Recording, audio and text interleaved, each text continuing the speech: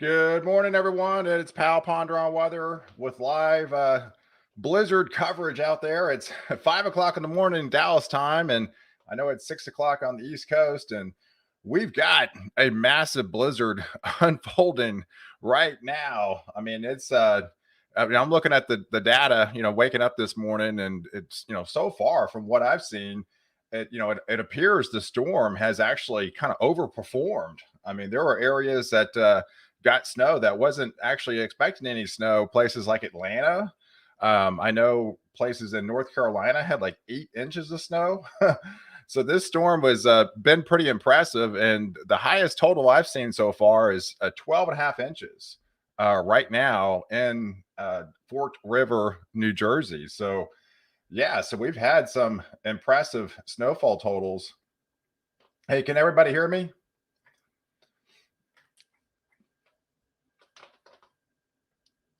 It's been a dusting in my city for about 3 hours straight. Where's that 7 inches of snow? Hey, it's just getting going. We're just now, kind of getting going. The low is down to about 984 millibars, and it's supposed to drop another 20 or 30 millibars. This storm is gonna last all day long. It's literally 6 o'clock in the morning on the East Coast, and this storm is gonna be, with us for another 12 hours, if not into tonight, going up into Maine. So we've got a lot of we've got a lot. Sorry, I don't do Twitter. Yeah, no worries. Yeah, so we've got a lot of coverage to talk about. So yeah, so we've got the low coming in. I mean, these darker shaded blues, those are awesome. Yes, you can hear me. Are cool. All right, so yeah, those darker shaded blues, that is your heavier snowfall, guys. I mean, that's producing some 1, 2, upwards to 3 hour per inch per hour snowfall rates right now in and around the Atlantic City area. So yeah, so this is actually going to be my first blizzard, kind of streaming live for you guys. So yeah, bear with me. I live in Dallas. I don't get to actually see much snow, so I enjoy talking about it. But I'd like to see some snow in Dallas this year. We might have an event next week, so that's I'm looking excited about that. But it's looking more like an ice event versus a snow event. So yeah, waiting in Maine. Yeah, so waiting in Maine, it's going to be in your neck of the woods for shortly. So it's still getting there. I mean, you're more into the later on of the afternoon into the evening hours. Going into the overnight tonight in portions of Maine. So right now the bulk of the activity is still down here by Virginia Beach, heading up the Jersey Shore here with that very heavy snow. So yeah, so the low's down to 984. That looks like to be the current as of 3 minutes ago, and it's basically full negative tilt. So all hands on deck. I mean, it's all systems go here for a major blizzard going to be unfolding with this storm. Yeah, so Boston, I had 30 inches on my last report that I reported yesterday, and I'm gonna stick with it. When I make a call, I usually stick with it. So I mean, if they get 30 inches, that would be historic. I mean, the highest ever is 27.6 inches. So if Boston does in fact drop 30, that would be number one all time. So you have to get at least into the 20-inch range to even get in the top 10, because they're used to, they've had some big snow events over the years. But yeah, I mean, to get 30 inches of snow and on a one day and a one storm time frame is definitely hard to do. But this storm definitely has the potential, and there's places in and around southeastern Massachusetts, Connecticut, where we're going to be seeing this banding light up a little bit later on. I mean, it's not out of the question. Some of those areas could at times get upwards to 3, 5, even maybe as much as 7 inches per hour snowfall rates, with the just massive explosion of the kind of the rapid cyclogenesis that's going to be taking place. So yeah, if something like that does happen, then sure, we could we could see some totals in Connecticut and around southeastern Massachusetts of 40 inches is probably not out of the question with what's available with this particular storm. Hey, I've been up till 5 and got notified for your live stream. Cool. Yeah, so I couldn't sleep. I mean, I got up, gosh, I got up at like 2 o'clock in the morning, really. Looking on my phone. Of course, I was checking all the updates, all the different model runs, because we got this big event, but we also have another storm already brewing for next week. So I was looking at all that data. So that there's a lot going on next week too, with after this moves through. And so then I wanted to do, hey, Daniel, how's it going? Hey, I appreciate it. Yeah, I was pretty excited to get the plaque in the mail. It took about a month. It took about a month to get, but yeah, it was definitely exciting to open that up and read the little letter they wrote and everything. And it's just there's a lot of work goes into it. I've been doing videos for about 2.5 years now, so a lot of time and dedication to keep track of all this weather. But I love it. I love it. This is my wheelhouse. I love what I do. So yeah, so I'm zooming in. I'm looking at radar scope right now. I mean, there's this band over, Mystic Island, Beach Haven, getting into Fork River. That's why they've got those impressive totals. I mean, it looked like it pushed inland, and now it's actually feeding back. So I mean, that's moderate snow and a moderate to heavy snow into Atlantic City, all the way up into Smithville. That seems to be where the bullseye is right now, of just the really pounding snow at the moment, as this kind of heavier band moves in. And there looks like there's another band heading towards Long Beach and around the Middletown area. So I can switch back from this radar. Unfortunately, I can only show you one at the same time. So I know this one doesn't have as much zoomed in as the radar scope does. So I'll kind of toggle back and forth to what I have available. Snow is really struggling to get into the southern Maine, hoping it doesn't bust, because it hadn't made it to you yet. I mean, the low is way down south. So yeah, you're gonna get the snow on Maine. Just don't worry. Don't worry. Yeah, so here's up in Boston. Let me zoom in here. So it looks like there's a band that's just offshore here. You've got some light to moderate snow falling right now. So yeah, that looks like there's a heavier band getting, going to be approaching shortly. So, but yeah, once this, because the low pressure is still way down to the south, so I expect as we get into the morning hours, 9, 10 o'clock time frame into Boston, I think that's when it's going to really start getting cranking. And we could be looking at, probably 8 hours time of just very, very heavy snow. Yeah, these numbers here, those are the winds. So I put the winds on here, what they're currently at. And every once in a while, you can see some 44 mile per hour winds. There's a 50 right here. So we're starting to, the winds are starting to pick up. Remember, the low is only 984, and it still has another about another 20 millibar drop to happen. So this storm is, just now kind of getting its act together and really deepening as we speak. Hey, here in Spain, we've been bone dry, Roy. Like you say, nearly 4 weeks without a single sign of rain. Yes, yeah. Sometimes you get these dry spells and then really wet spells, right? I mean, I know the midsection of the country, Dallas, West Texas, Denver, that whole corridor there has been pretty desolate of any precipitation lately. Hey, good morning, the Storm Center. Thanks for the Storm Center looks further out to sea than I expected. Yeah, it's still going to push in. I mean, it's still going to push inland, out west, towards, it's still going to move west throughout the day. So, hey, Central Connecticut here, 3 inches and windy. Cool. Yeah, hey, I appreciate all the storm reports. Yeah, definitely. Keep them coming. Uh, yeah, I appreciate all the storm reports out there.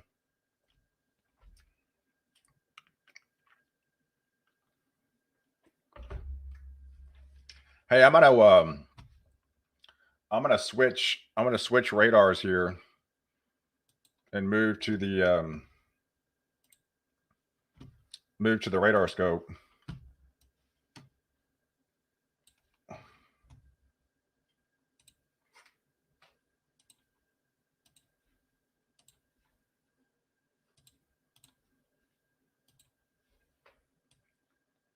All right.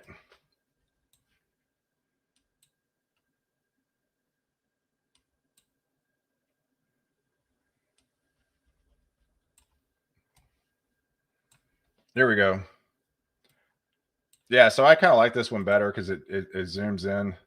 You can actually see a little bit more, and we can zoom into a lot of the detail.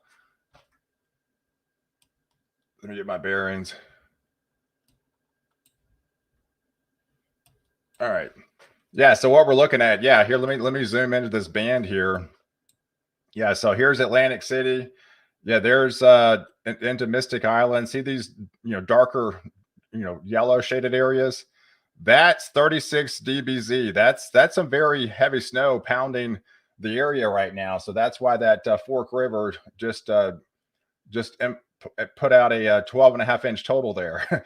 So that area is definitely getting some of that heavier snow currently right now, as we have a very heavy convective banding moving in. So if we switch radars, you can definitely see that's all heavy snow that's zooming in here into the New York area. Very heavy snow moving in. So these darker shaded blues, that is going to be your heavier snow. So where it's a little bit lighter, that's your more of a light to moderate snow taking place. But yeah, you can see these darker shaded blues that are embedded within the storm as it moves in. Hey, just wanted to say that I've been watching your videos since October. You're amazing, weatherman. Hey, I appreciate it. Smash the like button. Cool. Yeah, so we'll have fun on the stream today. And so let's switch radars and let's go up to and let's go up into Providence and into Rhode Island here. So they're getting some heavier snows. There's a darker shaded blue area here into Wyndham, getting into Milford here. That is some very heavy snow. So you can see these bands that are impacting as this low is just really getting its act together offshore, and that is pushing inland. So it's actually shifted east of the benchmark. I still think it comes back. I still think the low shifts back west. So yeah, into New Haven. And you can also follow me on Twitter to get all my and I'll retweet some of these storm reports throughout the day here, and I'll give you as many as possible.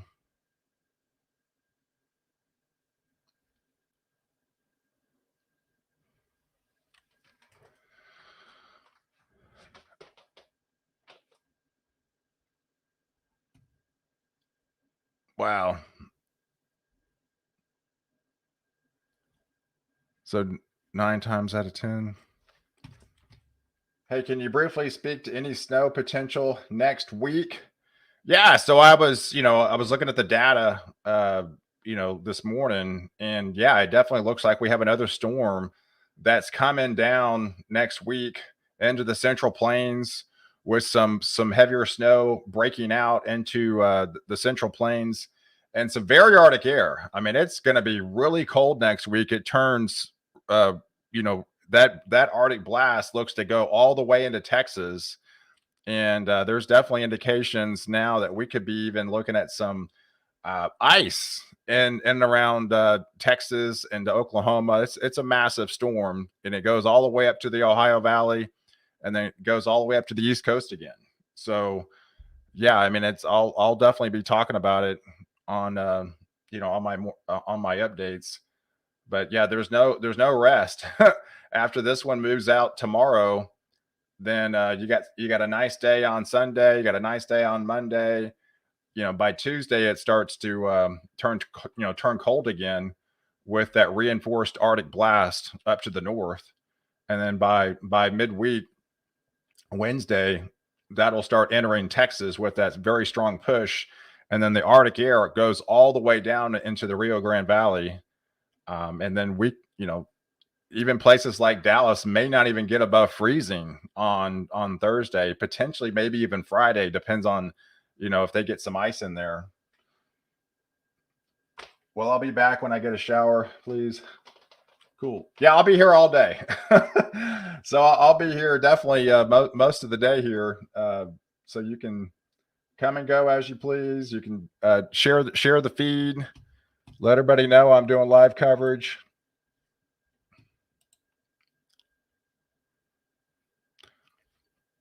Yeah, so this is my actually probably my first winter weather event I'm actually reporting on YouTube. I've done severe weather live, but I haven't done a winter storm.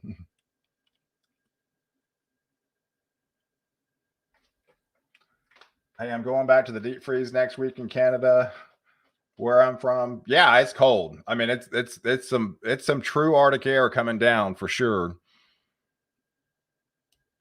I mean, even the latest GFS brings parts of Texas in the single digits potentially by Friday.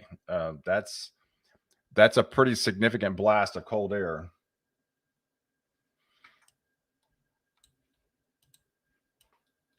All right, so let's zoom down here and see if there's anything happening still down here. Oh yeah, it's still snowing in North Carolina here. We've got some snow breaking out in Clinton, down here in the Mount Olive here. We're kind of seeing a changeover to some freezing rain in and around the Jacksonville area, heading into New Bern. So your darker blues, that is your snow. Your green is your rain, and then your pink is your freezing rain. So you can see as this is pushing through, it appears as that rain is changing over to freezing rain. As we speak, heading towards the Morehead City here into Newport. Are you able to access to any street cameras in the area being affected by the snow? No, I wish I would.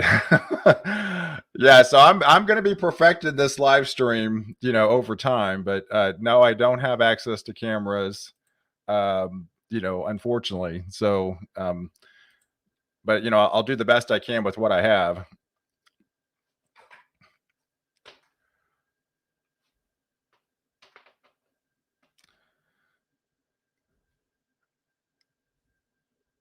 Yeah, so currently the low pressure is currently at 984. That's the last guidance for the low pressure. By the time we get into the 7 o'clock hour, we're down to 982. And by the time we get into the noon time frame, it's down to 976. And as we move through till about 3 o'clock in the afternoon, it's down to 971.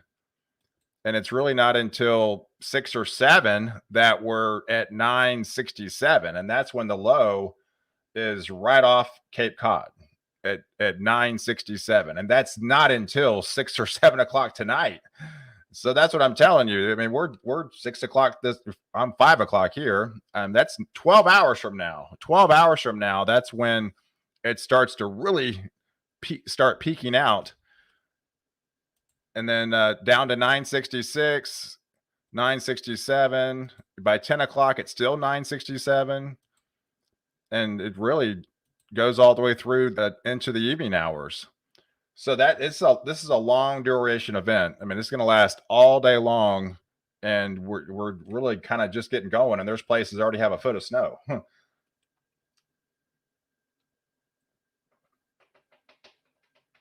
How's Knoxville, Tennessee?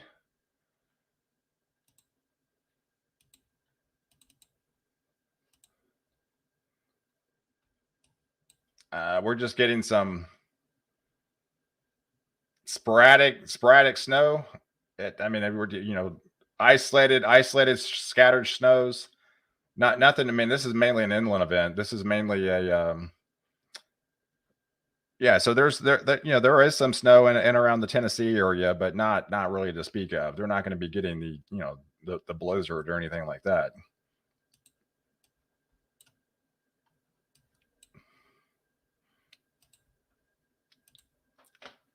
So I'm going to go back and forth and switch radars. Yeah, so the Virginia Beach is getting some little snow right now.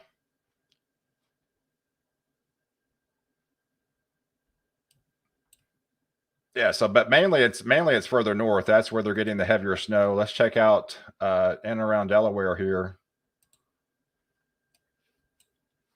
All right, so Milford. Yeah, you see the darker blue here. That's your that's your 40 dBz. That is some serious heavy snow and feeding into the Ocean City area, the Atlantic City area, getting into Tom's River here, a little bit lighter into Dover, as well as Salisbury and into Winslow. You can see Philly. Philly's getting some light to moderate snow right now. But as you push inland, as you get into Allentown, Pennsylvania, a lot lighter amounts. So this is mainly a coastal event. You are going to get some sporadic snows, inland, but not these amounts aren't going to add up to much. 1 to 2 inches possible.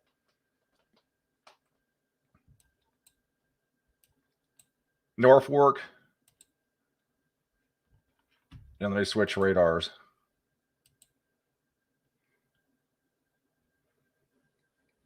There, I go back up.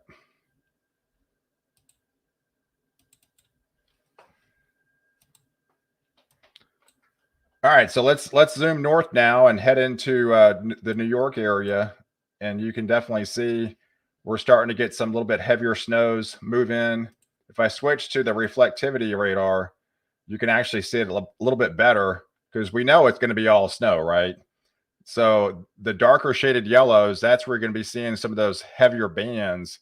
That's your more heavier snow. So right now, if we zoom into the Bridgeport area, heading towards the Waterbury, there's that very heavy snow that's in and around that area. That's getting some of that heavier snow right now. What maps channel are you using? I like your what website can be used to change filters and maps. Yeah, this is currently radar scope.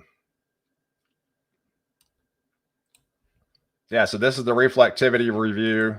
This is the precipitation depiction. Tells you if it's freezing rain or not. This is obviously rain offshore here, but once we get inland, then it changes over all snow.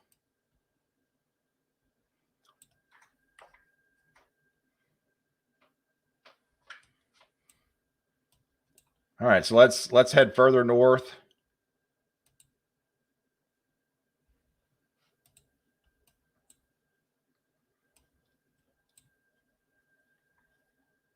Yeah, so there's a very heavy band that moved out of Providence and heading towards the Norwich area into Milford, where it looks like we got a little bit of freezing rain right now in Plymouth. I think I saw a report earlier in Plymouth.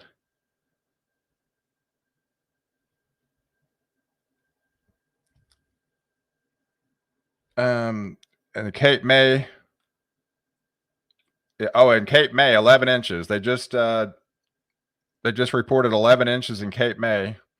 So we're definitely getting some of those 10, 12, 10, 11, 12-inch snowfall reports.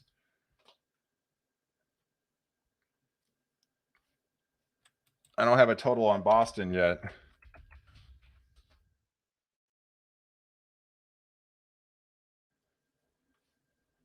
No, I don't see it. I don't see a total on Boston yet, but I'm sure it's at least a couple inches. Hey, getting hammered here in Whitman, Massachusetts. Hey, Mark, good morning. Looks like my area is just missing the heavier bands. In New Jersey, hey, still got 8 to 9 inches. There's maybe 2 inches not living up to the hype at all. Well, it just hadn't started yet. I mean, it's 5 o'clock in the morning, guys. I mean, the storm is another 12 or 8, another 12 to 16 hours.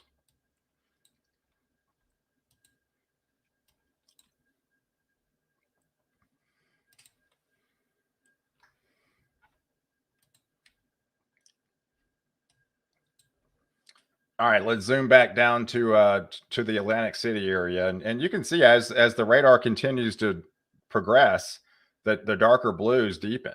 So this storm is intensifying with those heavier snows and around the Dover area, heading towards the Philly, getting back into Middletown here, and that'll feed into New York City. I got a report earlier. New York City had 5 inches of snow. Hey, just want to let you know that Wednesday night where I was, there was a strong north wind at 80 kilometers, and the temperature was -20 with an extreme wind chill of -40, which is brutal. That is some brutal stuff for sure. Yeah, some of those areas have experienced some dangerous wind chills, and I think we're going back there next week. I mean, -40. Some of those areas up north, that's actually going to be your actual temperature up to the north.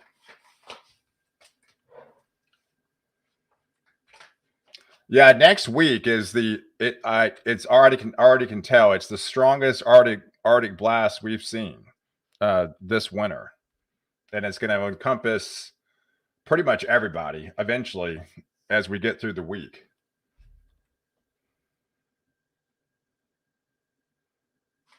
Hey, you sent me a pic of the current conditions in Western MA. These wind gusts are already strong. Yeah, last report I saw winds of 40, 45 miles an hour. Hey, I appreciate you sending me the pics. Yeah, definitely. Everybody, if you got any pics you can send me, send them my way. I'd love them.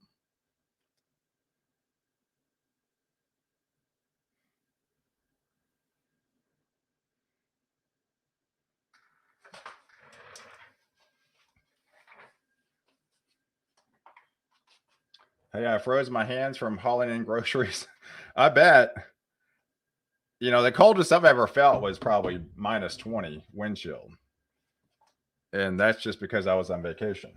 I mean, I grew up in Texas, and I'm a native Texan, so what we don't get that type stuff in Texas. Every once in a while, and you remember those times when you do. Hey, Miami had 40-mile-per-hour winds. Yeah, and Miami it drops like a rock this weekend too. That's that first real Arctic shot. I mean, I'm thinking Miami goes down to 36 tomorrow night. That would be your coldest temperature since 2010, and around the Atlantic. I mean, Miami area.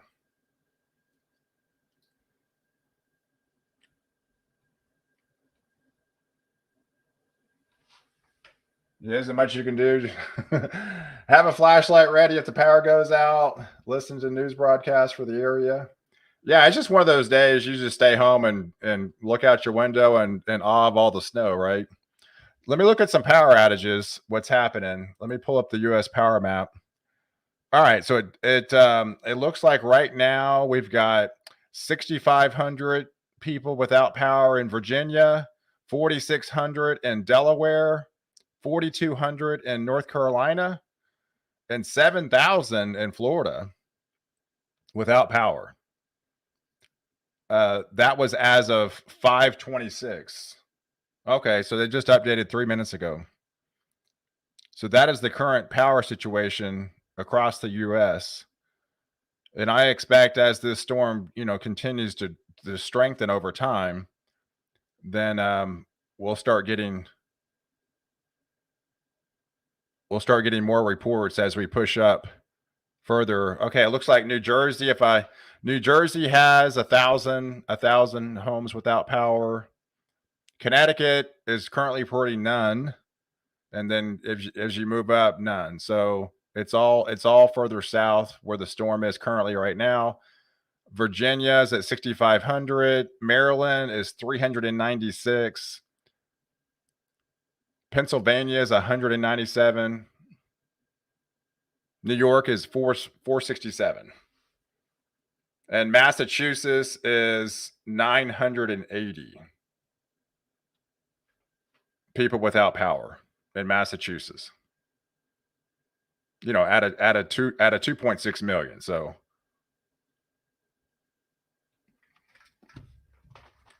hey, Miami, we're used to this. Below 50, we're done. Yeah. You don't get below 50 very often, right? I mean, but when you do, it's basically winter for like a day. And you rapidly go up next week before the Arctic front. I mean, I think you're back in the 80s. It it several days later.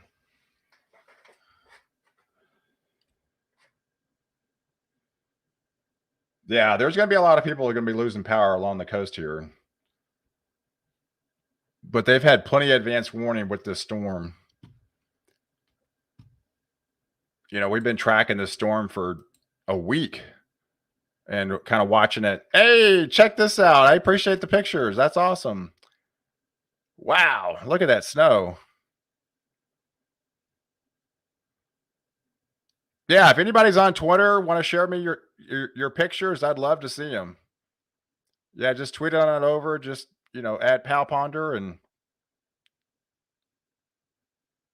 man, that is some blowing snow.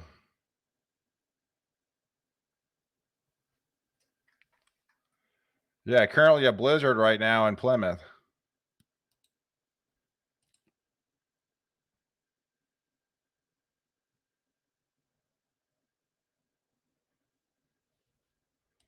Yeah, so the National Weather Service is also highlighting this very heavy band. High intensity snow band slowly moving to the north. Conditions will rapidly deteriorate with this band. They're talking about this band right here that we're highlighting. This is some blinding snow. Once this darker blue moves inland, that is going to be some like 3-inch per hour snowfall rates. Hey, Michael. Good morning. Hey, just started snowing here in central New Hampshire. Cool. Hey, I appreciate the report, Michael. Central New Hampshire. So,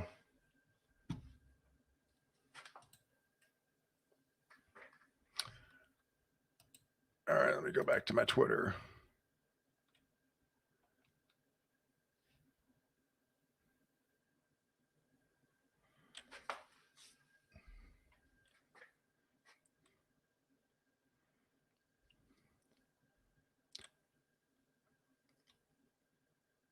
It's what it looks like. Suffolk County, Long Island, 10 inches as of 4 minutes ago. Yeah, I'll retweet this picture. It is really piling up in Long Island. 10 inches already.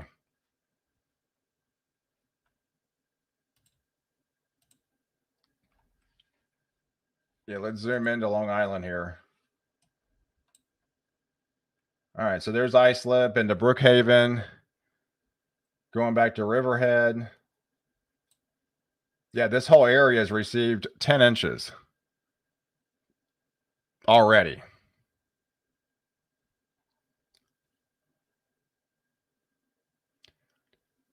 Yeah, there's a lot of places this storm is going to overperform.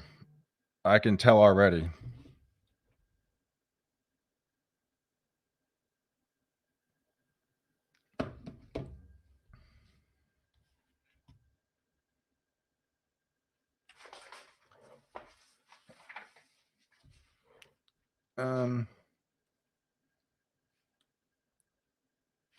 Wait.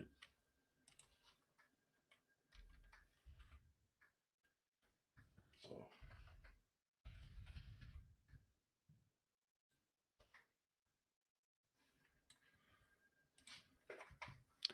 Yeah, so I plan on being here.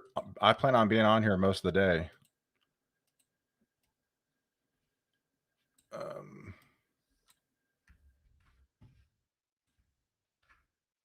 yeah, there's my Twitter handle. If you want to follow me on Twitter or send me any pics, I'd greatly appreciate it.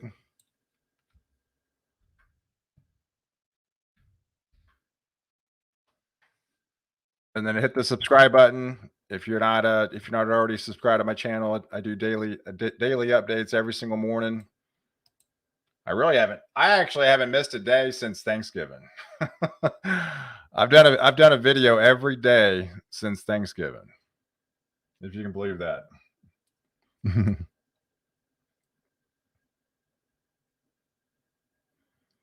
Yeah, sometimes I think about taking a break, because there's really not going to be much going on Sunday and Monday.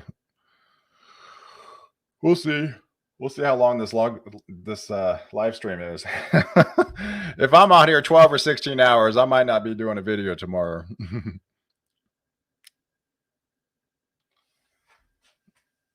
We'll just play it by ear. I mean, right now it's been 36 minutes, so I already told my wife that I'm not gonna be available all day. She has to work anyways, but I mean, right now everybody's sleeping. It's 5:36 in the morning where I'm at. 3 hour live stream or what, if not more. Yeah, last time I live streamed for severe weather is about 9 hours. But this storm, like I said, it's going to go all the way up into Maine through Sunday morning. So, I mean, this can be it could be 24 hours before all this is really pushing off the coast there. So, I mean, this storm still has easily another 24 hours left in it.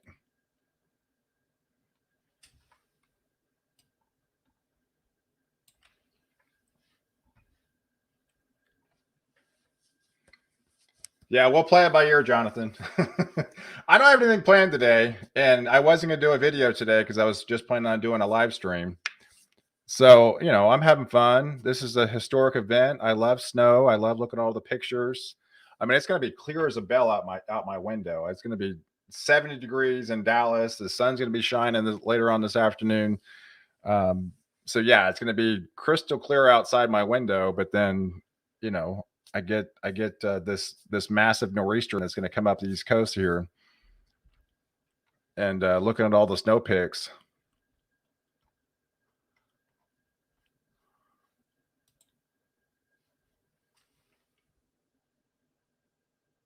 But we got plenty of snow to talk about the rest of the next week too.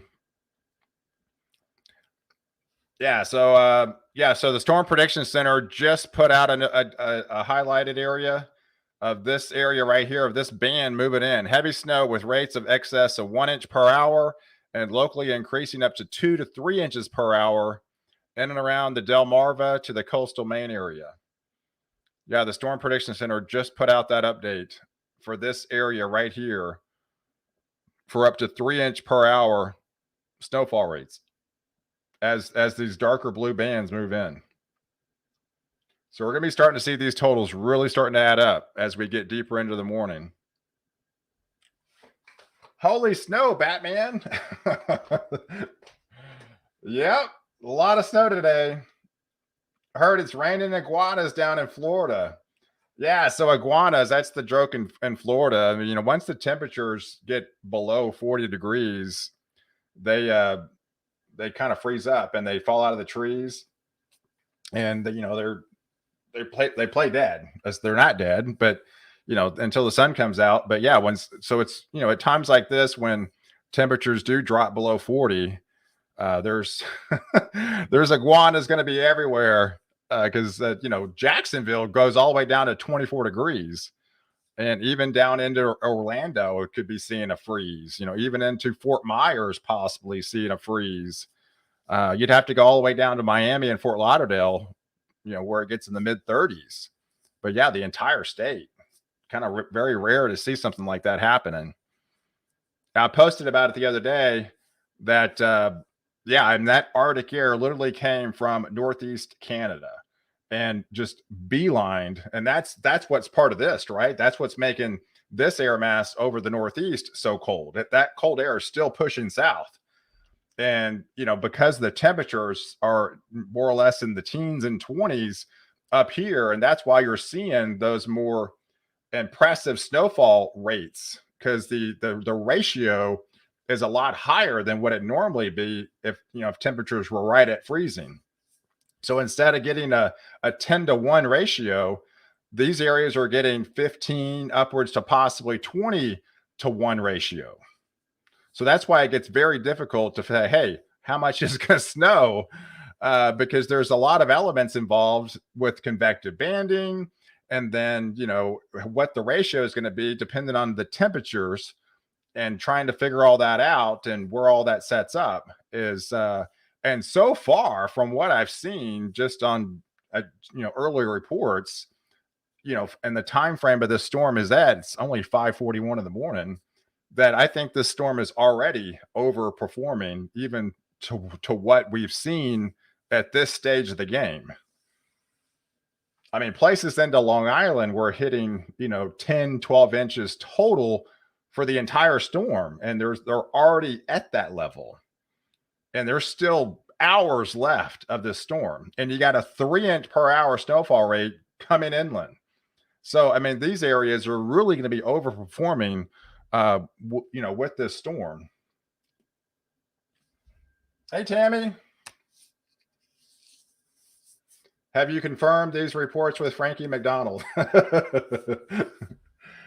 Iguanas, chicken of the trees.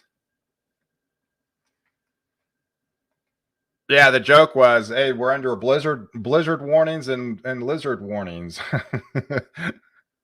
How often can you have a blizzard warning and a lizard warning at the same time? So, a lot of snow down here in central and southern New Jersey. How much snow did Virginia Beach get? I think it's still snowing. It's still snowing in Virginia Beach.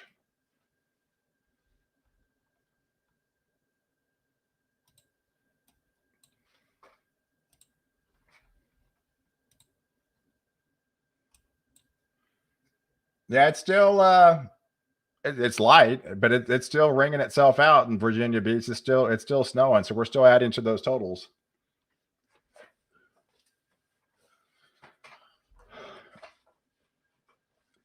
I think the last data, at least for the amount was expected in Virginia Beach, was right around 5 inches.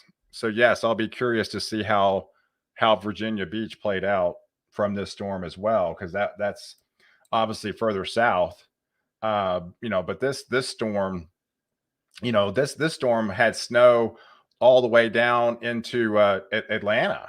I mean, it had snow all the way down into Atlanta last night, uh, from this event, and it's even down into. It's still snowing even down further south into South Carolina. Wow.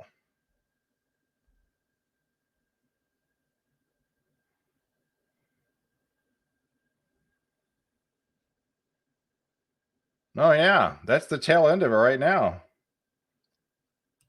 It's still snowing in South Carolina. Yeah, so here's we zoom into South Carolina. That's Lynchburg into Florence. Wow, that's a really heavy band right there, heading towards the Manning area.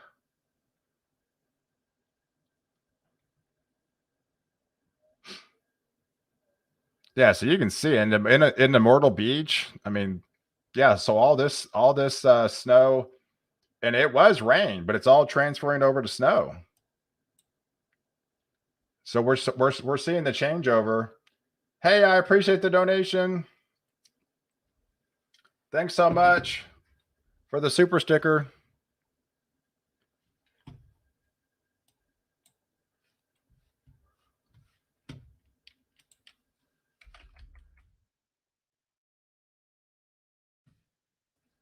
Hmm. Yeah, so this storm has been really impressive, reaching a huge area. I mean, it snowed in Ohio, Tennessee, Kentucky, and went all the way down to Atlanta, back into South Carolina, and even in through through North Carolina still.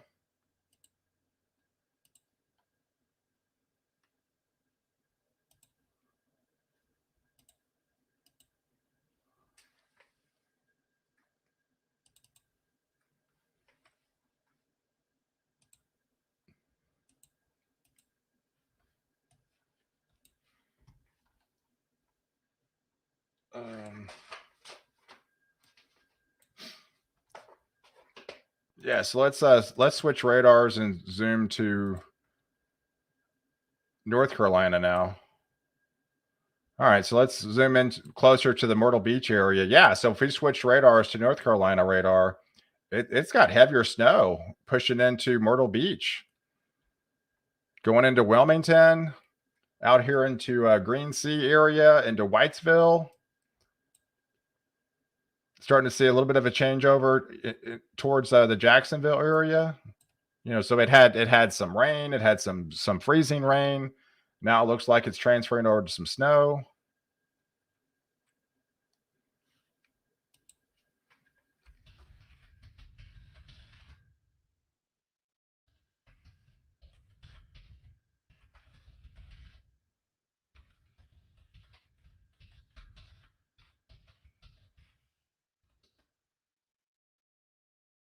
Hey, watching webcams for the Boardwalk Ocean City, New Jersey area, looks like there's about a foot of snow on the boardwalk.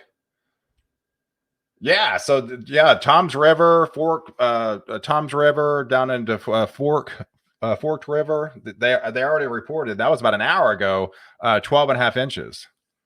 So they probably have more now.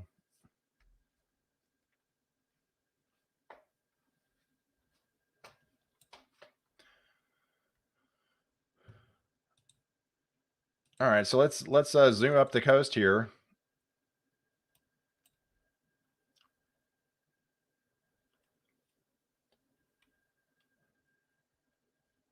All right, yeah, looks like yeah, if we really zoom in to Morehead City, I mean, you see these little darker blues? That is your little bit heavier snow starting to break out. It looks like it's just transferring. It was freezing rain. So now, all layers of the atmosphere are going to be cold enough to snow now as this thing really starts to move into that area.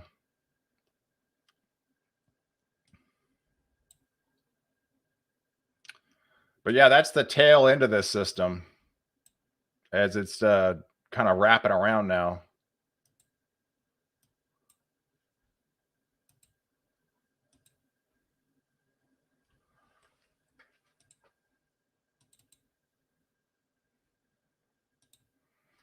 All right, so we'll head up the coast here to Kill Devils. You got a little band moving in through towards that area.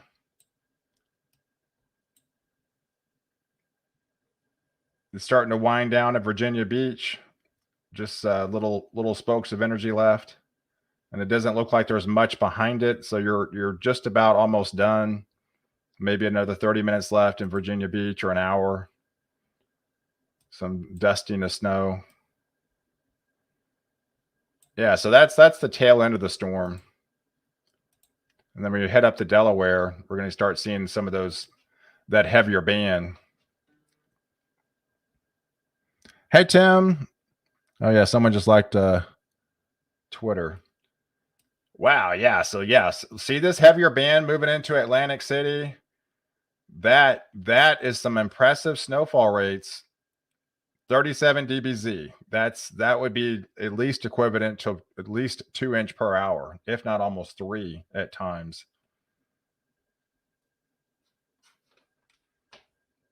It's just offshore, but you can see it's just pushing in Stafford Township into Tom's River. It looks like it's just hitting the coast here now.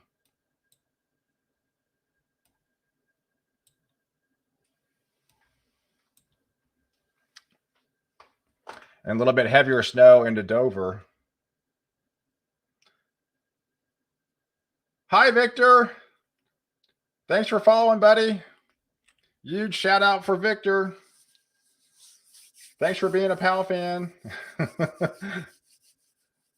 Hey, Stormy, good morning.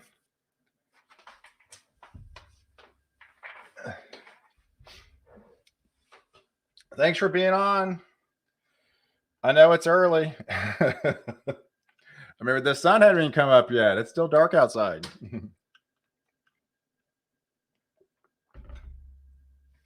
Yeah, blizzard in Cape Cod. Now, accumulations in whiteout.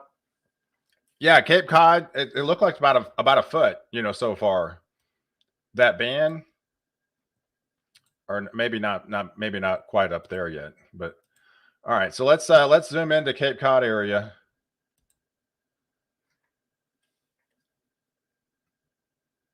Oh yeah, yeah. There's Plymouth, and to New Bedford here, Falmouth. Yeah, there's that, man. That's some really heavy snow moving in now. Yeah, remember this whole area was cranking. Providence had 26 inches. So I mean, this whole area is supposed to easily get 2 feet, if not more. Not yet a foot. All right. Well, it won't be long. I mean, you start adding these 3-inch per hour snowfall rates. I mean, it adds up quick. I mean, you start adding these totals quick.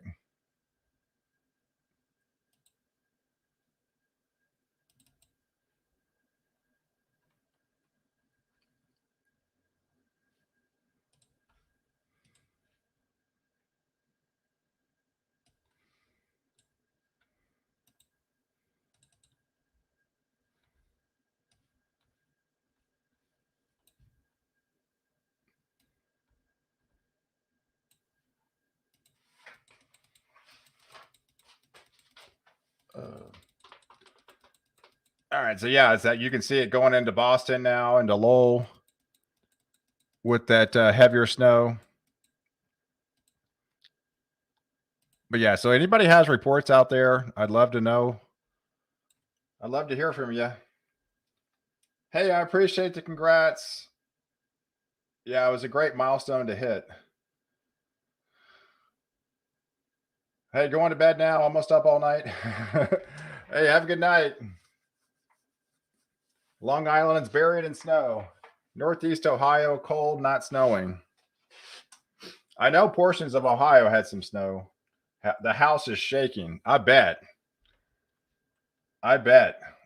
Geez, you guys talking 1, 2, 3 feet in Miami, you're scaring the heck out of us.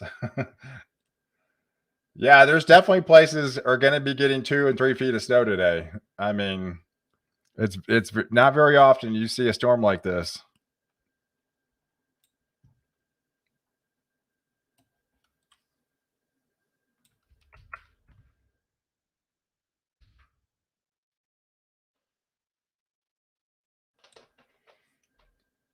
But yeah, so that storm, that snow is moving into Hartford, into Springfield, with some of that heavier snow. This band right here that's moving into Norwich here, that is some very heavy snow too.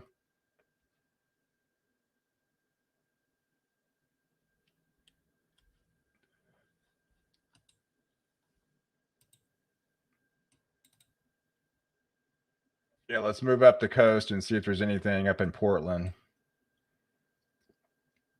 Not quite. Looks like we're starting to see a changeover a little bit into Portland now. But it's still a ways away for you.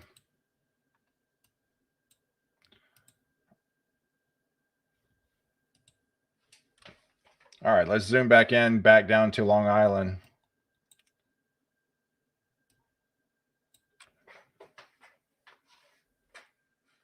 Into New York, into Long Beach, into Brookhaven.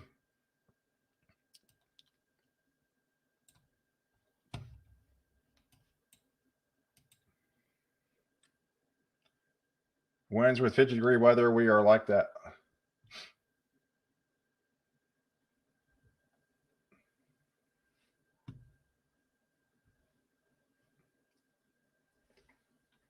Yeah, Clippers in Massachusetts. He's in the Cape.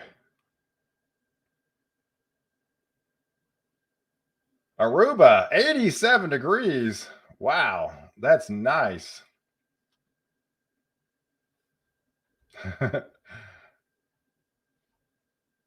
Hey, Brian. Good morning. Hey, Cody. Thanks for watching. Thanks for coming online.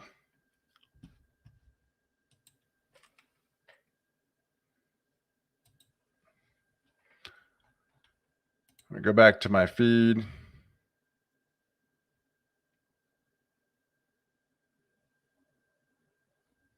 Wow.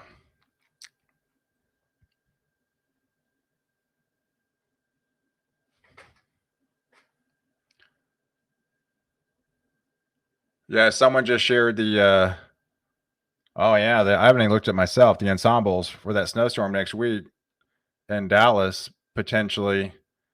And there's a lot of members on the European and the GFS having some snow. Yeah, with that strong Arctic front next week on Wednesday and Thursday, it looks like Dallas may be getting some snow, ice, and sleet. Yes, I am up early. I actually woke up about 2 and, because that's when a lot of the data updates and, I have to look at the newest model runs. And then I was coming online here and like, oh my gosh, it's already snowed 5, 7, 8 inches. So I'm like, well, I probably got to get on early because I was thinking about 6. So I got on at 5. But yeah, so this storm, obviously it started last night. I mean, this storm started snowing last night. But yeah, I was not expected to wake up with people already a foot of snow from this storm already. I was not actually expecting that to be that early. And it was 4 o'clock in the morning. I'm already seeing some 12-inch totals already. And so I was like, man, this storm is overperforming already. Cause I mean, it's just now getting its act together. We still got another 24 hours left.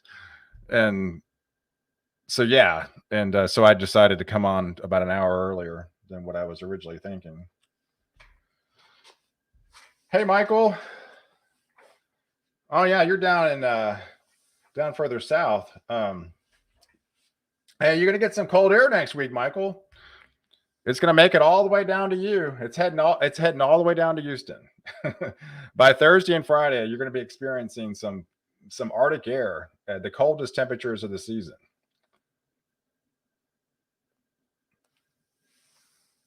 Hey, Lumberton, we got a lot of rain here last night, a few minutes of 7 a.m. Good morning. What's it look like on the ground in Lumberton, Wilmington, North Carolina? So let me zoom back to Wilmington.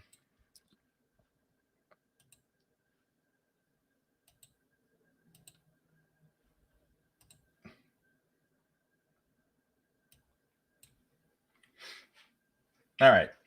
So we're zooming back into Wilmington. And yeah, so you're starting to see a little bit of change.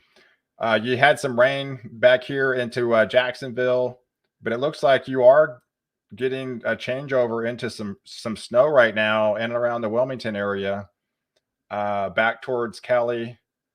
And as this kind of last band is moving through here, so you are getting some little snow right now, starting to break out for your area as this moves across. Here's Lumberton.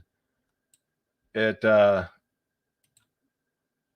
it's on another radar. No, that was the one.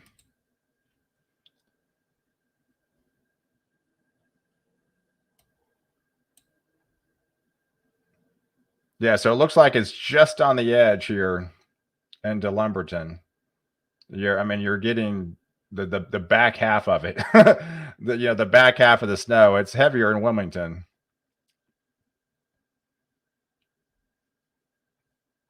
But yeah, if you live in between these areas, you're definitely getting some snow, and it's picking up as it's moving southeast.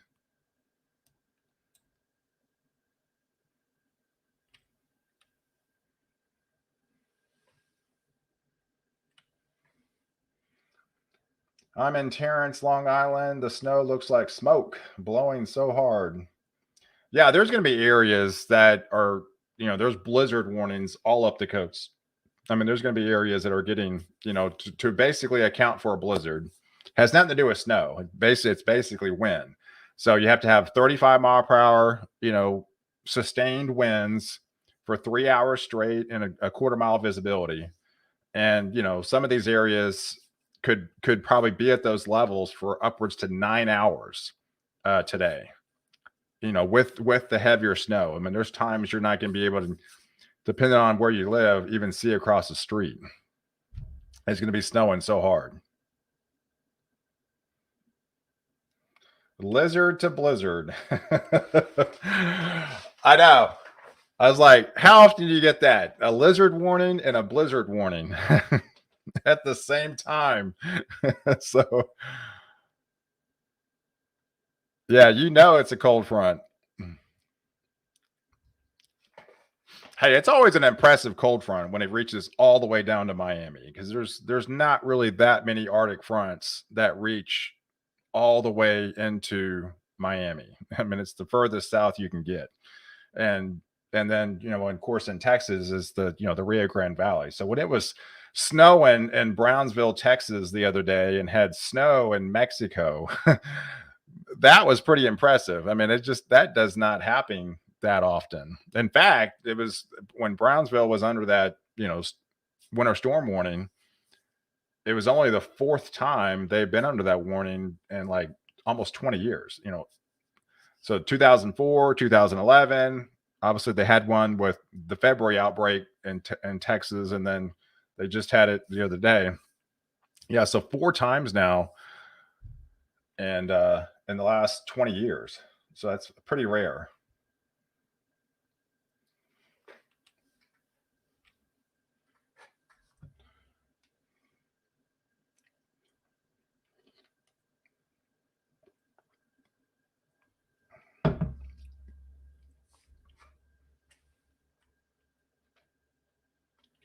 Hey, Broken Arrow.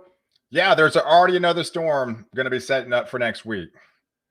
Yeah, it's going to start out west. The storm's going to start out west, but then it's going to it'll head central and then east. But I mean, there's places in the Northeast we'll be talking about snow again, by Friday into next weekend. We'll be getting snow again.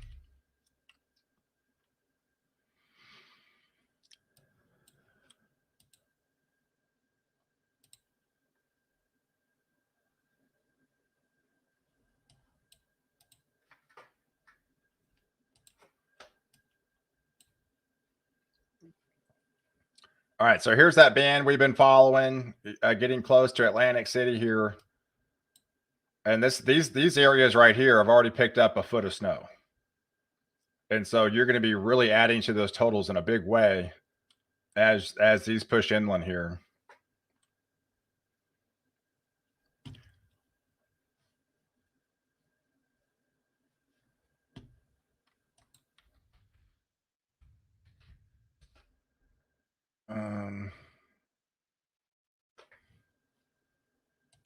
Let's find out where our low pressure is.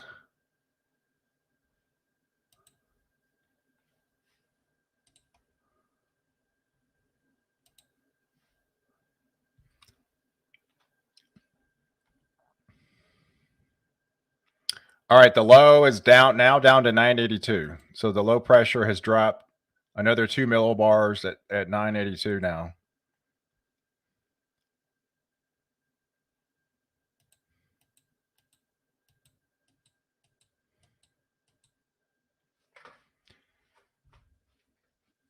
Hey, Florida is warm. People may think it's global warming. Hey, Snowies, good morning. Thanks for coming on here.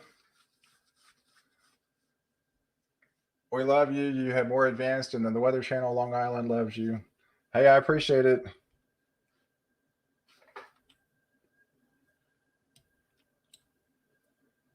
I feel like the magnetic poles are switching from north to south and vice versa.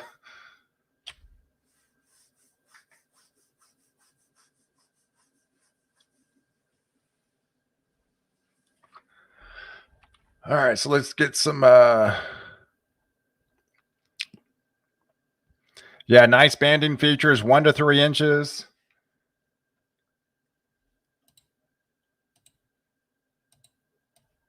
Yeah, Jim Cantori is talking about this band right here. 1 to 3 inches rippling from the storm heading northwest, wind picking up, temperatures dropping, and thundersnow. Oh, that's the first report of thundersnow. So he's right there in Boston, and he just reported a thundersnow in Warwick.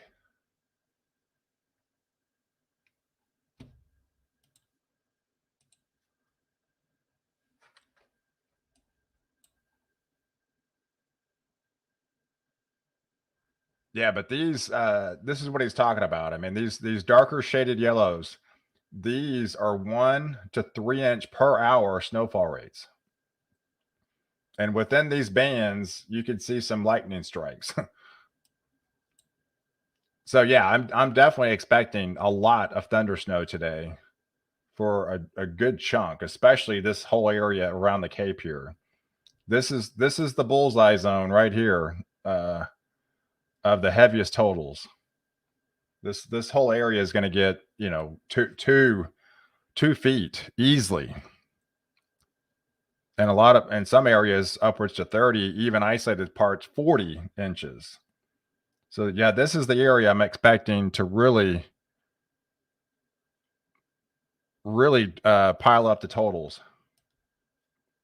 And like I mentioned, if Boston hits over 27 inches, that will be the greatest of all time, the biggest snow event, which would make it a historic blizzard.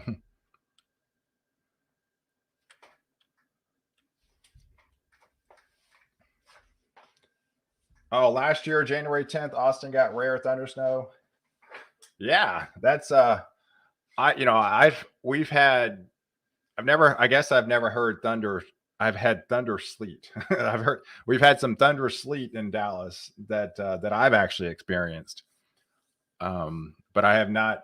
I have yet to experience the thunder snow. Definitely very rare, especially in Austin, right? First, it's got to be cold enough. Then it's got to snow, but then it has to have enough convection for it to lightning and obviously thunder. So there's a lot of dynamics that have to come together to make that happen.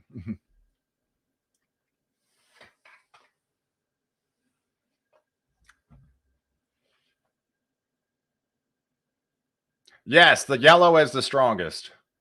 Yeah, so I'm looking at the super reflectivity radar, and the yellow banding is the strongest. So this highlighted number, this basically 35 dBz. This is all snow, right? So that's why I switch radars to kind of highlight where the heavier snow is. But 35 dBz, if it was raining, that would be basically moderate snow. I mean, moderate rain essentially. But since it's snow and these snowfall rates are 15 inches, 15 to 1 ratios, that basically equates to 1 to 3 inch per hour snowfall rates. And that's what you're seeing in these bands, as these move across. So the idea is later, as this low just kind of hovers around this area out here off the Cape, then you're going to get these, more or less stalls out. And on the north side of the low is called the deformation zone. And that's where you can get, it's basically going to go through what they call rapid cyclogenesis as this low like really rapidly deepens later on this afternoon. Right now we're at 982, but it's supposed to drop all the way down to a 965. So we still got almost another 20 millibar drop left in the system. But that's not going to happen until, closer to 6 o'clock tonight. Right now it's 6 o'clock in the morning. So it might not even happen for another 12 hours. That's what I was saying. These places already have a foot. So the low is going to peak 12 hours from now. And then that's when we could start seeing that really heavy snow build into this area right here.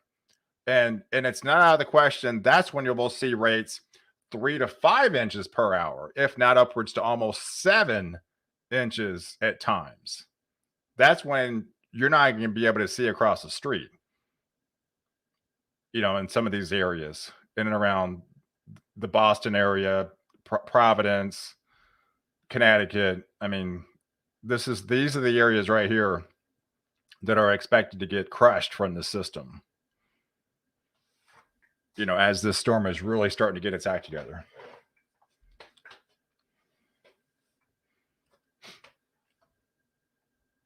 Hey, Ross lives in New York City.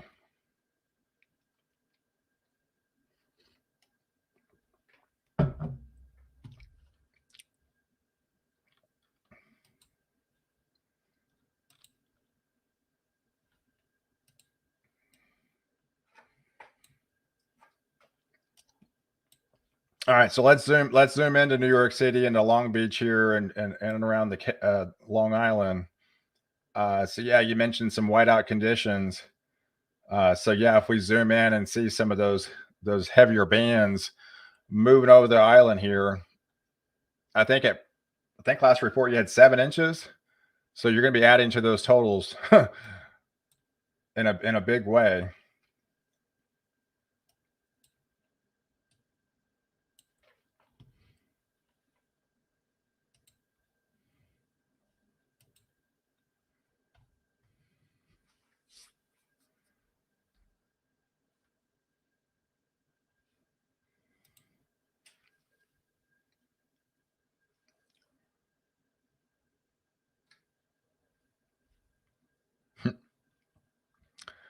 But yeah, I'm anxious to see what these snowfall totals are going to be, because this storm is already seriously overperforming in a lot of areas.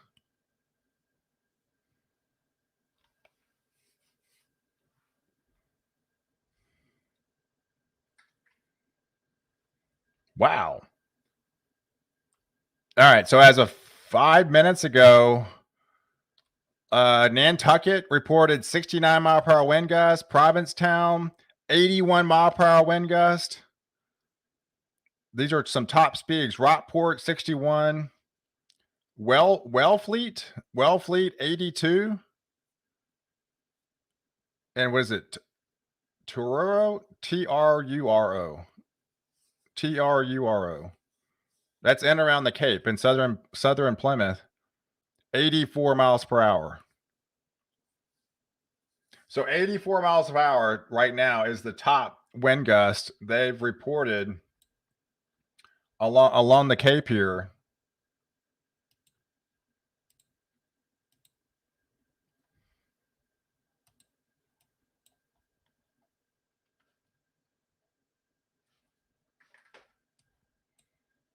Yeah, Nantucket reported a 69 mile per hour wind gust. Provincetown reported an 81 mile per hour wind gust. That was as 5 minutes ago. Wow. So this storm is really, really cranking up, guys.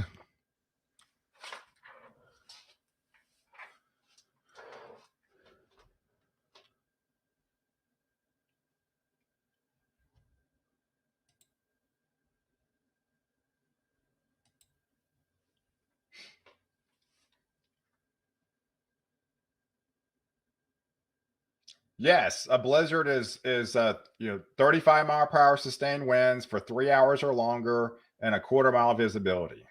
That would be classified as a blizzard.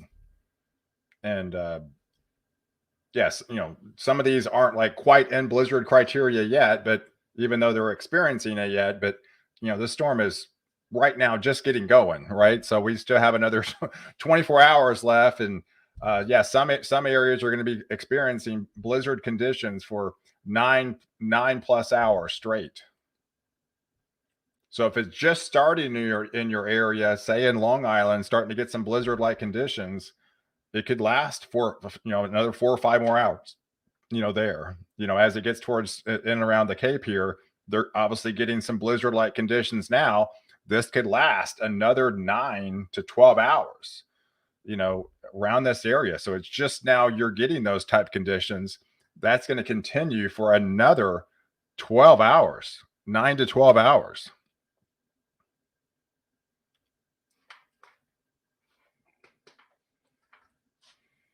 Yeah, that's what I call the house shaking. Yes. Yeah, I mean, you got 3-inch per hour snowfall rates. You've got 81-mile-per-hour wind gust.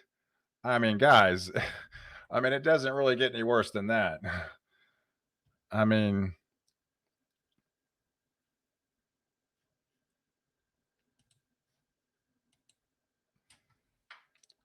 all right, so Massachusetts now is reporting 7,000 now. That's bumped up 7,000 without power in Massachusetts. This was as of 6:08. So as of 7 minutes ago, Massachusetts now has 7,000 people without power. Connecticut 41. So yeah, so that's just gonna when they get in some of those wind gusts like that, that is rapidly going to deteriorate quickly, and we'll be in probably in the 100,000 range before long as people going to be losing power in those type of those type of conditions.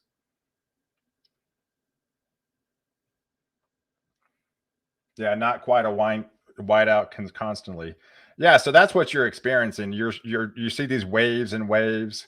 I mean, depending on exactly where you live, here's Nantucket. If you live in Nantucket, I mean, you're about to get hit with another wave of very heavy snow, and that's going to be whiteout conditions as this moves across. Here's Chatham. I think you're in Chatham. So that band's moved through, right? So, but if you're in Chatham, then that other band is going to be on your doorstep. Oh, there's that Toro. That okay. Here we go. There's Provincetown. Yeah, Wellfleet. Yeah, so this area right here, that's the part that had the 80 mile per hour wind gust right here.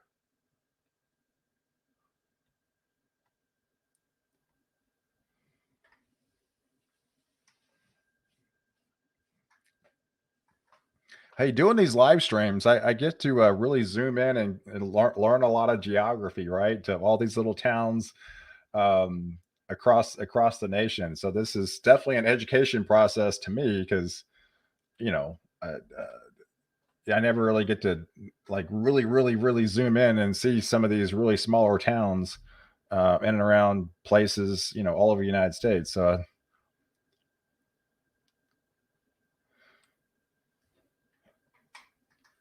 hey, just made a couple pots of coffee and put on the thermos. Yeah, I'm still on my first coffee here.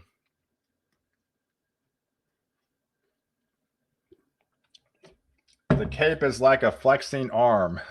Yeah, it is, right? It's like bring it on. Yeah, you see that? Yeah, if they had an 81-mile-per-hour wind gust earlier, they're about to get that heavy band again.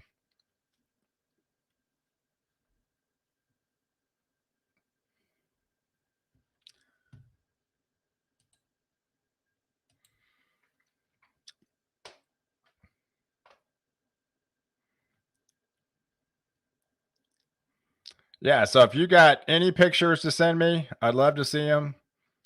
Yeah, send them to me on Twitter. If you're not on Twitter, you can Instagram me. You can message me on Facebook. You can email them to me.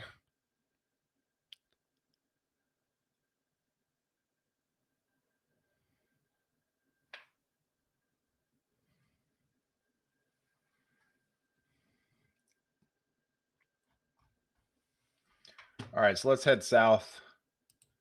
Let's head back into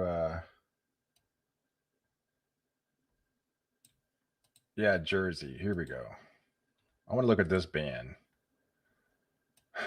This band's I've been watching this all morning since I started here. And the thing about this band right here and in and along the Atlantic City area, it's actually been pivoting back and forth. I mean, it's literally been moving a little bit further towards west, and then it shifts back to the east, and now it appears it's trying to shift back west again. And then if you're underneath that, you're just getting pummeled with very heavy snow.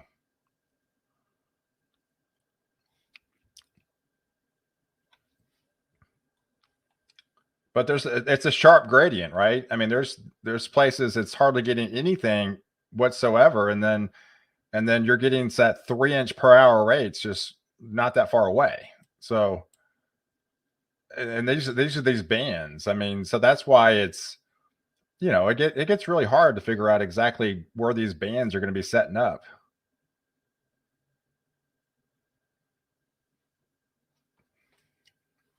Yeah, so if this band moves just a slight nudge westward, I mean, it's these totals are really going to start to intensify and head upwards. But it appears this band is really, expanding. You're starting to see more yellows into this, and this is heading right towards New York City.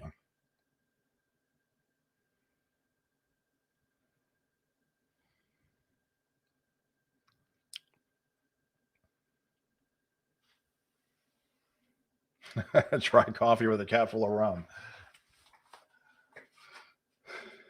Press one if you're drinking coffee right now. Yep, that's me.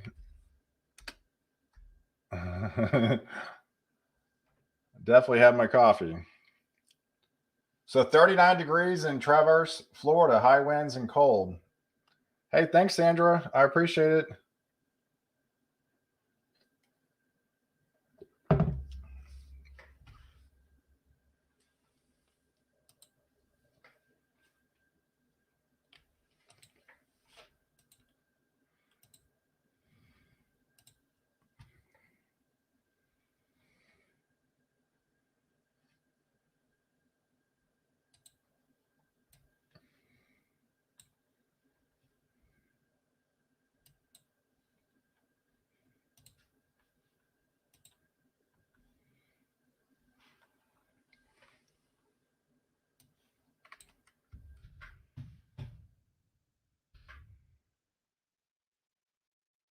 Yeah, so there's a quick link. You can click on that link, and that's all my platforms. That's my website. It has all my Twitter, and of course the YouTube's on there. But those are all my weather platforms that I have that I do weather updates on. And then I have my website as well.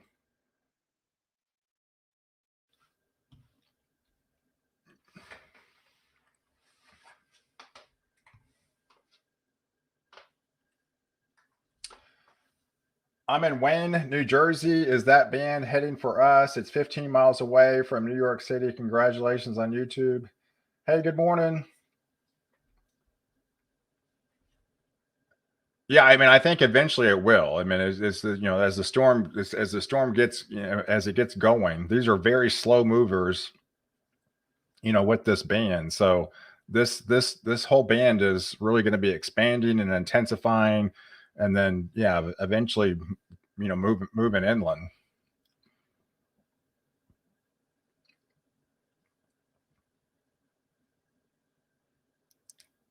Yeah, so I mean, it's literally 6 o'clock in the morning. It's 7 o'clock on the East Coast. This storm is just getting going. We're down to a 982 millibar low pressure. We have another 20 millibar drop, and based on the latest high resolution guidance, it doesn't max out until about 6 o'clock tonight. So you're 11 hours from now, it's gonna max out, and that's until it peaks. So we have to hit peak. 11 hours worth of hitting just the peak, and then it goes down. So that's why there's a lot left with the storm. I mean, we haven't even graced the surface yet of what this storm is going to produce. By the end. Hey, good morning. What's the report? South Georgia. The wind is really gusty. I did see some South Georgia. But I did see some snow last night in Atlanta. Had some changeover. But yeah, so you're just probably getting the gusty wind. You're not getting. We can swing over to Atlanta or South Georgia.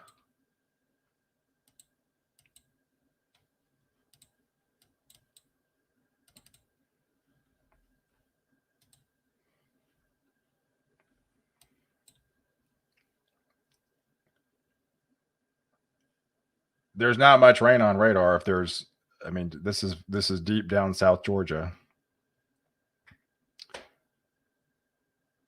looks like there's some rain over Lakeland, over the Lakeland area. But yeah, so you're just probably experiencing some of those higher wind gusts from the outflow of the storm.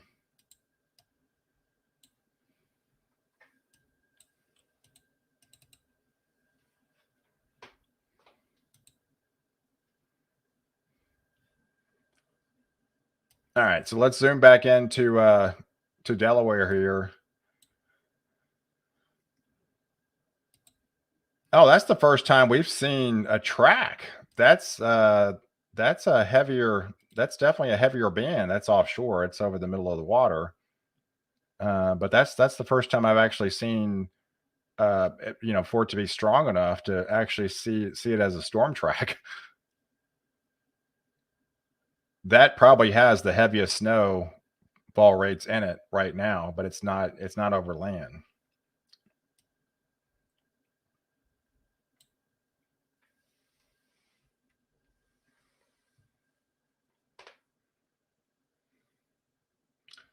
Remember Water Buddy? No. Hey, I always bring my flags in during winter. Can really cheer them up. Oh yeah, absolutely. Yeah, anytime, trampolines, loose objects, flags, pillows, especially like, lawn chair furniture, all that stuff. All those can be like flying projectiles.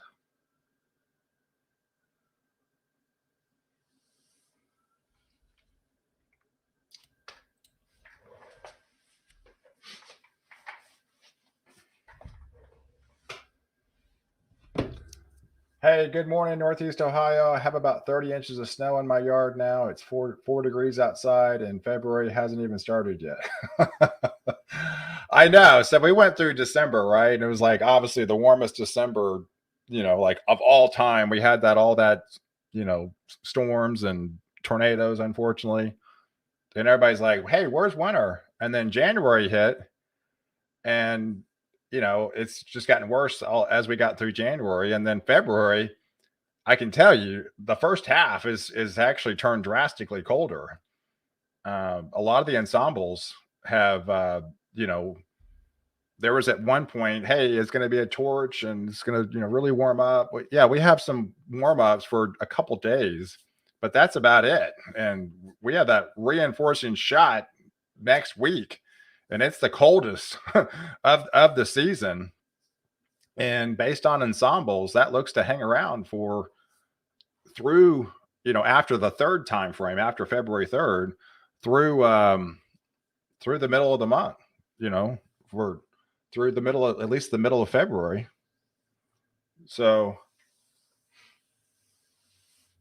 hey, awesome. Coldest in 10 years at least. Yeah, Miami, I think 2010 is the last time you've been that cold. Coming up.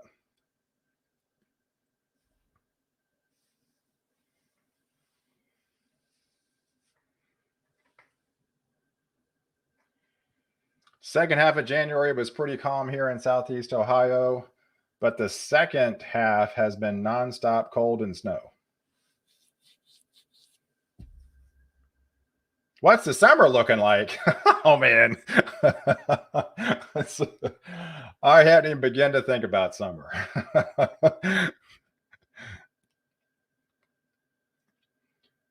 I mean, I mean, just based on ocean currents, we're supposed to go back into an enso neutral by the spring. It's we're kind of following the same thing as last year. I mean, I mean, these La Ninas, we've had back-to-back La Ninas for winter, and now as we transition towards spring, we're supposed to head back up into enso neutral like what we did last spring. So right now, the last 2 years, we've been kind of following the kind of the same weather pattern. But there's a lot more to that. there's a lot more to that than just the Hey, then Pal delivers. Almost February. Spring forecast coming before we all know it. Yeah, I mean, typically you can have. Well, we had we had some severe weather, and I mean, there's places next week still could get some severe weather. I mean, obviously we're going to be warming up, right? So it depends on where you live because the United States is a big area. So yes, a lot of those areas in the southeast, probably around the Mississippi Valley, warming back up into the 70s. Before the cold shot, we could be talking about some severe weather by the time we get into that Wednesday time frame, possibly for that area, before all the cold air arrives. So it's going to be a very active week next week. There's no question. There's not much happening for Sunday and Monday. Everything gets going by Tuesday. So from Tuesday to through Sunday of next week, it's really active. There'll be a lot to talk about in severe weather, snow, ice, and then really Arctic cold for eventually a good chunk of the country, good 80-90% by Saturday. Next Saturday, we'll be locked in the cold all over again.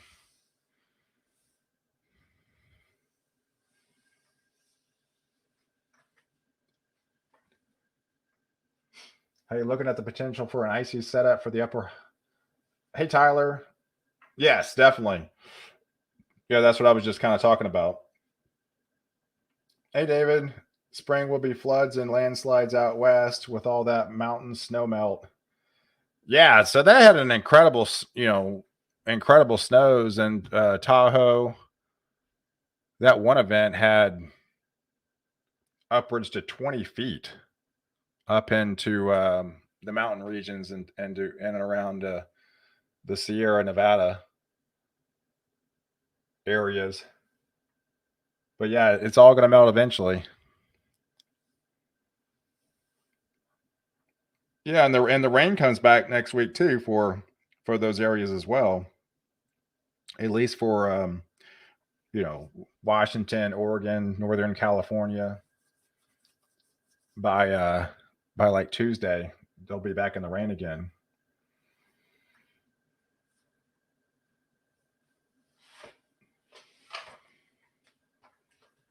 Hey, I don't ever remember weather like this when I was young.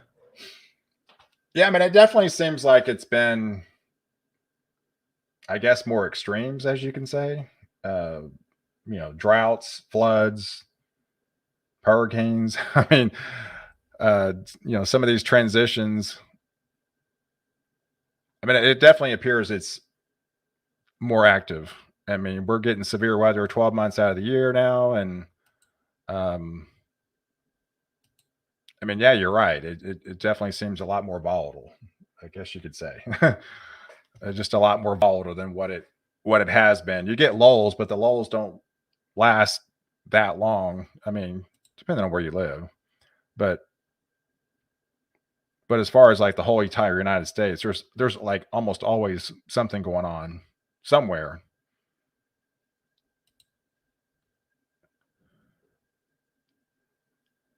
Yeah, it's very rare to get the entire United States almost like rain free and kind of sunny at the same time. It has happened. I think there's only about,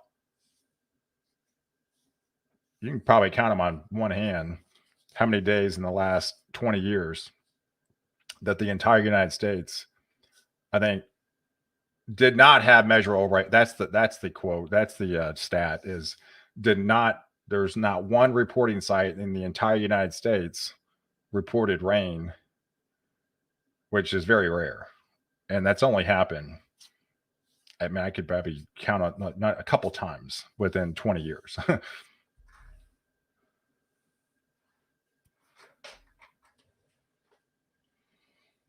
Accumulation gas in Connecticut. Man, the sky's the limit. Uh, yeah, the sky's the limit in Connecticut. I mean, I had 30 inches in Boston. I think you could be easily 2 feet over. There's some places, depending on where you are in Connecticut. Um, I'm thinking a 30 or 40 inch is. We're gonna be we're gonna be seeing some 40-inch totals in spots somewhere in Connecticut, somewhere in Massachusetts. That seems to be kind of the bullseye. But it'll be interesting later on when when this low really bottoms out. Yeah, let's zoom back into Connecticut here. Yeah, you can see here's the back into Nantucket. They were kind of having a lull. Now they're back into the heavier snow. So this is the area they're going to be just getting waves and waves and waves of heavier snow, over the next 12 hours. So it'll be interesting once this low really bottoms out and really sets up, and if it's able to stall or not, and kind of have those training bands. But the data going into this event peaked. There were indications that it had peaked at some of these snowfall rates could top out at 7 inches per hour, and that is an impressive number. And obviously, that doesn't take long to snow at that rate to pick up some really serious totals. That's why I felt like, there's going to be a 30 to 40 inch band somewhere in and around Connecticut, Massachusetts area. um, and what has me, this storm is already actually overperforming for what the data showed than what it would be at this time frame. So yeah, I mean, it'll definitely be interesting how all this plays out by tonight and what some of these totals are. I mean, 3 feet is a lot of snow, and it's not going to go anywhere. I mean, because you remain cold. I mean, you do warm up, but then if you get more snow next weekend,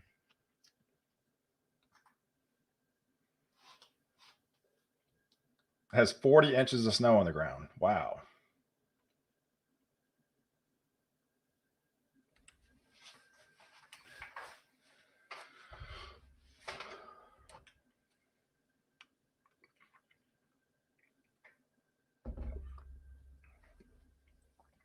Sydney on record. Oh, cool stat, Michael. So the coldest ever in Sydney is 34 degrees.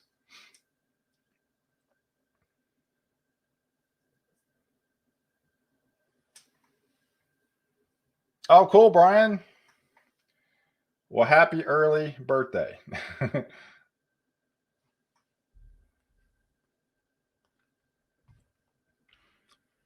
All right, so let's go back to my feed here.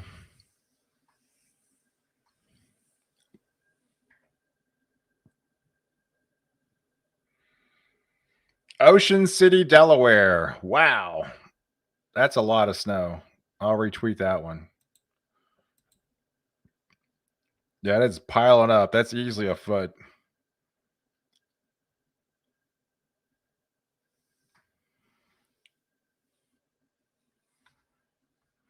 So they got 0.09 QPF. Wow.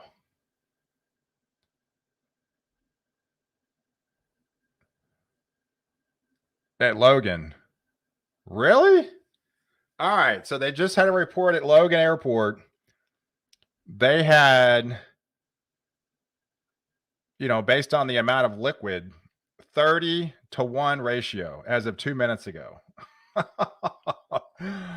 Oh my gosh, guys, that's going to be insane.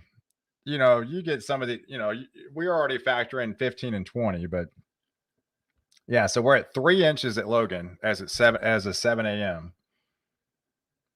And based on the actual liquid that fell and the time frame of the snow, the amount of snow for 3 inches, it equated to it only rained 0.09 precipitation, not even a tenth of an inch, right? So not even a tenth of an inch, and it snowed 3 inches. That's a 30-to-1 ratio.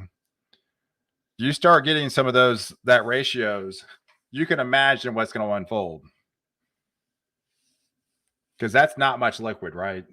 0.09 is barely if it was rain, you would barely even sneeze at that. I was like, I got a tenth of an inch of rain. So yeah, that would, I mean, 30-to-1, you get an inch of liquid. That's 30 inches of snow. Oh, And that was in 1 hour. So that's your 3-inch per hour snowfall rate. So they're already getting the 3-inch per hour snowfall rates, and they're not even in the band yet. They're not even in the darker yellows yet.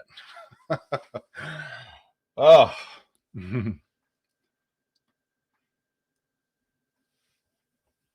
Yeah, sorry.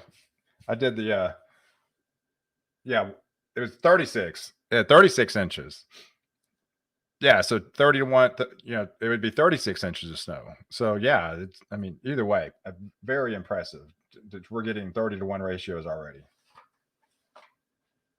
Yeah, so there's already been reports of thunder snow. So yeah, definitely there's going to be a lot of places getting thunder snow. I mean, once this low, I mean, I would imagine in these bands right here, there's probably some thunder snow in it.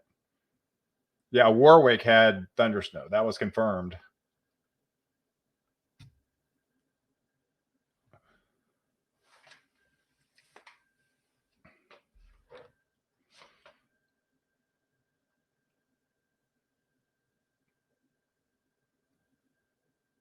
Yeah, I've always wanted to experience thunder snow. Yeah, so have I. It's very rare to get it. But yeah, in this setup, I mean, some of these areas could be getting thunder snow type bands for about 3 hours.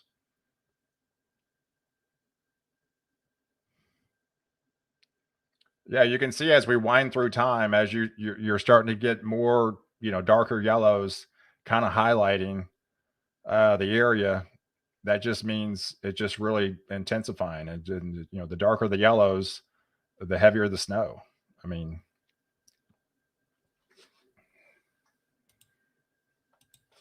let me switch it over to the same concept. When I switch it over to the snow, these darker blues highlights the heavier snow. Yeah, so it's really starting to fill in. Yeah, here's Warwick. That's where they had the confirmed lightning strike with the thunder snow here. But I would imagine a lot of these areas are getting it.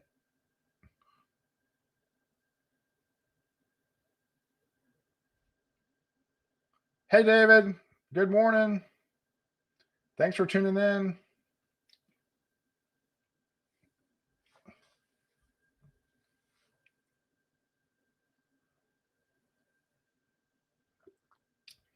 Hey, Snowy, how long is this storm going for again? All day. um, well, I mean, based on the latest high resolution guidance, the low really doesn't start bottoming out until about 6 o'clock tonight. So it's another 11 hours, somewhere here off the Cape. So that's 11 hours from now before it even starts to peak in intensity.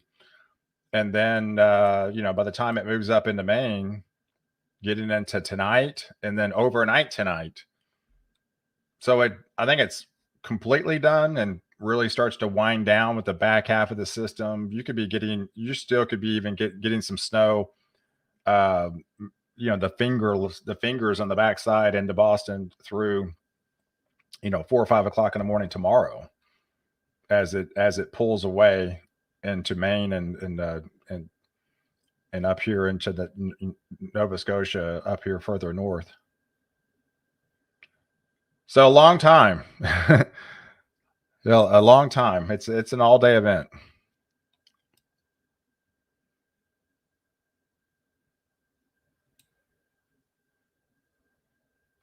I gotta turn my heater on. I don't know. Can y'all hear that? Can you hear the heater?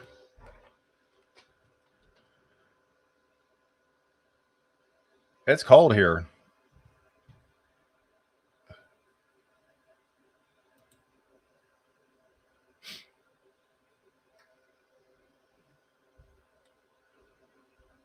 I mean, probably not as. Oh, 22. No wonder. It's 22 at my house. So I was like, why is it so cold? I gotta turn my heater on.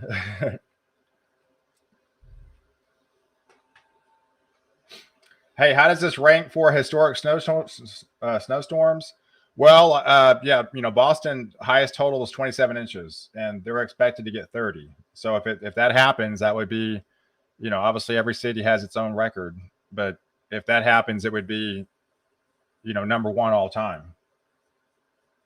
I mean, we'll just have to see if obviously it plays to fruition. They're at 3 inches, so it's just getting going, and Boston.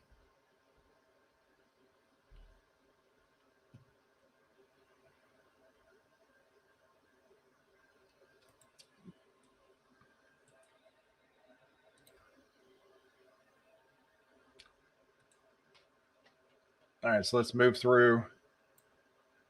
Yeah, let's move back down to in and around the Delmarva area into Delaware here. There's Dover getting some light to moderate snow. Vinland into Atlantic City, as well as the Toms River.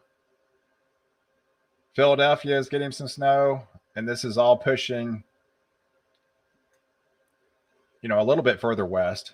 Lancaster's getting some dusting into Allentown.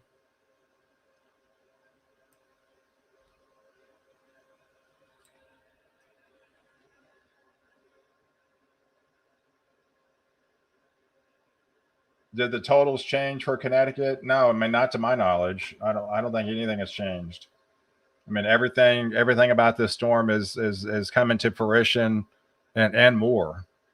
It just really hasn't got going yet in Connecticut.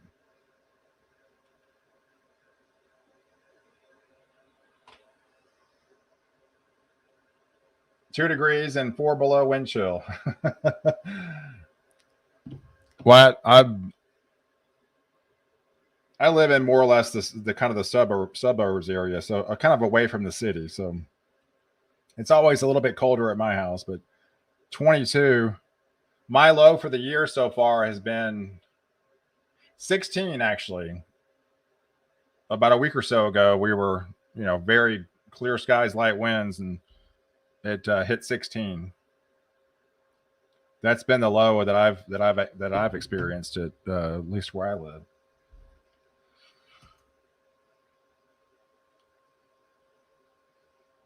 Hey, Barefoot. One love. Hey, Jamaica. What's happening? No snow in Jamaica. Nailed it. I nailed that forecast. Hey, no snow in Jamaica tomorrow. Nailed that too. I think there has been a few times it actually has snowed in Jamaica, but it's very rare. Sweater weather for sure, Kim. Welcome. It's got to be cranking at your house.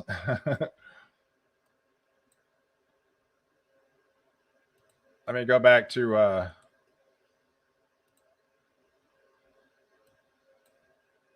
yeah, so here we zoom into Providence here, and yeah, they're getting some. Let me switch modes. You can actually see it better. All right, so a little lull right now, but that's not going to last long because we've got these a little bit lighter shaded yellows, but this very dark yellow is moving in, and there's plenty more behind it.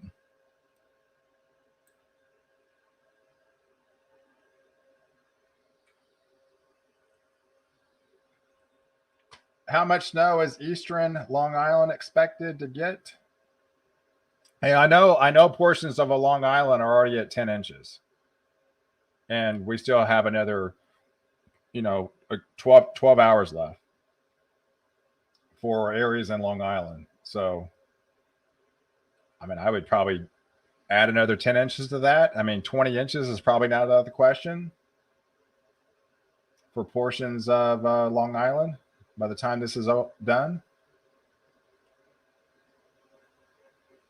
Hey, Brian, are we heading to El Nino or neutral? It'd be neutral. You got to go through neutral to get to El Nino. So right now we actually bottomed at moderate La Nina, and there's indications it's subtly trying to go back up. But the latest Climate Prediction Center, has us going back to neutral, probably by May. So we still got another 4 or 5 months left in La Nina to just even get to neutral. And of course, if it keeps going up from there, then it would be El Nino. But it's a long time to get there, but it's not expected to do that. And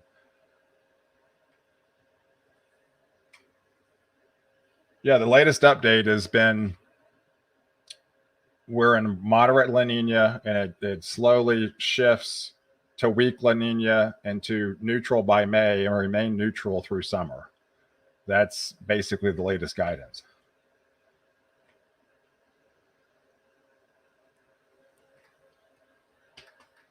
I was wishing for more than a dusting, but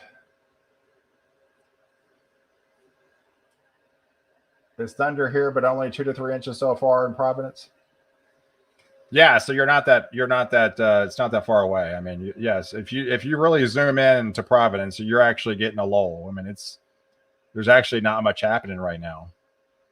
But that's not going to last very long at all. These heavier bands are right knocking on your doorstep. And then you have another 12 hours left of the storm. Easily.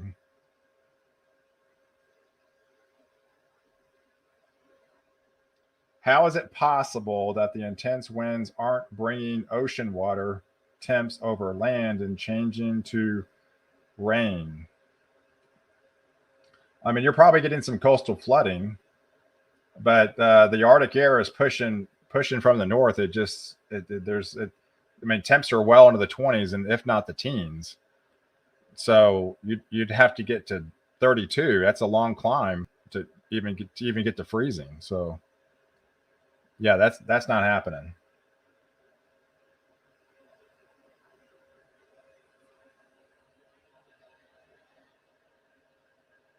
Hey, very white and getting windy, just east of Province. Yeah, I'm trying to figure out a total for Virginia Beach. I think it's just now ended in Virginia Beach.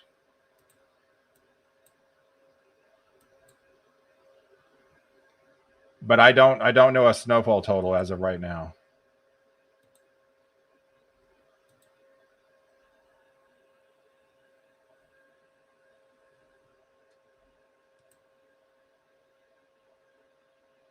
Yeah, if it's still snowing in Virginia Beach, it can't be much. It's just kind of little dustings left.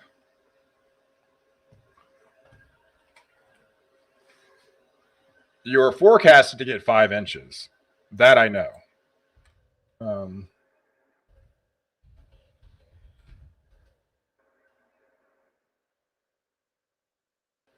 let's see.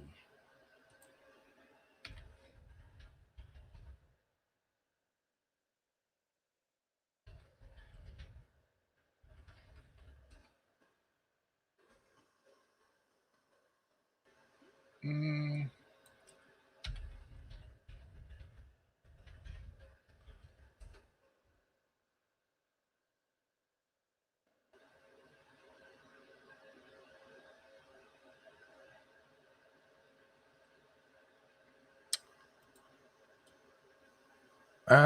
there's 3 inches.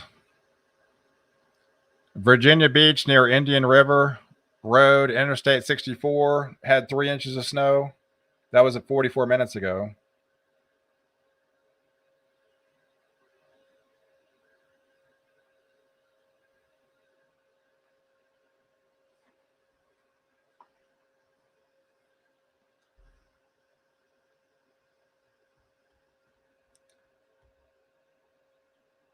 But yes, I don't have an official total as of right now.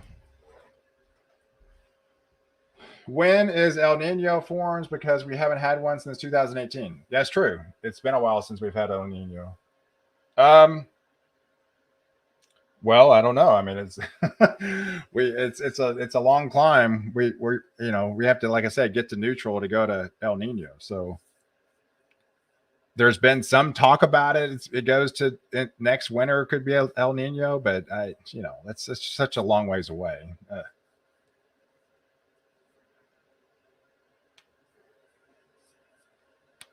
Yeah, we've had more La Nina than El Nino. Yeah, I think you're right. I mean,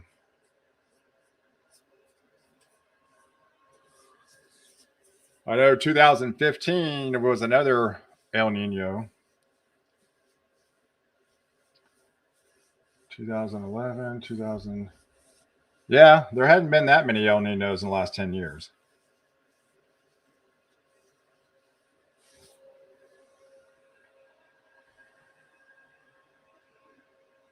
Hey, Frederick. Yeah, anything down the pike? Yeah, I mean, next week. That's we have a big snowstorm next week. By the time it reaches the Mid-Atlantic, it'll probably be, Friday into Saturday time frame.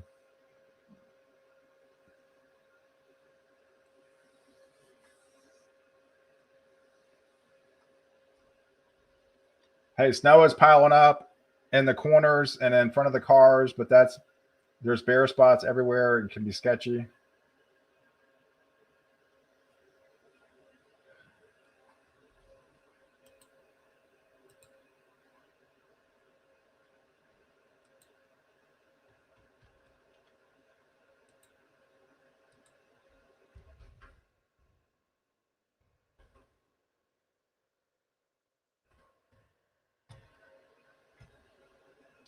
Yeah, there's my Twitter. If anybody's on there you'd like to follow. All right, so Reed Timmer is at Race Point. Race Point at the tip of Cape Cod. I plan to be on top of this dune when the sting just rips. Man, that guy's crazy. He's loving life right now. Yeah, it's probably blowing 60, 70 miles an hour.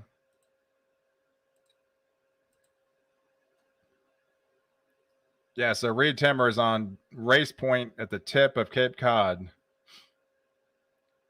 I mean, basically where you can't go any further.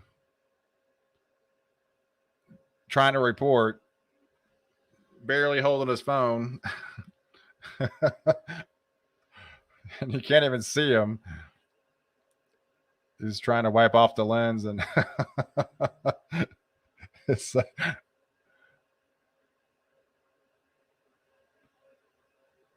wow. Bomb Cyclone.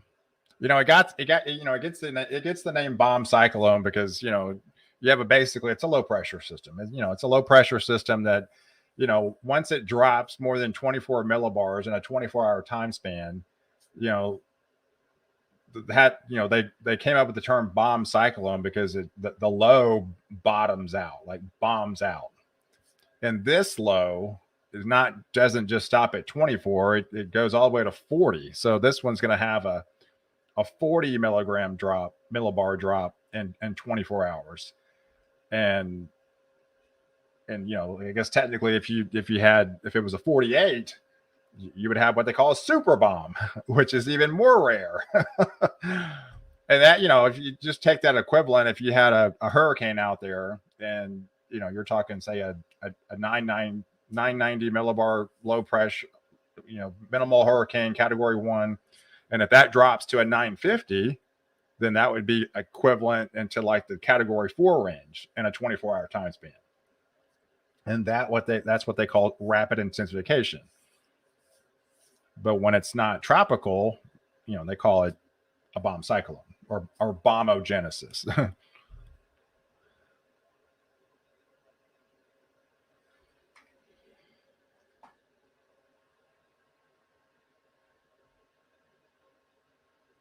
Yeah, whiteout now.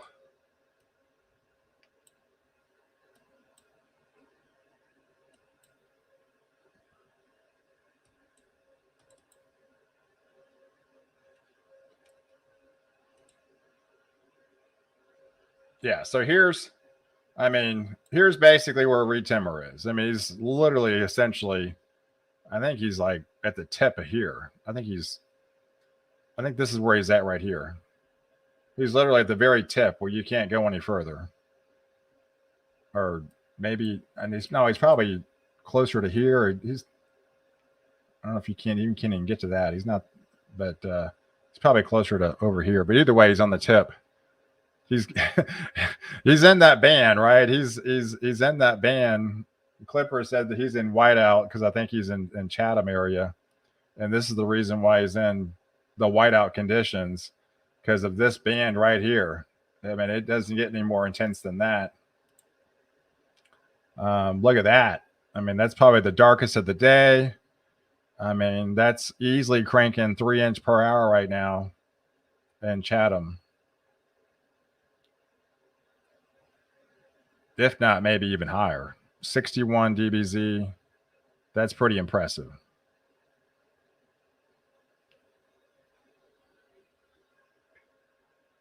Probably, 50 to 60 range.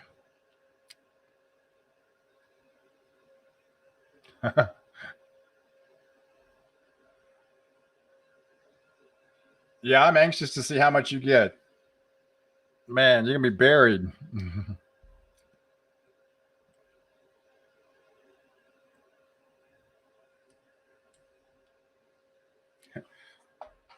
Yeah, I remember the other day you said you always seem like these storms miss us, because a lot of times these storms, it's a lot of times it's rain for you out here. It's not cold enough to snow. And these storms turn inland, and it's rain on the backside. But you've been getting the snows. You've been getting the snow setups lately.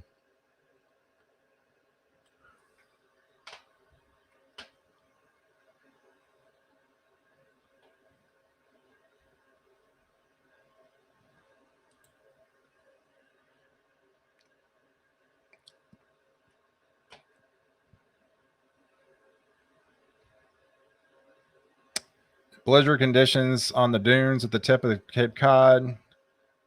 Just reading through the post again.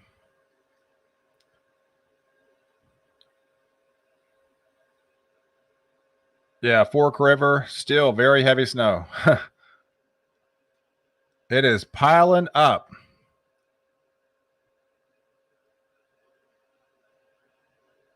It's back into Jersey.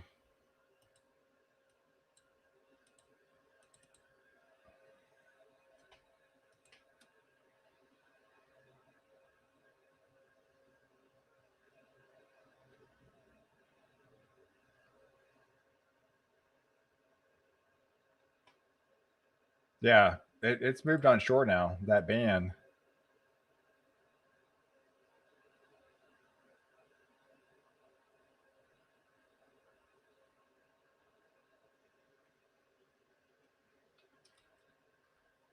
Hey, not enough to even measure. I live 25 miles north of Charlotte. Yeah, coming down sideways. Orlando's cold. Yeah, for sure, John. It's going to get even colder tonight. I think you dropped to 30.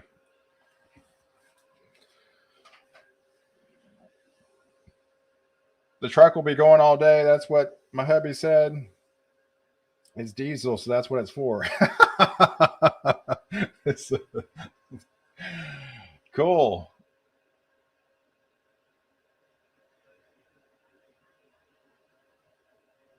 It's freezing here in St. Petersburg, Florida. Yeah, pretty much the entire state of Florida is getting the cold.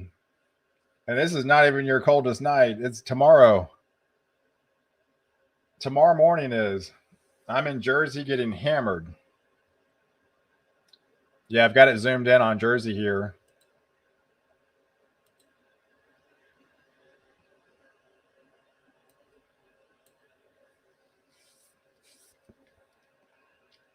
Yeah, that low is at last check it was down to a 982.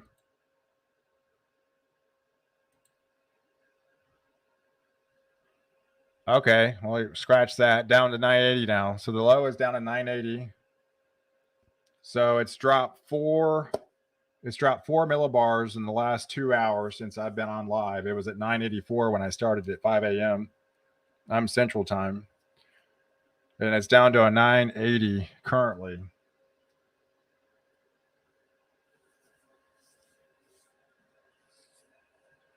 And is expected to bottom somewhere in the 965 range. So we still have another 15 millibars.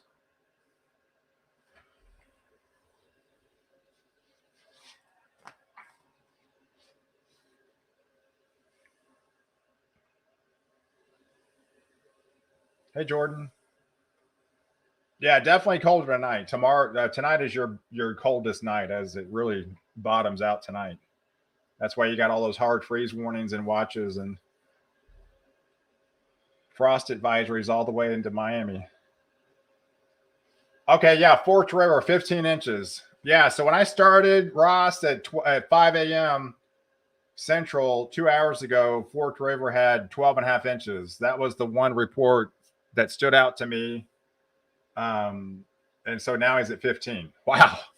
All right, so 15. And man, it's huh. I mean, yeah, Jersey's getting clocked right now.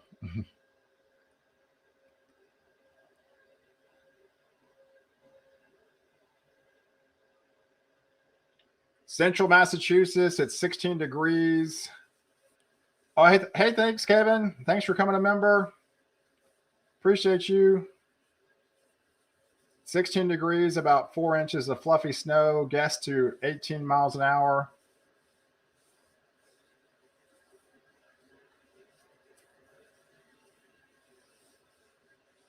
Hey, thanks, John. Appreciate it, buddy.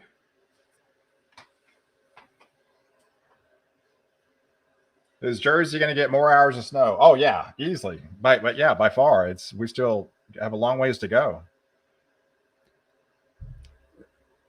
Yeah, let me look at the latest high resolution data.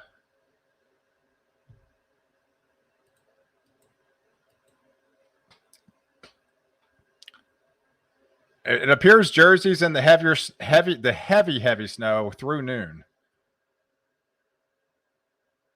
So another 4 hours left, 4 to 5 hours of heavy snow. And then you're still getting the moderate snow in Jersey through, I would say, 5 o'clock today. Light snow, light to moderate snow, winding down. 5 o'clock. So what, 10 hours? You still got 10 hours left of snow. And you're at 15 inches. The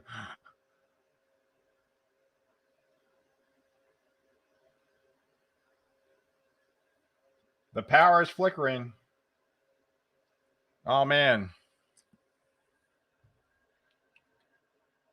It probably won't be long now.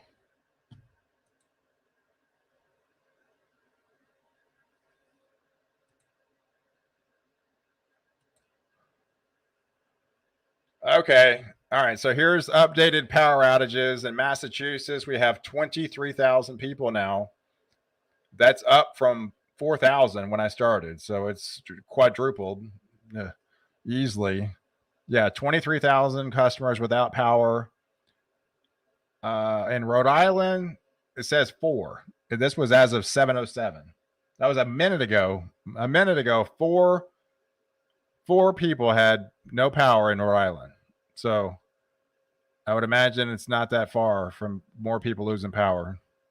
67 in Connecticut. But I would imagine most are along the Cape here that's losing power into Massachusetts. We've got 2,500 in North Carolina, no power. 2,700 in Virginia. 4,500 in Delaware. And 1,700 in Jersey. And actually 7,000 in Florida. Delaware, 4,500. Those are the latest power outages along the coast here.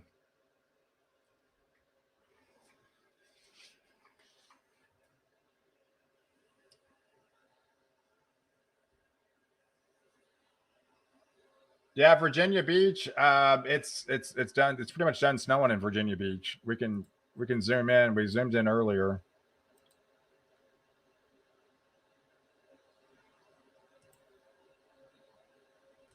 Yeah, it's just about. I mean, you're pretty much done. If it's snowing, it can't be snowing very hard. I can barely even see it. It's probably just a dusting left. And I'm trying to get a total. There was one nearby of 3 inches that I saw, but I'm trying to get a total on Virginia Beach.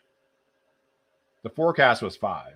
So my guess looks to be 3 to 5 inches in and around Virginia Beach.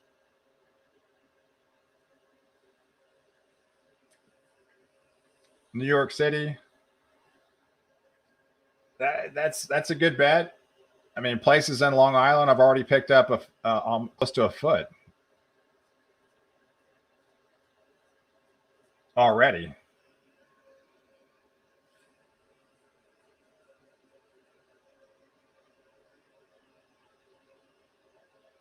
It's 16 in Nebraska. Feels like 10.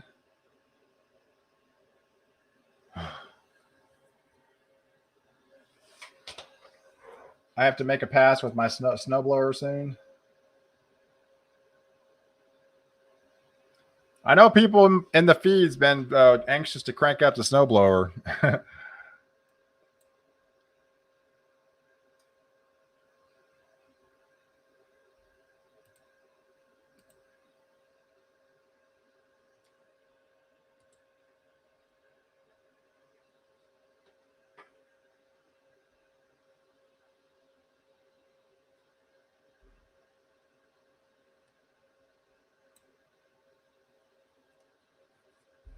Oh, I'm at 10 inches. Hey, Buck. Appreciate the report. I hate the sound of the cold snow when you walk on it. Crunch, crunch. Oh, Kalamazoo, Michigan, 7 degrees. They're calling for 2 feet plus here in Boston, 70-mile-per-hour winds on the Cape and the islands. Yeah, they've already had they've already had confirmed gusts along the Cape of 80 miles an hour. And the Wellfleet had 82 miles an hour. Nantucket had 69.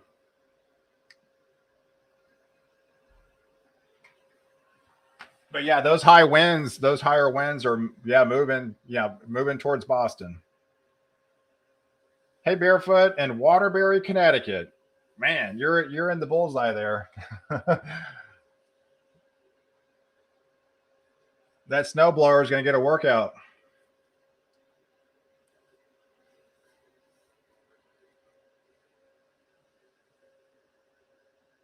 How much in New York City so far? Well, I know Long Island had 10 inches already. So let me see if I can find a total in New York City. I mean, these are just constantly going to be changing.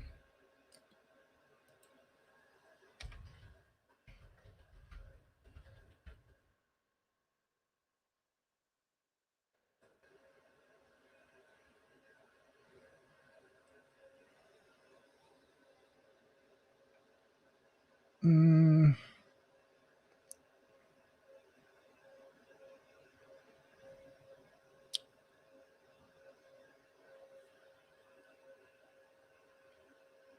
I, 2 hours ago they had snowfall rates at 1-2 inches per hour.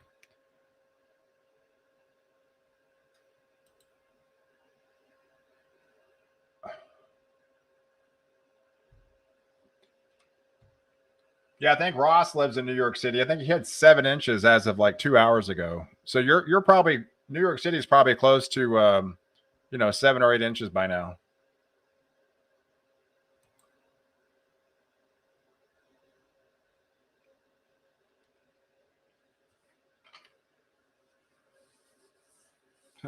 We got a new snowblower and haven't even got to use it. 47 low, 60 high in Galveston, Texas. Hey, Steve. Philadelphia still snowing. This snow is very dry and not big flakes. It's getting worse. Generator. Yeah, so to Stacy, they had a confirmed ratio in Boston of 30 to 1. Yeah, this snow is going to be very dry. It's cold. That's why these ratios are really going to be higher, a lot higher than 10 to 1.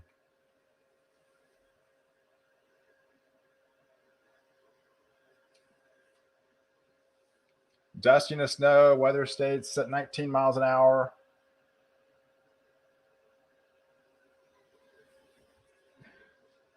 Hey, Lou. Good morning. Thanks for tuning in.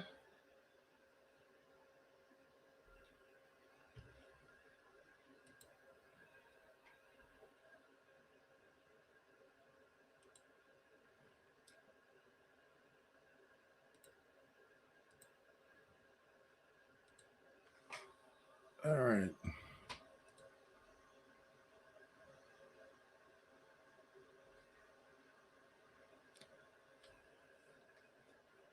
Brick, New Jersey, 5 miles from the shore. Wow. It's halfway up the mailbox. Yeah, the fire hydrant outside is like you can barely even see it.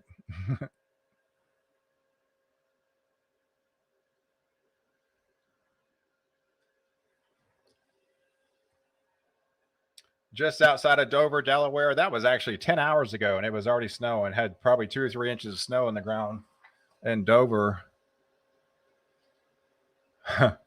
Deer Park on Long Island. Wow.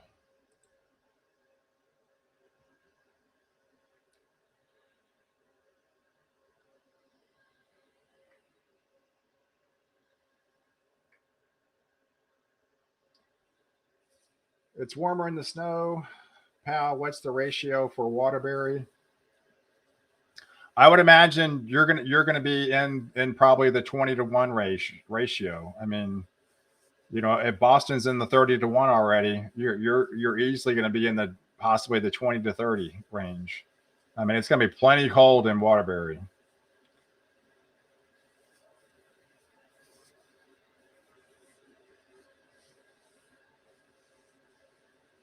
So you're I think you're going to be in that 30 range. You know, upwards of 30 inches. Hey Archie. Hey, I appreciate it. Big fan for over a year now. Awesome.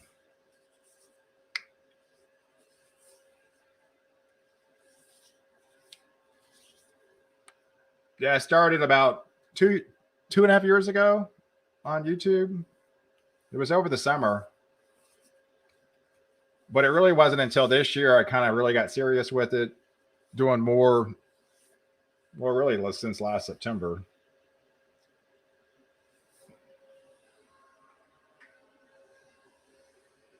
But now you got me hooked. I'm on it every day.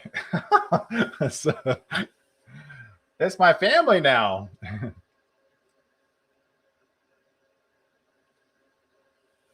I can't see my neighbor's house. Visibility is really down.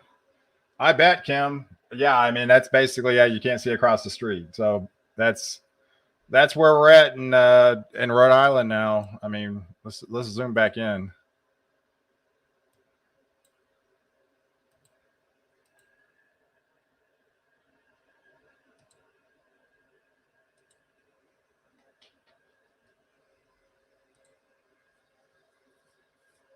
All right.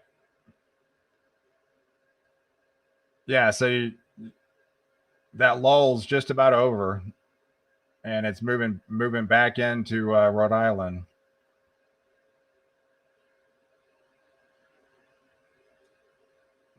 But all this is moving inland, and you know these little lines right here. That's basically an indication this is a stronger storm.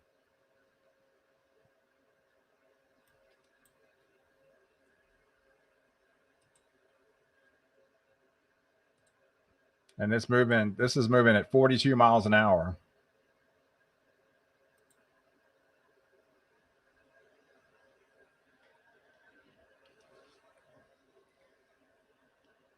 So yeah, I would imagine this band right here has easily got 3 inches per hour snow rates in it,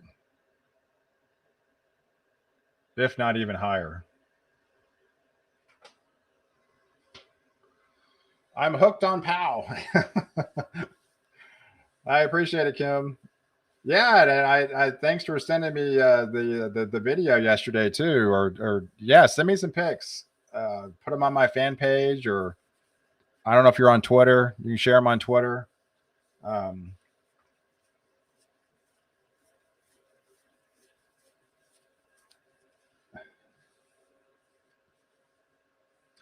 so he's driving in the snow blizzard in New Jersey with a tenth of a mile visibility, 10 inches of snow. He's driving around on it. Wow, that's brave. I can't imagine.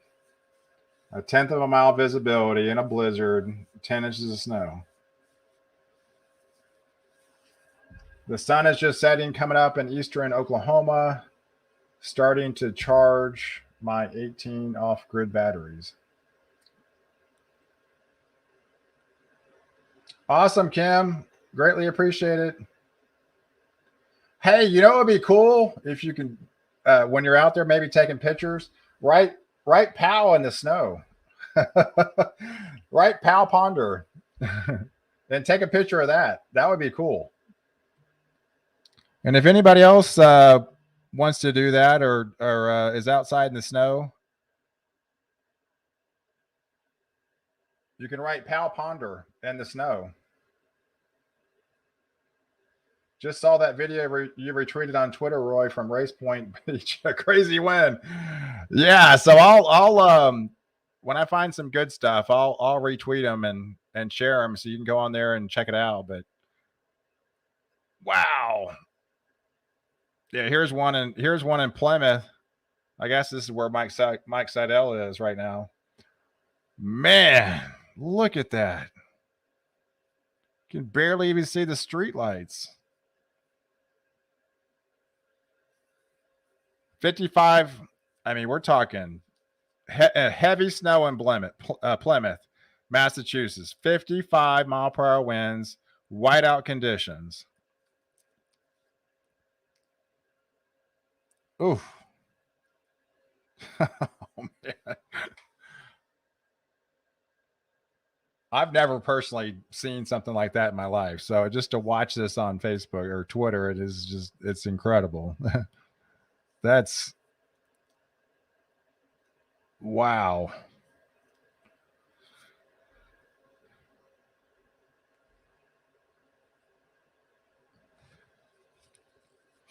All right, so the latest update from the National Weather Service, at least, and these they're probably not even they've got Boston at 20 to 30 inches. This is the new update as of 7 a.m. These are estimated totals from the National Weather Service. Connecticut, most of Connecticut, 18 to 24, and back into Hartford. You head towards the Boston area into Plymouth. You're going into the 2-foot range, and they do have a 20 to 24 to 30 inch in Boston. So I don't think anything has changed from the forecast. On a more widespread basis. And yes, there's going to be isolated spots within that area is going to pick up 30 to 40 inches. And now it's as of 3 minutes ago. They've updated the map.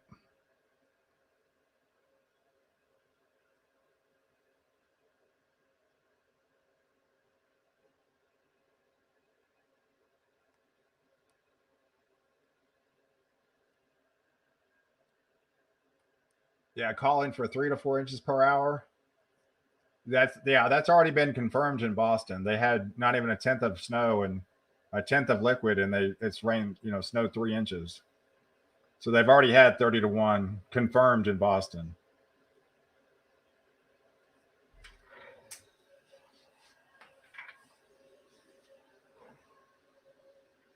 Prefer PAL. Other talks trash. Sometimes other channels. I just, my channel, I talk about the weather. I don't talk about any other channel. I mean, I don't really care what any other channel does. That's their channel. But I'm a weather guy, and I'm definitely not a drama guy or anyone. I don't like conflict. So on my channel, you're going to get all weather, and I'm not talking bad about anybody. So I don't have time for that. And I don't do that in my personal life, and I certainly don't do it on, social media. So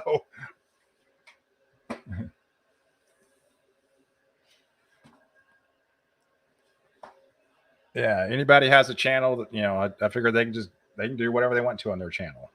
I just that's their channel, right? I mean, but yeah, people shouldn't be talking about other people on other people's channels. Come on. I mean, saying pals, no drama. Yeah, I'm like completely drama free. I mean, anybody knows me in my personal life. I mean, I don't like drama. I mean, I don't have time for drama. I stay in my lane, you know, and that's why I'm 100% weather on YouTube and on Facebook for my local stuff on Facebook and POW and you know and Dallas and everything. So and it's always been like that. It's um, I don't critique people's forecasts. I mean, if I see a forecast that I think I don't agree with, I'm not going to sit there and say, "Oh, no, that's just their opinion." That's their that's I don't have time for all that. So, anyways, let's get back to weather. Um, so, all right. So, yeah, that's impressive snow in Plymouth.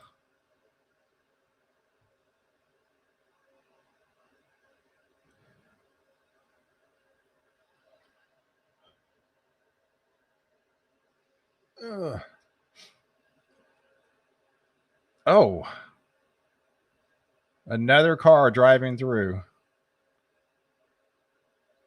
All right, 4 to 6 hours can make or break these storms at the coast. If peak storms were hitting now, we would have about top 5 all-time watermark.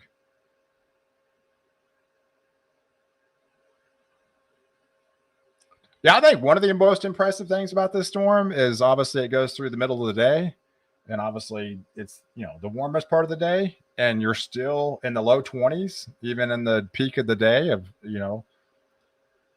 because a lot of times with these systems, obviously you warm up, during the day, and a lot of it changes over to rain. But it's just not happening with these. All the way to the coast gets the snow.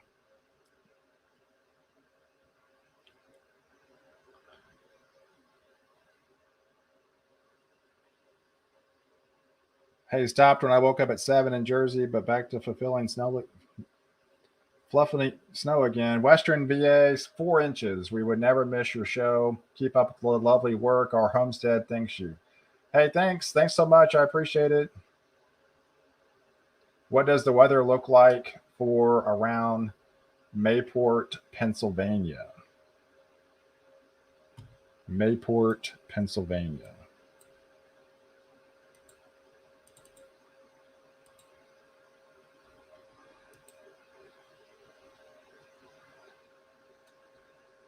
Um, I mean, it doesn't. All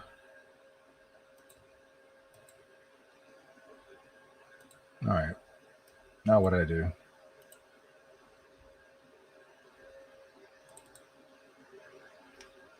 There's nothing happening in Pennsylvania. It's not reaching that far. There's no rain or snow or.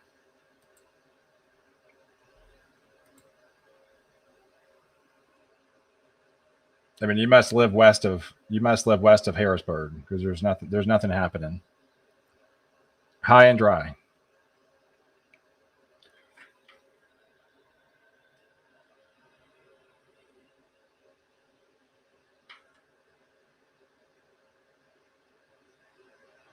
Can you show Brookhaven, Uptown, Long Island radar? Sure, William. Yeah, let me. All right, let me zoom in.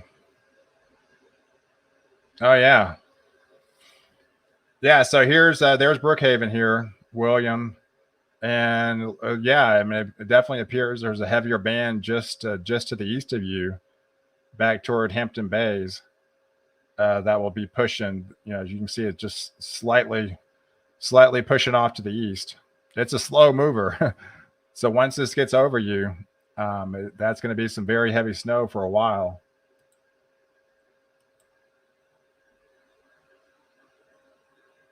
Yeah, so you're kind of in the lighter snows right now, light to moderate, but the very heavy snow is not that far away from you.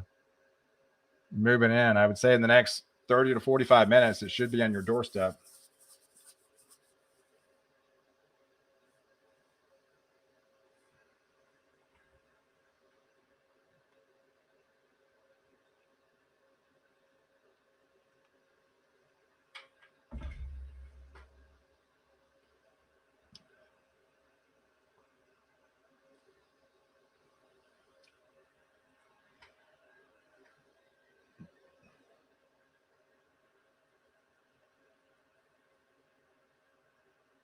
Hey, Brookhaven from Roblox. I live near Hopewell, Virginia. We got just a dusting of snow. Looks great too. Covers up the brown spots on my lawn. Hey, my sister just sent me a video from Massachusetts. Wind is whipping there and snow like mad. It really is, Stephanie. Yeah, I mean those pictures in Plymouth. I mean you can't even see. You literally can't even see across the street. So 55 people now with no power in Rhode Island. So yeah, it was 4. So let me refresh the power outages.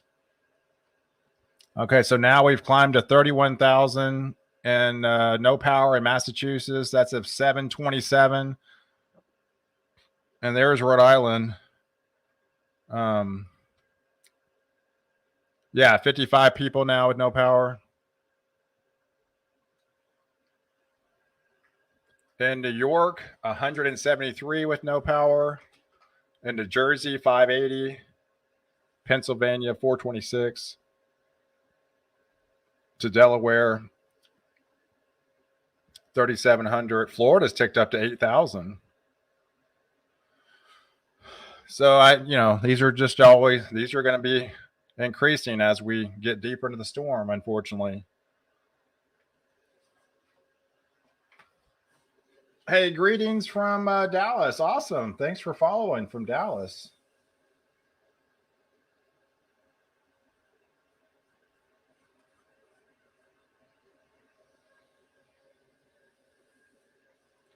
Why is it when it's really cold, it doesn't snow? Well, snow is a perfect kind of a combination. So a lot of times the goods and bads with the Arctic air is the driest air. And sometimes you get that Arctic air and it just dries out the atmosphere. So you almost need like a sweet spot where you need warm waters from the Gulf or from the ocean pushing in, but yeah, sometimes the dryness of the Arctic air dries up all the precipitation. And it really depends on the setup and if there's lift. You got to have lift. The only way to create precipitation is upward rising motion air. So if you don't have any upward rising motion air and you have sinking air, which typically Arctic air is sinking air, or depending on the position of the low pressure system, then you don't get anything. This setup came in what they called negative tilt, which is basically the most prime position to have lift. When you have negative tilt, it pulls all the energy from the ocean and you have all this upward rising motion air, so there's nothing to stop it. But if this system came in what they call positive tilt, it would not been able to have the upward rising motion air and it had the sinking air on the backside, or as it started to rise, it would be sinking. Then nothing would have happened, or very little could have happened. So, with this particular setup, so this is almost like ideal conditions and how it came in, the trajectory and the angle of this particular low pressure. And that's why this storm is just going to be so intense.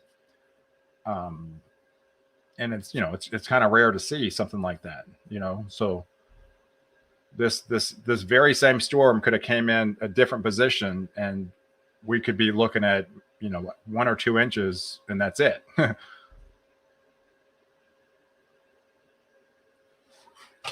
Hey, we have 3 inches here in Easton, Pennsylvania with some good wind. With the sinking air reminds me of hurricane season. Yeah, absolutely. I mean, you got upward rising motion air, you got sinking air. When you break it down, it's to simplify things, you got sinking air, you're dry, you're high pressure, there's not much happening. You got upward rising motion air, then all hands on deck. Yeah, so during a hurricane season, that's what you look for. When I talk about, hey, it's a little bit more susceptible that you got upward rising motion air. So if the low pressure travels over that type of motion of air, then you have more opportunity to create lift. And we talk about it more in hurricane season, but it really implies 12 months out of the year.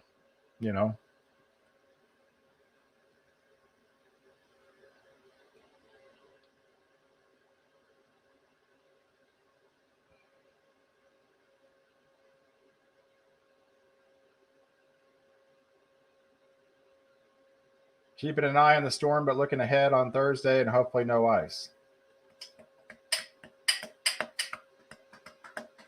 Hey, Springfield, Missouri. Oh yeah. Yeah, it's next week's ice is. Hey Kay, thanks. I appreciate it. Shout out to Sherry.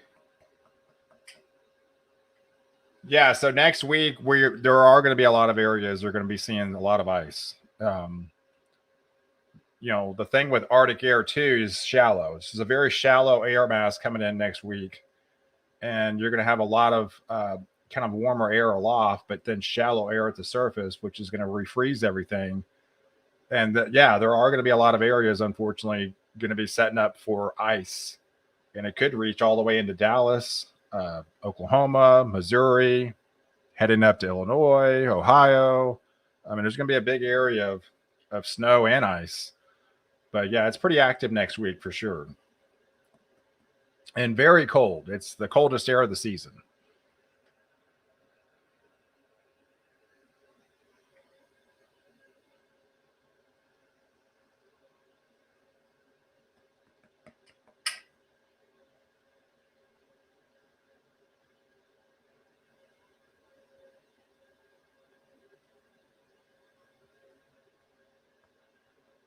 Hey, Lively. Good morning. How's it going?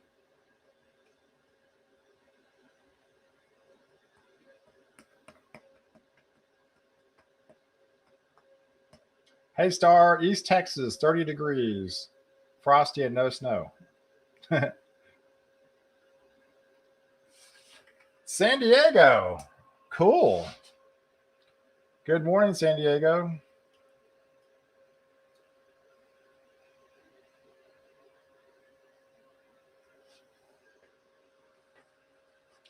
Hey, love your channel from 65 miles northwest of Toronto. Watch you all the time. Cold and sunny stay. Hey, I appreciate it. Thanks so much.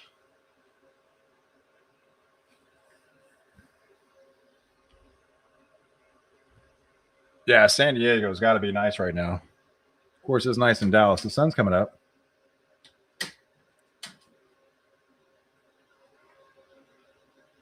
Yep. Not a cloud in the sky. And it's warm to.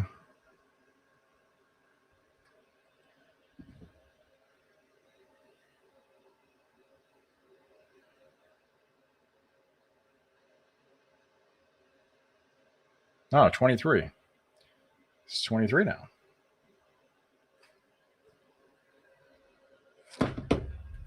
All right. So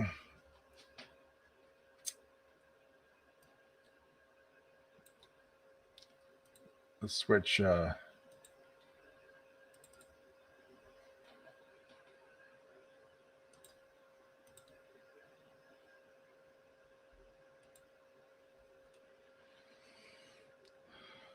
right. Okay. So yeah, you can definitely see the if I zoom out here, these areas of activity are getting more intense because it's highlighting these stronger bands coming in. So we're starting to see a little bit more numerous bands starting to fill in and fill out and expanding too. So that's definitely an indication of this storm continues to strengthen and moving further inland.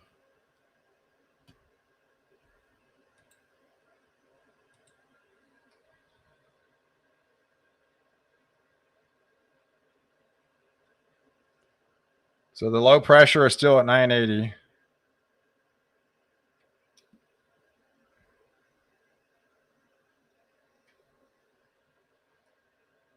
Yeah, so that's why they're having the whiteout conditions in Plymouth. Yeah, they're locked in right now.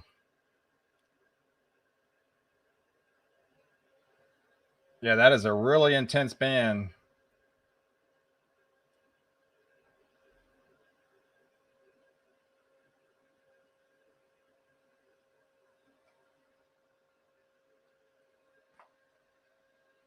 Bastrop, Texas.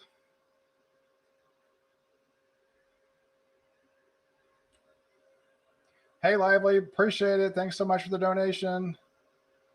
Greatly appreciate it.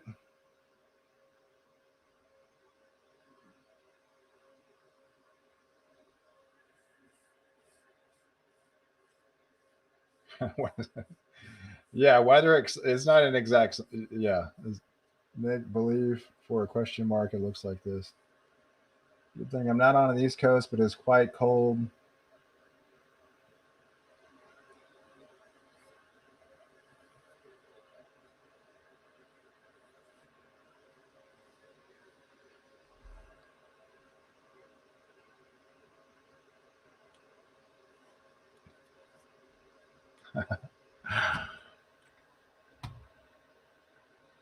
All right.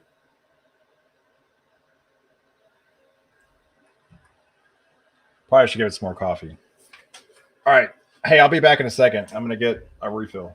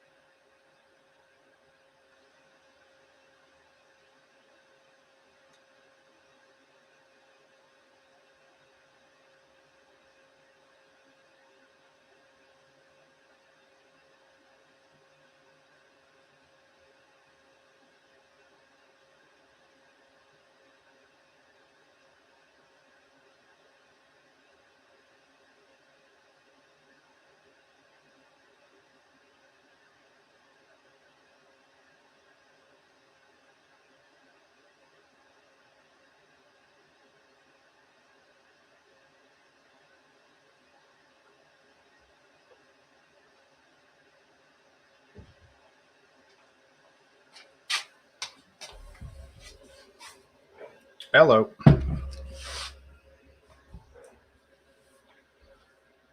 I'm having a Red Bull. Cool. I could probably use one of those too. No, I'm fine with my coffee and my water. Hey, 10 degrees and snowing hard in Rockland, Maine. Good morning, Maine.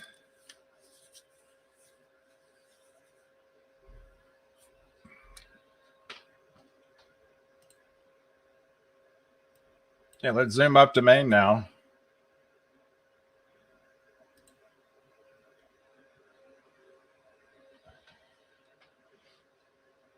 Yeah, there we go. It's getting it's moving into Maine now.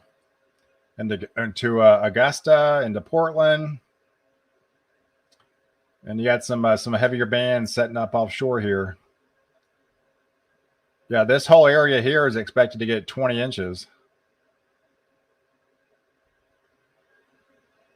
So the snow is just starting for you guys up there.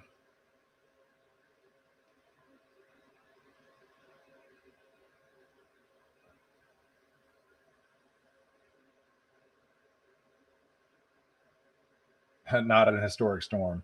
It hasn't even done yet. I mean, if Boston goes over 27 inches, then that would be historic. I mean, but the storm ends Sunday morning, so we have 24 hours left of the storm.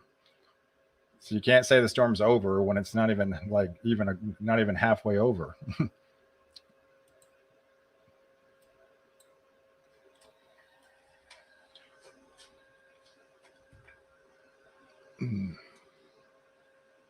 And no, it's not historic for everybody.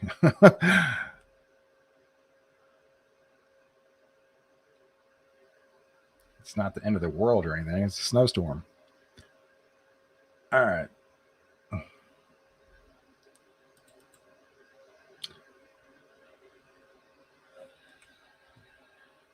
Okay.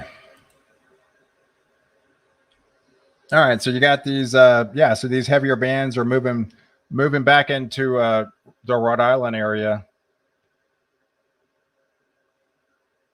Yeah, they're about to get really inundated again with all that heavy snow that's moving from the Cape, moving inland. And the power outages continue to climb. Now up to 37,000 in Massachusetts from 31. Yeah, they only had 4 probably 2 hours ago. So they're rapidly declining now as that storm's moving further inland.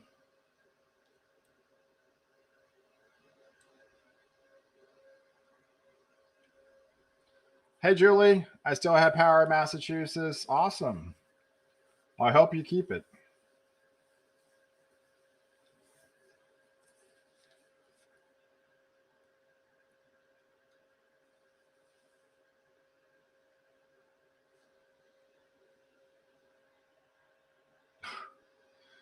Who is that guy? I mean, I don't have time for that.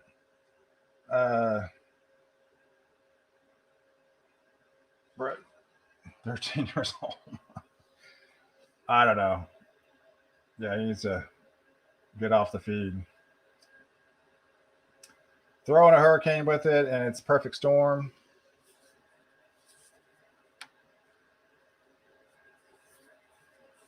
Hey, just started in Troy, Maine.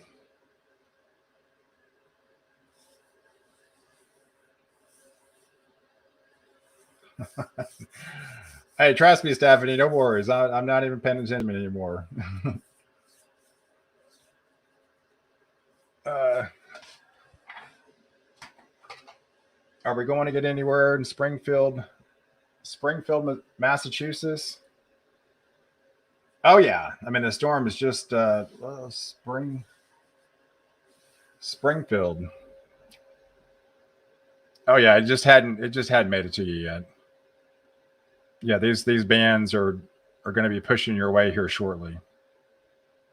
So here's Springfield, and all that heavier snow is eventually going to be pushing in your way.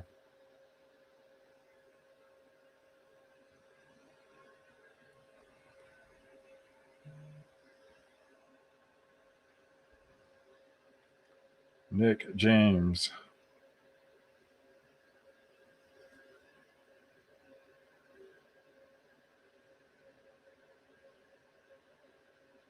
My neighbor's texting me.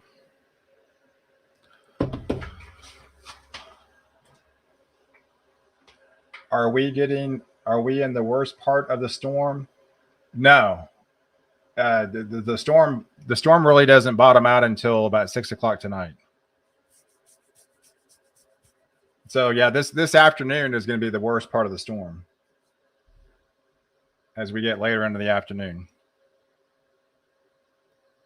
I mean, for this area, it really obviously depends on where you live.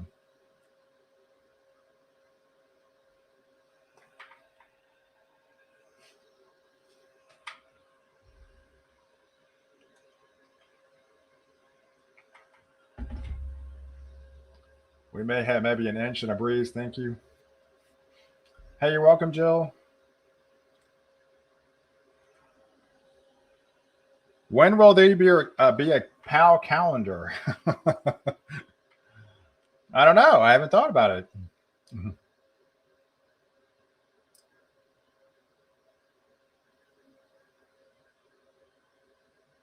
That would be pretty cool to do, though. Of course, it's already January.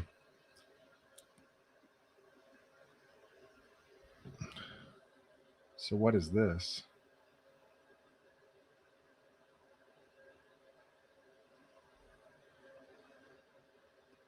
Oh, I don't know.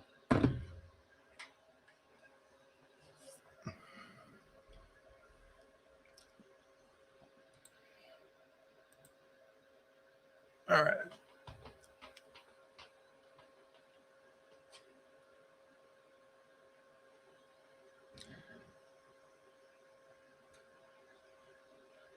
All right, so heavy banding, pulling in northwest, still getting a solid push of moisture overrunning the Arctic air. Nice mega band over eastern Massachusetts, 2 to 3 inches per hour. Yeah, they're talking about this band's right here.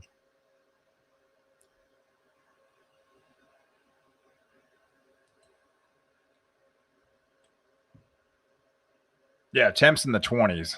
I mean, back here it's in the single digits. I mean, that's cold stuff. Hartford's 18. Springfield's 14. That's why you're seeing these higher snowfall ratios.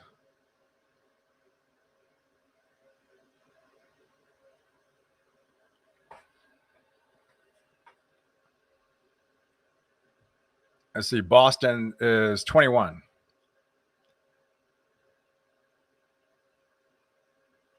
And ain't going anywhere all day.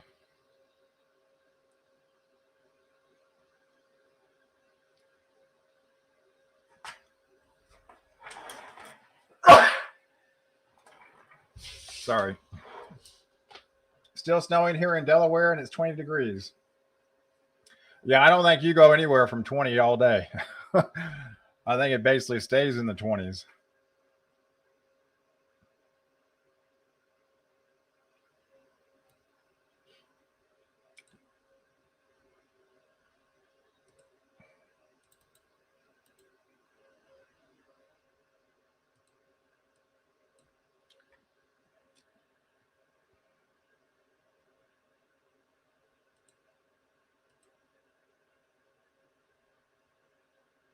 Yeah, you got still plenty of snow in Delaware.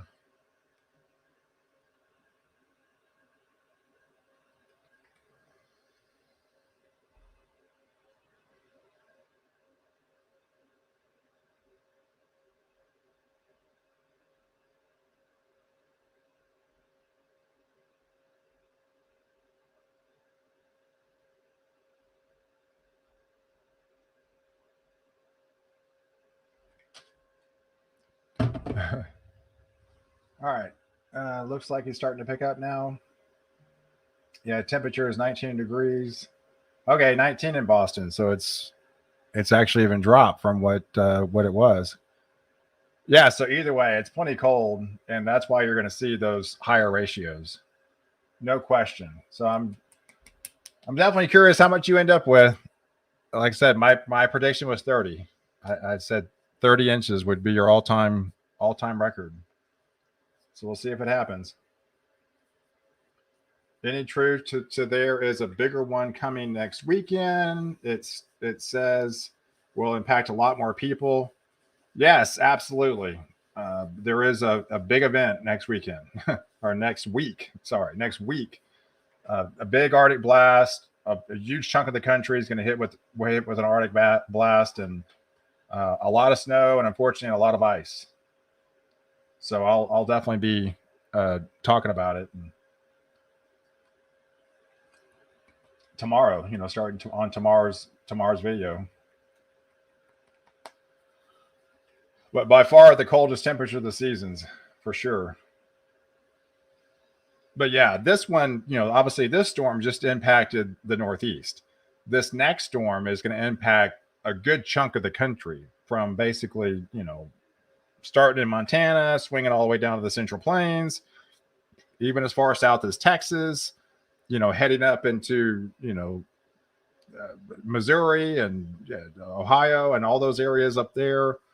So it's gonna, and then eventually back to the Northeast again. So it's this one's next week is going to be a big storm.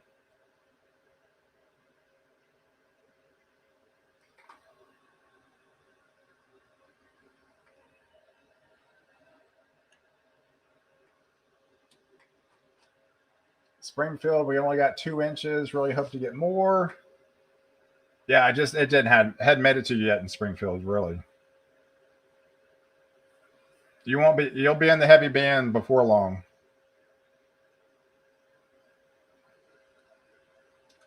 Hey, where's the center?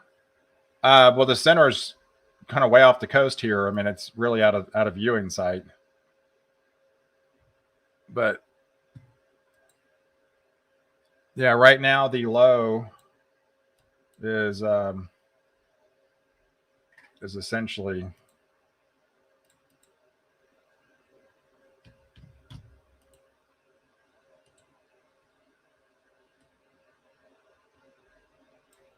the low is, I mean, it's way out of the viewing side, the radar side, but it's way out here. The low.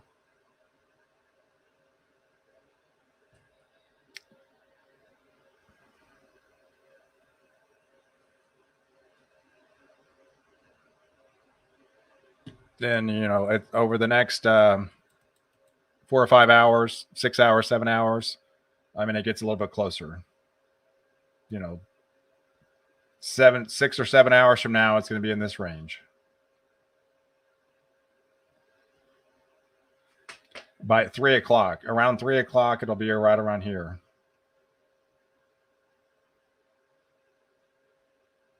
So that's why these bands are getting closer, because the low is moving closer.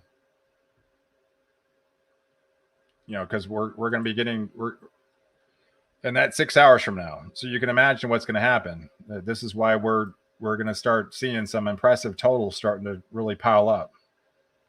These are 2 and 3 inch per hour snowfall rates, and the low is still moving your way. And once this starts, that's not going to stop anytime soon.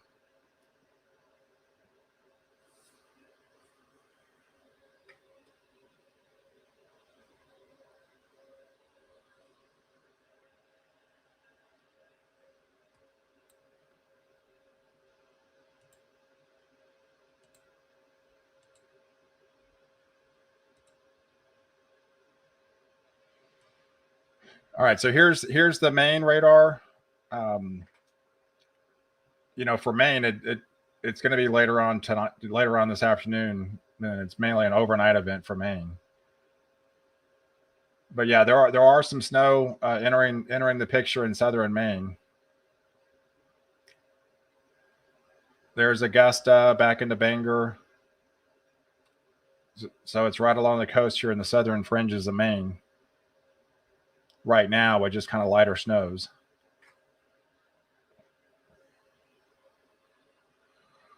But yeah, all your heavy snow, the heaviest snow is going to be well later on this afternoon into tonight, into the overnight. I'm still expecting 20 inches in this area.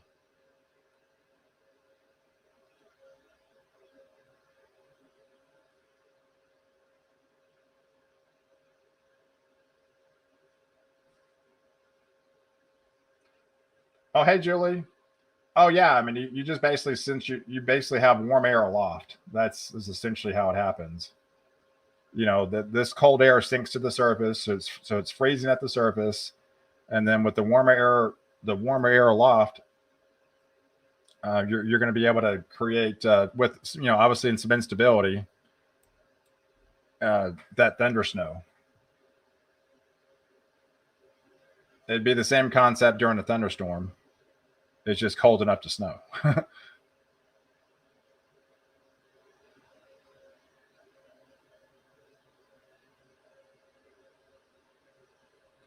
I have a lot of family near the coast in Cape Cod. Hey, Thomas. Yeah, so they've had confirmed reports in Cape Cod of 80 mile per hour wind gust already.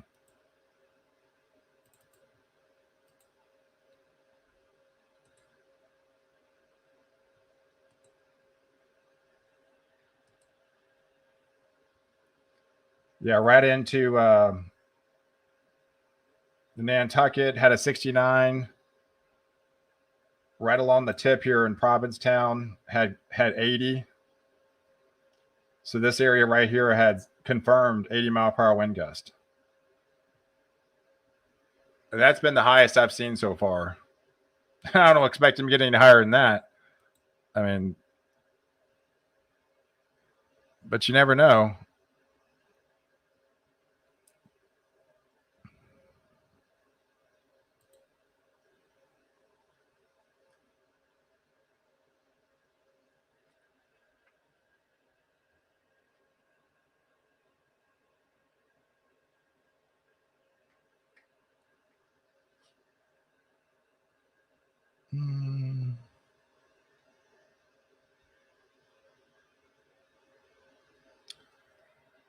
Been a snow lover in southeastern Connecticut is a depressing affair, but once in a while they get lucky. Today is one of those days. The blizzard conditions happening now with over a foot of snow on the way.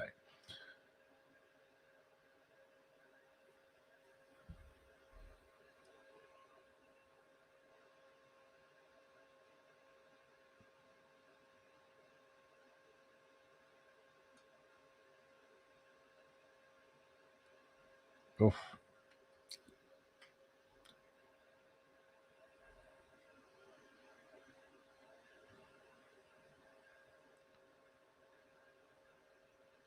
All right. So what's the updated power outages? Wow, 78. Oh man, it's really happening now. So we're up to 78,000 now in Massachusetts without power. That drastically went down in the last 20 minutes. Or up in that matter.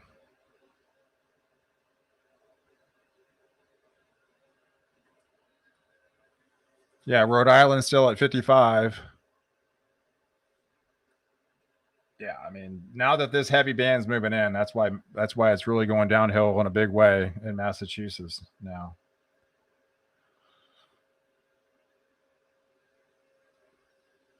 Highest recorded snowfall rate and heavy thunder snow during White Wand 20.6 and 21.8 or 14 inches.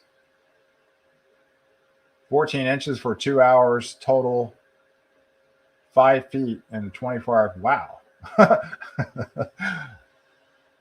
Wow. 5 feet in 24 hours. That is impressive. Is that lake enhanced? Is that lake enhanced induced and everything too? And mountains and obviously depends on elevation.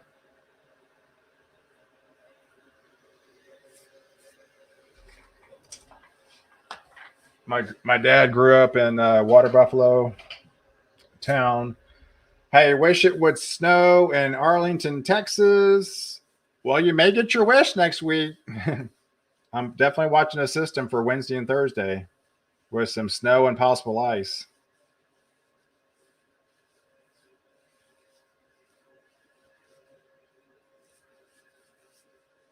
I see what it looks like, a second low pressure off the coast of North Carolina.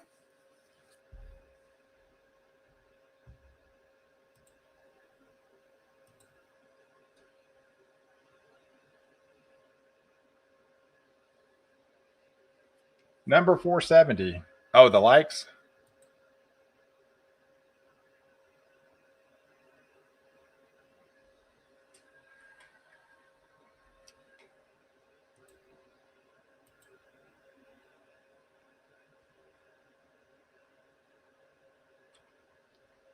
Mm.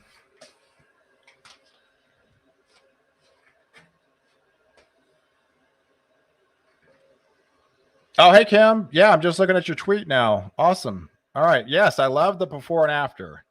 This would be cool. All right. I definitely see the before. You still had some snow on the ground, but not terribly too much. But I would imagine a lot of that's not going to be visible.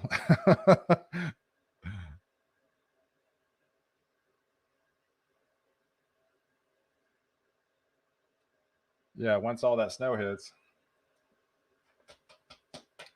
I want some thunder snow. Dry. Oh, it's still dropping. 18 degrees. We could see thunder snow as well. Yeah, I would imagine this band right here. Yeah, it's knocking on your doorstep. Yeah, let me know when you get it, because I'd be shocked if you don't.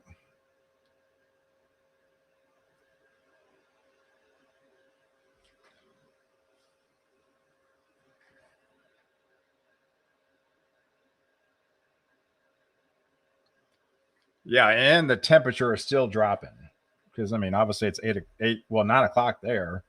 So at this point, the temperature should be rising. So that tells you Arctic air is continuing to pour in.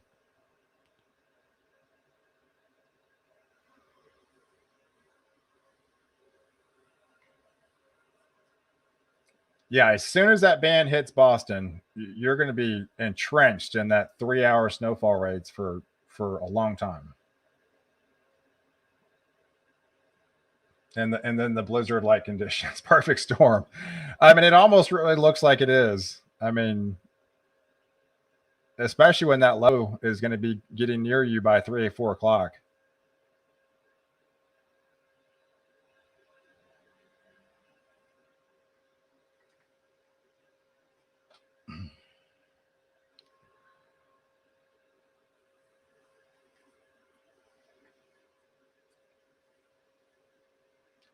Nova Scotia.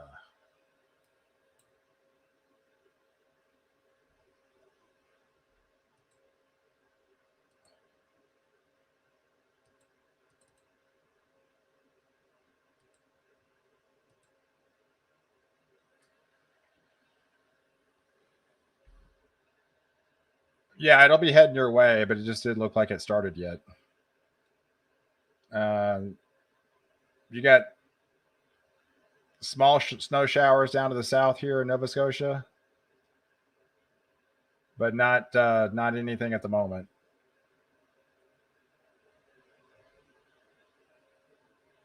But you will, as the low gets closer.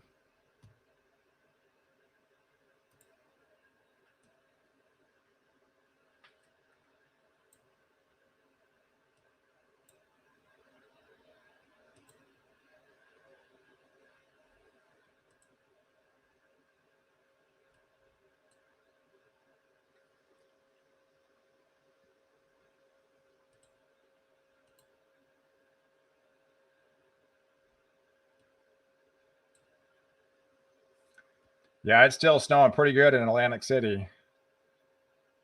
Still snowing really good in Jersey. Into Long Island. Just add into these totals here.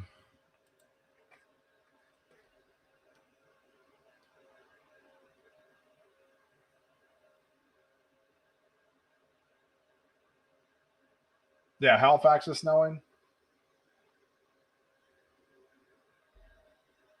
Are you loving this, Roy?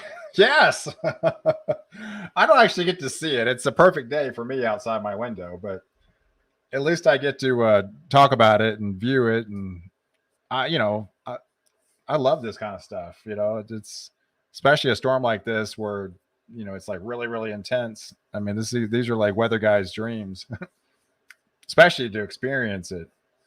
Oh, I would have loved to flown to Boston and kind of be out in it just to really experience it.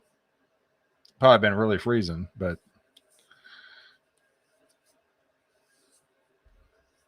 I know when it got cold last year in Dallas here when it snowed, and it got down to 14 degrees, and snowing, which is very rare in Dallas. We're not used to that type stuff, and gosh, I was like, it's too cold because the wind chill was like 0 degrees and snowing. I only could take so much of that.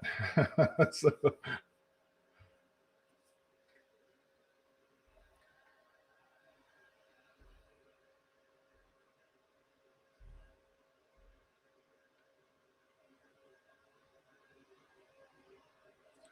yeah, I got my heater on right now.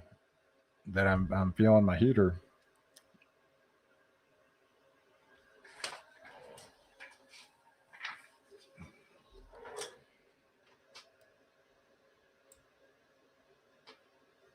Oh, it's 8 o'clock. All right, so I'm 3 hours in. Pal needs to come to Canada for a good ski trip. I know, right? I'll definitely get my snow fix there for sure. So, I just need to go on vacation more with places that it snows.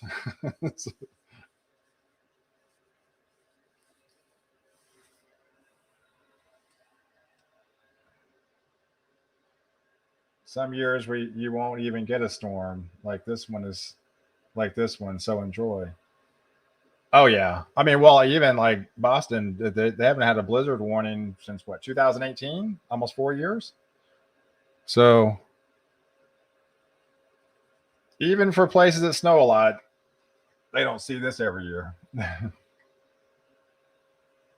We're just cold 9 below in Marion, Ohio. Wow. Can you talk about your career plans? My career plans?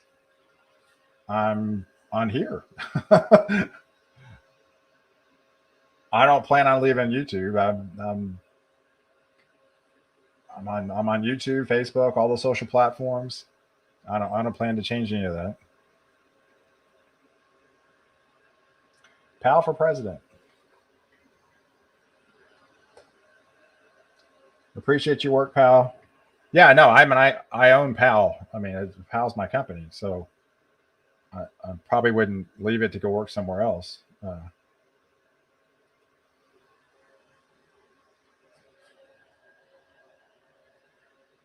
Hey, 21 degrees in Blacksburg, Virginia. Yeah, it is definitely cold.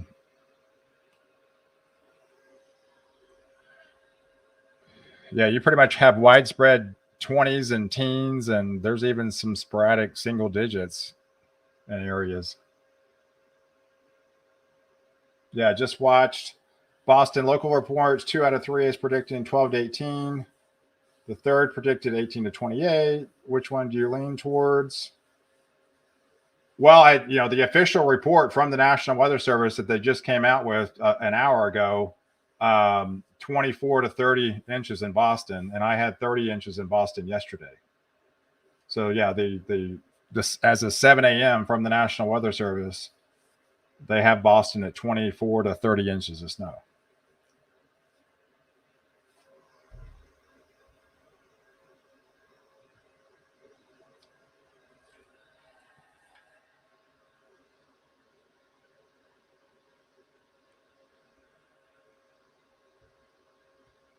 They leave Texas proud.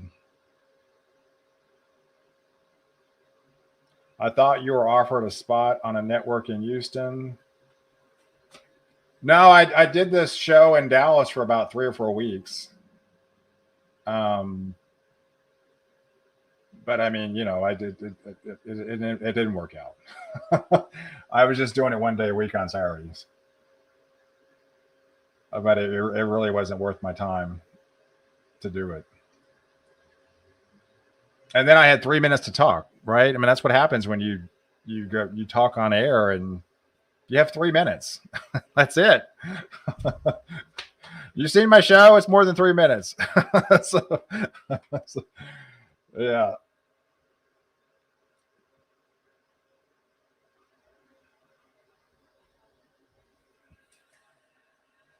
Temp steady at 18 degrees, still heavy snow and strong winds on the shore wind on the shore. 16 degrees in central Connecticut now.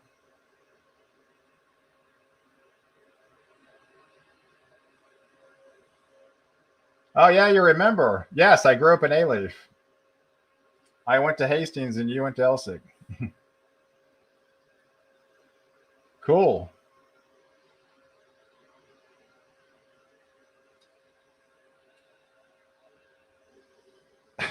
That's the info down to 3 minutes.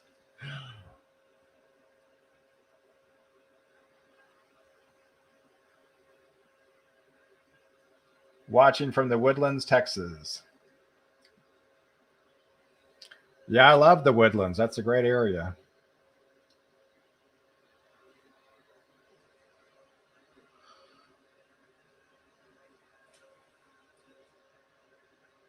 You went to Aldine High School in North Houston.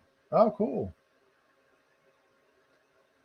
Oh, I was at L6 soccer game last night. They now have Alief Taylor High School over by Fame City. Yeah, I still go down there. All my family's still down in Houston. All my brothers and sisters, everybody's still there. I'm the only one that moved to Dallas.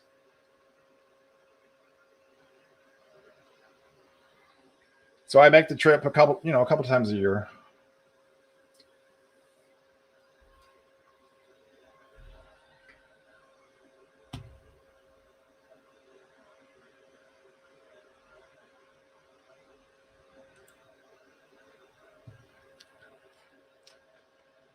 The Jersey Shore. I'm in heaven.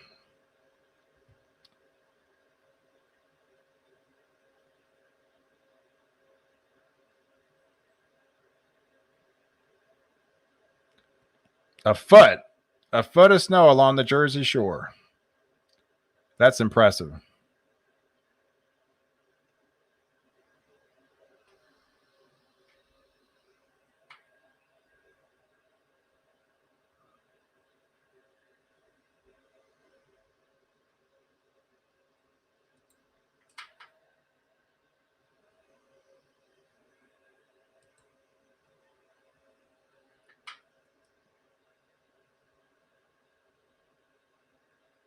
Oh yeah.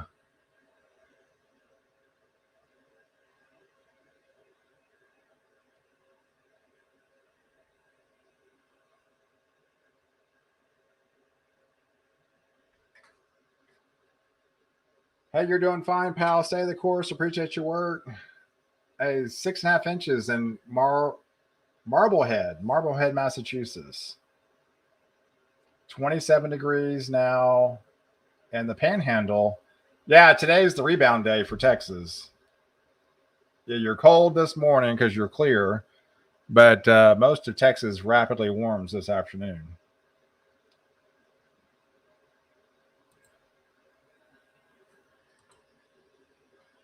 Watching from Illinois, it's 8 degrees now. I heard about a storm this week here. Not much snow this year. Yeah, so yeah, the models are definitely spitting out a pretty good snowstorm next week, and ice, unfortunately. But yeah, it's a big event next week for sure.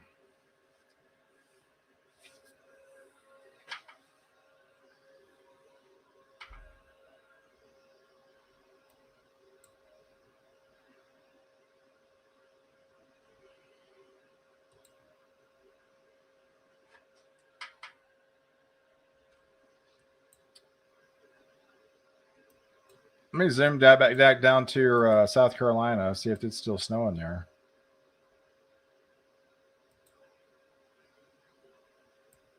No, we're done. It was there this morning, but it's winding down in South Carolina.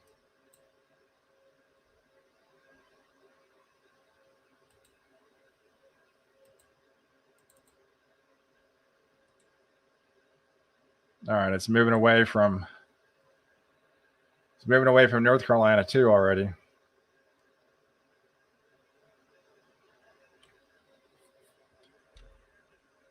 So yeah, that has moved out now.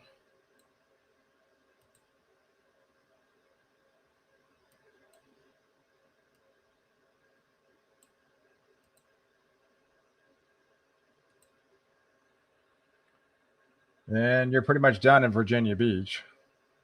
There's not much left now. So everything's up to the northeast.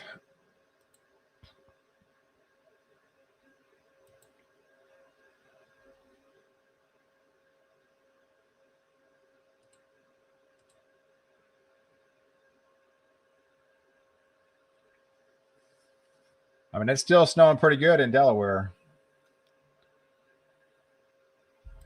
It's still coming down pretty good. High from Cumberland County in Tennessee, 3 to 4 inches here. 14 degrees. What did Virginia Beach and I mean, it looks like they were in the 3 to 5 inch range. Virginia Beach and it looks like they were in the 3 to 5 inch range. Hanson, Massachusetts, 10 inches. Thanks, John.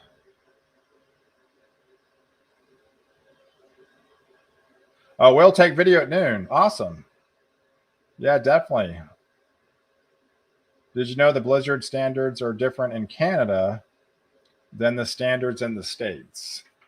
No, I did not know that, Thomas.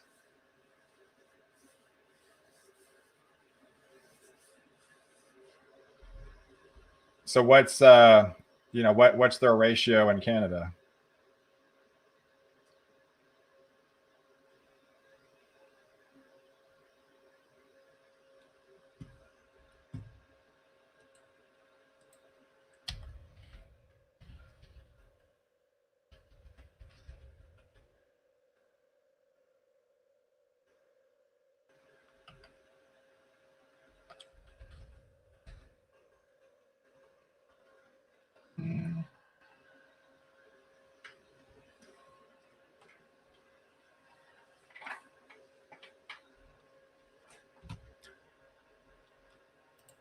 All right.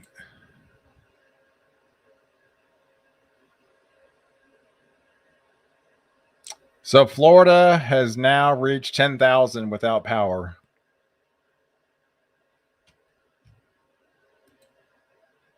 But That was as of 8 o'clock.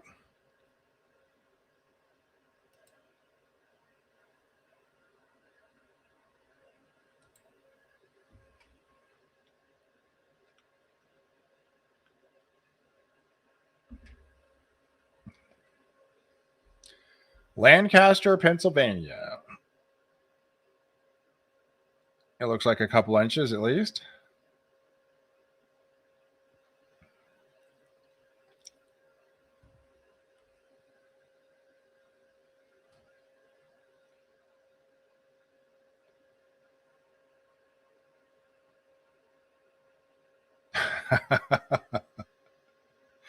Well, I was looking at a picture in Caribou. One of the meteorologists actually skied to work. That would be pretty cool to do.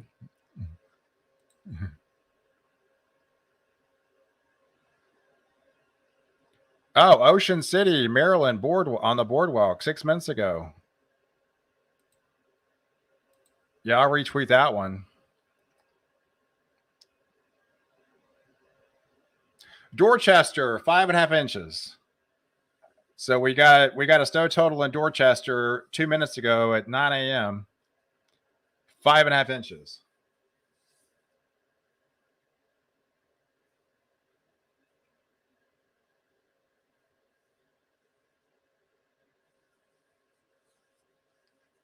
Oh yeah, the interactions are definitely more fun.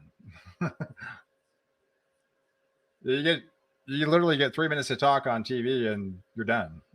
And a lot of times you can't really get that, you can't really get that detailed. And it's really 2 minutes and 45 seconds. And everything's methodically timed too. So you gotta get off. They got a thing in the a clock ticking down.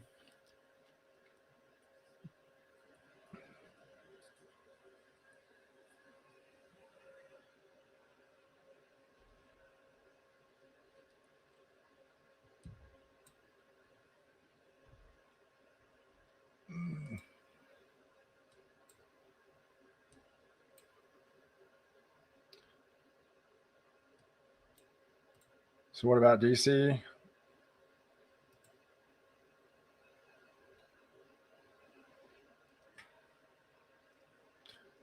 Doesn't appear anything for you currently at the moment.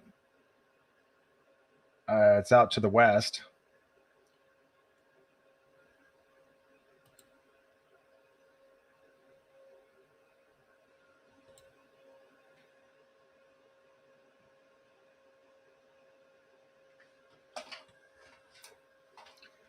But I would imagine you'll get some in the wraparound.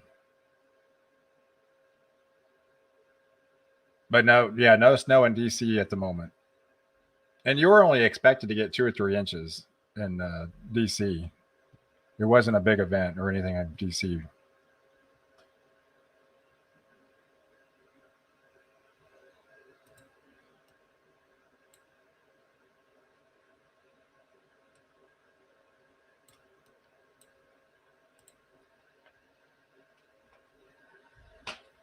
Oof. All right, yeah, they're really taking the brunt of it now.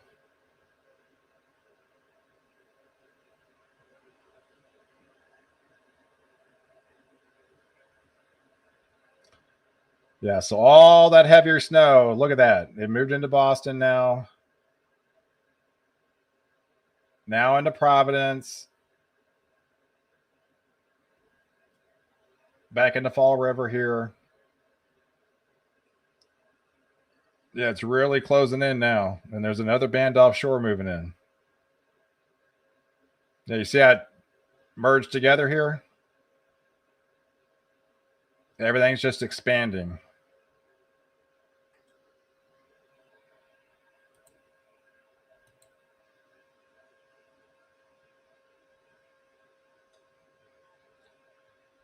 Yeah, a lot more power outages, unfortunately, are going to come down in Massachusetts now.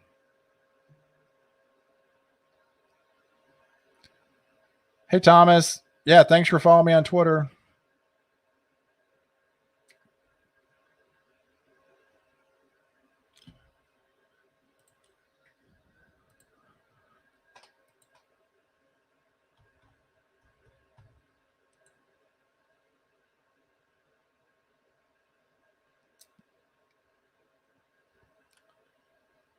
The latest surface map analyzed the rapidly intensing surface flow at 975 at 35 millibar drop in the last 18 hours. We down. Oh, we are. That low is down to 975, guys.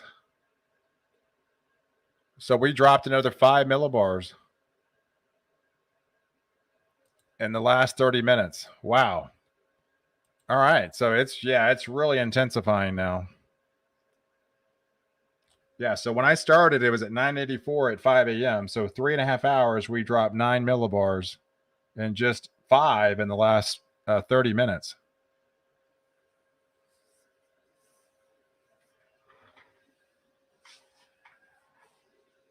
Hey, Blaze. Yeah, there's definitely going to be some winter weather, ice, and everything in Missouri next week with that Arctic blast that's coming in. Yeah, for sure. So I'll be fine tuning all that, starting tomorrow on my channel. But yeah, big Arctic blast next week.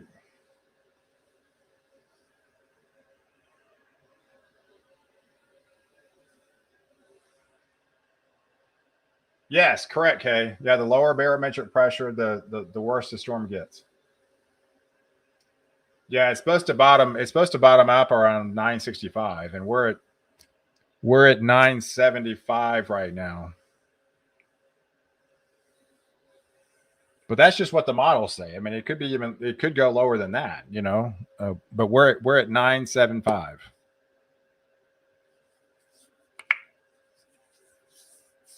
So yes, we've had a 35 millibar drop in 18 hours.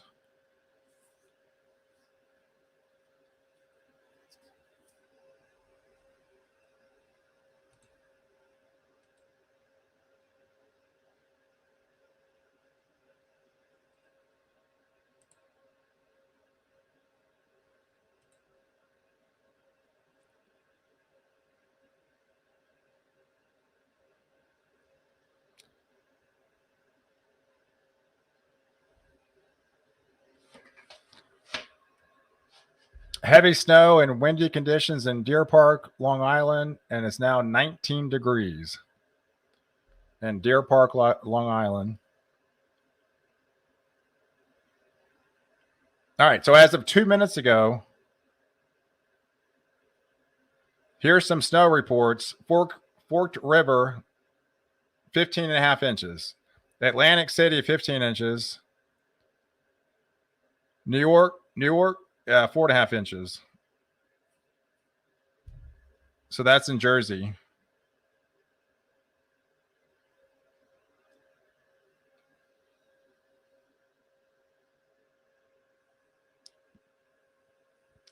Yeah, so 15 and a half inches is the biggest total I've seen so far.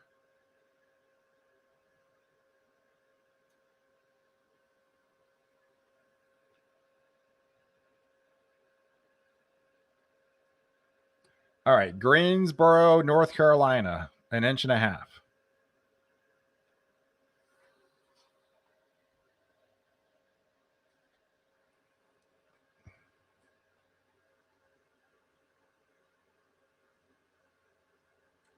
But then here's another spot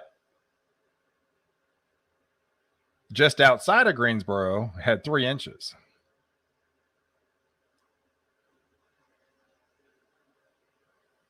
Man skis in Central Park after a nor'easter storm hit the region. Yeah, it's got to be fun breaking out the skis.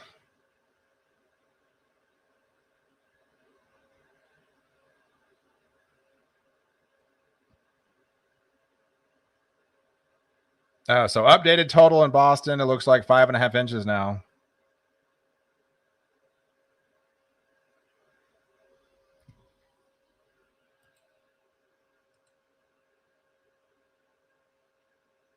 As that yellow band is locked in their area now.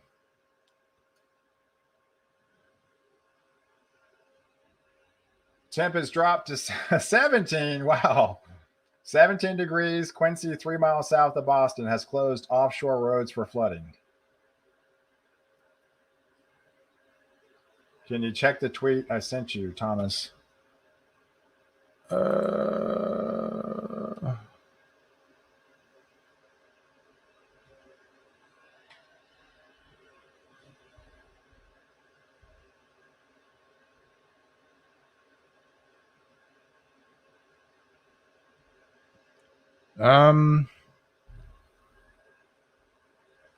can't find it. So, Thomas.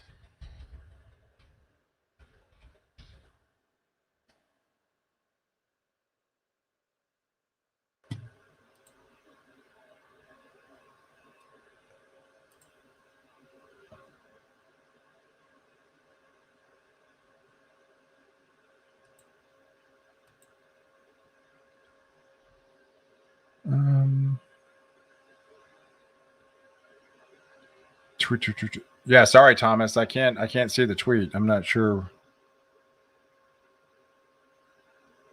I saw that you followed me, but I can't see where you tweeted me.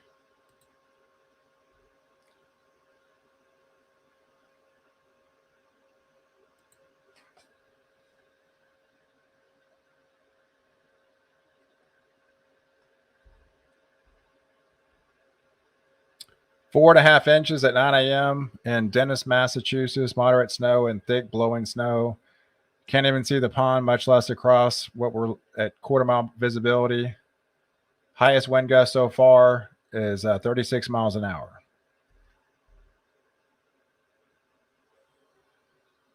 Yeah, very windy and 40 degrees in Melbourne, Florida. The wind is definitely making it frigid.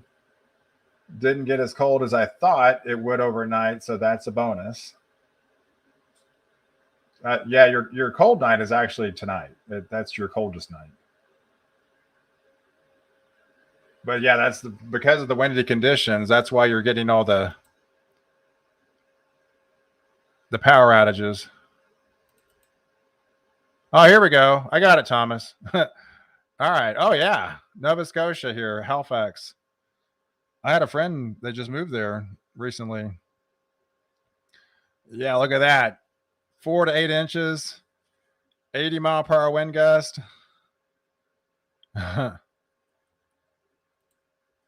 Wow. Total snow 30 to 45 centimeters. Northern and western mainland. For 4 to 8 hours duration.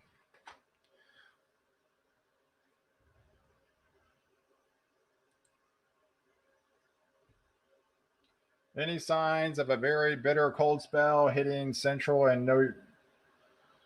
Well, we have an Arctic blast next week. We'll just have to see how much cold air is left by the time it reaches your area. But it originates over the central states and then pushes east. But it won't hit your area until next weekend.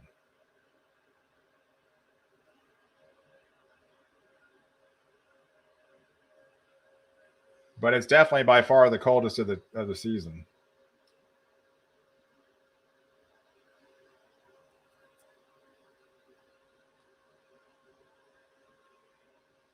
Time to cover the So tonight in Florida is the night.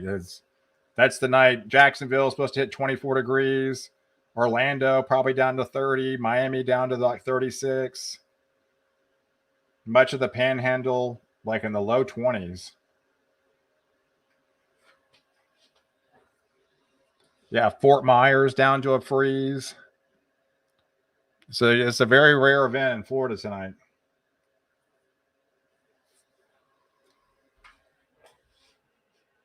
"19 degrees in Delaware, 15 in New Jersey."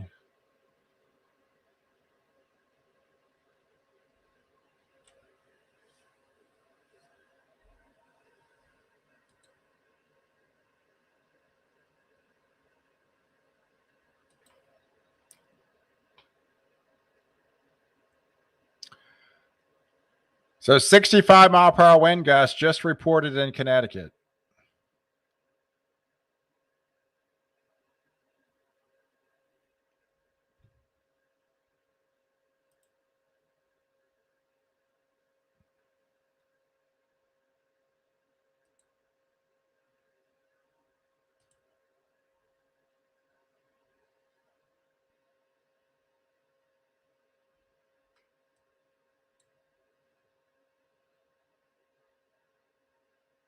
Yeah, so we had a confirmed 65-mile-per-hour wind gust just reported in Connecticut within this band here. That's essentially not moving.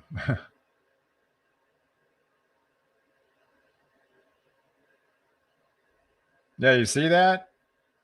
Yeah, this radar goes over about 20-minute time span, and this band just does not move.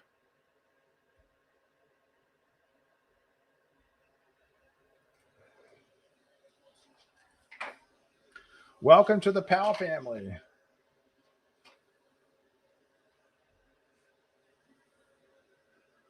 Yes, I agree, Larry. This is my first live coverage doing a winter weather event, so we can only get better from here. But yes, the live streams. I've got two monitors. There's definitely some work I can do.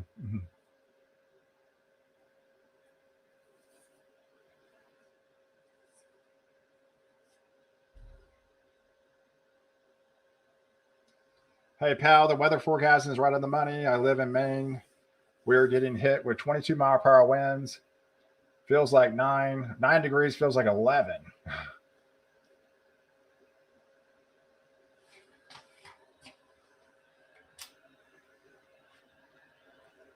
Yeah, why is it not moving, and how could the winds be so fast? Just the low pressure. I mean, it's a deepening low uh, with a lot of wind with it, and it's just now getting going. But yeah, sometimes you can get stalled convective bands. As the low nears, and the it goes from southeast to northeast, and then you have a low pressure moving from the east to the west. You can have some bands that stall out, and that's what makes it so difficult to try to figure out snowfall totals. You can't predict this band where this is going to stall out days in advance. I mean, that's impossible. There's capability of these bands stalling out, but you can't place the exact placement of these bands stalling out. So you can see if this happens for a good period of time, how much different snowfall totals can be. If this just literally just sits over the same area. It happened in Kansas. I don't know if you remember a couple days ago in Kansas. They were literally only expected to get 4 to 7 inches of snow, and many areas did. But there was a convective band that set up that literally dumped 20 to 27 inches over that short band. So, yes, there was an isolated spot near the Kansas and Colorado border that got 27 inches of snow when the forecast said 4 to 7. So everywhere else got 4 to 7, but within that band, because it stalled out for several hours, it had massive amounts of snow.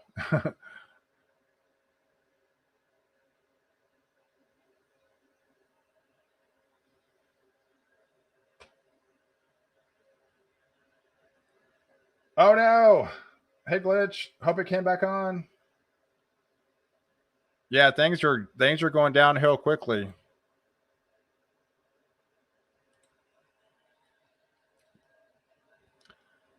All right, so the update as of 8:38, we've got 80,000 people without power in Massachusetts now. We've got up to 73 now in Rhode Island, 67 in Connecticut,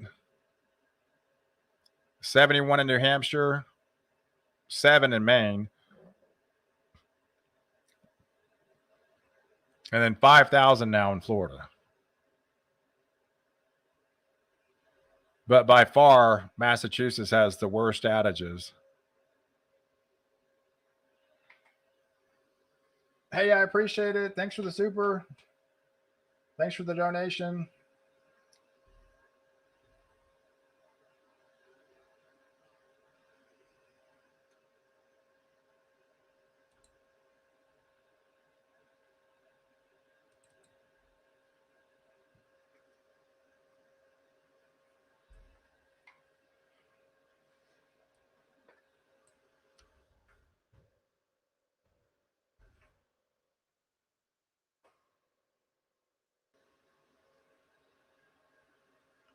Hey, Randall, what state are you in? I'm in Texas. I live in Dallas, Texas.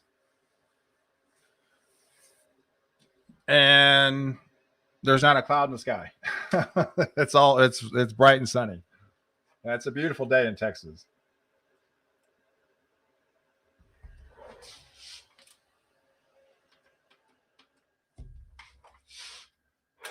Hey, Snowies. Yeah, Boston is definitely going to get slammed with this system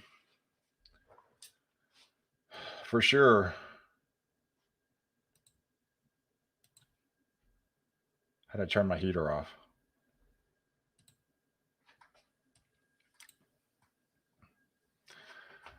But yeah, look at that.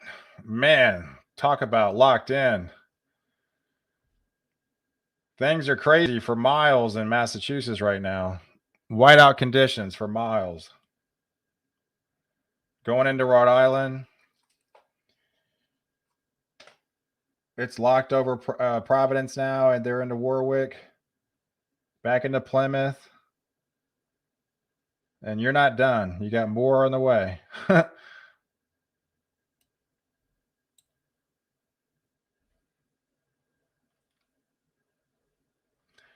Yeah, you're really going to start seeing these totals really climb.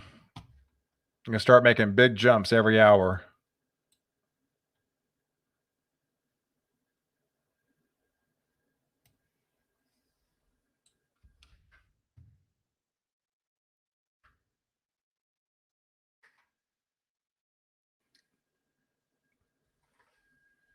Hey, Paul, storm not too bad in Connecticut. It's just because it hasn't really got to you yet. It's not there yet. The storm is still another 12 to 16 hours left. So yeah, the worst hasn't hit you yet. How's Portland doing? The main one? It just started snowing in Portland. It's snowing in Portland, Maine. And it will get a lot heavier as the day goes on. And then, Maine is more into the nighttime hour. That's when they'll get hit the hardest as we get into tonight.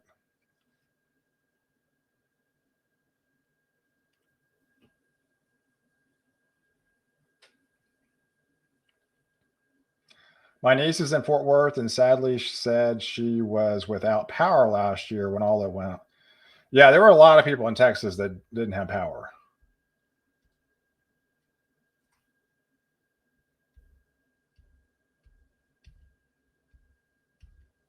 I was lucky. I did not lose my power because I'm on a hospital grid. Apparently, I found that out during the storm.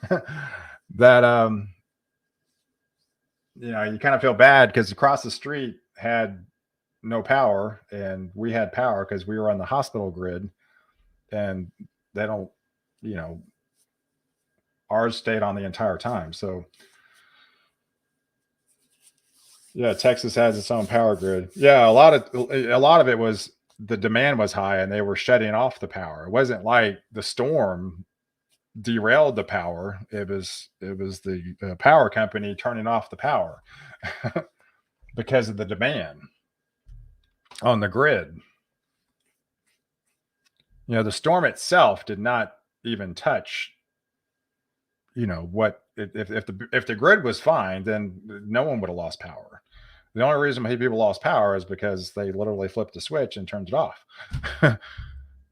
and just try to not like overpower the grid because they said the demand was just so intense that they had to choose to start sporadically cutting people's power off because it wasn't going to handle it. So that's the fear if it gets cold again, the same thing would happen because they said things have improved and we fixed that and all that stuff, but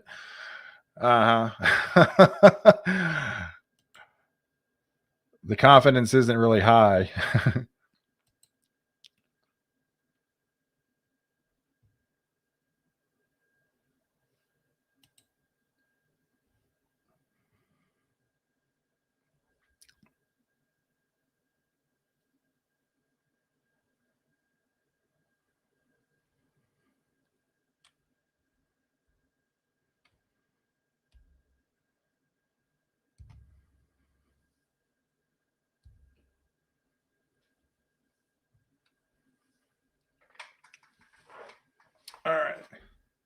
Very low visibility in Boston, strong winds, heavy snow, bands, temps 17 degrees. Yep, you're locked in Boston. The company turned it off and sent huge bills. Yes, there were some insane bills for because obviously the demand when they turned it back on, the demand was high. Yeah. Heard next week supposed to be a freeze and ice, and yes, that is definitely on the table. Yeah, we have a strong Arctic blast next week that we could get some ice and snow back again in Texas.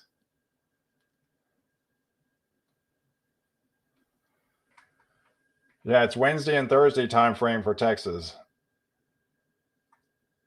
But nothing to worry about until then. But a lot of sun. Hey pal, what do you think we've seen?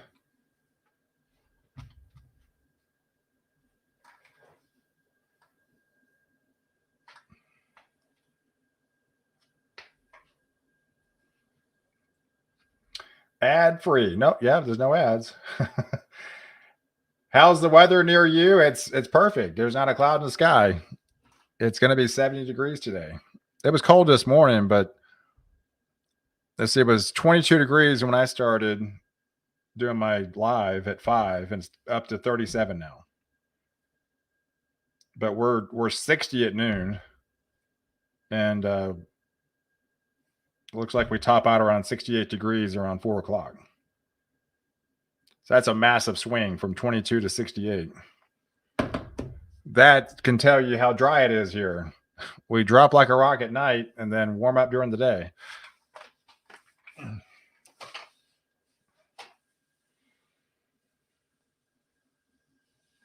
Hey, when will the storm taper in Connecticut? It's going to be a while. It's going to be hours. Let me just kind of give you an idea.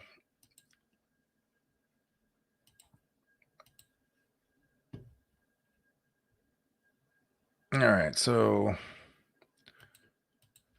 all right, noon. So 1 o'clock, you're still in the heavy snow. 2 o'clock, heavy snow. 3 o'clock, heavy snow. 4 o'clock, you're probably in the light to moderate. 6, still snow. 7, snow. 8, snow. 9, snow.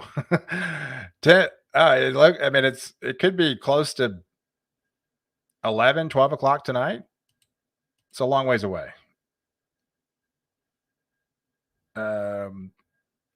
Maybe 10 o'clock. And it's 9 o'clock in the morning. 13 hours. So I think you're still going to get snow for 13 hours. Anything for Alabama? No, not from this system. It's long past Alabama, or never made it to Alabama.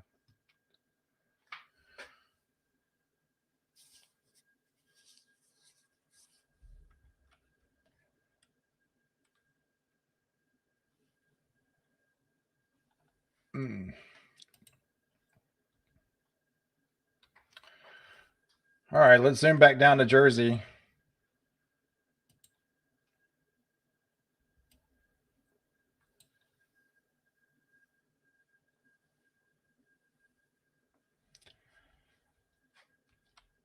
All right, so back in Jersey, you can actually see the heavier band is actually moving away because the low's out here, and it's spinning, and this is actually moving away. So while this is moving towards, this is actually moving away. So that basically implies they've hit their heaviest snows in Jersey. The at least the worst of it. You're still going to get light to moderate snow, but at least the worst of it, it appears, is going to be done. At least the heaviest part of it in Jersey.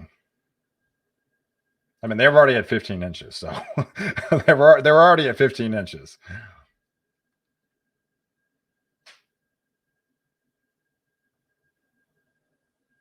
Yeah, I can't imagine it snowing for 13 hours straight. Yeah, yeah, it could easily snow for 13 hours. I mean, up in Massachusetts and Boston, it's probably worse than that. It's probably closer to 18, possibly. Once you factor in the back half of the storm.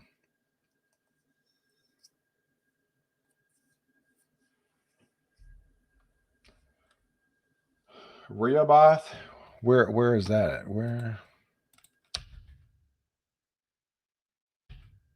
Rehoboth? Oh, Delaware.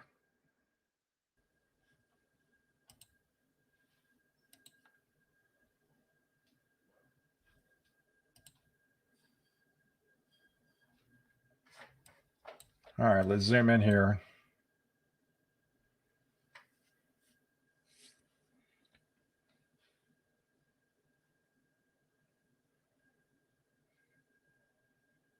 Oh, here it is. I found you. Rehoboth Beach. Yeah, you still got light to moderate snow here.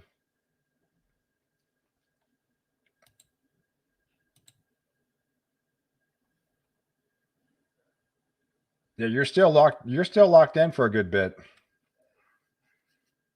You still get these lighter bands. Yeah, I mean the heaviest stuff's offshore, but you're still in Jersey and Delaware here getting the light to moderate snow. And you still have a band well out here as well. So I would say it would at least be several more hours, if not more.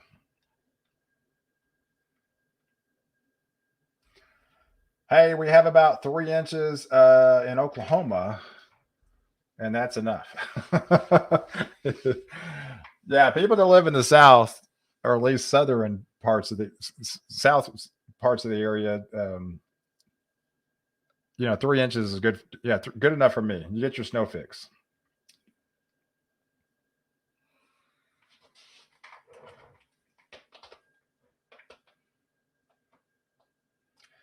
Yeah, Pensacola, the chill is in the air.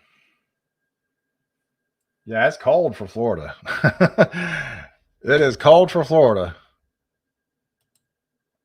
But yeah, tonight's the cold night. But as fast as you drop, the quicker you rise. Because by the middle of next week, while everybody's experiencing that Arctic blast, you're going to be rapidly warming up back in the 80s.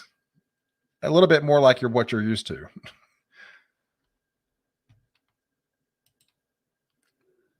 I think it's like 83.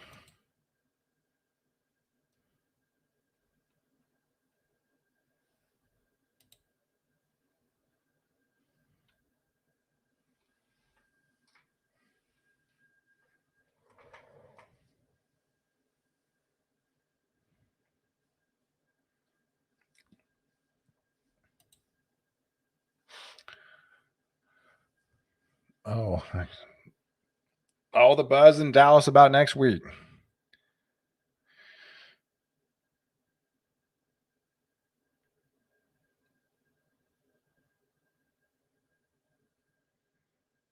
Yeah, so the fear in Dallas, I mean, next week, it's the uncertainty if we are going to get the snow and ice, and it looks more like ice on Wednesday.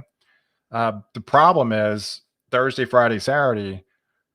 If we do get the ice, then the would probably not melt for several days because we would be below freezing for several days. You know, the combination of the ice on the ground would help cool the atmosphere even further, and then it could cause significant problems. Obviously in Dallas with power outages.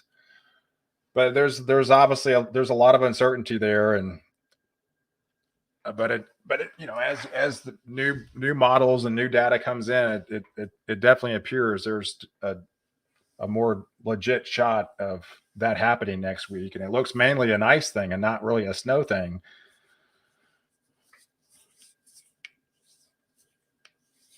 Hey, walking trail. Hey, I appreciate it. Thanks for the donation. Yeah, so back into Maryland.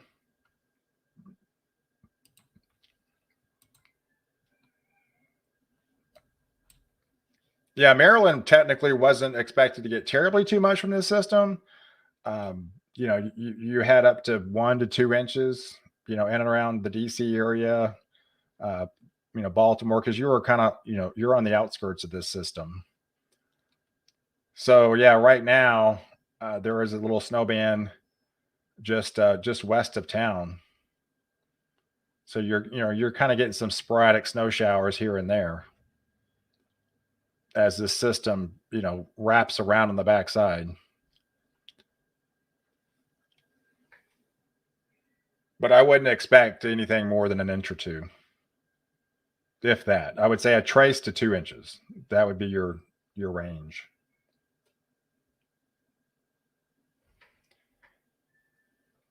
Hey, Whiskey Fox, love your weather. You're typically right on the money. Hey, I appreciate it.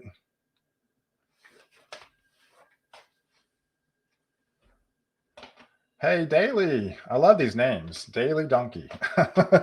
Pal's the best weather forecaster I've ever seen. Always on the money. Thanks so much.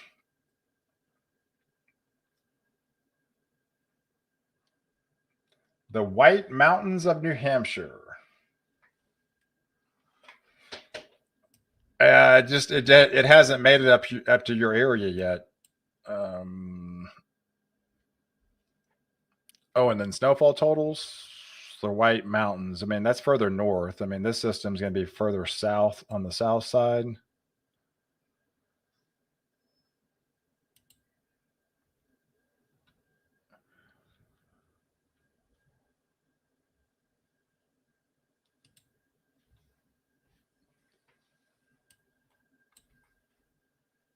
All right, so let's zoom into Maine here.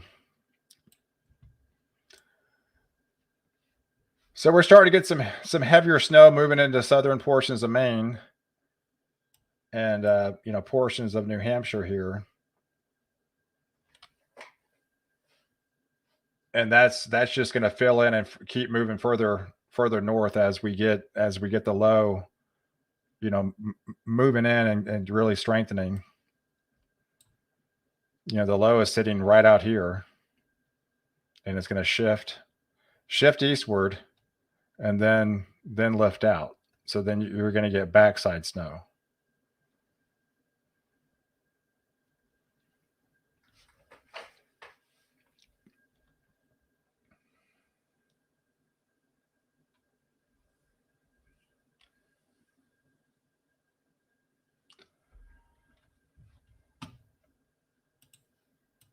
Build a snowman.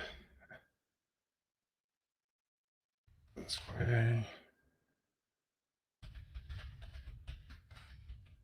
Map.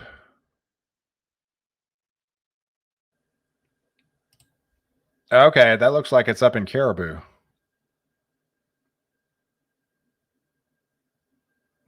Well, I know Caribou is expecting to get around 20 inches from this storm.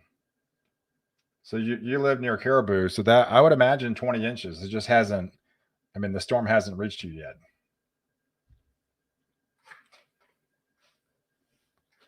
So you'll be building a snowman for sure.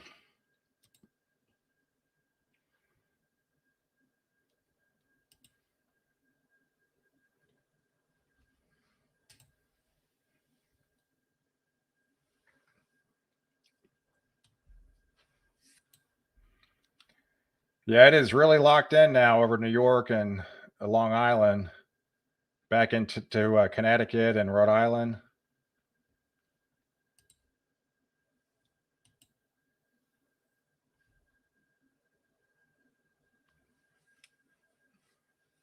And there's that band. Really hasn't moved.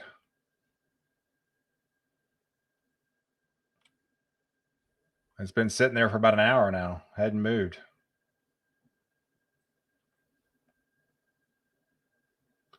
Build a pal snowman. Yes, exactly. My daughter lives in Maine. I'm here. God bless. You're welcome.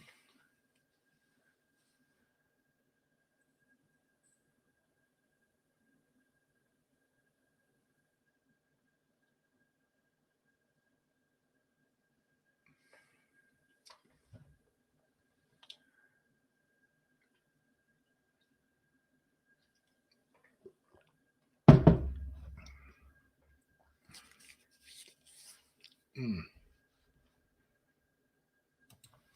o'clock. 9 o'clock now.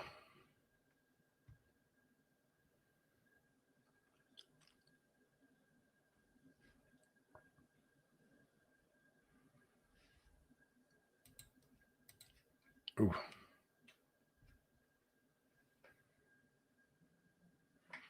Oh, wow. Another view of the waves hitting the windows. The storm surge is no joke. Yeah, let me retweet that one. That's showing the coastal waves hitting the windows. All that coastal flooding. The powerful winds pushing in.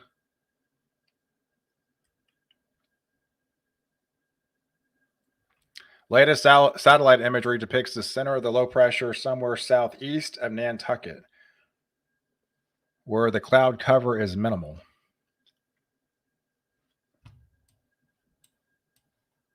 Yeah, so basically right here. Just spinning.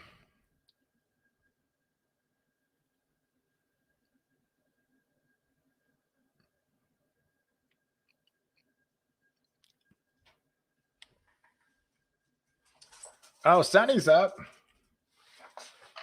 You got to say hi. Here you go. Here's Sunny. Everybody wanted a Sunny update. Sunny Halo. She's like literally 18 pounds now. So we got her when she was 6 pounds. And so now she's 18. She'll be 6 months. Well, we got her when she was 13 weeks, but she'll be 6 months in February 6th. You can see she's can you see her? Let me stand up here. There you go. Danny! There you go. Pose for the camera. Yeah. Yeah, Sunny had to make an appearance. She was like, "What's Daddy doing?" Well, she's been sleeping. Everybody's been sleeping. Now they're up. Ready to play.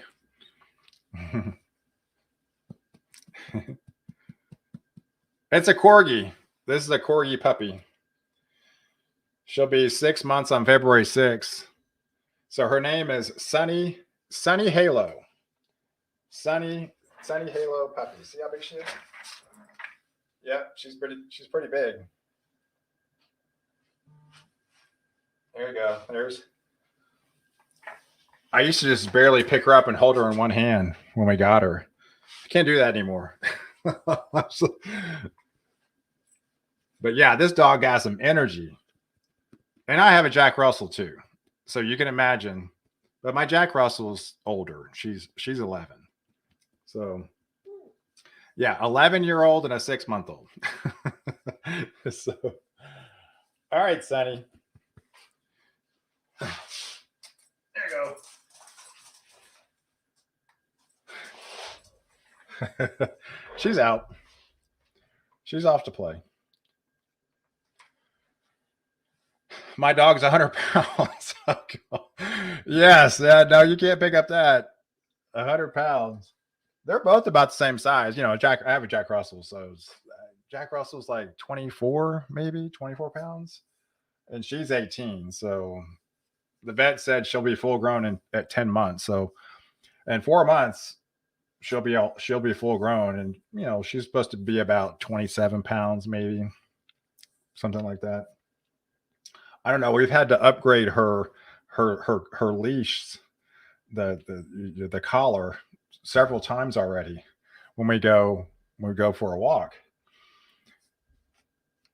So it's always better to take both dogs. Like if my wife's walking and she has one, I got one. She tried to take them the other day just by herself. Both dogs at the same time. That was she said that was rather challenging, with them crossing, all fighting for attention. Yeah, she loves the weather reports. Yeah, I've always I need a small dog. I need a smaller dog. Yeah, they don't eat as much, that's for sure.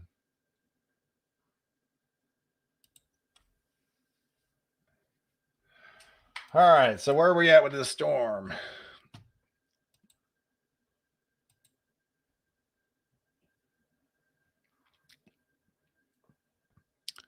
Oh yeah, I appreciate all the pictures here. And let's see, I'm looking at my Twitter here. Northern Marblehead, Massachusetts, 19 degrees, less than a quarter mile visibility. Bent railing, the result of storm felling 30-foot mulberry tree. Oh, so you had a 30-foot mulberry tree fall. Storm that fell hit the railing early in November, if I recall. The railing is bent.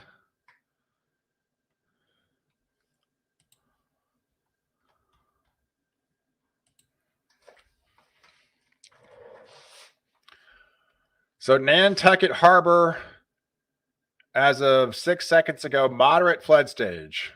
Flood stage is at 3.5 feet, 6.5 feet. That is already number 8 crest all time. This is the Nantucket Harbor is under a moderate flood stage, 6.5 feet. It's number 8th crest all time. Yeah, so things are deteriorating. Wind gusts between 50 to 70 miles an hour in Cape Cod, southeast Massachusetts.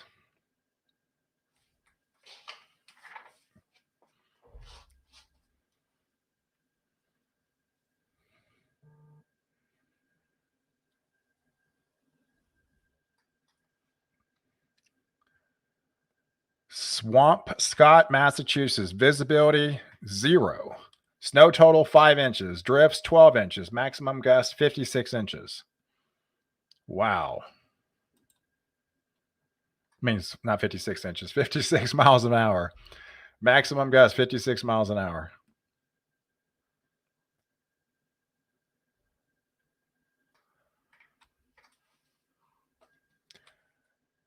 All right, 6 minutes ago, based on the latest snow reports, over 8 inches in spots in and around Boston.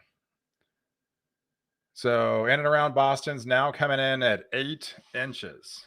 So I told you, it's not going to take long with these bands coming in. I mean, the last report, it was at 3 inches, right? Is that right? From 8 o'clock, it started snowing at 8 o'clock. From 8 to 9, it snowed 3 inches. Yeah, see, I think it's only snowed for an hour and a half now, and it's 8 inches. Yeah, so they're going to get some really impressive totals, man. Look at that band. I mean, that is some heavy stuff.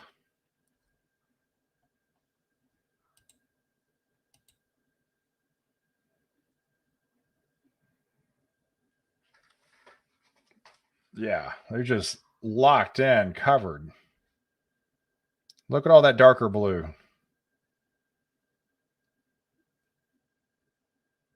Yeah, that's why visibility is near 0.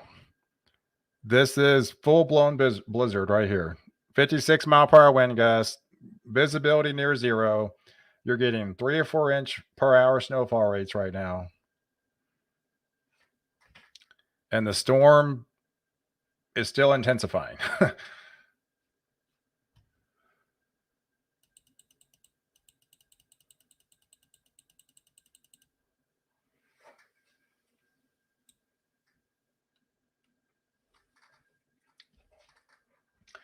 It's both. It's stalling and going super slow. It's heading. It's going to be shifting further off to the west. It takes a jog westward before it heads out, and that's what's happening right now. It's a slow jog westward, and then it'll eventually head out. But that's what's happening, and that was the concern with the storm, with that west shift of it, and you've seen those bands stalling. So that's what's happening with the storm.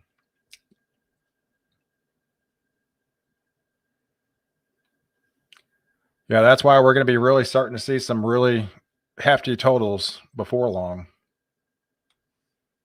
And it's 9 o'clock in the morning.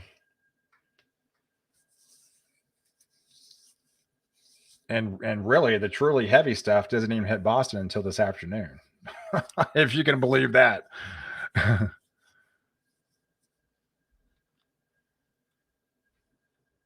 Oh, is that right? Is there football on today, or is it tomorrow? I hope it's not on today. Just watching.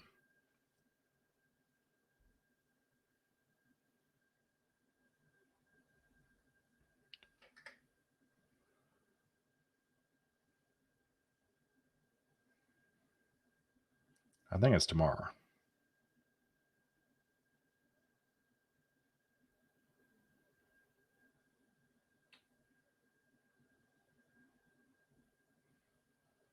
Yeah, Sunday.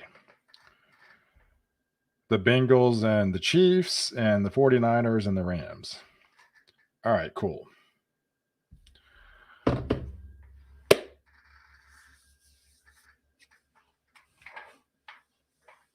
Hey, I'm home all day. I'll be accounted for. My safety is secure. Yeah, a day like this, no reason to leave the house. I mean, just hunker down, turn on the fireplace, and look out the window in awe. Man.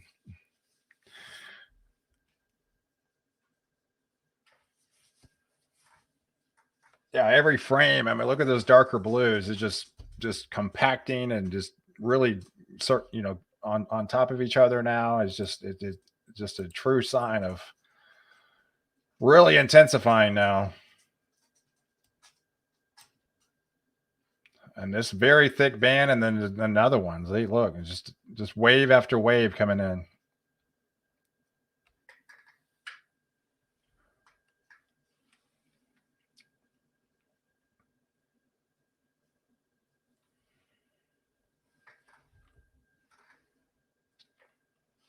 Yeah, 49ers and Bengals. Yeah, I've got to give it to the 49ers. I mean, they've really been playing some good ball.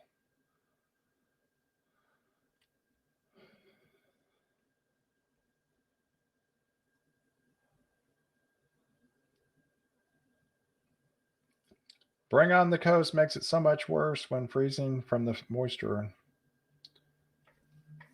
Hey, raising the house and home. We've had some heavy gust here and light snow so far. The wind is already ripping through. Chiefs and Rams in Super Bowl 56.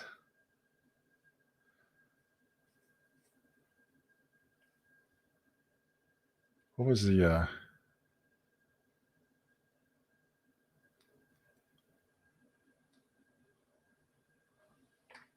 Oh yeah, the Bills the last week, the Bills and Chiefs game. Man, that was incredible. They had 25 points scored in 2 minutes, the last 2 minutes of the game. That was just crazy. Let's see. Where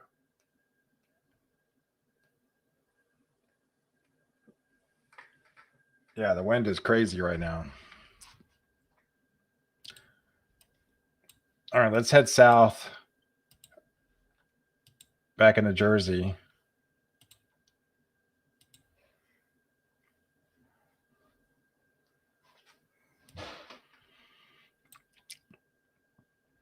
I mean, you might not be in the heavy band, but you're still getting some snow for sure.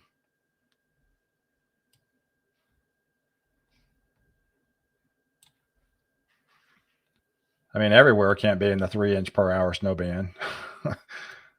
This is still easily probably an inch and a half. Hello.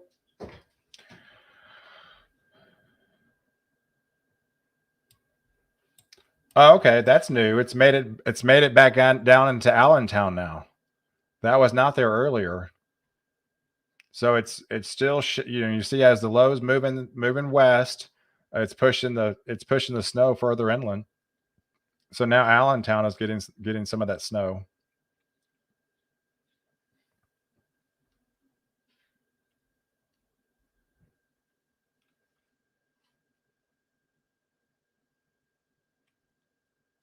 Don't kill us with the sports.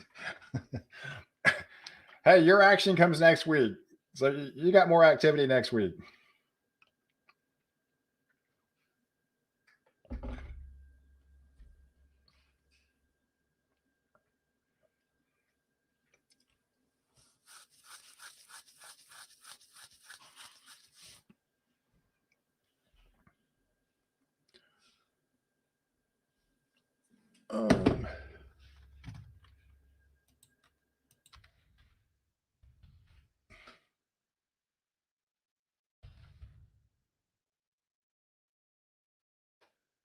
Yeah, so somebody was asking about Nashville. All right, so Nashville. Sunny in Nashville. High of 52 tomorrow, 54. It's like the same deal on Wednesday and Thursday. We're watching an Arctic blast come in by the end of next week. So you'll have currently right now you'll have a lot of rain on Wednesday, and it's dry until then. And then by Thursday, some of that could start changing over to some snow. And then you have Arctic air. High of 35 on Friday and then low of 20. But yeah, very, very nice in Nashville for through Tuesday. And then you'll have a lot of rain come in by Wednesday. And then some of that could change over to some snow by Thursday.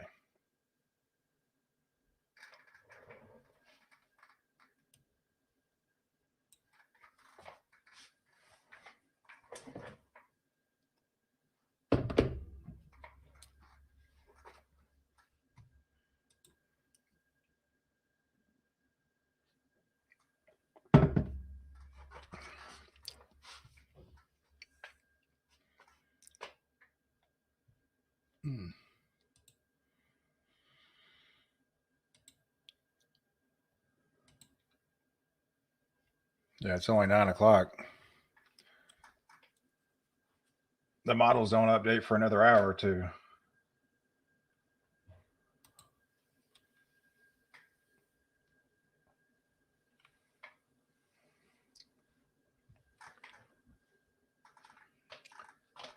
Dave Porter.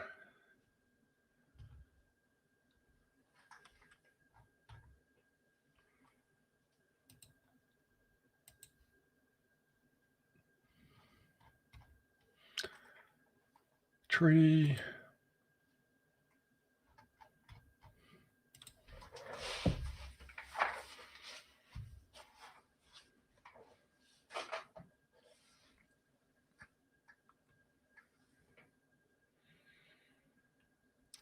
Yeah, this is the band to watch in Boston. It will continue to rotate west and then stop and enhance further, and upper low intensifies. This is the band that will produce 2 to 3 per inch per hour snowfall rates, whiteout conditions. Yeah, that's the band we've been talking about. That was 2 minutes ago. So yes, it will rotate west and then stop and then enhance further as it intensifies. So that's why we're not even seeing the brunt of this storm.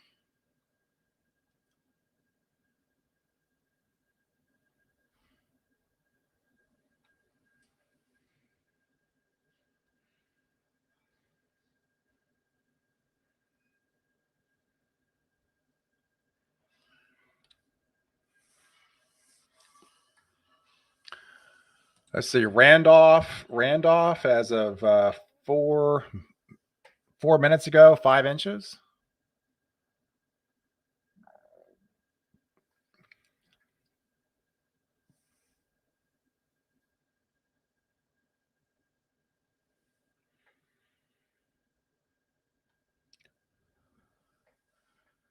Phoenix, powerful storm.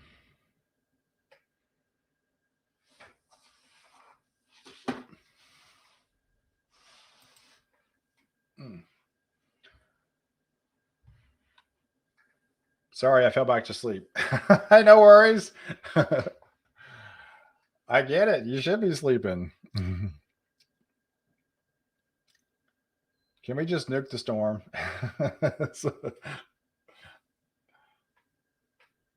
Tang. Oh, Tang. Oh, I remember Tang. Yeah, I used to drink that stuff as a kid. Yeah, I think everybody drank Tang. Pow, the snow just moved in. Oh, cool. It made it to you already. There you go. You can start working on that snowman.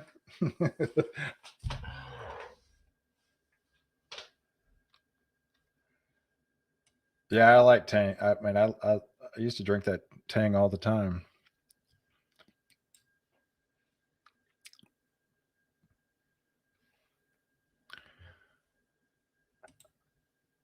All right, let's check power outages. We're up to 81,000 now in Massachusetts.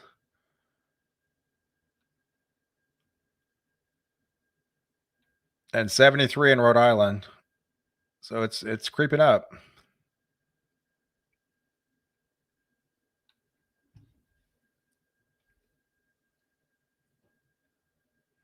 Yeah, so here in Northeast Connecticut, snow and wind is really intense.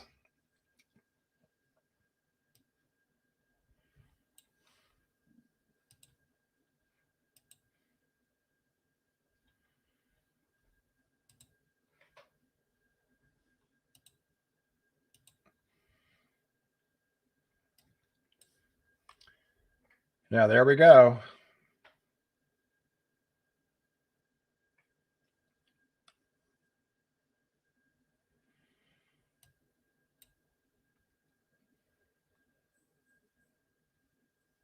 Conditions are very bad. Blowing and drifting snow. Visibility is down to 0. You cannot see Boston skyline. I imagine. I mean, it's locked in. Yeah, this is when it really starts to start piling up.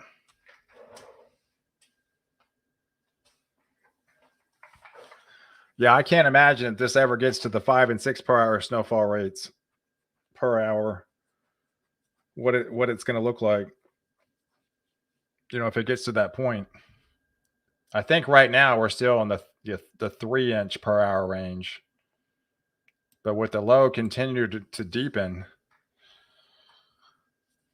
I think yes, we're going to be able to get up, start double those numbers.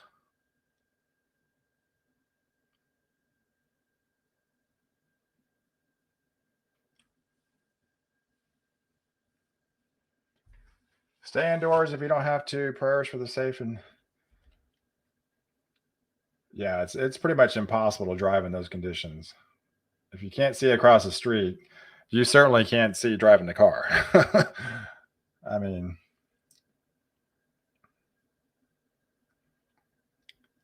yeah, they've had numerous reports confirm 3 inches per hour right now. So if it does that for 5 hours, that's 15 inches. They're already at 8. If it does it for 10 hours, that's 30 inches, right? I mean, that's why some of these totals are just going to be insane.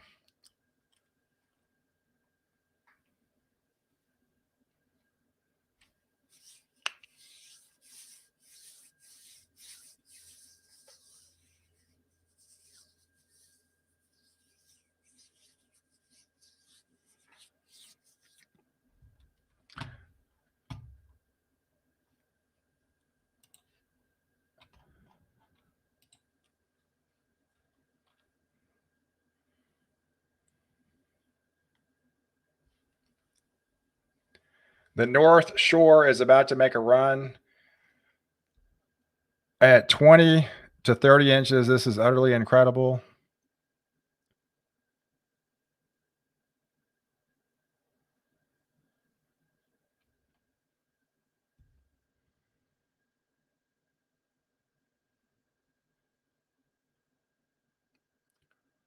Where's this at?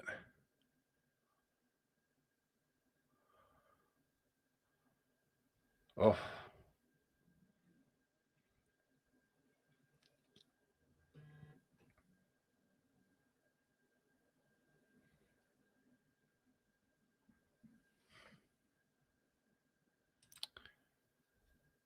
Charlottesville, Virginia.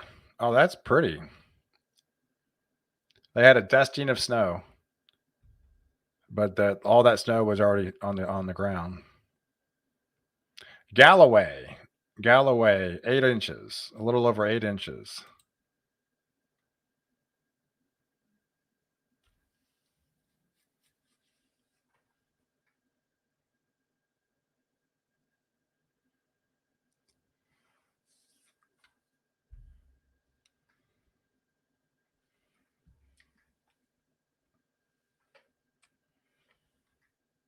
Oh, they're already in it, Rabbit. Yeah, they're really already in that convective banding. But yes, they'll be locked in for a while. So you might get your snow fix next week, Rabbit. I'm watching that. I'm watching the snowstorm.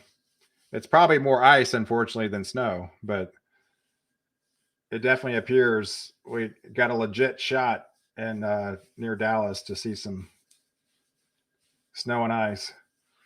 27 inches would be more impressive. Yeah, absolutely. I think we get there before all this is all said and done.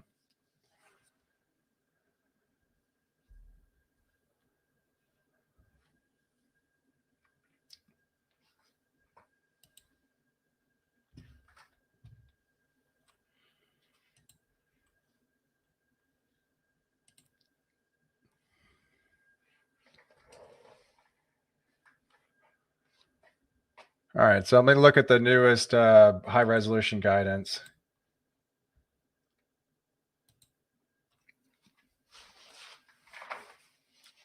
All right, so just kind of give you a guesstimation for Boston when it's going to stop snowing, which is going to be a while. All right, so there's 3 o'clock in the afternoon. You're still locked in, very heavy snow. I mean, the low is down to right off the Cape there. Very heavy snow. 4, 6, still locked in. 6 o'clock in the afternoon, still locked in. Heavy snow. I mean, it really doesn't start to taper to the moderate snow and a little bit lighter snow until 8 o'clock.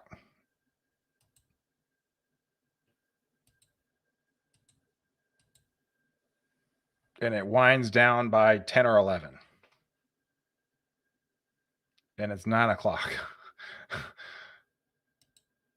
So you got heavy snow between now and looks to be about 7. So you got another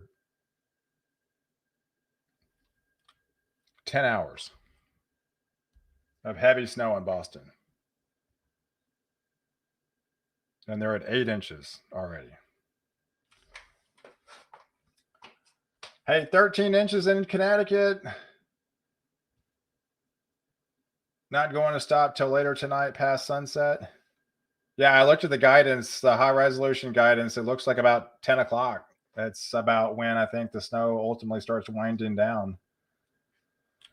But the heavier snow winds down till 6 or 7 o'clock.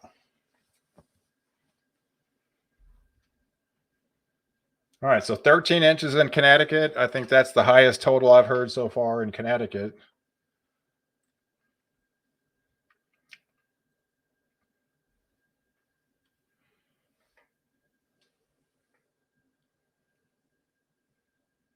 Yeah, sunset's 4:54. Okay.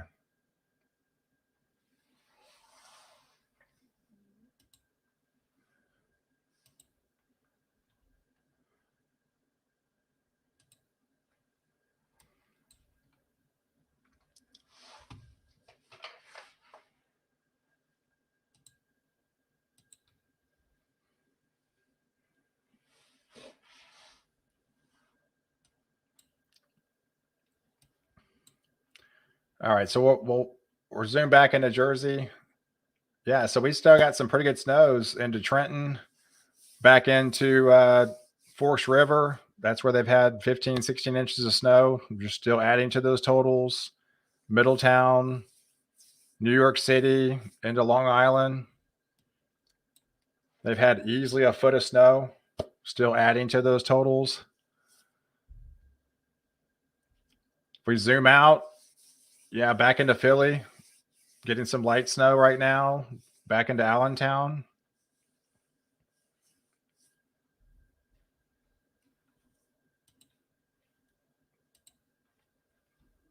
And heading further south, we still got some, light to moderate snow in around Delaware too. You can see the back half though, but that will actually, it's not moving very fast. So it'll take a while even for this little band to move out of there. So you still got several more hours in Delaware and more snow.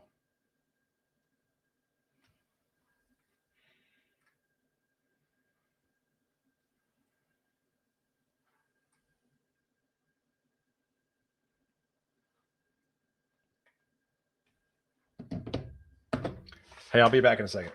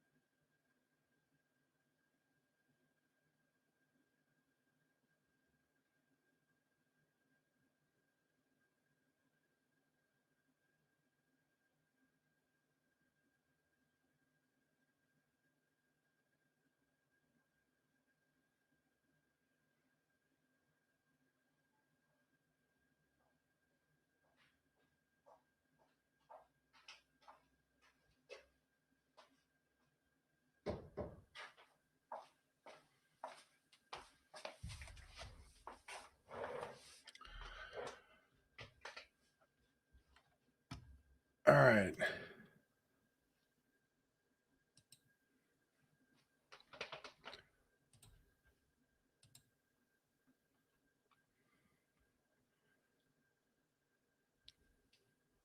Oof.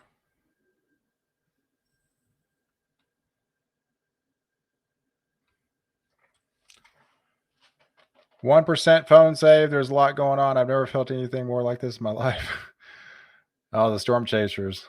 That's the worst thing in the world. You're out there in the middle of a snowstorm and you got no battery left in their phone. So you want to keep going, but you have no left.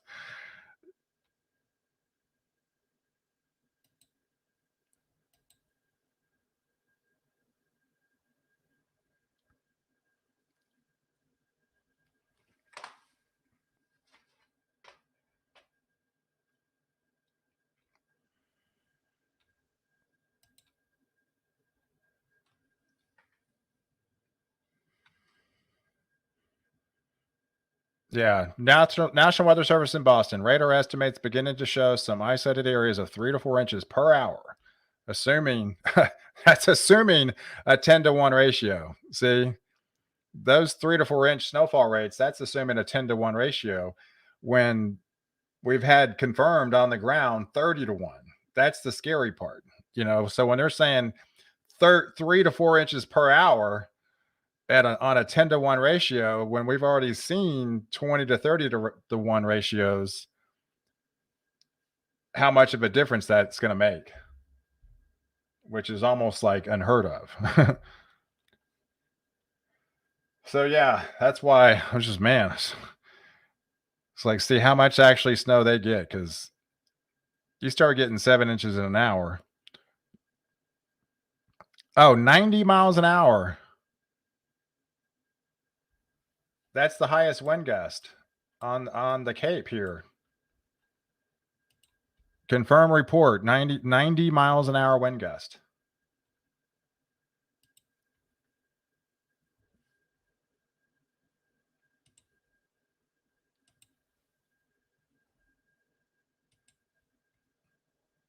Yeah, right here. At 90 miles an hour right here near Wellfleet.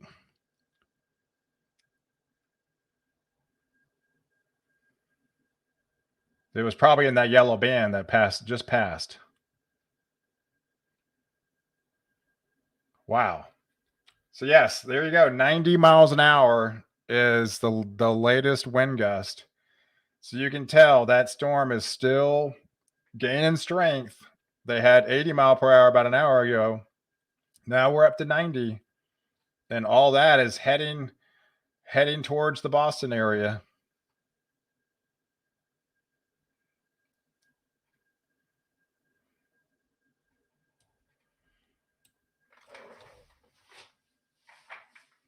Yeah, I heard there was a 100-mile wind in Boston or Provincetown. Yeah, I haven't heard that one yet. I know Provincetown. I saw 82. I did see 82 in Provincetown, but I did not hear the 100.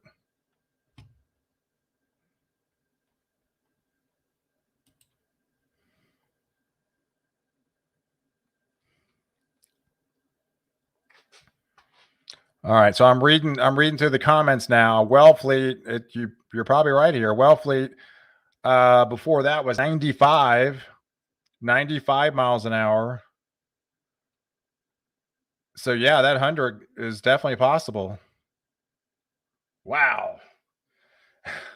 See, again, overperforming. I mean, even the high resolution guidance strongest wind gust that I saw was 82 maybe in like model data.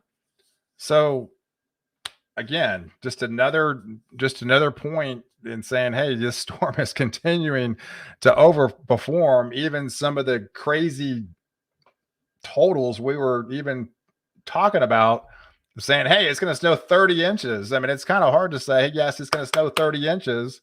And then we're going to have wind gusts of 80, 90 miles an hour. But it's going past that. It's going past those figures.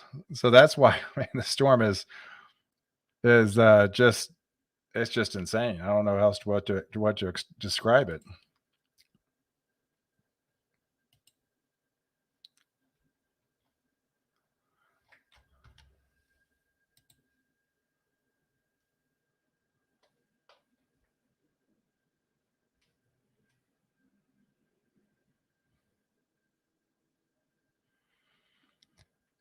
Yeah, like pushing blizzard conditions, seaside heights.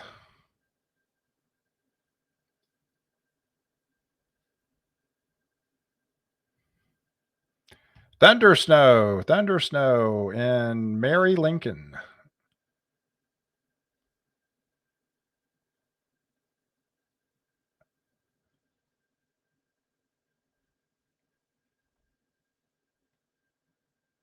Hmm.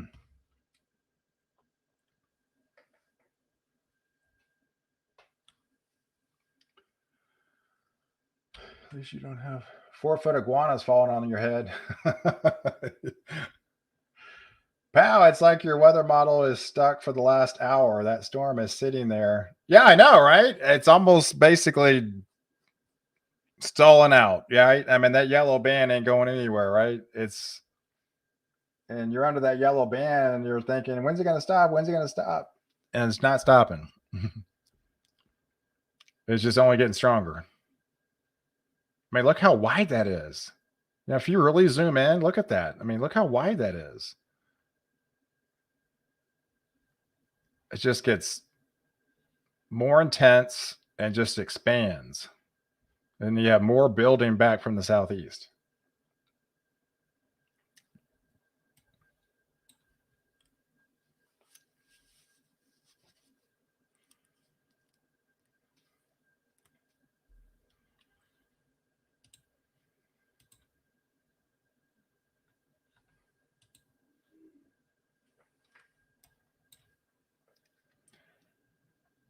All right, so if we're back into Long Island, ice slip, very heavy snow right now. Oyster Bay, back into Freeport.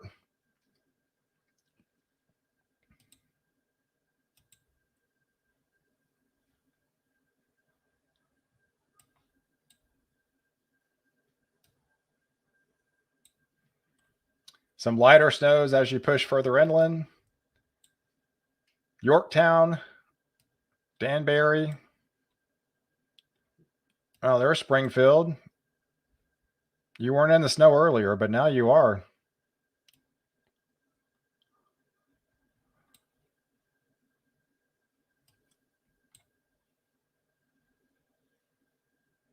There's, yeah, Hartford into Springfield, the heavier snow into Waterbury. You're locked in the snow now.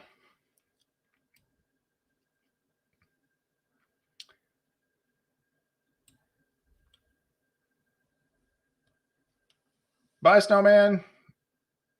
Hey, I'm getting 470 watts from my solar panels. Hey, David. Yeah, I'm actually getting some solar panels about 2 weeks, so I'm pretty excited about it.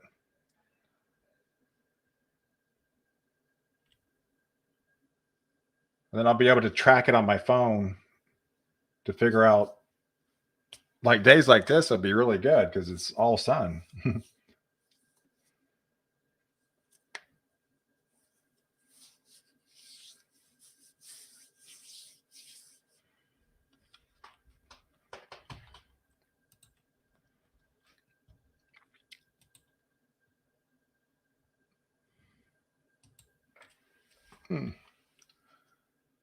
Tesla panels. Well, it's time to get the bacon and the eggs going. I'm hungry. Hey, Devin. How's it going?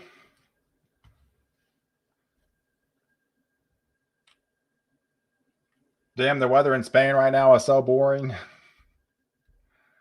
I need to buy a solar generator. They're expensive.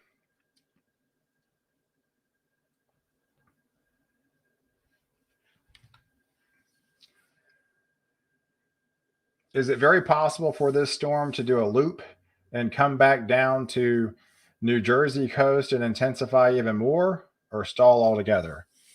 It's not going to do that. It's not going to come that far south. It's just going to jog. It's going to jog a little bit further west, and as it jogs, and then it's got to stall out for a time or two before it heads out. But either way, it's moving pretty slow right now. But yeah, at some point, from moving from east to west, it's got to stall and then move back. So how long the stall is and what's going to become of that, because when it does that, it's going to be the heaviest. It's going to be its peak intensity. And then how far does it go before it does that? Then how long does it stall and then move out? I say move out. It moves further, say east northeast.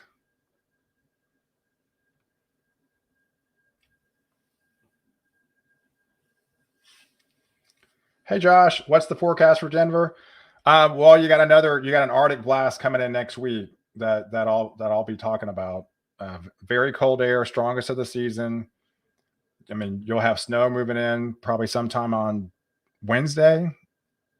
And then all that shifts, south and then east. So it's a big event next week for a good chunk of the country, good chunk of the United States, and I mean, a lot of people turn cold, but I can maybe give you kind of a preliminary outlook for Denver.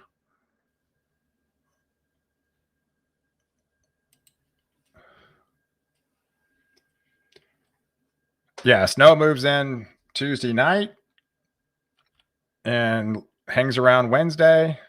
You could bottom out near 0 with that Arctic air, and then the sun returns. So you're clear through Tuesday night, really, and just waiting for that Arctic front. But it does appear you get some snow. I can't really tell you exactly how much. Right now, it looks to about 3 to 5 inches, but could be more than that. But you definitely turn colder, and you definitely get some snow next week.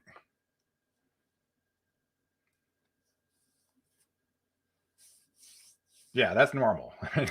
Denver is well behind snow, right? I mean, you talking places like Denver. Well, this is when they would really start ramping up. I mean, March is their snowiest month of the of winter. So yeah, this is when Denver typically really starts ramping up, and they get some of these impressive snowfalls.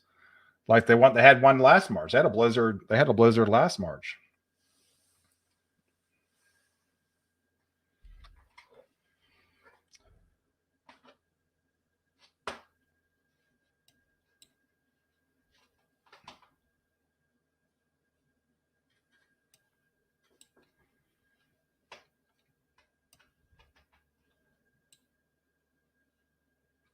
All right. So New York.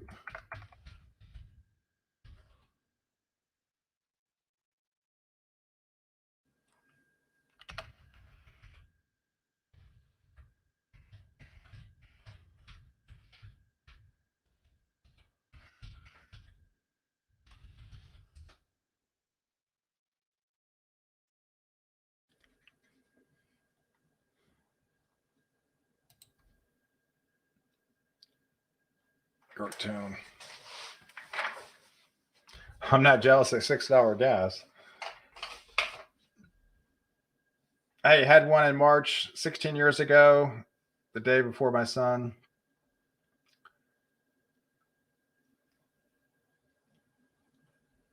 Didn't Denver have a record dump right at the end of the season last year? Yeah, Denver had like 80 inches of snow last year. I mean, they had their second snowiest winter all time, like in 37 years or something like that.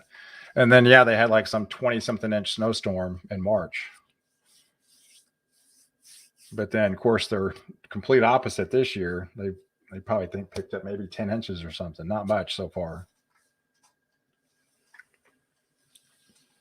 But then they got the snowiest months ahead. So Sunny's back.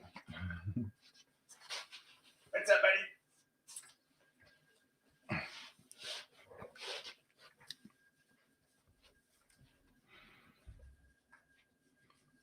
Yeah, she's used to playtime. She's like, Daddy, you're not playing with me.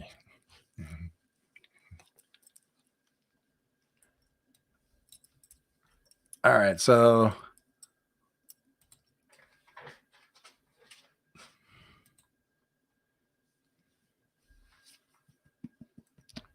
all right, there you go for the National Weather Service Storm Prediction Center. Frontogenesis, the proper term, frontogenesis. That's basically where this low is going to be stalled off the coast of the Cape. And on the north side, it's basically the deformation zone.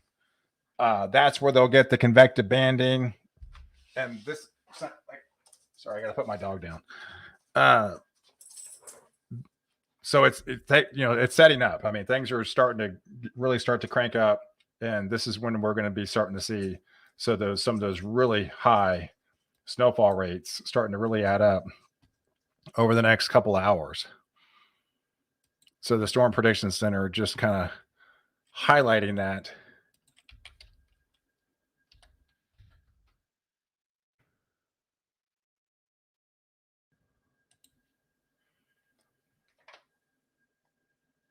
Yeah, so a rapidly deepening surface low will move northeast towards Nova Scotia today with intensifying large-scale lift north of the low across Maine and New Brunswick, strengthening frontogenesis through a deep layer will lead to an increasing snow rates with banding currently extending from Boston toward coastal Maine as accent increases within the favorable this is all weather terms dendritic growth zone aloft. Snow rates on the range from 2 inches per hour widespread and then 3 to 4 inches per hour near the boundary layer as temperatures range from the single digits well inland to the teens near the coast. So that's the weather lingo. But in summary, you got a blizzard and you got 3 to 4 inch per hour snowfall rates for hours as this low is starting to really rapidly deepen.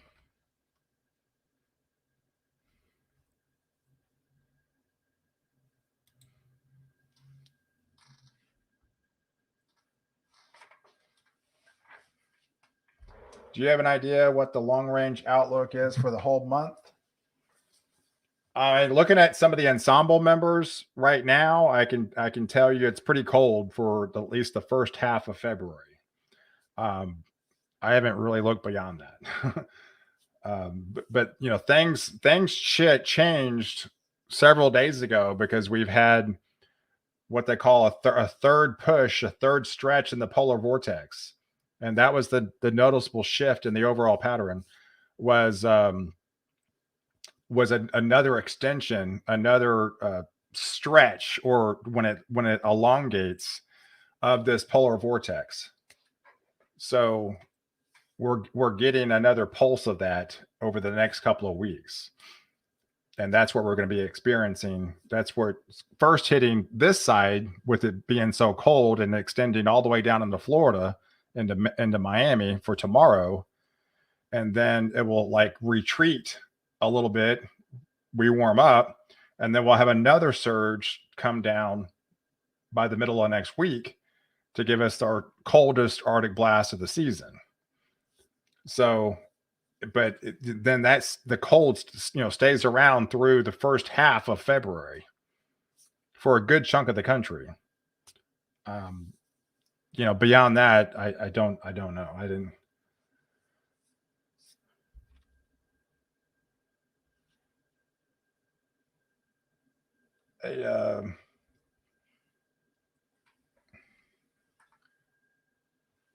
Hey Rod, thanks for watching, buddy.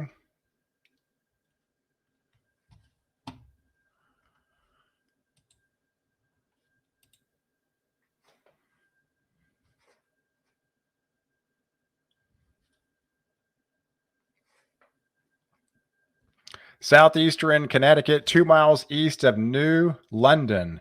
Estimation 12 to 14 inches of snow so far. Drifts 3 to 5 feet. That's the thing. It becomes really difficult to measure, say, more accurate snowfalls totals when you got winds blowing at 50 to 60 miles an hour and you've got a foot of snow on the ground. How do you get a kind of an accurate snowfall total if you're just going to go stick a ruler out there? With blowing snow at 50 miles an hour, you're going to have some snow drifts that are higher in other places, so it's hard to find a flat surface. So it's going to be very difficult for these reports all over to measure, the actual snow with it blowing so hard.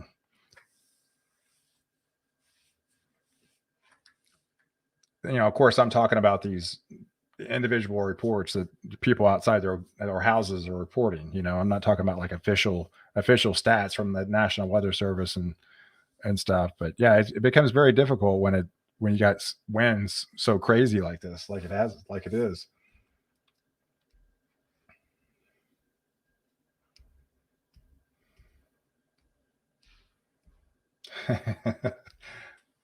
Yeah, you'll have some snow, and then that snowpack will help you get to 0 degrees by the middle of the week.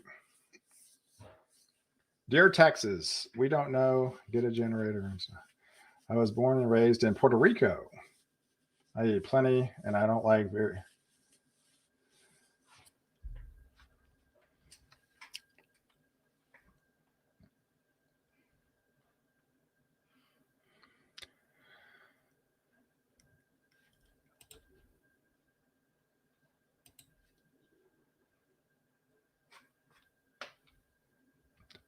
Main surface low with a weak secondary low trailing. Southwest circulation. This is what some guidance was hinting at as a double low. Yeah, that is true. That double low pressure, or they called it double barrel low pressure. There's actually 2 surface lows. There's one out here, and then there's one essentially south of Nantucket. Not nearly as intense, but there is another spin in the atmosphere. Yeah, I know some guidance was hinting at what they call a double barrel low pressure. And it does appear that's looking like it's coming to fruition with another additional low pressure system kind of forming south of Nantucket now.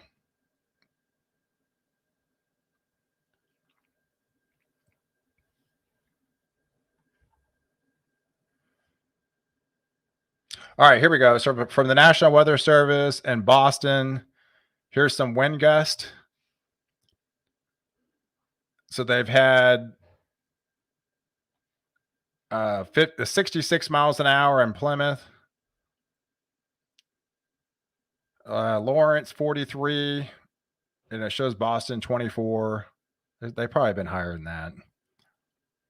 46 in Newport. I'm just reading off their map that they literally put out at 11 o'clock or 10:51. New Haven 38 miles an hour wind gust. Springfield 18.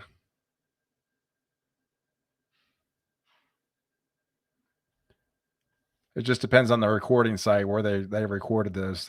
Because Nantucket has 60 when we've already had confirmed it had 69. So, but depends on where that was placed in Nantucket, where they had that wind gust.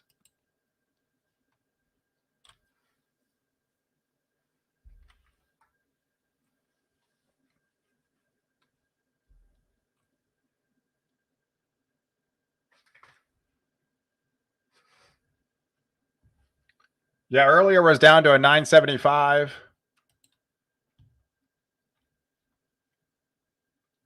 That was about 30 minutes ago.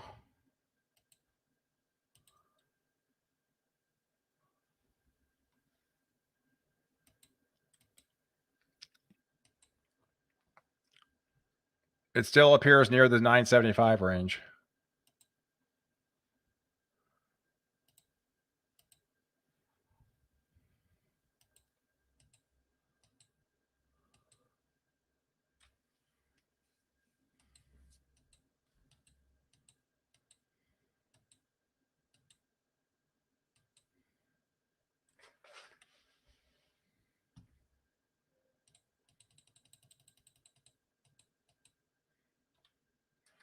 Hey, super heavy snow band hitting Boston now, 4 inches per hour, pouring snow, not rain. Man, you're locked in it right now.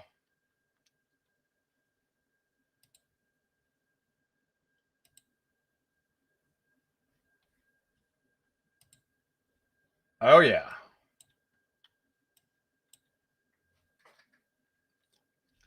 That's what 4 inches per hour looks like, guys.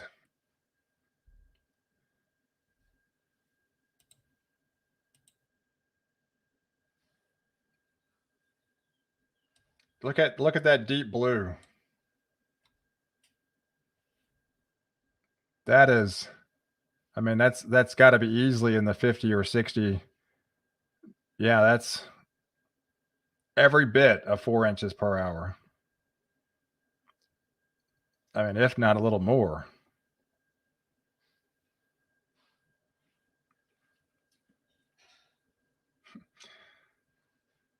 Yes, they are. It is living up to the hype in Boston. Oh, everything that was said about Boston area is coming to fruition. You got literally blinding zero visibility, 60 mile per hour wind gust, 4-inch per hour snowfall rates. I mean, it's every bit as advertised.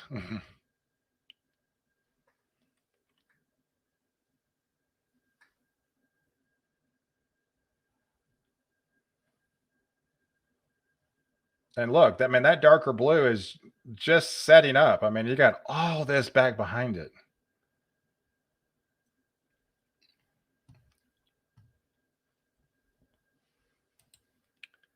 Yeah, I remember when Boston, it wasn't even that long ago when they just had their snow, and then I guess yeah, obviously they had that 11-inch snow, but before that it was grasping at straws. You didn't really have much, inch or two here and there, but the totals weren't hardly anything. So then you have an 11-inch snowstorm, and right now you're probably already at 11 inches in Boston, if truth be known, and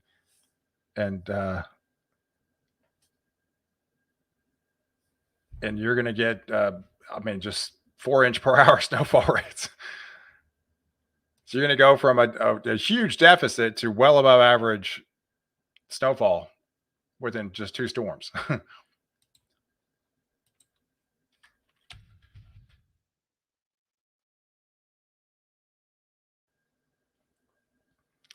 So I look like Reed Timmer.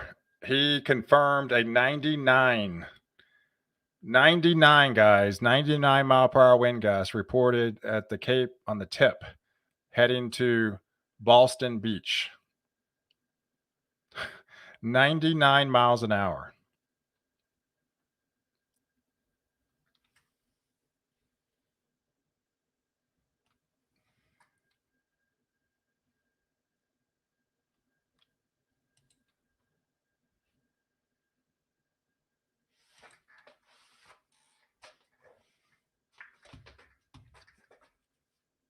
That's a hurricane. Every bit of a hurricane right there. That is every bit of a hurricane, if not a category 2 hurricane. Of course, that's a wind gust, not sustained, but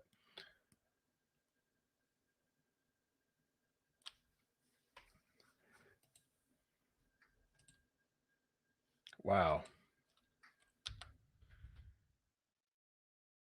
Every time I turn around, I get a stat that's even more impressive than I thought would happen with this storm.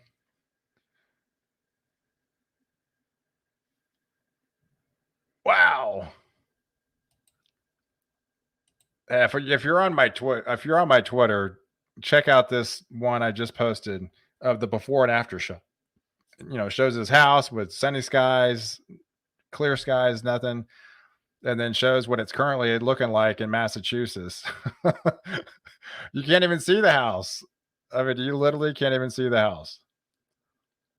It's pretty incredible to see the side by side screenshot of what it normally would look like versus what it looks like now. That's insane.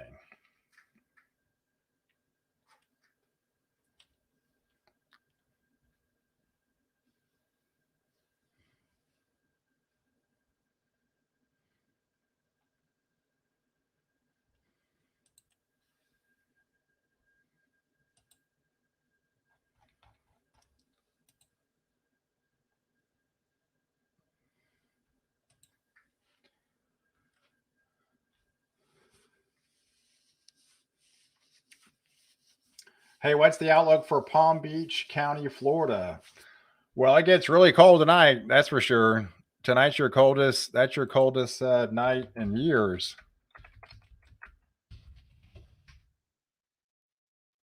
Palm Beach County, Florida.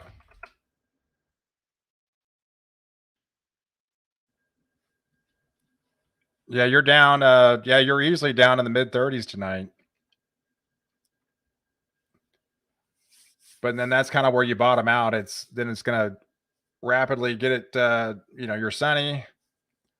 Back in the 60s on Sunday, 70s Monday, 72 Tuesday, and then you're near 80 degrees by Thursday with a low of 70. So you essentially go from a low of in the mid 30s tonight to the low of 70 by Thursday.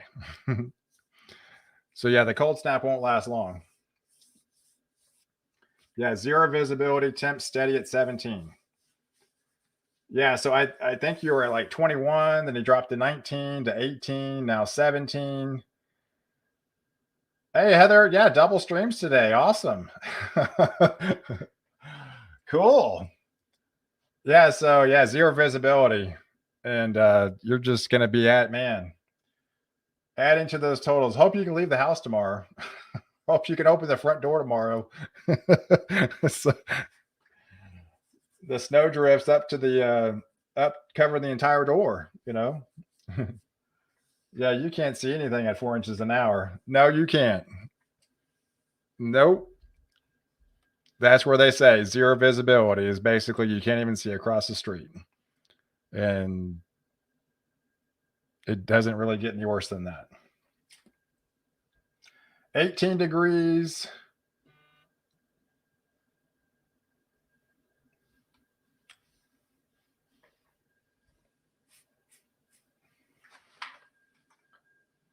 Have we had any effects on the volcano? Well, I mean, there's sort of like, because that we did there was a massive pattern shift a couple days ago. It's really because of the polar vortex, the third leg of it. But, you know, hey, maybe it was some alteration and from the intensity of the volcano. But I mean, all the data was showing that we were going to be fairly warm. We're going to be a big warm up in February, at least for the first half.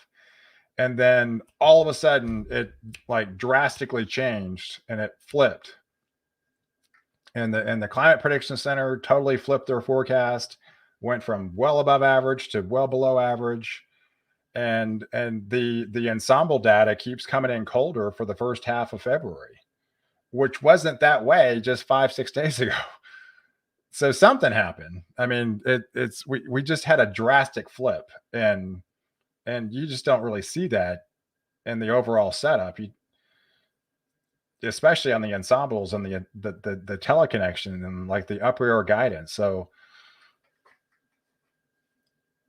but yeah, so something definitely flipped. But that's what we're working with now is just more Arctic air coming for next week.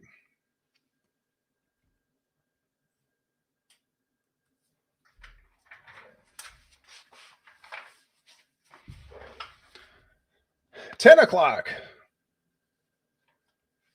I can't believe I'm 5 hours in already. Didn't feel like it.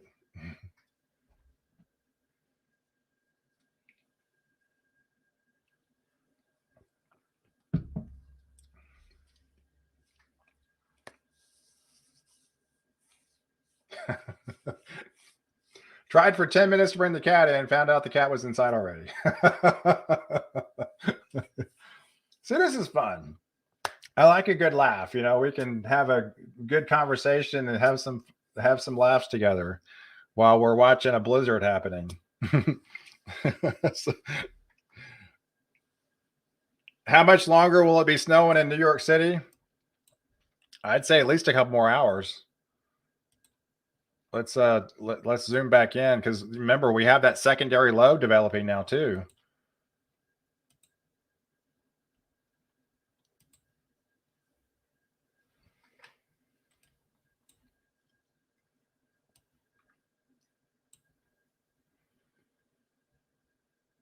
And and the system's kind of stalling. It's still shifting out west. So, yeah, you're still locked in the snow for at least a couple more hours. Let me see if we can get a better timeline for you.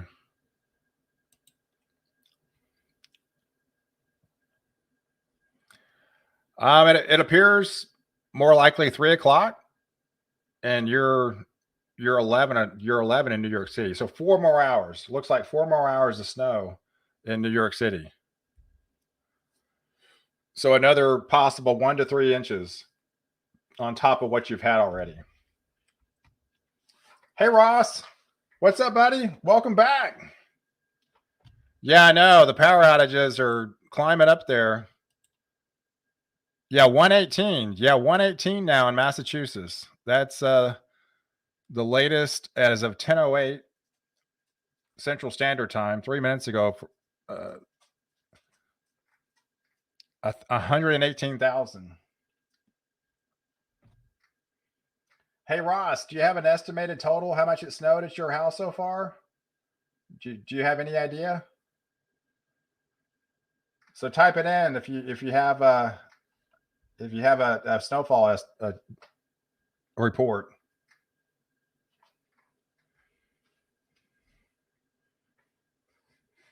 Because it looks like you still have another 1 to 3 inches between now and 3 o'clock. But yes, 118,000 without power in Massachusetts. As you can see, they're taking the brunt of this system.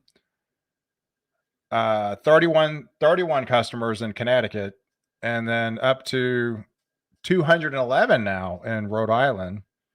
That was only 55 earlier. Florida still has about 5,500. So altogether across the US, we've got close to about 150,000 without power right now. and those are just going to expand and just get worse as the storm really continues to get stronger. We are getting pummeled in Rhode Island, and then the wind is insane and the wind chill.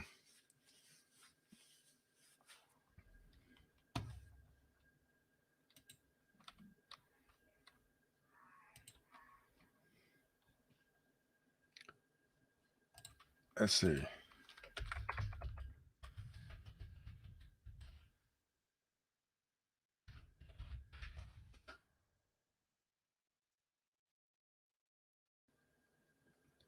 All right, so yeah, wind chills in and around Rhode Island. Yeah, about 1 below 0 is your current wind chill. It looks like 3 below in Boston.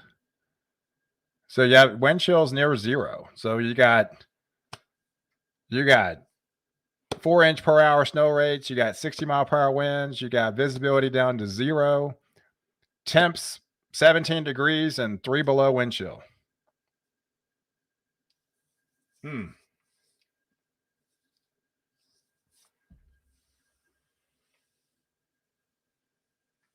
Yeah, I know. They lose power, you lose everything, right? And you got temps in the 20s, temps in the teens, wind chills 0. Yeah, conditions, rapidly deteriorate.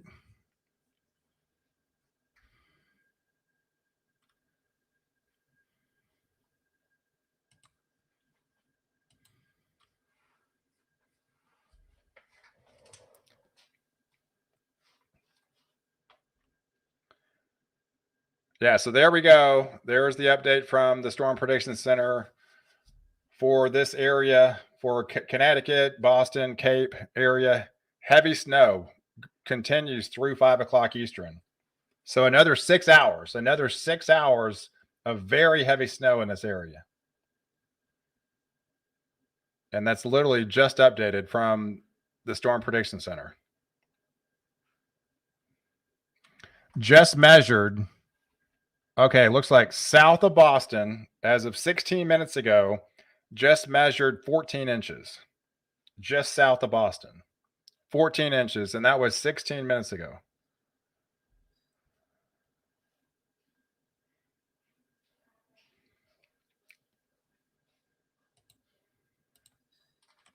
So 14 inches of snow, and you still got heavy snow guaranteed for another 6 hours. That's heavy snow. And then it tapers to light to moderate. And you're already at 14 inches.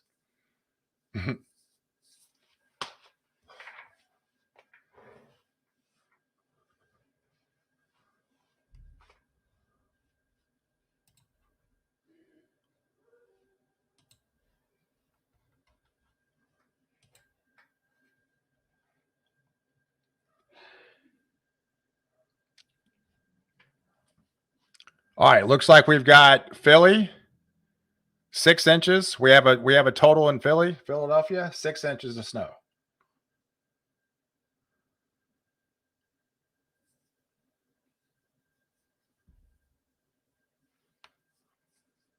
And that puts Philly totals at 12 inches for the year.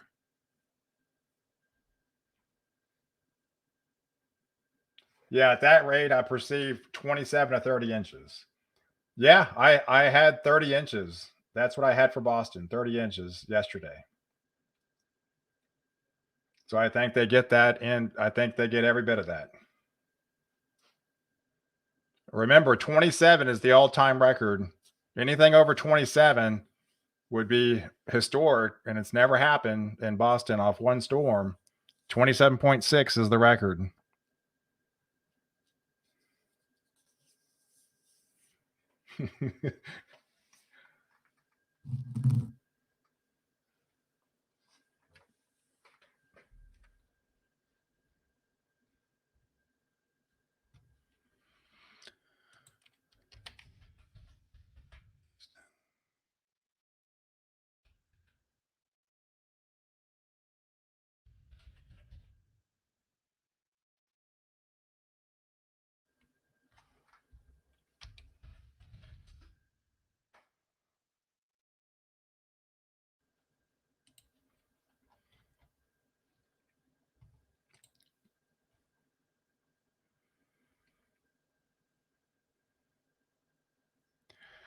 All right.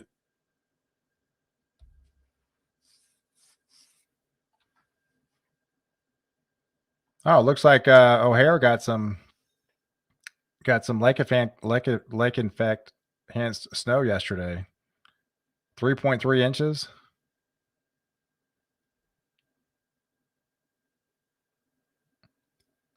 Yeah, Cantori a minute ago, intense snowfall band in the yellow, 2 to 4 inches. That's what we highlighted. The longer it sits there, the better the chances. Getting top five, I think we easily get top 10. No problem. Top five. I mean, you got to go at least 20 inches in Boston to get top 10. I think that's a shoe in at this point.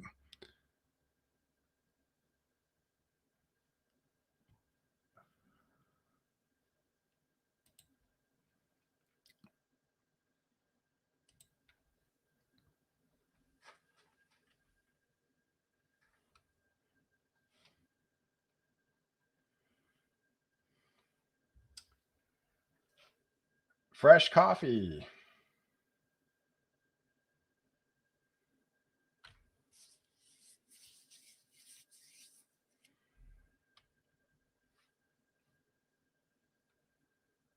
Yeah, power companies won't deploy trucks if the winds are over 35 miles an hour. Yes, that's true. It's just too dangerous.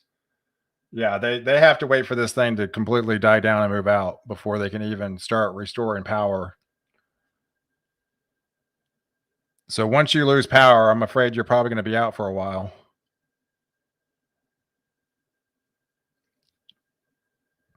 Lake Pine, Medford.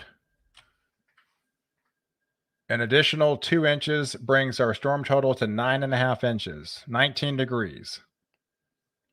That was as of 2 minutes ago.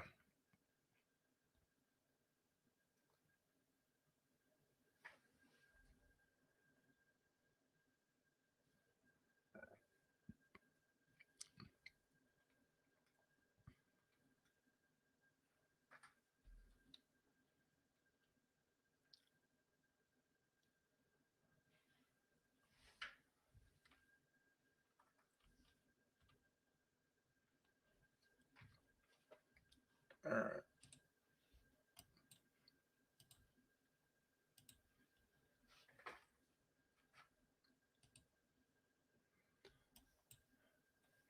Yeah, so we're still seeing some heavier snow back into Delaware. That band just won't let up. So that band continues all the way down into Ocean City. Yeah, so they're going to be picking up some impressive totals as well. And of course into Jersey, back in Atlantic City, Stafford Township, into Trenton.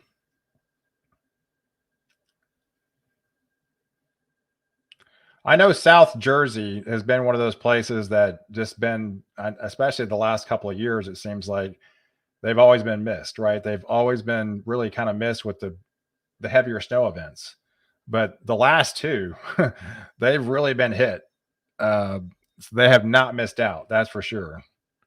So they're seeing some of their highest snows they've seen in years in that area. Ocean City, Jersey, 12 plus inches already, drifts 3 feet. Hey, Dan. Awesome. Thanks for the report. Yeah, there's Ocean City right here. And you still got all that heavy snow continues to push in. So I'd say you still have at least a couple more hours left.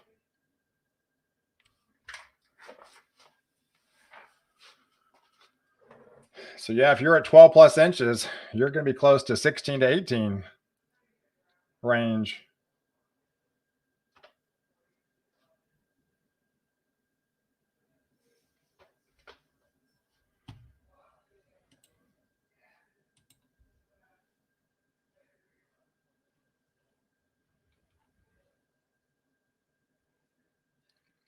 Hey, thanks, Pablo.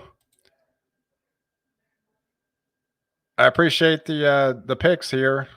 That's awesome.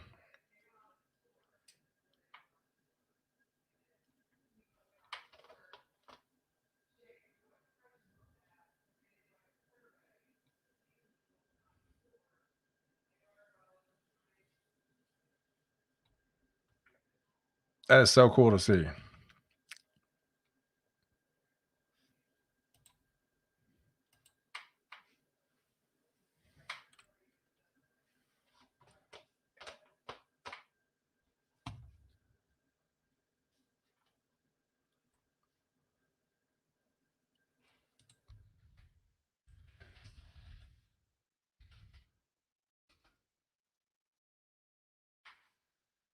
Oh, it looks like the models have updated. At least the GFS run has.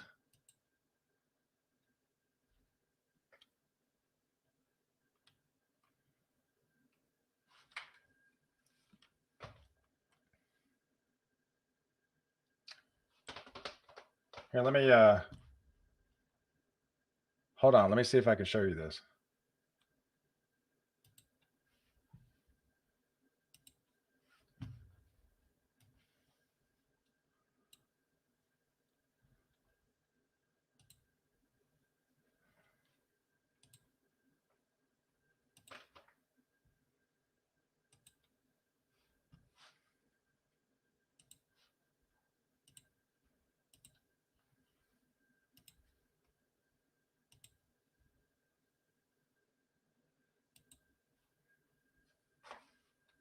All right. Yeah, can you see it? Okay. All right. So hey, let's go over next week. Let's look at the let's look at the latest GFS run here for next week, and so see where this latest run is.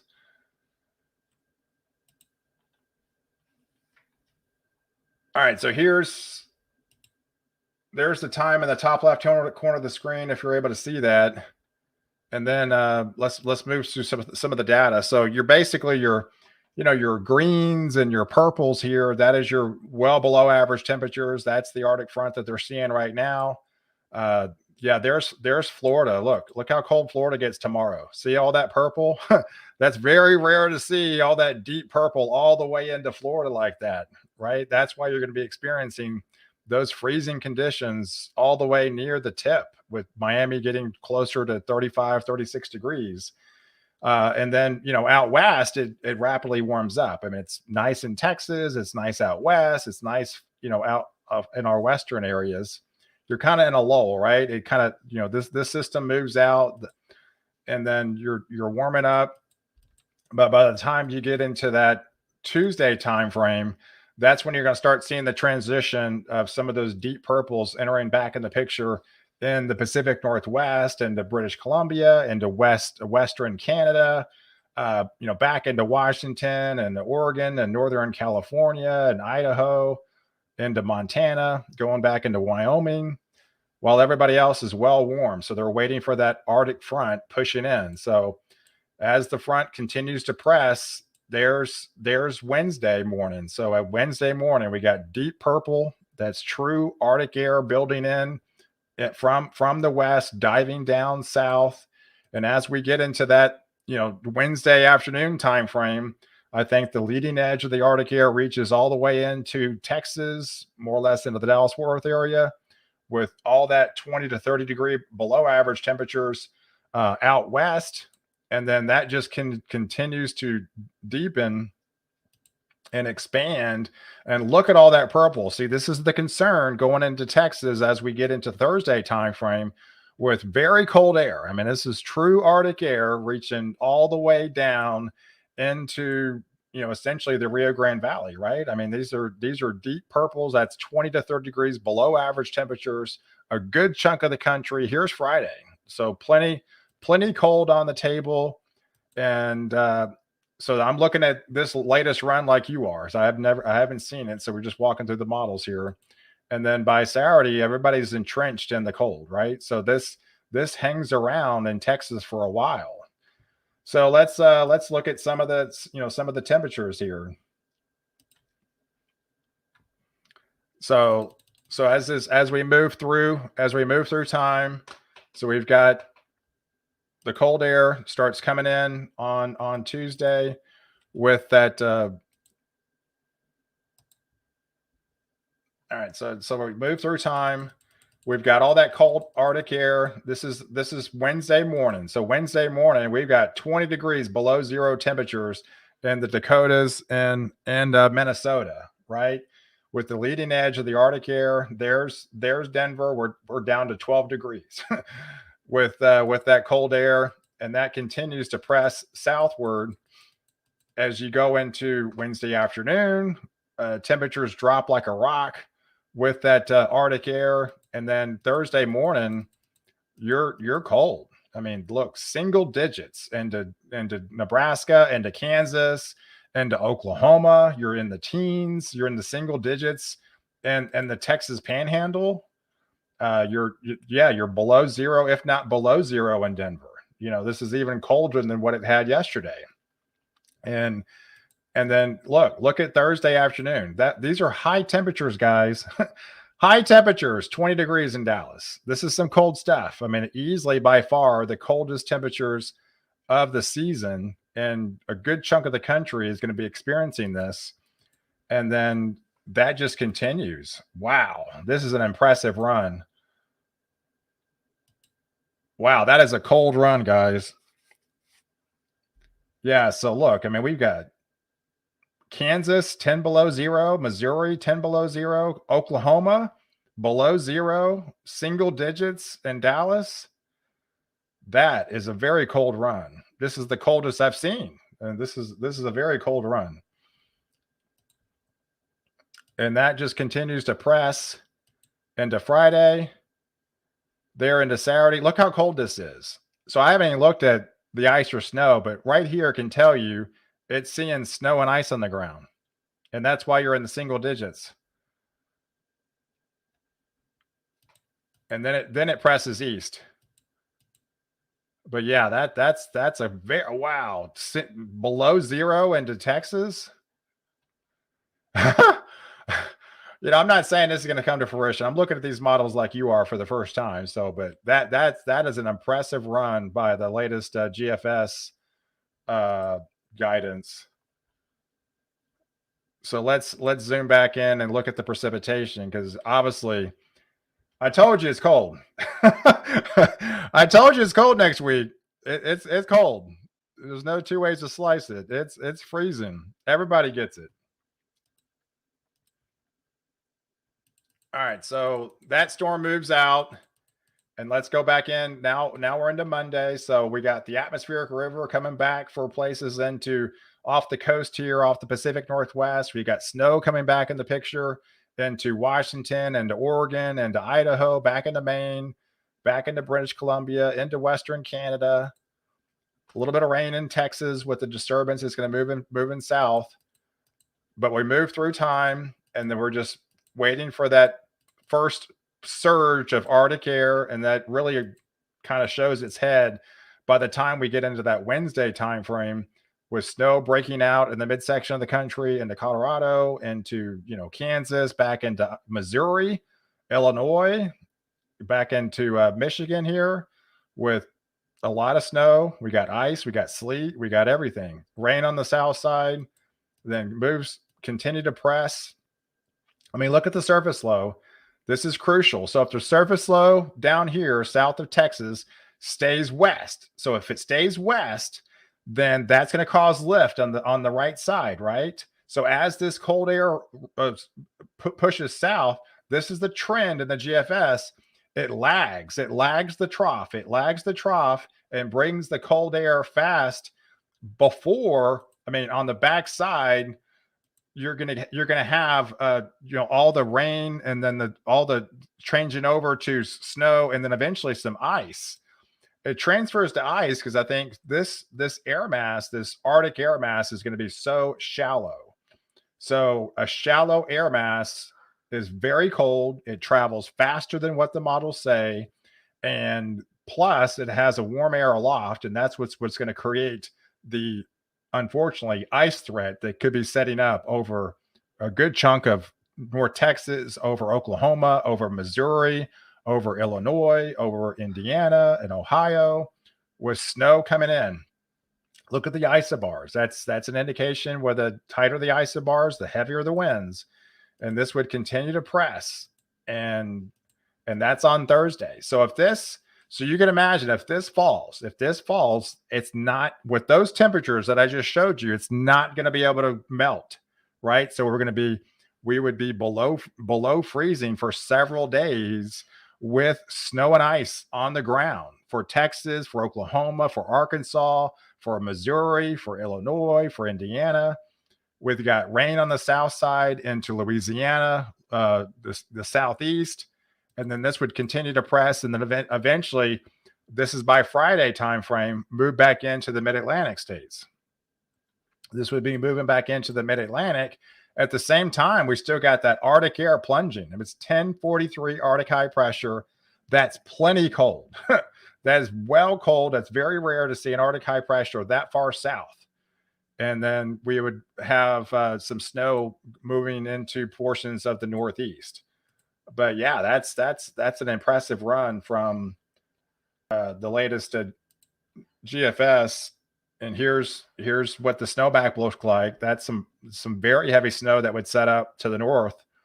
But unfortunately, you got a lot of sleet mixed into that. Look at that sleet band.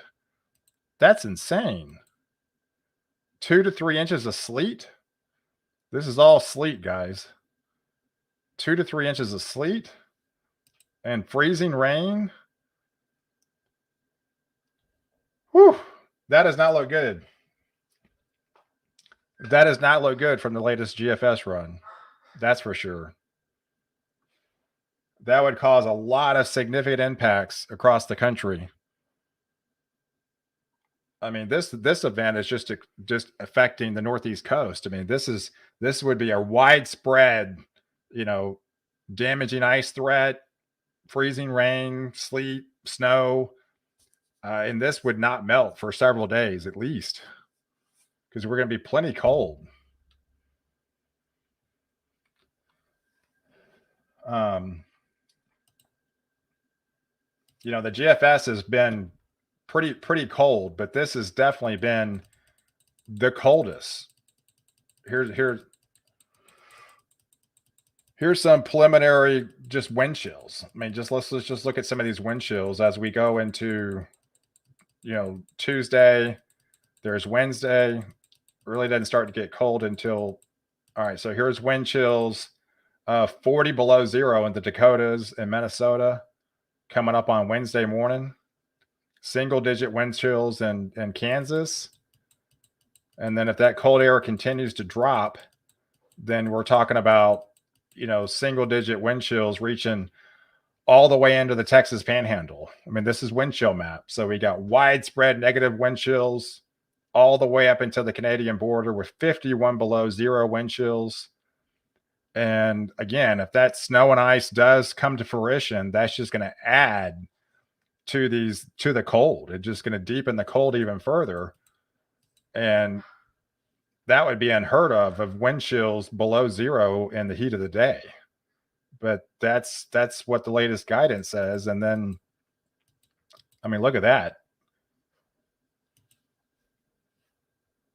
By Friday morning, I mean, wind chills of 30 below in Missouri, to 30 below in Kansas, wind chills of 10, 15 below in Indiana, Illinois, Missouri, all the way into Texas, central Texas, 10 below zero wind chill. and even even on Saturday, with all that ice and snow around, that it would take a while to melt. Wow. That's a cold run. Yeah, I mean, the GFS has been like literally colder every single run. It's been colder the last couple of runs, but this is by far the coldest run I've seen. The European has not caught on, but the problem with the European is this is a shallow air mass. And history tells me the European cannot see shallow air masses. It has a very difficult time. And I think that's why it's just not catching, with this air mass, it's coming.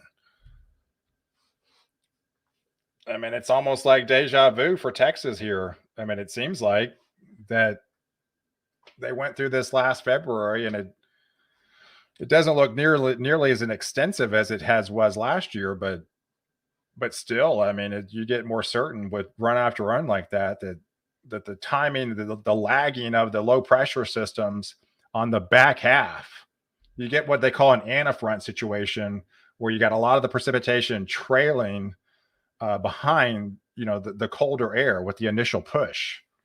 And that's what the GFS has been implying really the last several runs. And this is by far the coldest run. So yeah, that's the latest guidance. And then, as it seems, it tries to push east, but it doesn't appear, at least right now. Of course, by the time it gets to the east, we're getting close to a week away. So obviously there's a lot of uncertainty there by the time it actually gets to the east. But it does appear to somewhat modify, or even the cold starts to really lose its grip, at least the intensity of how it was, since it came west and turned south and went east. Oh, I know they're a bit different. I'm just showing you the GFS, just because it came out right now and it just updated.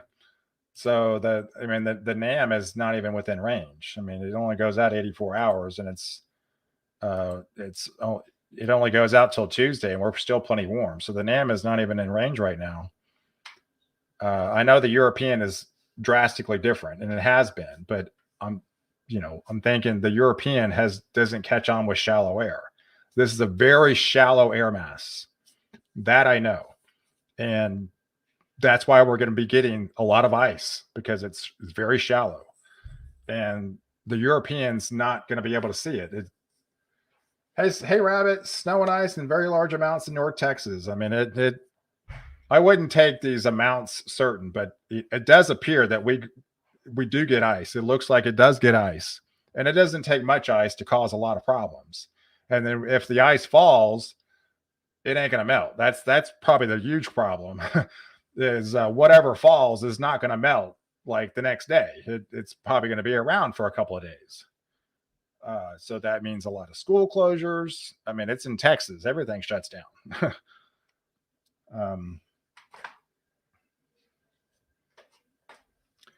All right, so yeah, I just wanted to show you the latest model guidance, what we're looking at here. So we can go back to the storm here.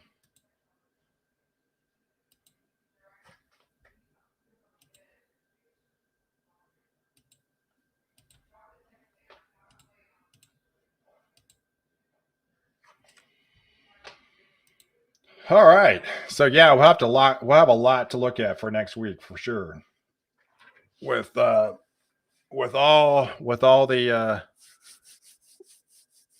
that on the table, and of course the euro comes out at noon. It'll finish at 1, so it's still a couple hours away. But the overnight run on the euro did not have the snow and ice all reaching down into Texas. All right, so we still got our snowstorm cranking in the Northeast here.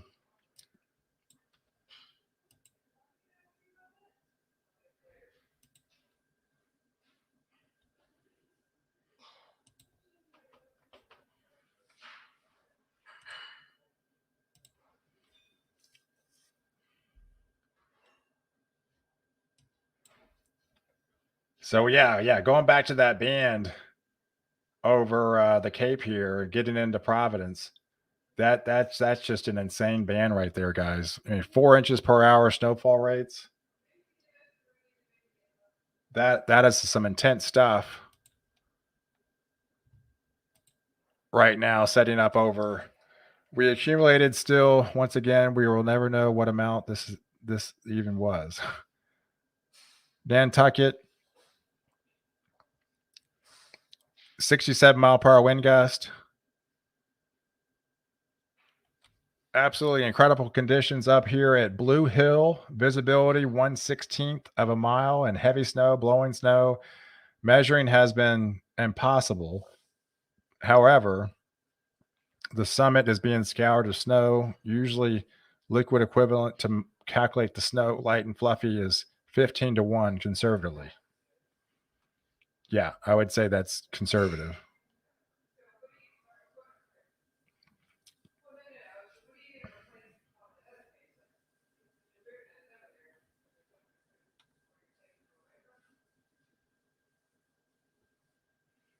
Yeah, I can't get over that GFS run.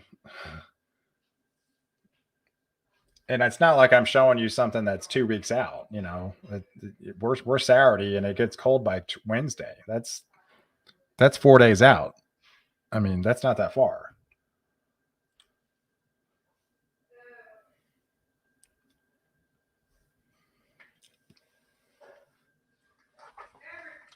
$116 without power now. Let me check the update. So it was 118 earlier. Oh yeah, okay, 116. So it actually went down a little bit. It was at 118. Still a lot, but yeah, I'm surprised it's actually going down. So they're able to restore some power, or maybe the lights just came back on. Uh,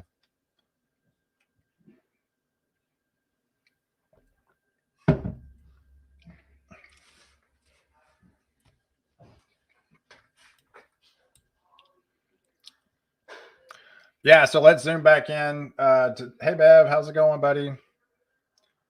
Let's zoom back into Nantucket. Yeah, so Nantucket, I know had a confirmed wind gust earlier of 69 miles an hour. That was around 8 o'clock this morning. With all the heavier snow, Reed Timmer actually recorded a wind gust on the tip here, 99 miles an hour. That's by far been the highest wind gust we've seen. Other reports into Wellfleet was 95 miles an hour, and getting towards everywhere in this area had some 90-mile-per-hour wind gusts. You know that this is they've taken the brunt of this storm.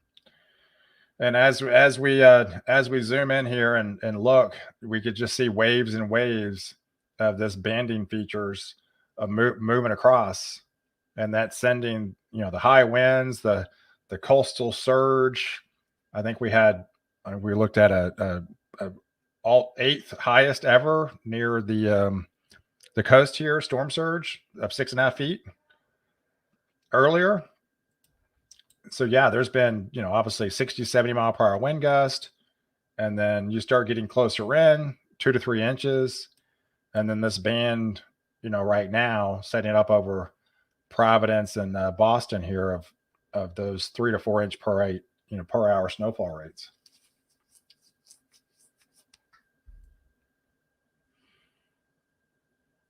Yeah, so it's been an intense morning for sure.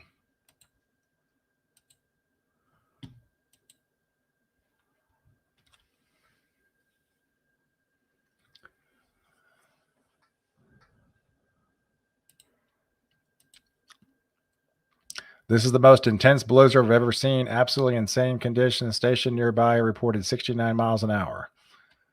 That was a storm tracer an hour ago. Yeah, that blizzard is no joke.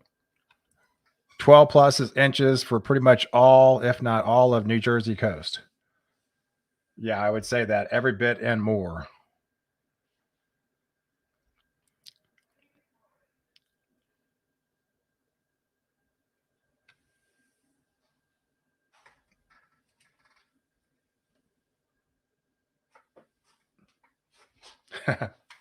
Yeah, that's the problem, man. Good luck getting accurate measurements. Yeah, that's going to be a huge problem with this event, is really trying to get an accurate measurement, which is almost how can you do it with the drifts and this and the wind like that?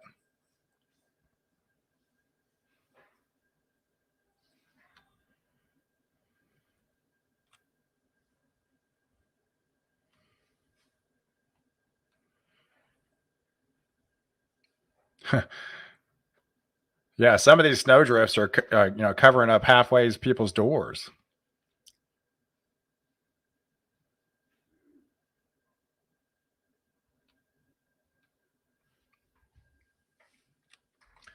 Yeah, I have a friend in New Jersey with 12 plus inches in her driveway. Yeah, that's been pretty much a good amount. Even like Forked River was at 15 and a half inches, and that was like 2 hours ago. So I mean, it's still snowing.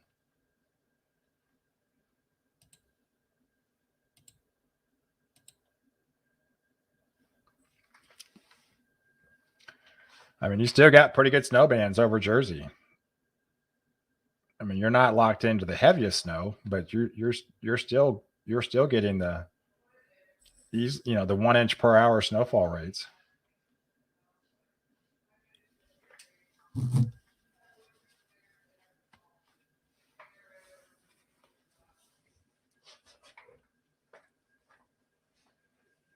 Yeah, Texas slip and slide. Hey Sherry, hey, I told you. I mean, the data looked like it got it colder and colder in Texas, and man, that run was crazy.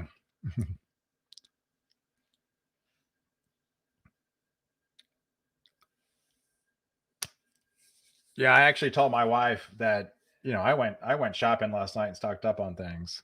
I kind of got the inside scoop. So, and I'm like, hey, I'm not taking any chances. I don't know if it's going to happen, but I don't want to be stuck a week from now saying, hey, I'm out of paper towels or something, and the stores are and the shelves are empty, or I can't get to the store. So,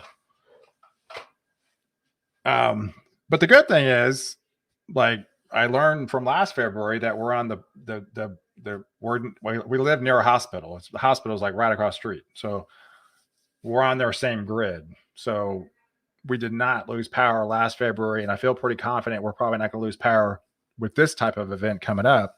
But unfortunately, there looks like there are a lot of people that are going to be losing power. Um, but with it a slip and slide out here, we've had some ice mageddon storms in Texas, and that shuts the city down. I mean, Dallas becomes paralyzed in something like that. The cobblestone ice events, where it's ice on the ground for days. Man, I don't want to go through that again, but that it does not look pretty. If they get the ice on Wednesday or Thursday, then Friday, Saturday, Sunday. I mean, it looks like it falls over a weekend, and because you won't have anything else falling, but what's falling won't melt, you know, and it's all ice. And of course, you know how ice is. You get the sun out a little bit, it melts a little bit, and then you just drop like a rock at night. It just all refreezes again, like all like deepens. Yeah, ice storms are never good. Yeah, it looks like a mainly an ice storm. Yeah, there's some snow with it, but it looks like it's a mainly an ice storm. I mean, at least for Texas. Are you in Texas? I'm in Florida. Gonna bring my plants in tonight. Yes, I'm in Texas and Florida. Absolutely, you should bring your plants in. It's getting cold. It's cold. It's the coldest temperatures in about 10 years. Yeah, plenty of freeze watches and warnings in Florida for tonight.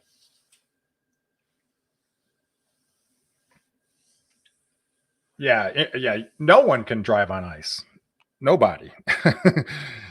If they do, you're not going to be driving on it very long. You'll be ended up in a ditch,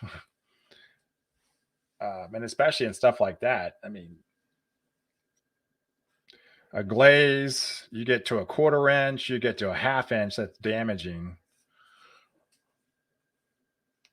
Either way, it's not pretty. It doesn't look like a good.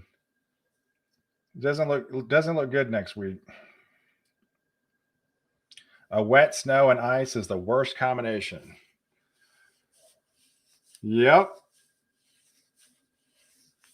Now again, it's not a guarantee. It's not a lock in, but it definitely appears to be more confident that that's coming.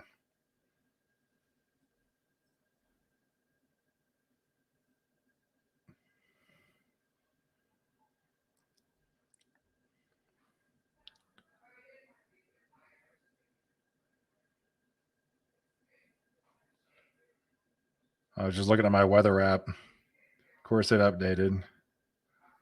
It's got 2 inches for me, and then ice on Thursday,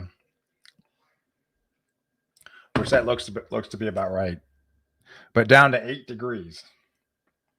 8.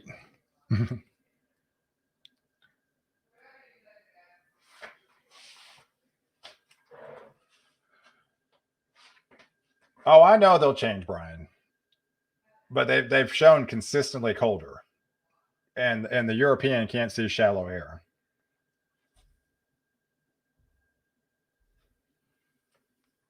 But I'm not going to get until the NAM can get on it. I'm not going to get too worked up about it. But I've done my shopping. At least I'm good. I don't want to sit there and make an announcement and say, hey, it's guaranteed it's going to happen because I'm just showing you the model run. Yeah, black ice is extremely dangerous. Yeah, the European's probably sleeping. Oh, it sees it. It catches on. I mean, I remember last year. I mean, when that big massive Arctic outbreak happened. Literally, I don't know what day it was. We were probably 3 days out, and the European was predicting basically a thunderstorm in the 70s, literally in the 70s. The NAM was predicting like high of 32. I mean, that's how crazy of a range it was. And this is the same type of air mass, very shallow. The European had it, I mean, the GFS had it the entire way, had it consistently colder, exactly how this is playing out. And I was like, no way. The Europeans lost its marbles. There's no way that's going to happen.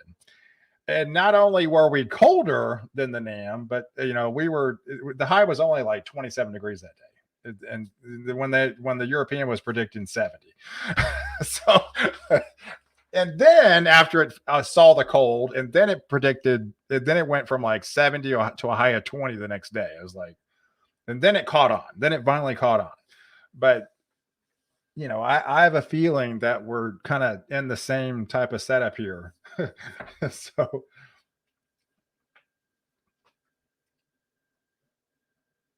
yeah, I'm on 50%. That's basically where I'm at. I'm 50% in. Once the NAM sees it, once it's in range, right now it only goes out till Tuesday. So I was saying, Sunday night. By Sunday night, we'll know 100% certain it's coming.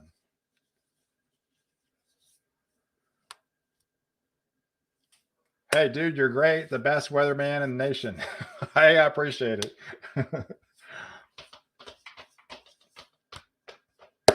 It's just like it's 30 years of experience. You do something long enough, 30 years, you tend to be, you look at this stuff and you got history in your head, you got analogs, you got all this stuff in your head and thinking, okay, well, this is how it was last year. This is how it was 5 years ago. This is what happened this year. This looks like that happened, or you start putting all these things together and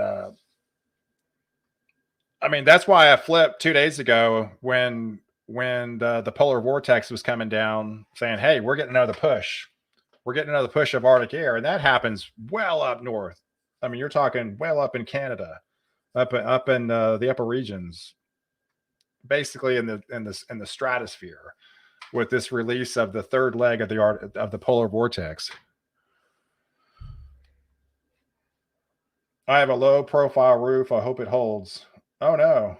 Yeah, yeah, definitely. That can be pretty dangerous. I grew up studying weather. I say, Joe, East Coast storms. I listen to you. I respect you. You don't hype anything. Staten Island. Cool. I know it's far out, but do you think it's plenty cold enough for major power outages again? Yeah, I mean, it's yeah. I don't want to say for certain, but I think we get cold. I mean, do we get as cold as what the GFS is saying currently? I mean, that was very cold. That was that was a very cold run. I mean, I did look at the ensembles though before we came live, and it's got every bit of that. on the ensembles. So that's what makes me think, say, hey, this is coming. I mean, and it had below average ensembles through the first half of February.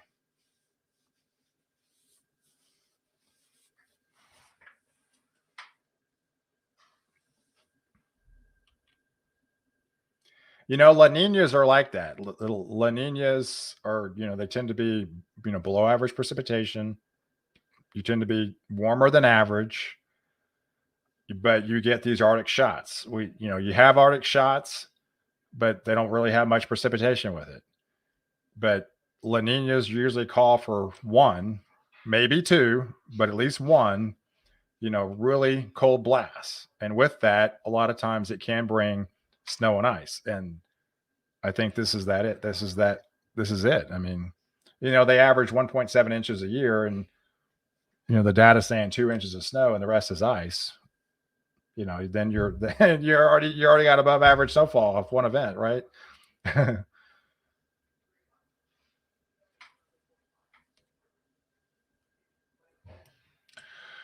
All right, so let's what's happening with our snowstorm?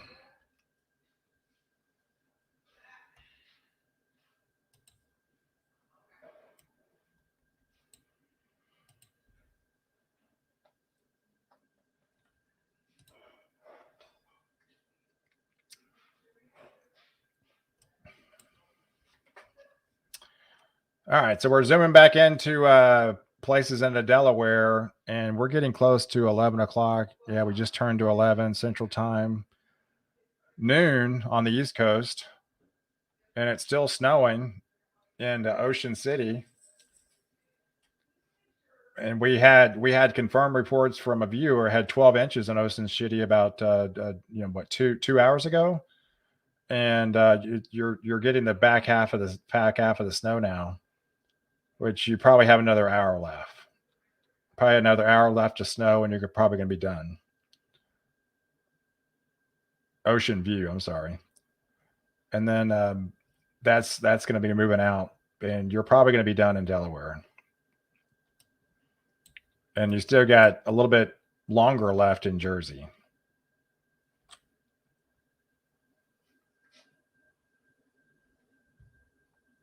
Yeah, Boston is getting hammered. I mean, there's no question. Yeah, when Jim Cantori shows up in your town, you know you're in trouble. He knew right where to go. I think one event he was trying to go, but his flight got canceled and he couldn't go. But obviously, this event, I think he left early because he didn't want to take that risk. He's like, I'm not missing this one. So, oh no, sorry, buddy. Sorry, glitch. You lost power.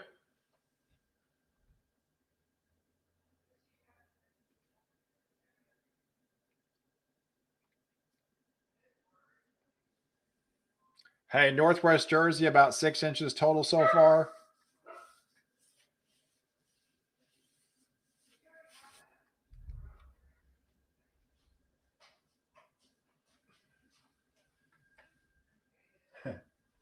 Hello. Everybody's waking up now.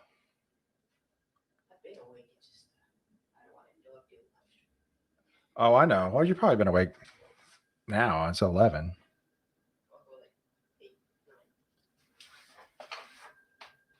Oh, you're losing the chat. Okay.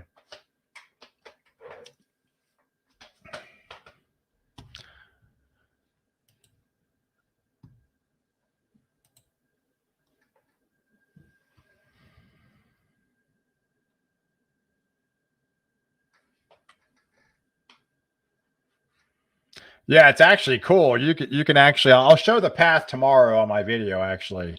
The path of the storm. I mean, you can actually it'll show a path like it's a hurricane. I mean, it's basically tracking like it's a hurricane. And yeah, this path is basically started from the southeast coast of off the Carolina coast and going the center of it goes right through Nova Scotia and then continues to head up. But yeah, this path is basically shows up on tropical cyclones on that grid, implying that it's a it's they're treating it like it's a hurricane because it basically is. It's just in the middle of the winter, and it's not tropical, but yeah, definitely interesting that it's seeing that.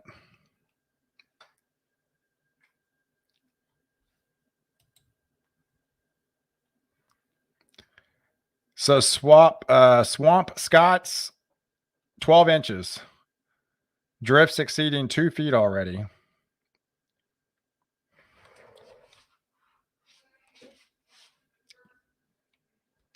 All right, so fork knife update, 18 inches.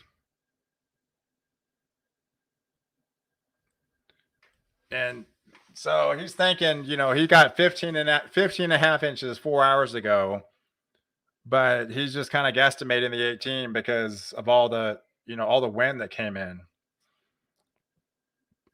That's going to make some of these totals not accurate. So the added 2 to 3 inches over the last 4 hours has been a guesstimate, which that's fair to say because it's still snowing. But it's not you're not getting the 2 to 3 inch per hour rates. You're getting the a little bit less than 1 inch per hour. Hey Stormy, you're back. Cool.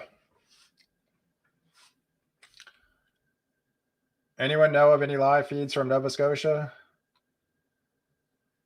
I don't know, Heather. Do you know any live feeds from Nova Scotia? Window screens filling up with blowing snow. I can imagine you're going to be locked in.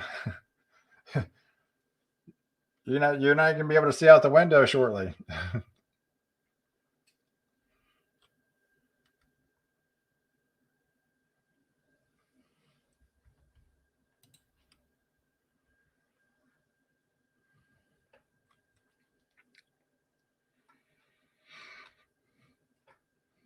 Bethany Beach, a foot on the deck and lots more coming down.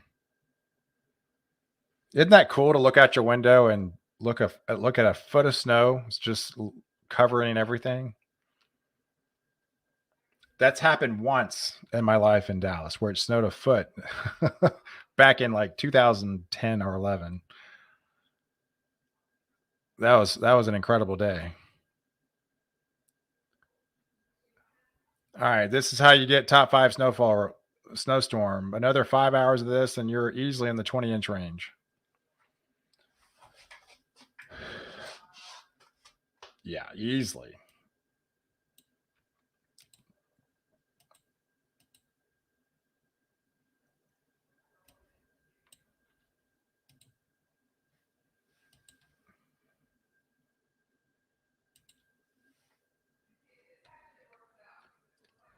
Yeah, another 5 hours of that. You're gonna be every bit in the 20-inch range.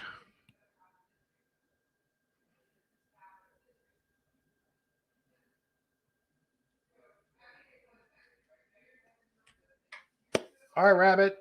Have a good one. Take care. Good luck on the geometry.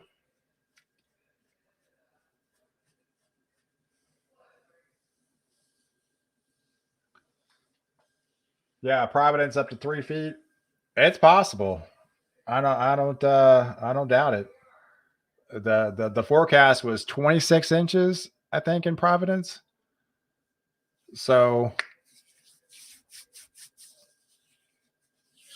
I just know somebody's getting 40 inches. I can't tell you who.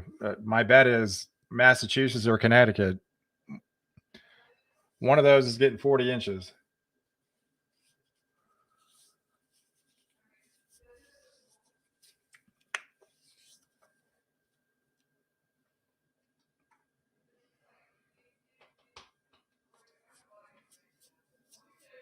Ryan Robertson heard DFW was getting some snow next week. Yeah, we showed the latest GFS run earlier. We went through all the updated models, and it's got every bit of that and more. But basically, an ice storm.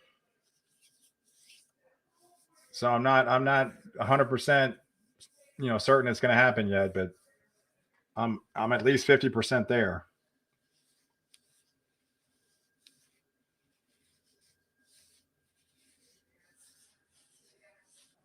Yeah, what a beast of a storm.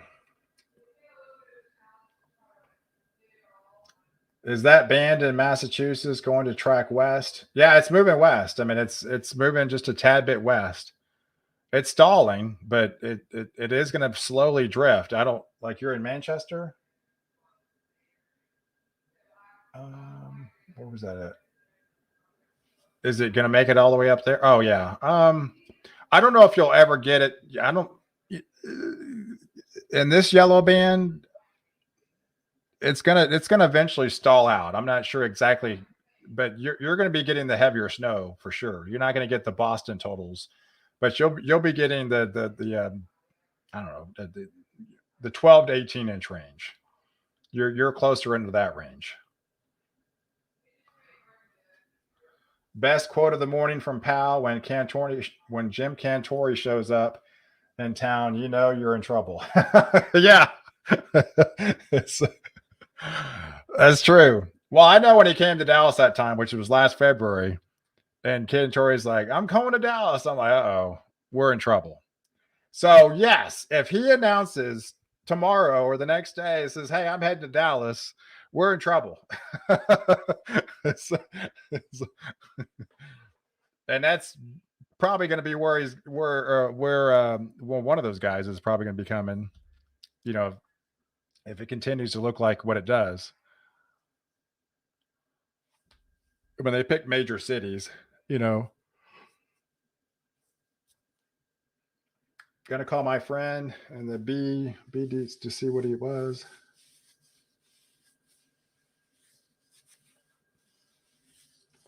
Yeah, but I'll be talking more about it more in depth tomorrow, Ryan. I'll have more of a forecast after I analyze all the data,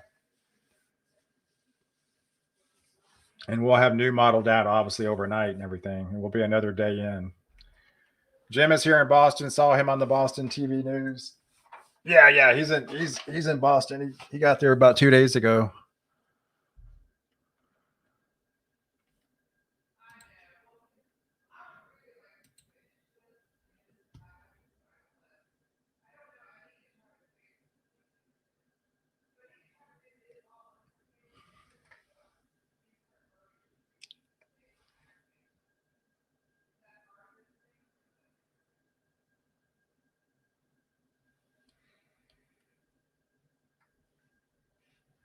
Wow. Yeah, so Florida is experiencing 18 to 22 degrees below average high temperatures. That's some chilly stuff for Florida. Highs in the 50s, even in some places in the 40s for Florida.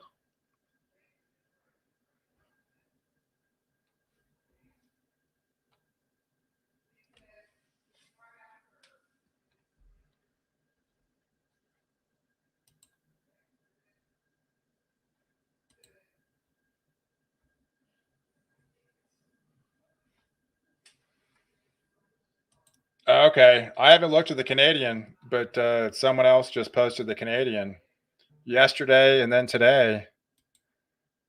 And bam, it looks every bit as what the GFS has with a more increased snow and ice threat. So we got the Canadian and the GFS now saying the same thing, almost identical, which was a lot deeper cold and deeper snow and ice than what they had yesterday.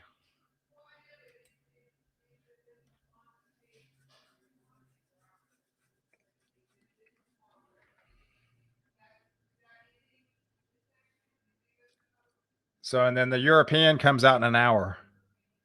The European will start at noon and then it will finish at 1 o'clock. So we won't really know. I can look at the European about an hour and a half.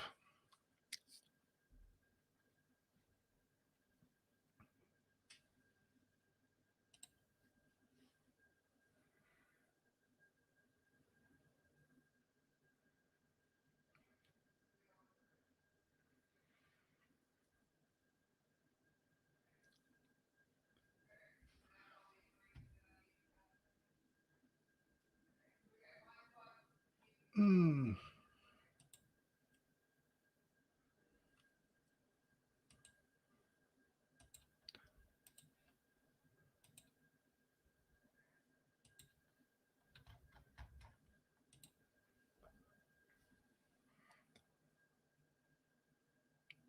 Wow.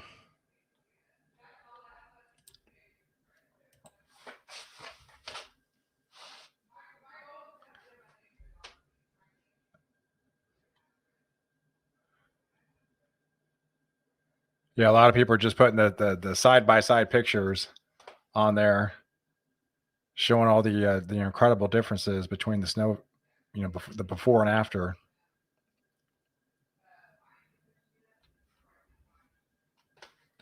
Yeah, a lot of people lost power in Massachusetts. We're up to, let me refresh, 120 now, 120,000 people as of 11:07 Central, 12:07 Eastern. So 120,000 people out in Massachusetts, 158 in Rhode Island, 42 in Connecticut, and Florida's getting all the high winds today. They got 7,000. 7,000 in Florida without power. Up into Maine, about 57. Nothing in New Hampshire, nothing in Vermont. And New York, 1,700. In New Jersey, 788.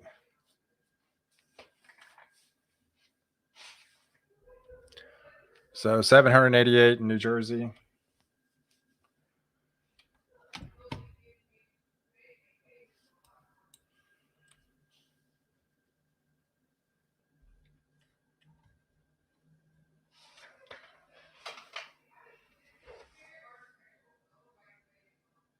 Hey, okie dokie. Everybody's back.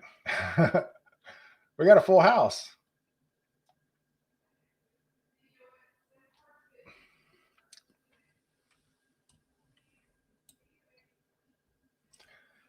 But yeah, that band looks to just hang tight for another 5 hours. You can see the slight jog west, and every so slight.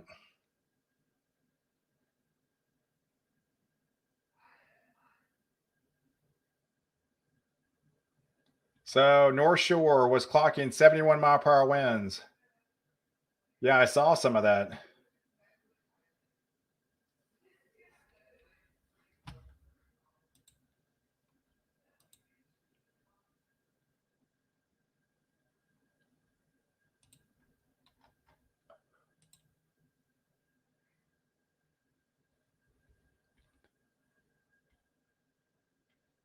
Chaser.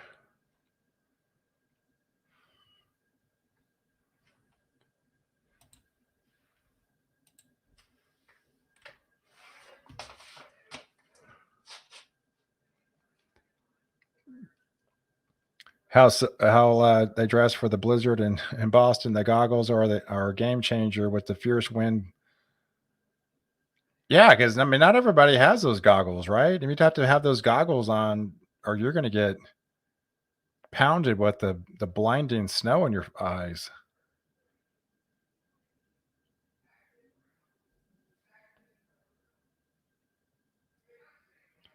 Yeah, so far, as of 7 minutes ago, blizzard conditions have already been confirmed in four states: New Jersey, Delaware, New York, and Massachusetts.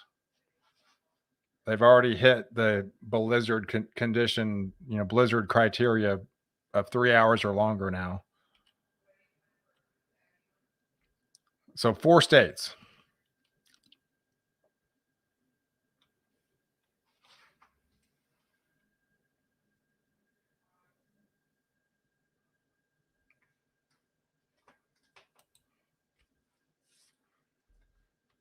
Yes, definitely. Best to stay inside. Let me turn my heater back on.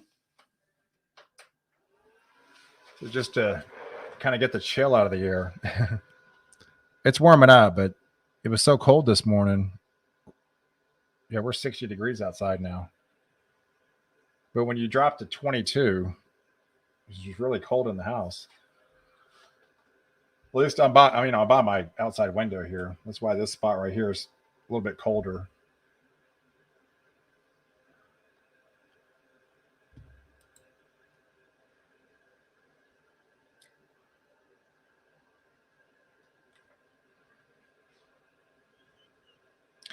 Yeah, so Ocean City Boardwalk at 11:35. Looks like the snow is just about done.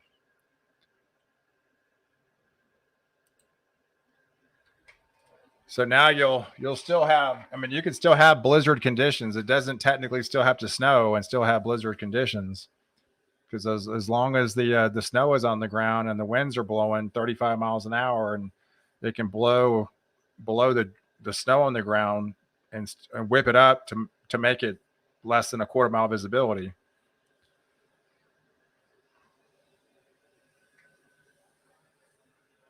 Yeah, it's been chilly in the house lately.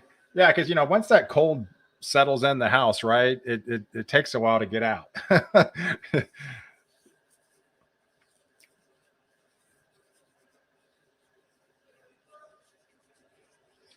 Yeah, concern for the people losing power for long periods of time.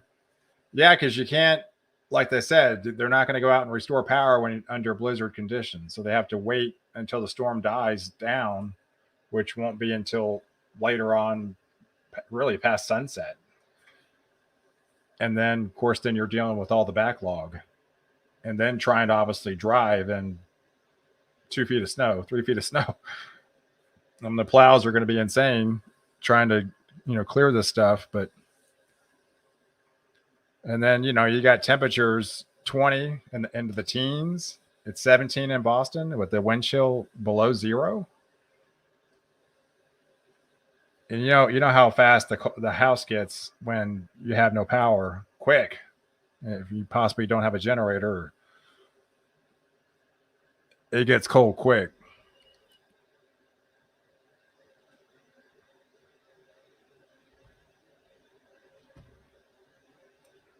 Yeah, I noticed that earlier in Providence. It almost felt like they had a lull. They had nothing for a little bit. They had like a donut. But now, I mean, yeah, it looks like they're, like you mentioned, they're getting kind of a double band. I mean, they're definitely in the thick of it. They're in the brunt of the storm right now.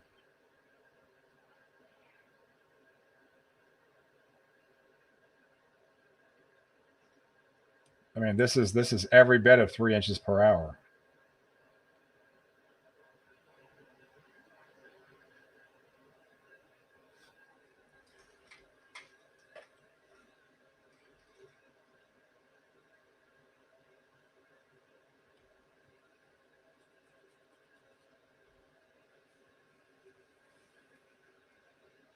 Yeah, the roads are a ghost. Make the snow very happy. Making the snow very happy.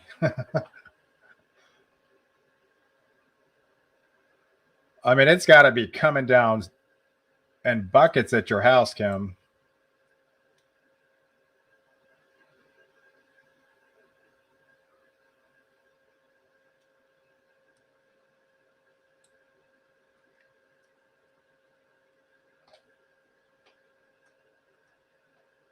Yeah, Sherry, it's been that and every bit of that. It's probably closer to four, to be honest with you. At this point, it's just getting hard to get it to with 60-mile-per-hour wind gust and zero visibility.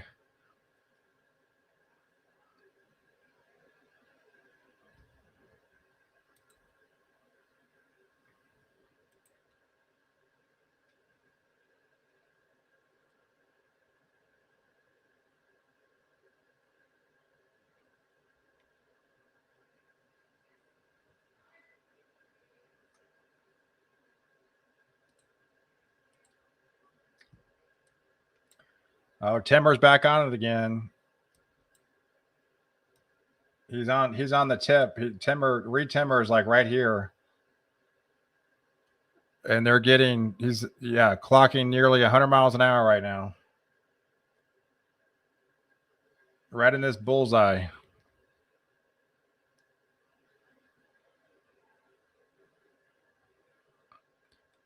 Destructive winds gusting to nearly 100 miles an hour with wild scenes of sand, snow, spray caked on everything. House here is threatened by coastal erosion.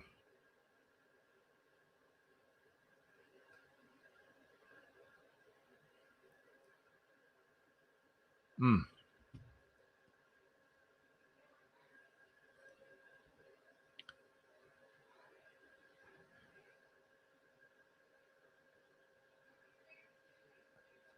Doyster Heights Monument, South Boston. Getting smoked.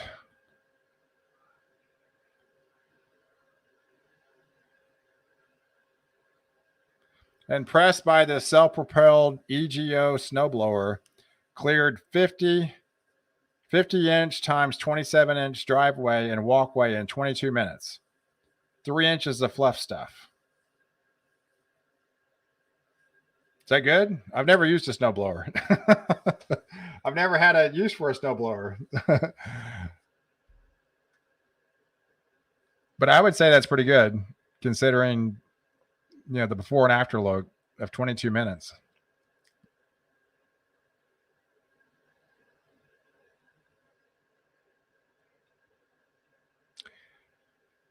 Abington, Massachusetts, dumping snow under mega ban with crazy winds. 3 estimates at noon: 20 inches, 19, and 19. So he took 3 different measurements, and one came out at 20, one came out at 19, the other one came out at 19 in different spots.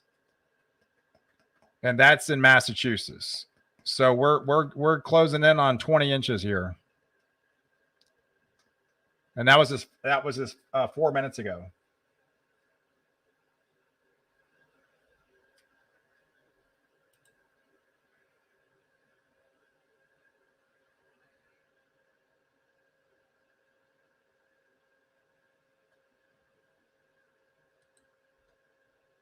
Oh wow, cool. Vanessa, you're awesome. Pow. That's some cool stuff right there. Thanks so much. In Waterbury, Connecticut.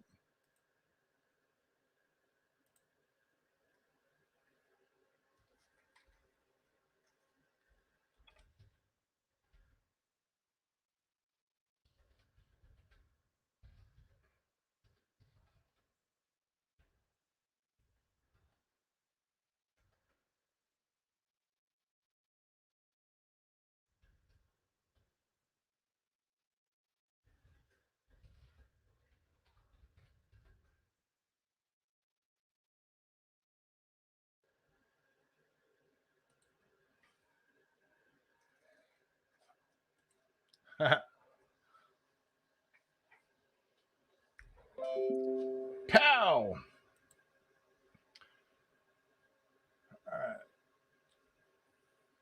For covering this and bringing us all together and you hear an experience of what goes on in the storms. Hope everyone stays safe. Hey, you're welcome. Thanks, Stormy.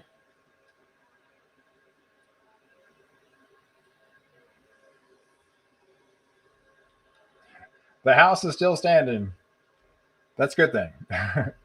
No flights out of Boston. Cannot see skyscrapers flashing lights. I can only imagine the backup that you're going to have for days in Boston. I mean, they were already canceling 4,000 flights yesterday.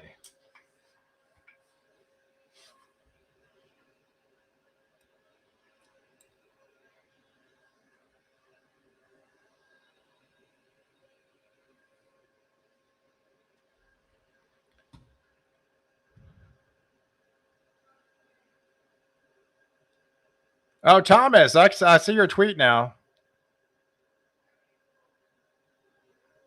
Oh, yeah, the Nova Scotia one.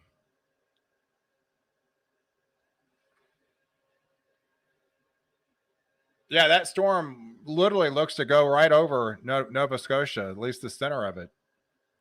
The low pressure, later on tonight and tomorrow.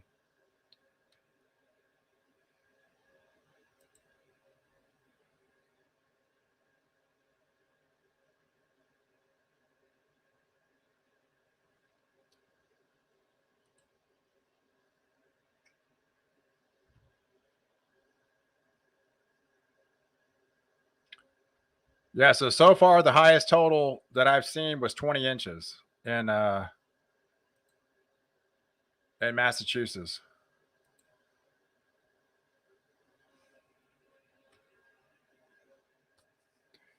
Absolutely ripping here. Very cold. 14 degrees. Wind chills hanging around -2. Peak wind gust at 54 miles an hour at 12:19. And I think that's another spot in Massachusetts.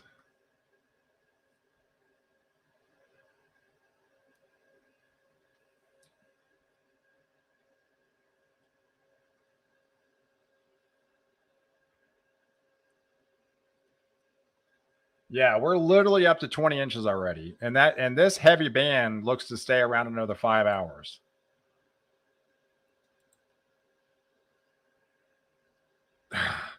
I mean, at this point, it'd be almost, it's almost a shoe in. That's going to be, record snow.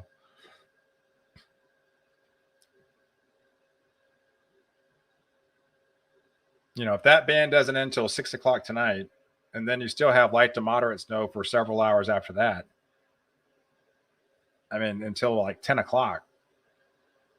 That's 10 more hours of snow. And technically you really only need another 10 or 12 inches to break historic levels.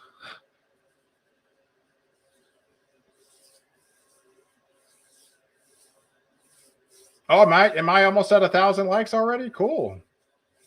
Just 5 more to go. Hey, thanks for keeping tabs with that. Yeah, I see that now.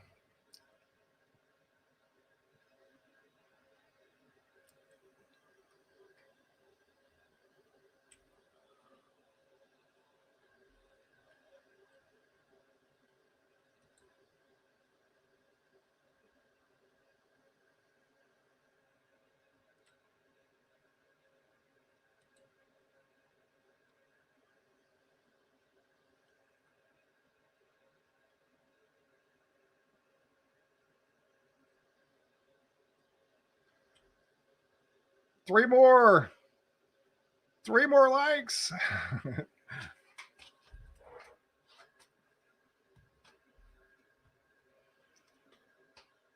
We will be cleaning up for days. Yes, I can only imagine uh, what you're going through right now, and then of course the aftermath of all of it. I know for our event, like we had to replace all of our all of the bushes died. All of the bushes. I mean, luckily we didn't have any pipes burst or anything like that. Like like a lot of people had. That was probably the worst part of the storm is when the power went off and then houses got down into freezing. I mean, it was 35 degrees inside the house, and sometimes actually even below freezing in parts. And I mean, people had like icicles coming from the roof. And then of course a lot of the pipes burst, and that was the major issue. Yes, Brett, I'm waiting on the 12Z. I'm waiting on pins and needles. The GFS has had it. The Canadian has had it. They're both on board. I'm just really anxious to see what the European says. I mean, the NAM's not in range yet, so.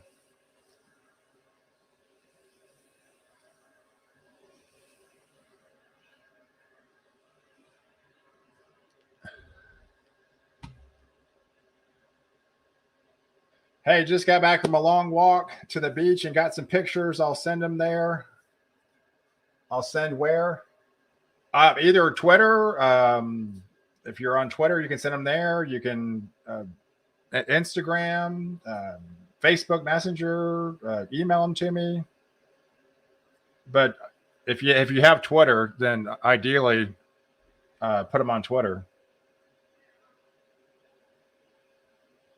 So do you have one of those options, Clipper? Either Twitter, Facebook, Instagram, or you can email them to me.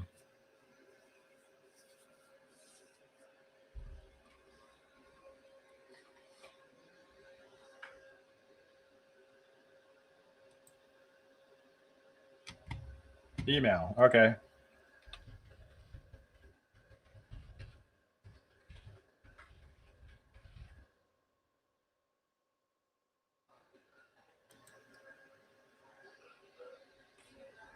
Thank you. Yeah, I can't wait to see him.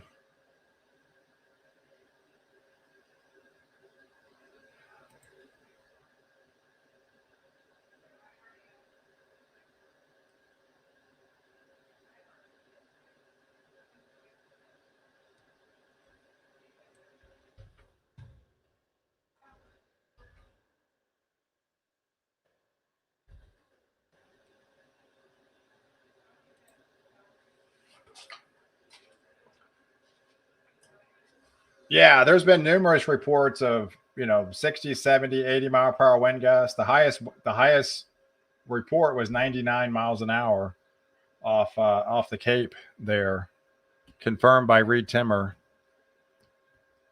So yeah, this storm has been insane for sure.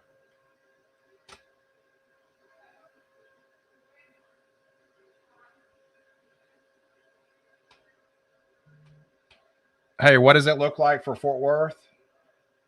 Hey, Epic. Yeah, so we went over some of the latest runs. Yeah, it looks to turn very cold in Fort Worth on Wednesday, especially into Thursday, and we could be getting some snow and some ice and some sleet. The GFS has it, the Canadian has it, so we're just kind of waiting on the European right now.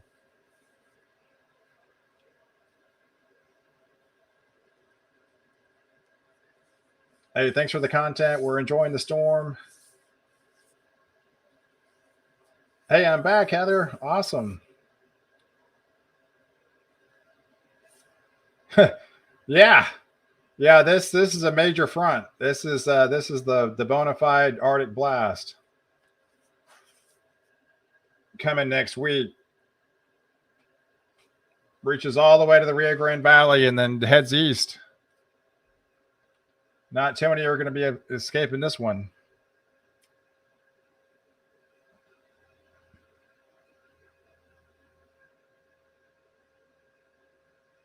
Hey, you're busy today. I love it. Yeah, you probably got multiple feeds going on.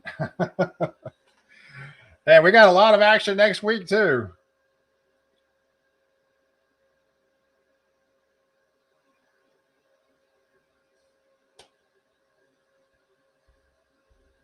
Yeah, it's been on the CFS for a month. Yep.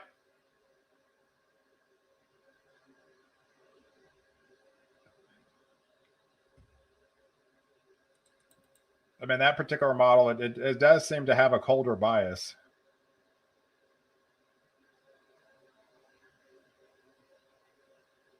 Oregon sitting pretty good with sunshine. Most drop off. This one didn't.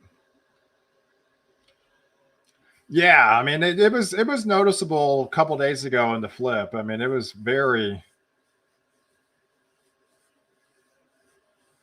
very sudden shift in all the ensembles and just everything, and now that we've shifted, it just seems like it's gotten colder every run with this. And so that really tells me it's a cold air mask. And last year, that, as crazy as some of those runs were, they weren't even cold enough. It actually even got colder than what even some of those crazy GFS runs said, because it was basically model busting cold. And then it was even, I remember the initiation of the HRRR was always about 4 to 6 degrees off. So essentially, the real time temperature was 4 to 6 degrees colder than what the initiation of the HRRR short range model was, which was crazy. If you can't start right, if you can't get the data point, the starting data point correct, how do you expect to be correct at the end? so so so I mean, it was having to factor in, like 4 to 5 degrees colder, and even the HRR was. I mean, because it started 4 to 6 degrees lower than it was what it was implying already. Yeah, you don't get model busting colds like that very often.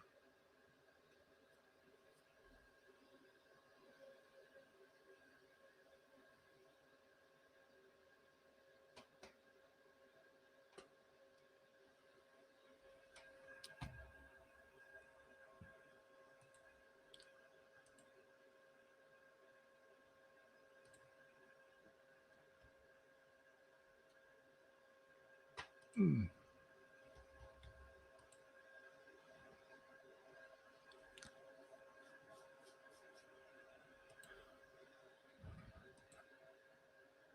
All right.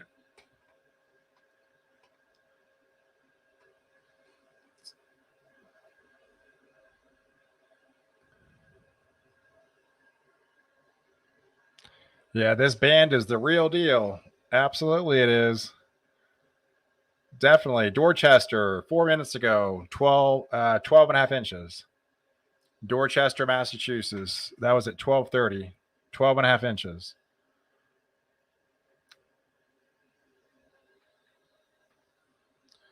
So here's some totals into North Carolina that had some snow. Basically overall, Greensboro 1.5 inches. Overall appears, and North Carolina last night was a good 1 to 3 inches of snow. Troy 2.5 inches. And to let's see, Hamlet 3.5 inches. 20 reports that basically the Northwest and South Piedmont area. Northwest and the South Piedmont area saw the highest amounts.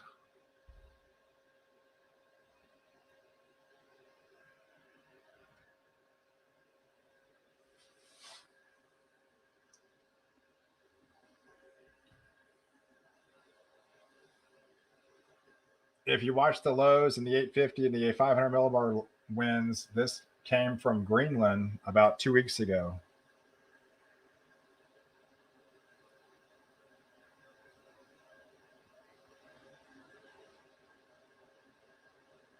Oh, you live in Wellfeed. Hey, Nancy.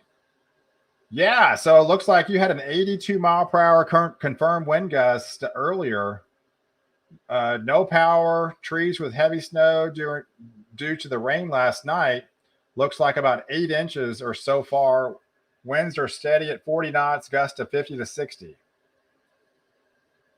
Hey, I'm sorry you don't have any power, Nancy, but yeah, you definitely took the brunt of the storm, and it appears you have a kind of another wave heading in right now.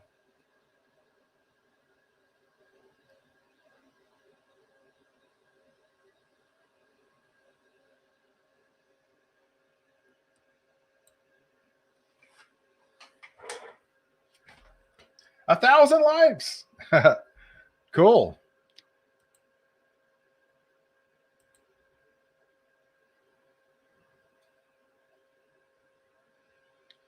Oh, hey, Kim. Yeah, I'm seeing your pics now. Yeah, this is the most intense blizzard I've ever seen. Absolutely insane conditions. Station nearby, wind gusts is 60 69 miles an hour. All right. So yeah, I saw the before pictures, Kim, and now I'm looking at the current pictures. Yeah, that's a lot of snow. It's piling up. I knew everything would be buried. everything is buried almost. And you got a lot more to go. Oh, those are the birds. Cool. Hey, thanks for sending those pictures.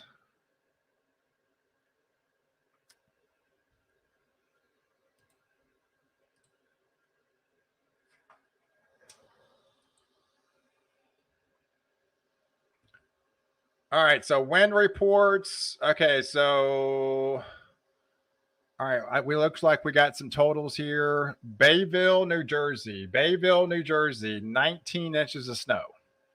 North Babylon, New York, 18 and a half inches.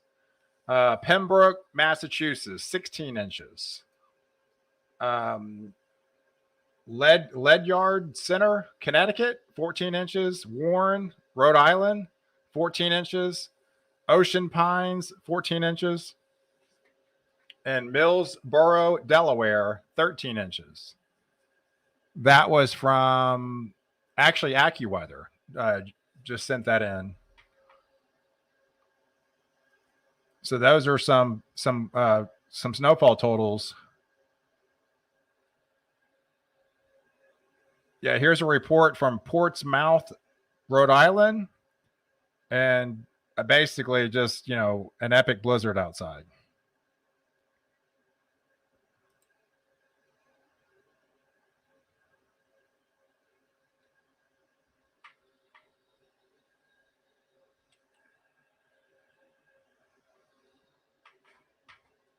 A snow hurricane.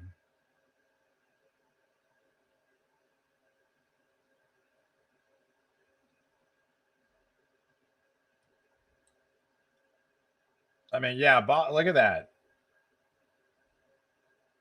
Boston is just getting creamed right now.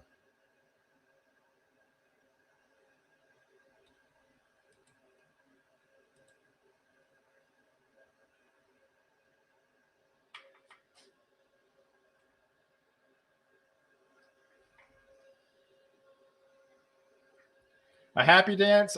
I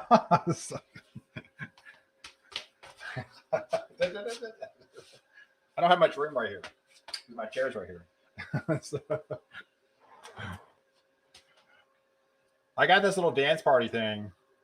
You press the button and it says you get your 30-second dance party. It's supposed to, get you up out of your chair and dance around a little bit. Then my wife has it.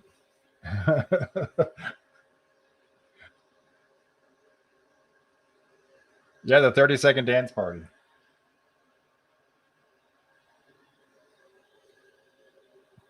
Let me go see if I can find it real quick. Hold on.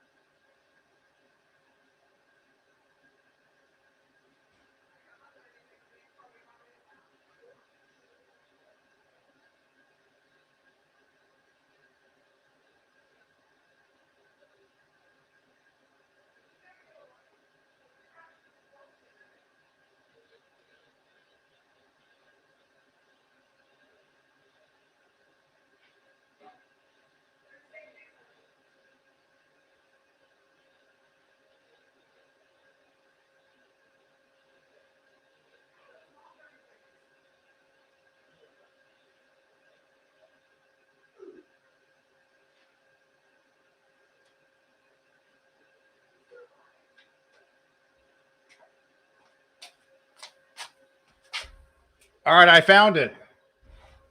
All right, I got the 30-second dance. Are y'all ready? I'm actually going to get up and dance. So I have to move my chair to do it. Let me turn the heater off. Okay, you ready?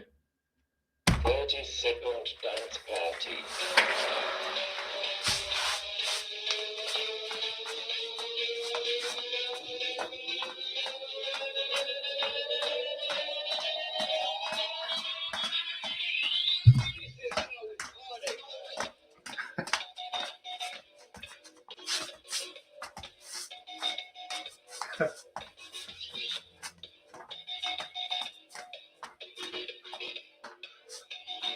No one else is doing a dance on their live feed.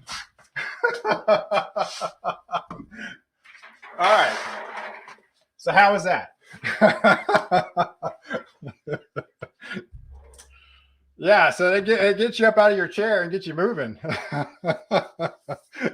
So, yeah, that was fun. You're busting down. See, I take request.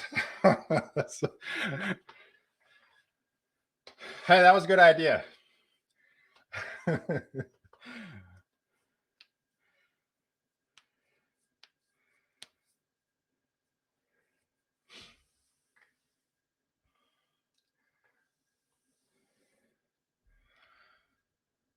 Brett. Hey, I appreciate it, Brett. That's awesome.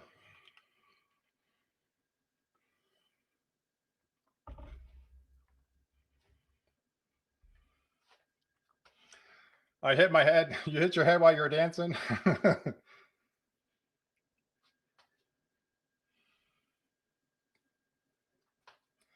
Yeah, always good to get the blood pumping. So there you go. We got the 30-second dance party.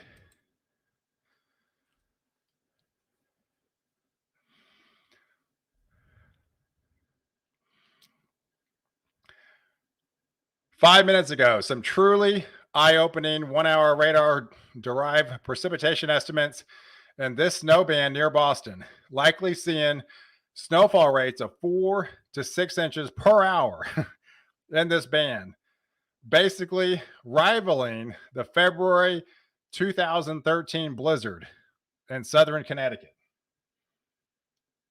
There you go, guys. I mean, we're at peak. We're getting near peak intensity of this storm, and based on liquid, 0.36-inch liquid, right here in this band, we're getting likely seeing 4 to 6 inches per hour snow band. Wow.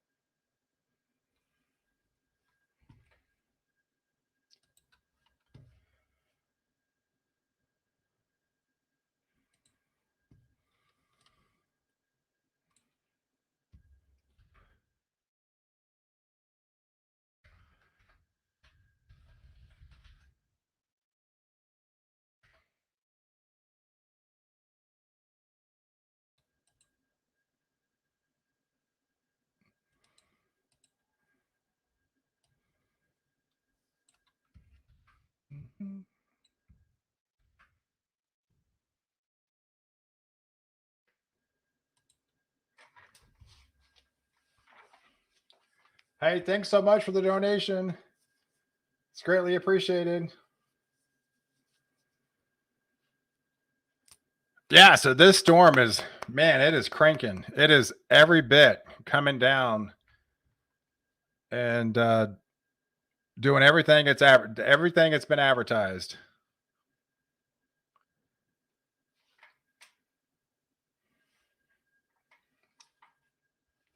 Are we well done in South Jersey?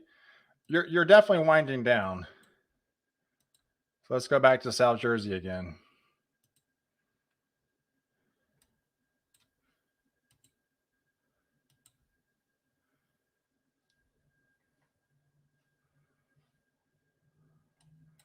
Yeah, I mean, earlier the snow stopped in like Ocean City. I mean, if you live that far south in Ocean City, a little bit further north, it's not. Yeah, here's Ocean City. So you're done in Ocean City. You're done in Atlantic City, but you still got snow a little bit further north, basically north of Mystic Island. And some of this back end stuff might hold together as well.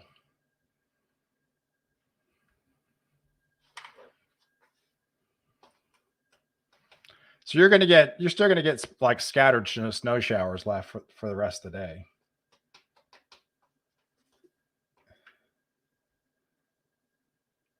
Oh, you emailed them. Oh, cool.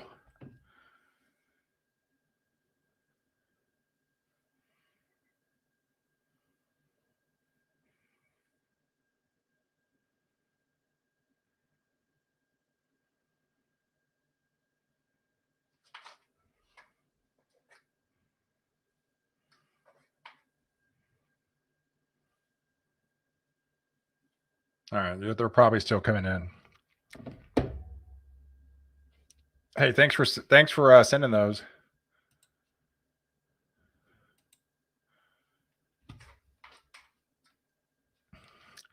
All right, so we got 18 inches, 18 inches of snow in West Kingston, Rhode Island. 18 inches now. So we're getting numerous confirmation of 18, 20 inches now in Rhode Island and Connecticut and into Massachusetts.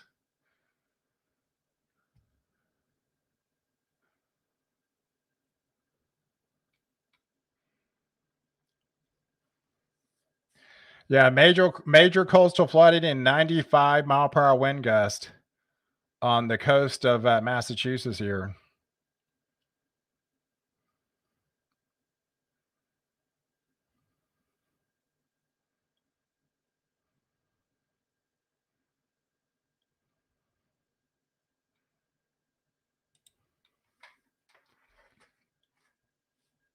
Wow.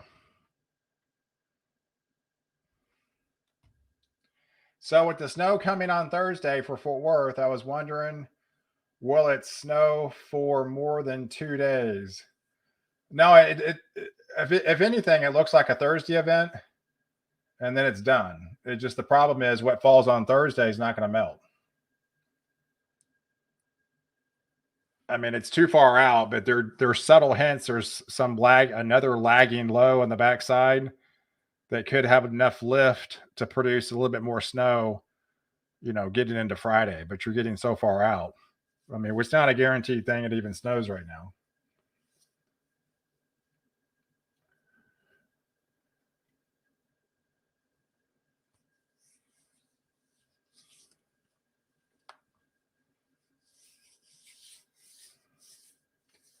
Tell this thing to make its way up to New Hampshire and ski country. It's heading up there. It just hadn't. That's going to be later on tonight and into the overnight. I mean, you'll get some snow. You're not going to get the 20 inches or anything.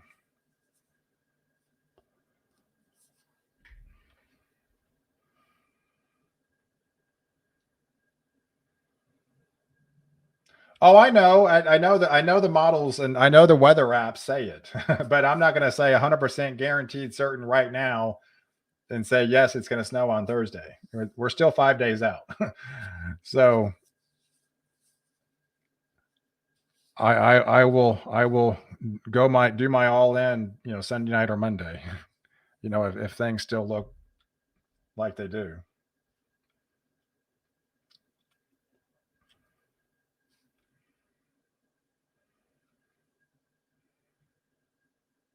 Yeah. Yeah, exactly, Brett. We need the medium range models.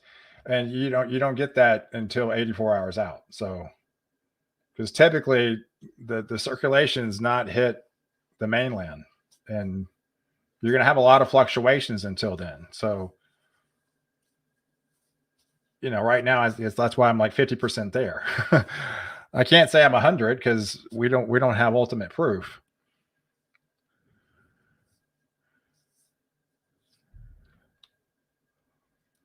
Because you got to understand the app is done by a model. So if the model says it, the app's going to say it. The apps aren't put together by a human being. It's not. It's only run off whatever the models say.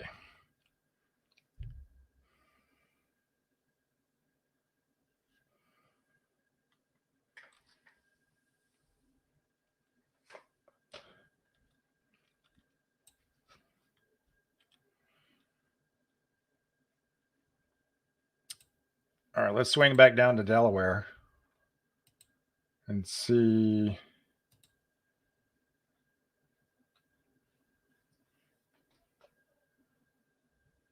Yeah, things are starting to wind down here. a little bit further south.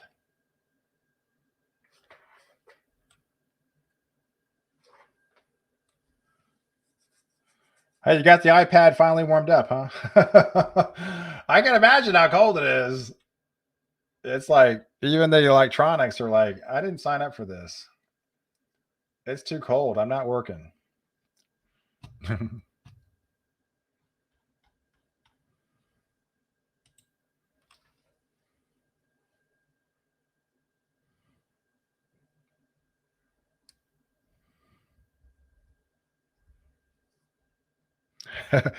Yeah, everybody's wanting to frame the band here, because it basically is frame worthy. I mean, you're going to go a long time before you see something like that again.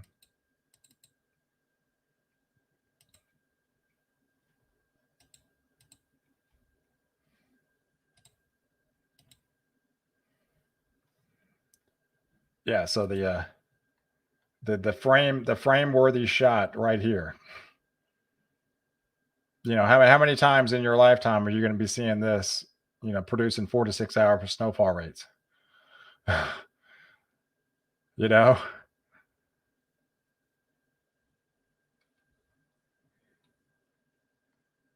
it's probably very likely we're seeing Thundersnow right here.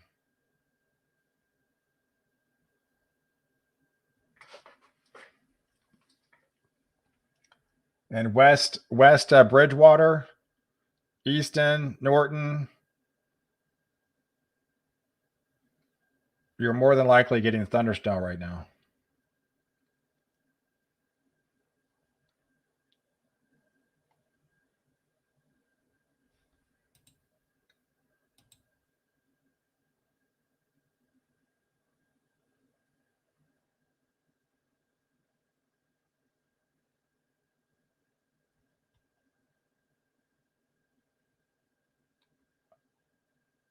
Yeah, you can see these little sporadic.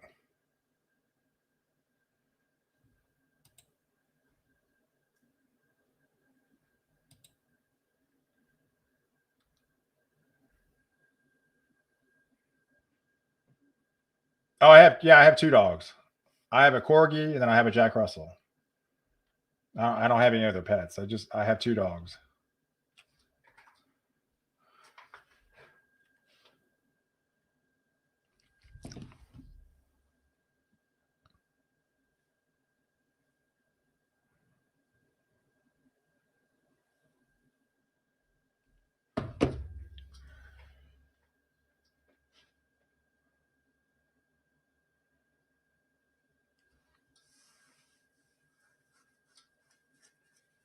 Oh yeah, no worries. Yeah, ask all your questions.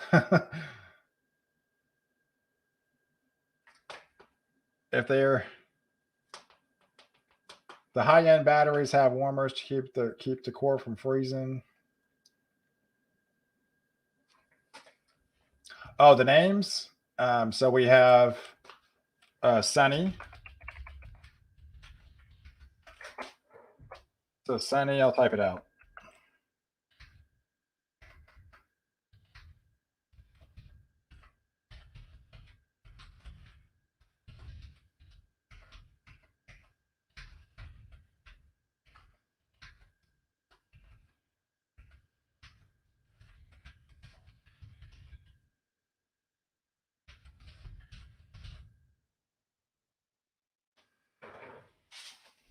Yeah, so I've got a corgi, which is her name is Sunny, and then I also have Roxy, and it's a Jack Russell Terrier.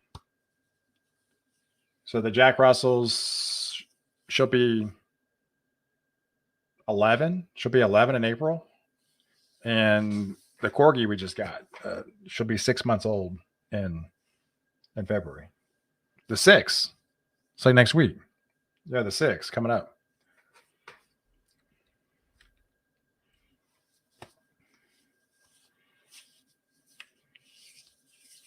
And then I previously had another Jack Russell, but he passed maybe 3 years ago now.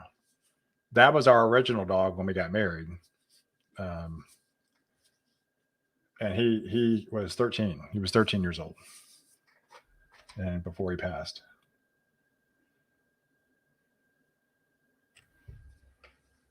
Oh, you never heard of Thundersnow before? Yeah, I mean it is rare, but it definitely happens for sure. And setups like this, I mean it's happening. I mean Thundersnow and the temperatures in the teens. that's pretty insane.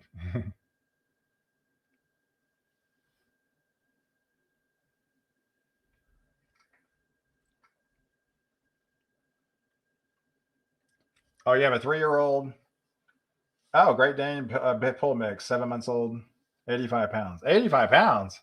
Yeah.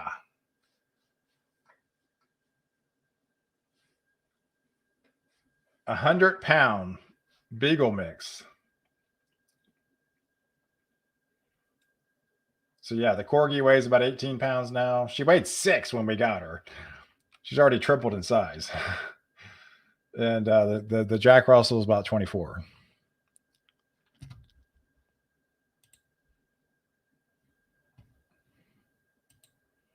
Yeah, we literally drove to Missouri to go pick up our puppy. I know. I remember, getting the dog and then I was like, it wasn't until after the fact. I'm like, okay, where are you located? Like, oh, Missouri. I'm like, oh, why? I guess I'm driving to Missouri. So, yeah, hard freeze tonight. Yeah, widespread hard freeze. They just issued a hard freeze going all the way down into Sarasota, Melbourne, all the way down into Orlando, Daytona Beach. Hard freeze. All the areas, all the way down to Sarasota, down to 26 degrees tonight. That's some cold stuff for Florida.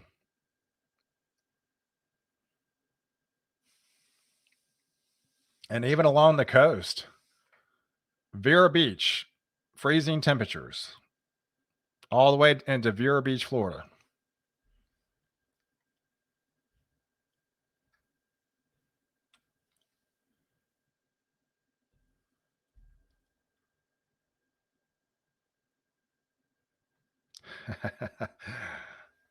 This was around 11:40 a.m. from the 19th Street and Maryland. It's straight up nasty out here. Anything that was slush is just now ice.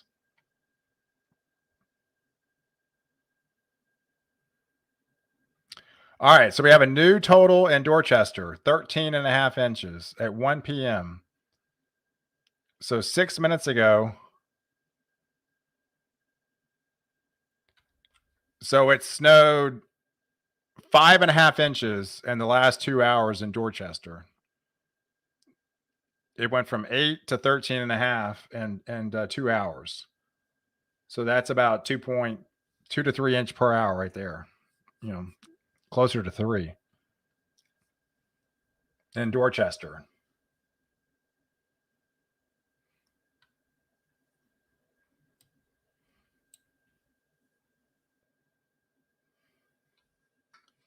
I feed about 10 wildcats and feed about 100 birds daily.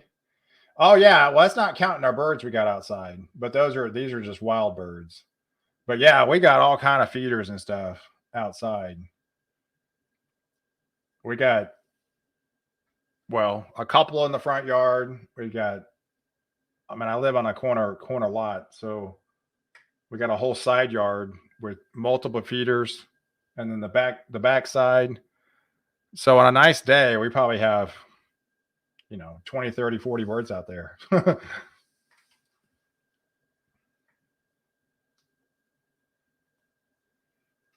Oh, Milo.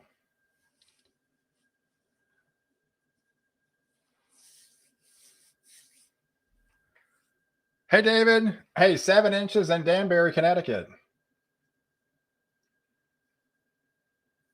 Awesome. Thanks for the report.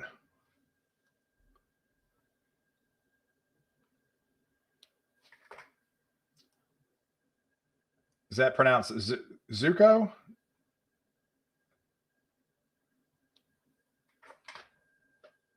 Any snow here in the Smoky Mountains of Tennessee? And about an hour and 30 minutes north of Chattanooga. It's a nice place called Telecoplans, Tennessee.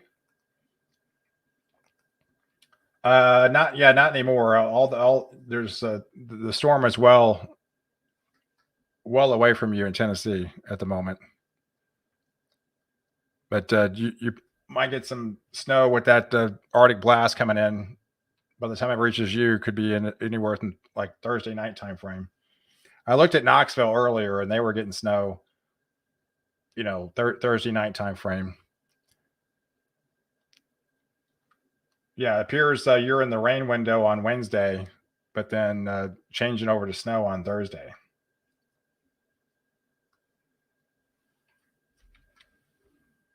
Oh, okay, cool. Like the last Airbender character.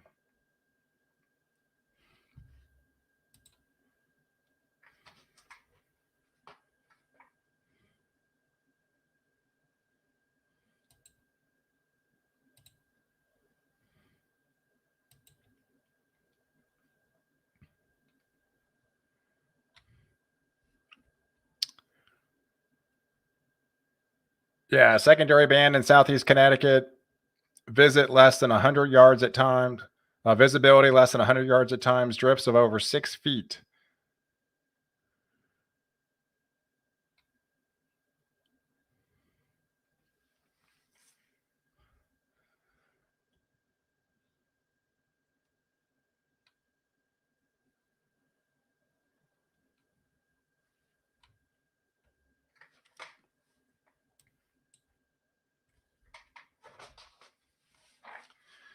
Man, that band is just set up. It is just not moving. Yeah, I mean, if you really zoom into this, and let's just pick out here. I mean, it literally hasn't gone anywhere. That's a 30-minute scan, and it's literally stationary.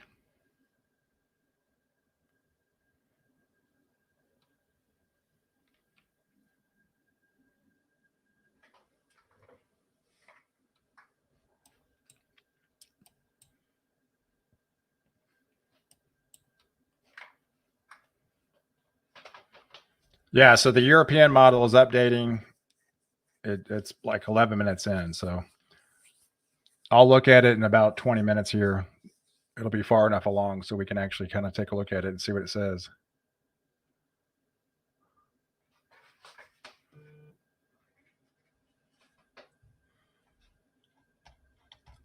Hey, thanks for everybody following me on Twitter. I'm getting a lot of notifications. I'll put the link again.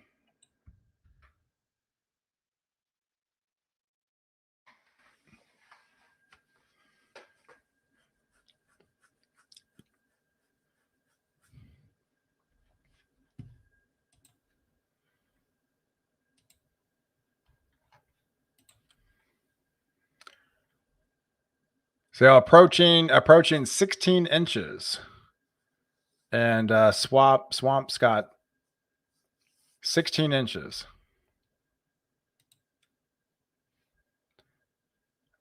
The blizzard keeps rolling in. I guess it's going to be a little while longer before I can clear my deck in Delaware. Yeah, it's not going to be having dinner on the patio tonight.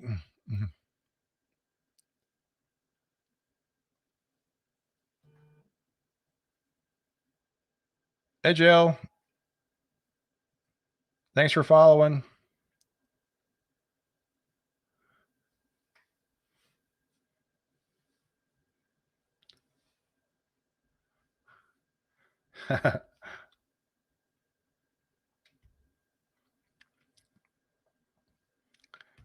Yeah, for the most part, it looks like everybody's really impressed with this storm, as am I.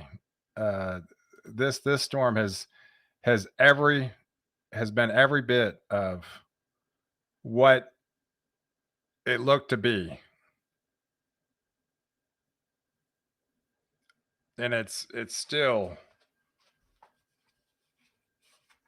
I don't even think it hadn't hit its peak intensity yet. We're still at probably an hour or two away before it really starts to hit its peak.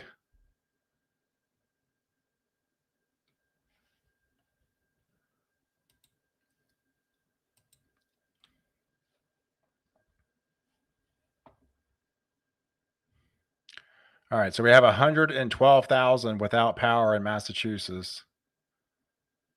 So it looks like about 8,000 people gained back power. Only 16 now in Rhode Island, so that's greatly improved as well.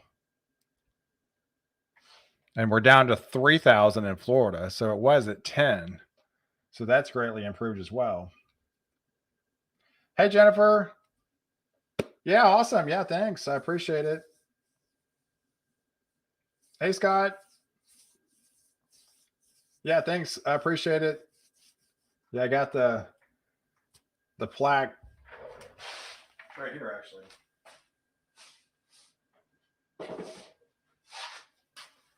I gotta put it on my shelf, but yeah, here it is. Here's the silver play button. It's kind of cool. YouTube does send these things to you in the mail.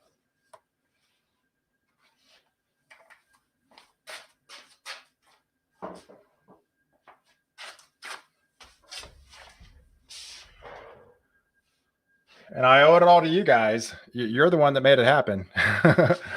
I just supplied the content.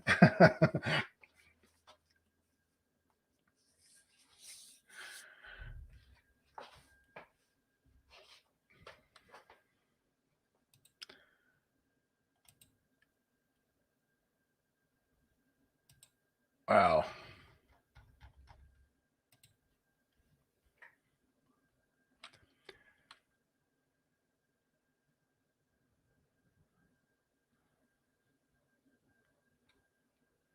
"21 inches." All right. So is it Taunton, Massachusetts? Taunton, Taunton, Massachusetts. 21 inches. That's the highest total I've seen so far.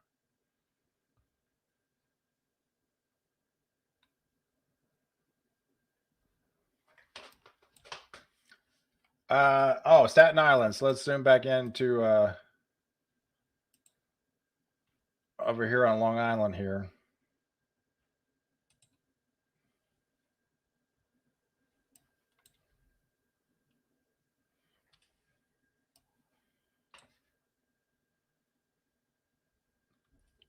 All right, yeah. So this band right here over little moderate band in Islip, but the heavier band is closer,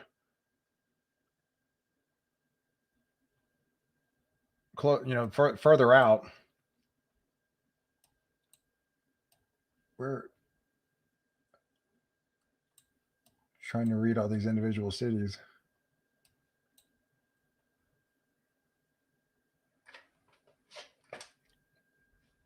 Let me put the different mode on.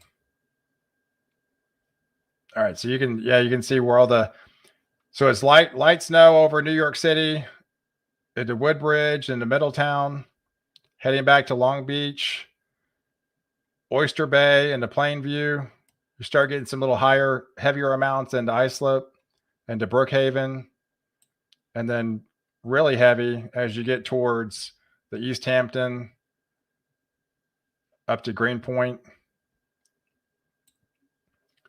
But overall, it's almost stationary. It's just kind of rotating around that low pressure system. It doesn't appear that it's moving that much more west. I mean, if it is, it's just very subtle. It's almost been stationary nearly for the last hour.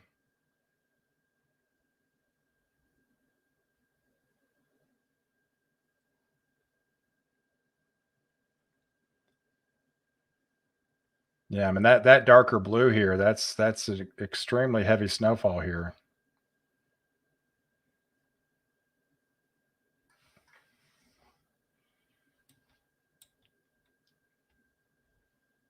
and it's just sitting and spinning and cranking out.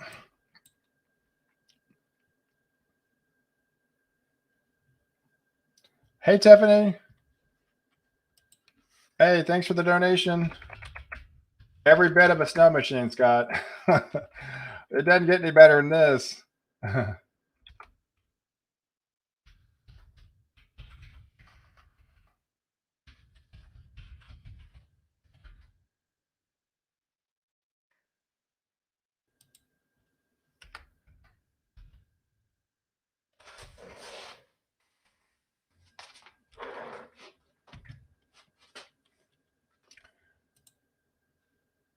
So yeah, so let's move back down the coast again and go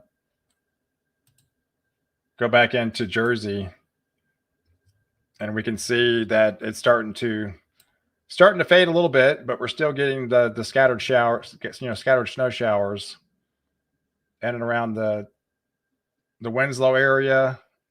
I think it's just about done in Atlantic City, but Stafford Township still getting some snow.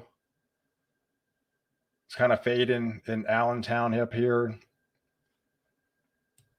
but heading towards Middletown and into Long Branch, you're still in that heavier snow band.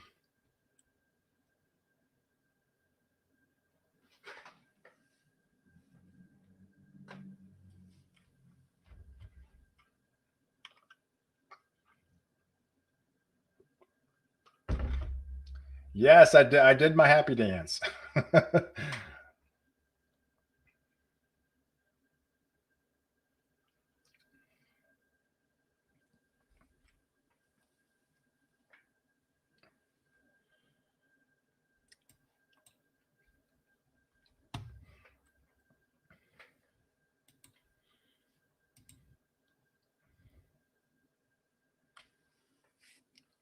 Oh, following and supporting Pal Ponder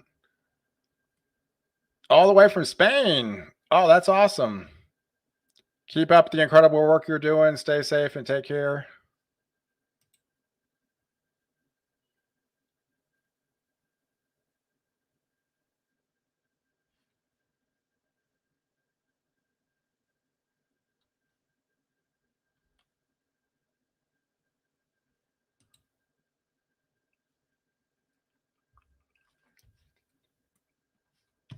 All right, so it's time to look at the euro.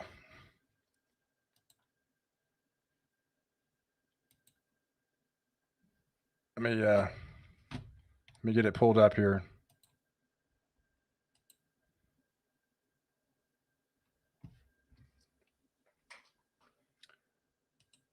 All right, let me switch.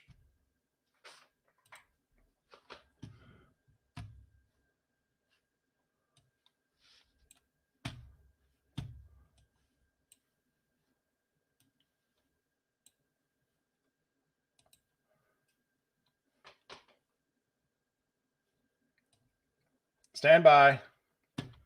All right.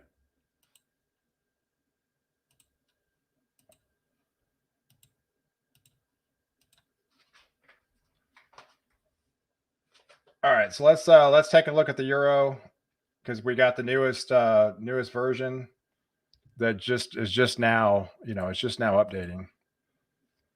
So we can look at it together for the first time. All right, so let's start off with the temperatures.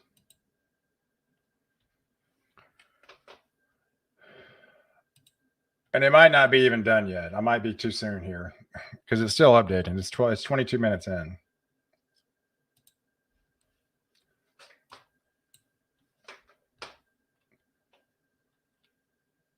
All right, so let's walk you through. So yes, obviously we're getting the big snowstorm into the Northeast this afternoon.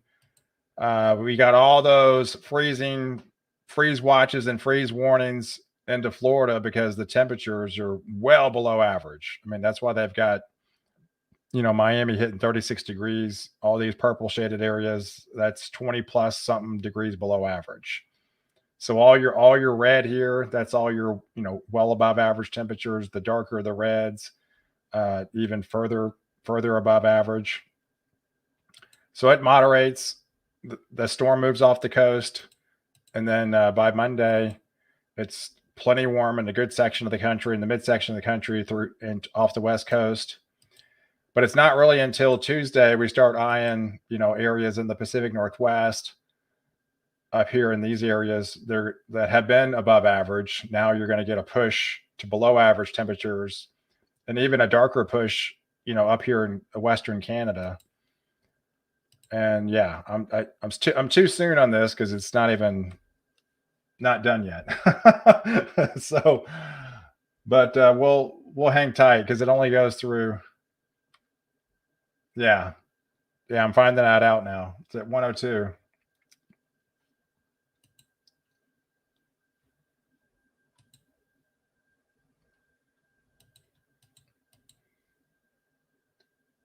Right now I'm at 84 hours out. I knew I might be a little too soon on it. Hey, Mr. Powell, I'm just curious. Da-da-da. Yes. I don't know. It's like,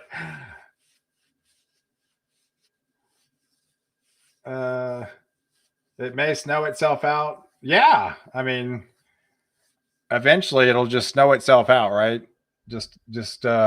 But no, the low is supposed to move west. It shifts a little bit further west, and then it moves more east northeast. But right now it's still shifting a little bit further west.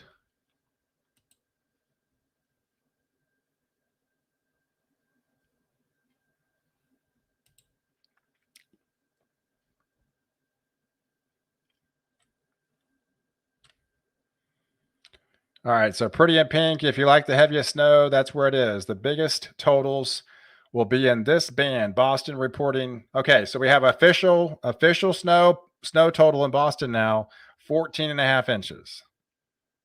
And that's what Jim Cantori just posted, 14 and a half inches at Logan, 14 and a half inches in Boston. So we're basically halfway. I mean, they double that number. We got historic snowfall.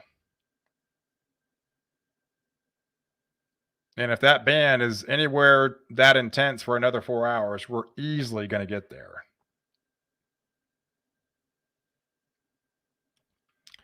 And just doing the math, I think it started snowing in Boston around 8. And then that's when we had 3 inches that first hour till 9. So according to my calculations, that's 4.5 hours in Central Time. And it snowed 14 and a half inches. So that's easily 3-inch per hour rates. But now they're getting the bands that are a little bit higher than that.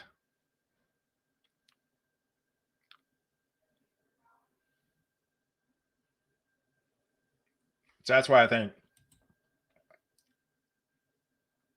we should yeah, we could easily, be at those totals. Yeah, you get over 20 inches, you're cracking the top 10.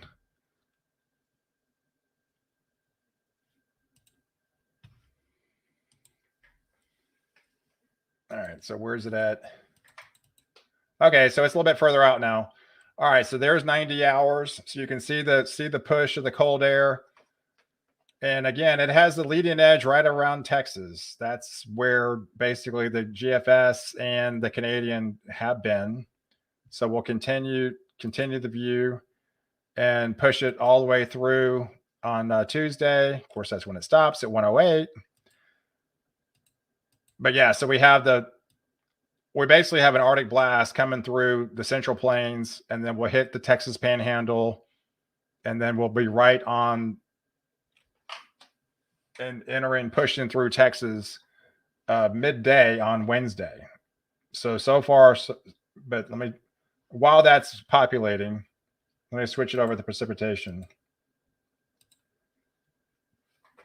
All right, so the snowstorm moves out. You got the rain coming into Texas. Then you have the snow coming through in the Northwest. Snow breaking out. Notice it doesn't appear nearly as intense as the Canadian and the GFS. All right, the snow starts breaking out on Wednesday morning into the Texas Panhandle through Missouri, has some ice through Illinois. A little bit darker bands start showing up in Indiana, through portions of Michigan. As the cold air. All right, here's the low. Okay, so you got the surface low underneath. Okay. All right, there it is. It's starting to come around there. Yep. All right.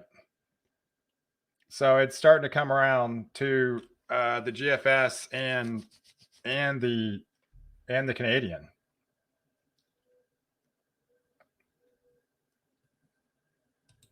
Yeah, because notice the surface low out here out west. The Arctic air was arriving by essentially midday.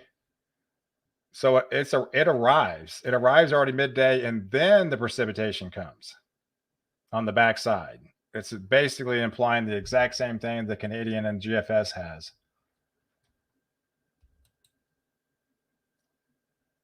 See how far back it is? And the cold air is already well into Texas with the surface low back out west. So the low lags and the cold air presses.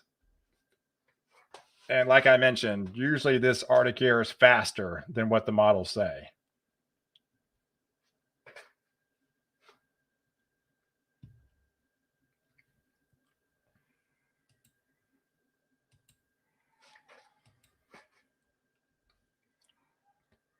But yeah, so then you would have on the backside, so it's a shallow air mass. So you get, ice events and shallow type air masses.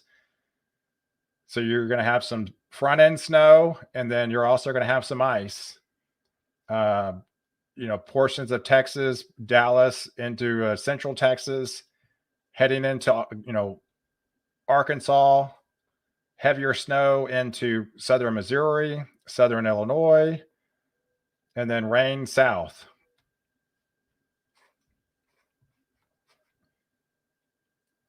And I mean, it's still populating. It's loading right now. All right, so if we push it out another frame, that's on Thursday morning.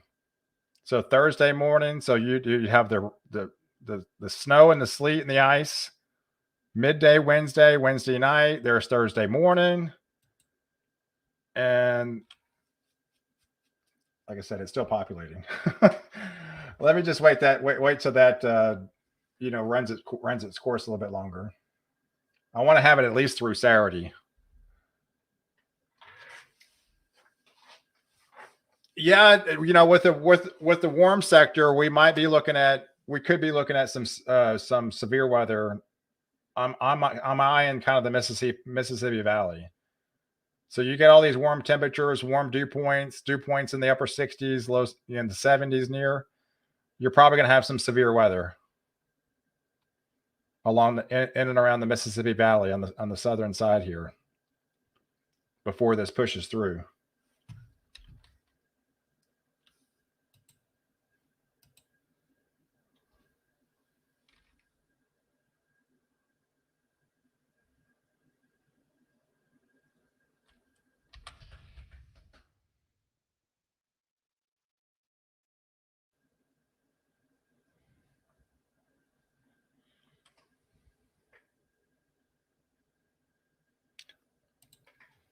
Yeah, I was trying to read the Storm Prediction Center. Yeah, so you got nevertheless moderate to strong deep layer strong westerly flow in the corridor of marginal severe thunderstorms potentially from southeast Louisiana, southern Mississippi, and western Florida Panhandle on Thursday. At this time, severe potential appears to be too uncertain to include a 15% probability. But yeah, the Storm Prediction Center is already kind of looking at that area, southeast LA, Louisiana, southern Mississippi into southern Alabama, western Florida, Panhandle, this area, this zone right here. is more than likely you're going to be seeing some severe weather on Thursday. As it gets closer.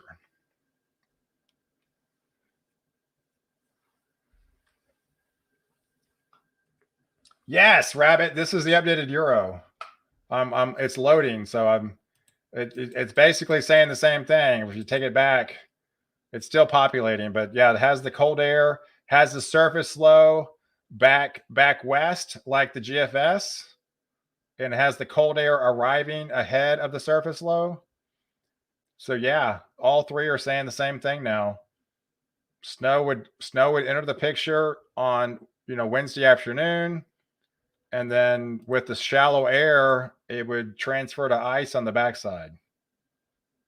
And then this moves through, and you still have some ice on Thursday morning, and it's still uploading. So let me refresh it. All right, so there's Thursday morning, and like I mentioned, there's looks like another little small circulation on the backside, which the GFS was picking up on it, and now the European seems to be picking up on it. That could come through. Now, granted, this precipitation is going to be fighting the dry Arctic air, so there's probably some snow on the backside, but this doesn't appear to be as much as the main lift on the front side, because this is going to be fighting the dry Arctic air the whole way. But the damage is already going to be done with that first band. What's on the ground is not going to go anywhere, and then that would be a snow and ice threat that would go through the Tennessee Valley and then head up into West Virginia, and you got snow coming back in the Mid-Atlantic, and then you have to see the exact timing, because now we're getting 6-7 days out from this. But either way, it looks to be cold. So now let's look at some of these temperatures.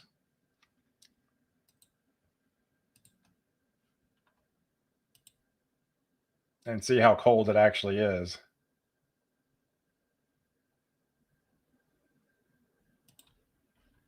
All right, so we move it through. All right, so you got those below average anomalies out the northwest.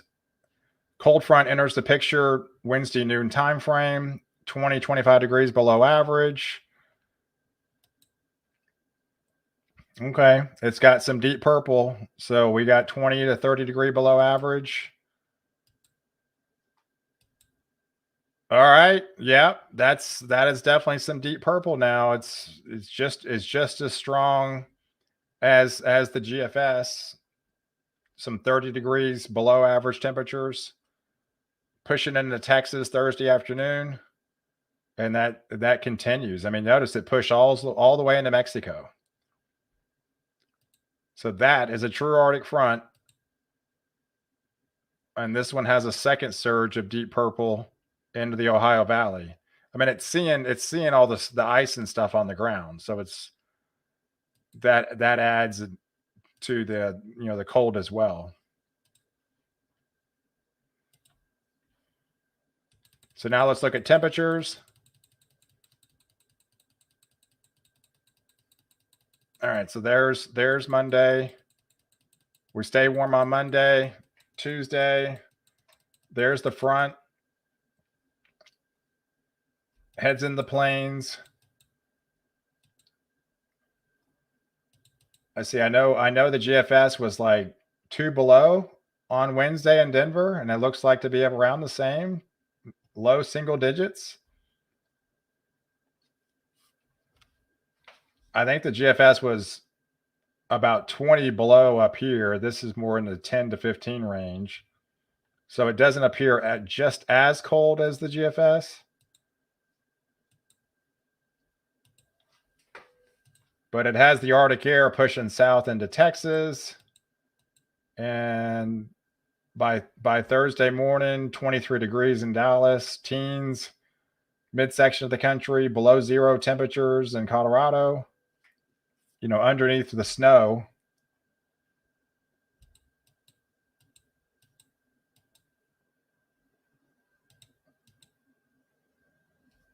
Yeah, it's cold. It's not as cold. It's not as cold as the GFS, that's for sure. And it appears the Canadian as well.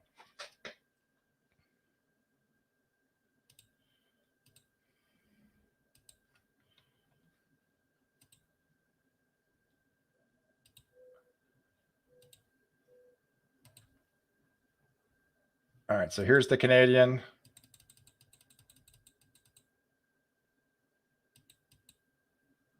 All right, drops it to 20.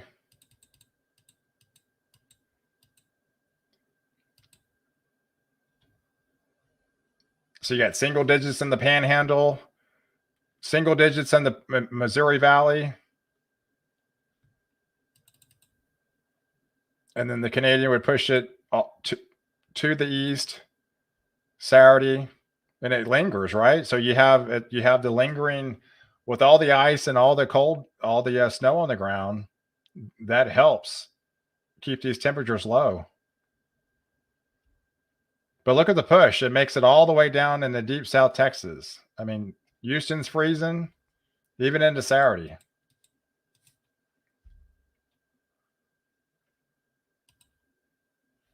Let's go back to the European.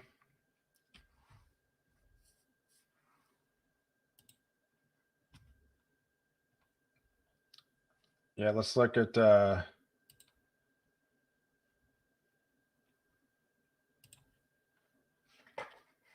right, so it has a little bit of snow. It has really wide swath of snow into Missouri, into Illinois, into Indiana. Southern Indiana. Where's the snow hole? Yeah, that would be like a foot for you guys if this were to happen. And then it's still seeing all that nor'easter in this model run. But that's the ice. I mean, that's the snow. And then here's the freezing rain. Yeah, it basically just as every bit as intense with the freezing rain. Yeah, GFS had about a half inch over Dallas. You got some 1 inch totals here. And here's the sleet. Probably not as intense as the GFS, but still half inch to an inch of sleet. So you got all three models on board now, with it shifting into Texas and going through Oklahoma and Arkansas into Missouri, into Tennessee, into Illinois. You know, you got all three major models saying the same thing. You know, some are a little bit more intense than others, but they all three say, "Hey, we got really good cold shot coming." And yeah, with temperatures, you know, these wouldn't warm up. A lot of these areas would not get above freezing.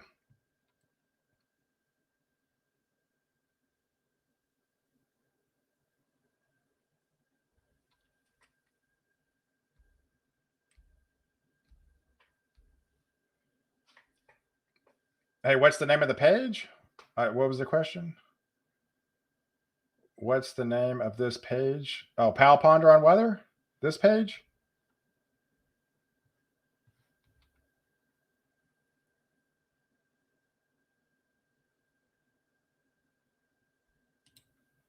Here's a.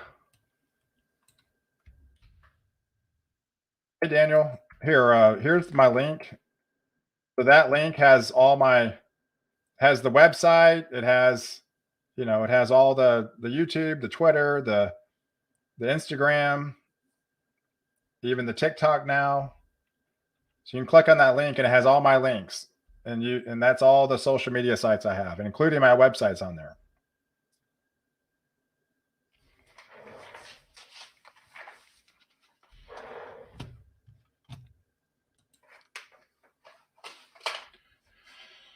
So yes, we got a lot to talk about next week with it looks like a more widespread snow.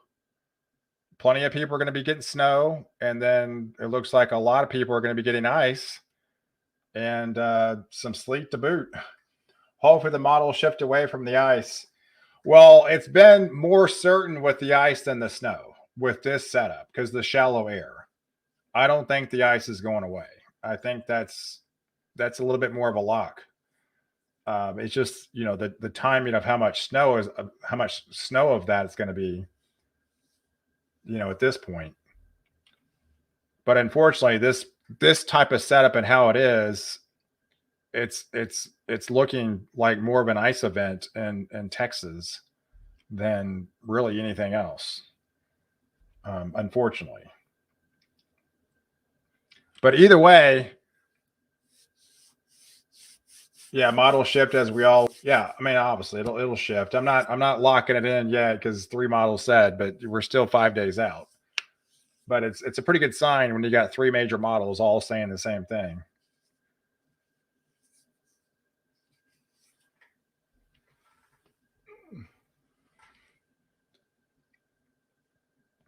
Yep. Kentucky's known for having some pretty bad ice storms at times, and it looks like you're going to be locked into this one pretty good. So yeah, definitely.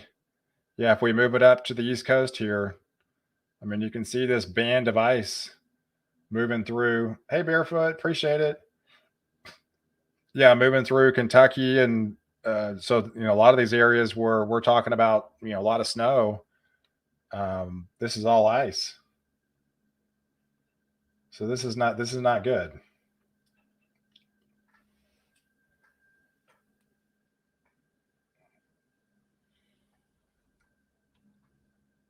Yeah, so while we have you on here, let me show you the ensembles of the GFS here.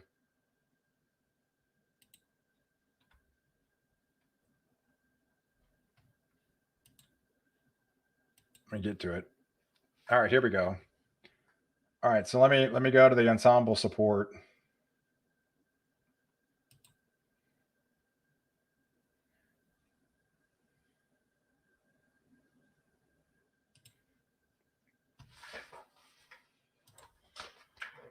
All right, so this is the GFS ensembles on the North American view, so you can kind of get a real depiction on what's going to take place.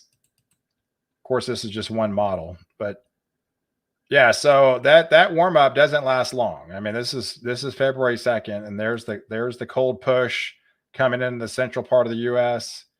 that reaches the coast. That's February 2nd into the 3rd. So if anything, it's warm for basically the very first day of February. And then obviously Groundhog Day is February 2nd, that little furry thing that if he's going to see a shadow or not. We know it's going to get cold, and we know there's always 6 more weeks of winter because winter doesn't end until middle of March. But it's always fun to see what he says. so then this pushes down into Texas. You got all that deep purple. And yeah, even on the ensemble run of the GFS has that deep purple making it all the way down deep into Texas and just really accelerates into Brownsville again. Could they get their third winter storm warning in 12 months in Brownsville, Texas? It's looking possible. and and then we move it through. But you see, the cold really doesn't go anywhere. I mean, it's not as intense as we get to the end of the week, but overall, this is a cold run. I mean, the entire US is pretty much below average, right? Anything in blue or green or anything is below average temperatures. And that's February 7th. There's February 8th. And there's February 9th. So it modifies a little bit, but still it stays cold for a good 10 days after that cold front. Right?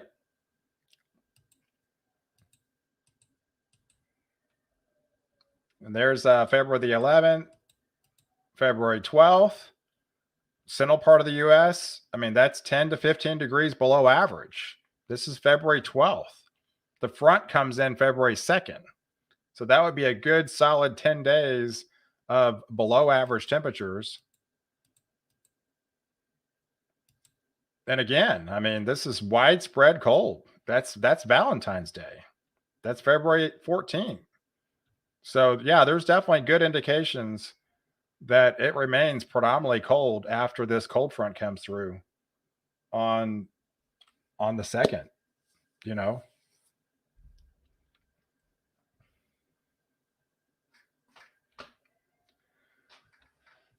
All right, so that is the latest European and the latest ensemble from the GFS.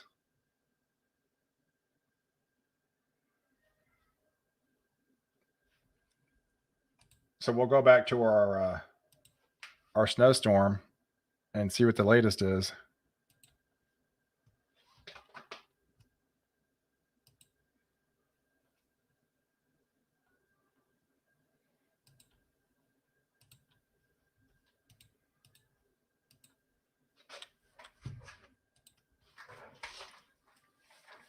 So yeah, that was definitely.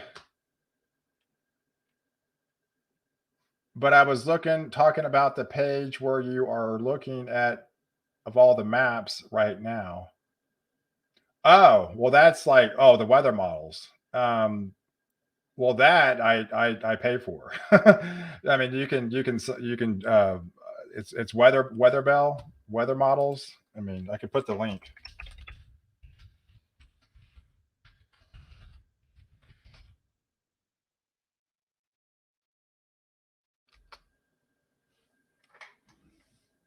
Yeah, two great went out there, is Weather Bell and Weather Models. There's also Pivotal Weather.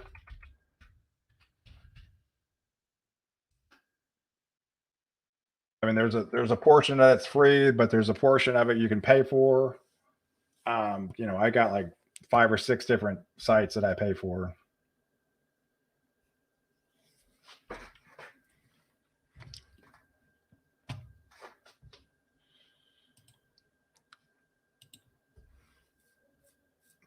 All right, so 115,000 people without power in Massachusetts now.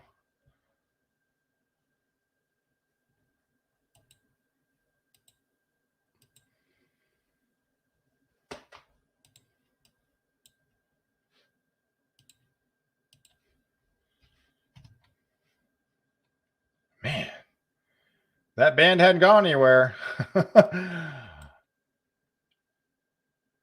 If anything, it's just kind of tighten it up. Just kind of tighten it up in that band there.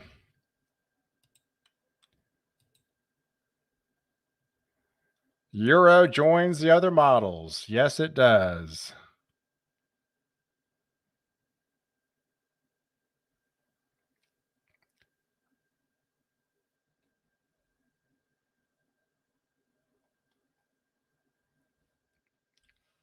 Make it. Yeah, everybody's posting the Arctic outbreak tomorrow next week.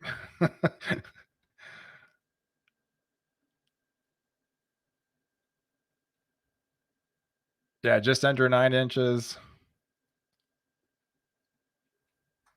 Yeah, it's far from over. Absolutely. That's not going anywhere.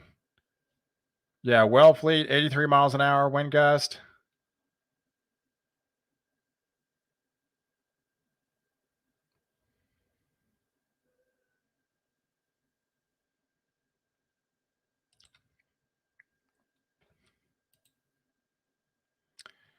Yeah, Logan, 14 and a half inches. Holy moly. If we can keep this band up for a few more hours, we'll see 20 to 24. Yeah, I mean, I think you can. Snow band along the coast. That was an hour ago. Just going through my feed.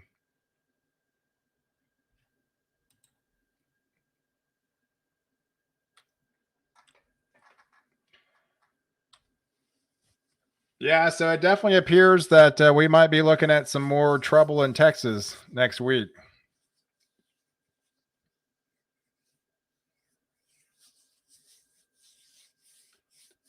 Do you have a fireplace down in Texas? Oh, yeah, I got a fireplace.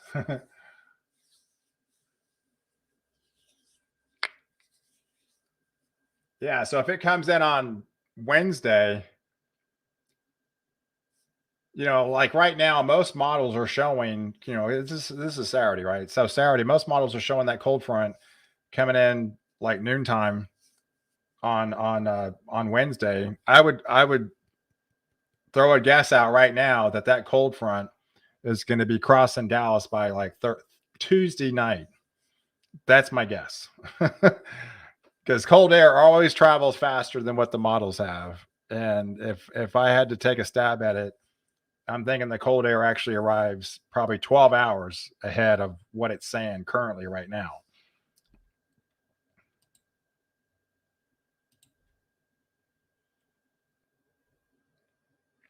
And obviously, if that were the case, then then it would be a little bit more intense. Everything would be on the backside from that precipitation. Essentially, the faster the cold front comes in, the more precip on the backside your people are going to have.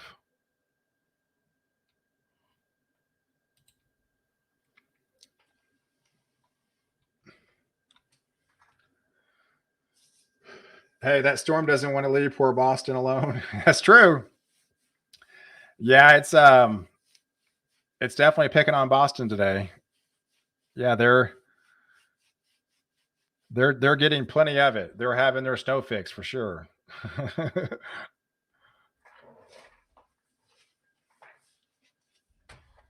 I'll keep that in mind for my plants. Yeah, definitely. You know how things get. I mean, things get crazy.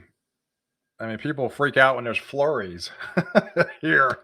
So anything resembling a major ice storm is, you know, like, oh my gosh, it's gonna be like full panic mode on Tuesday. That's why I went to the store yesterday. I'm like, I'm not taking any chances. I'm stocking up. And I won't have to go to the store for at least 3 weeks with everything I have. Hey pal, do you have a Facebook or Instagram? Yeah, yeah. Here's the link. I mean, there's yeah, this link tree. Just click on that link tree. It has my Facebook on there. And then I got a fan page on Facebook. I've got an Instagram. I've got, the website's on there. My new TikTok is on there.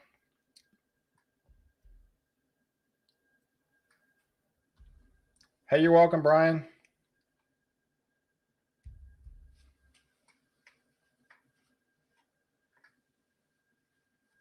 Hey, I saved all the pages. Awesome. Good deal. Hey, when do the models update, Rabbit? Well, the GFS updates every 6 hours. So you're talking it'll update again around 4 o'clock, 4 to 5. It'll be done by 5.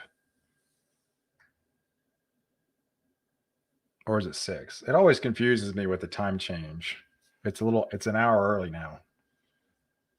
It's done by 6. It just updated. So it'll be done by 6. And then the Canadian and the European update twice a day around 1 o'clock in the morning and then 1 o'clock in the afternoon.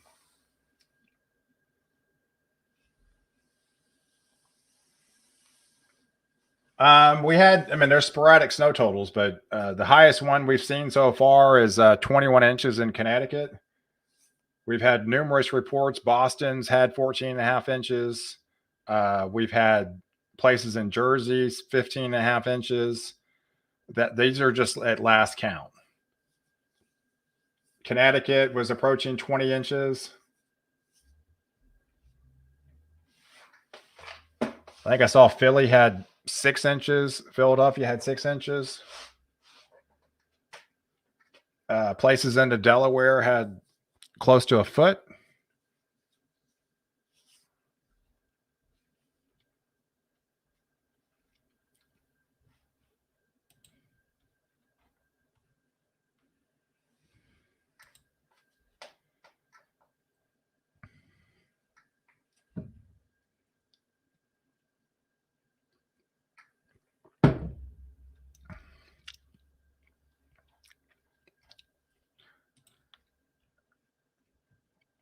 All right, so yeah, the Dallas meteorologists have jumped all over this system now.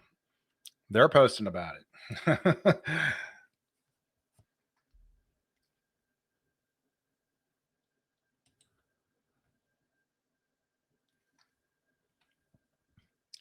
Latest models becoming more bullish on potential ice event in North Texas Wednesday night into Thursday. Could be impactful.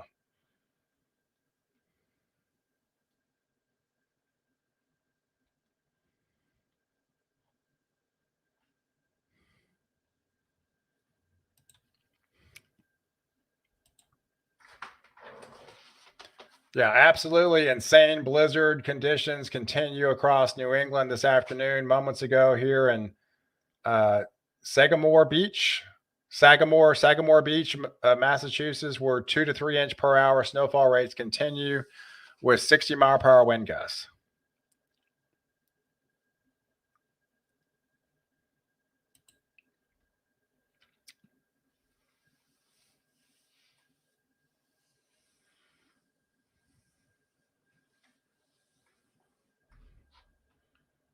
Yeah, and there's that squall line in the Mississippi Valley.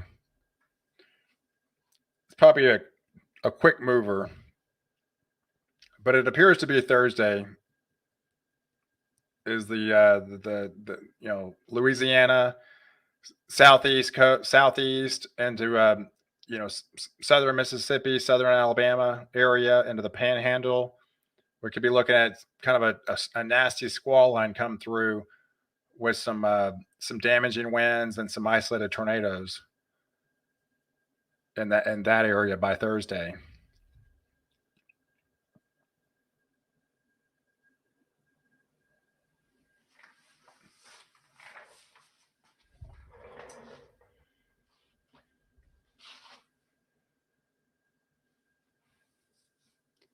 Hey Heather, yeah, I mean Massachusetts, Logan had 14 and a half inches. I think we had one confirmed, a 21-inch report so far, and in Massachusetts, so it's definitely adding up quick. I mean, we've got numerous reports of some 20-inch amounts already.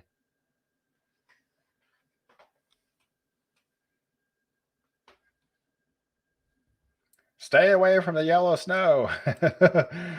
Yes, that is your heavier snow for sure.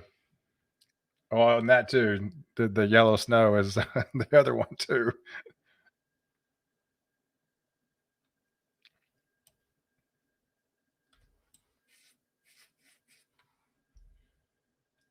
Oh yeah, Taunton was the place.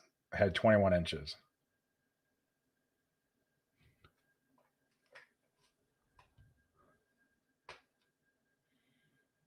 101. Oh, that puts me at 8. Is this 8 hours now? Yeah, if I started at 5 o'clock in the morning, that's 8 hours.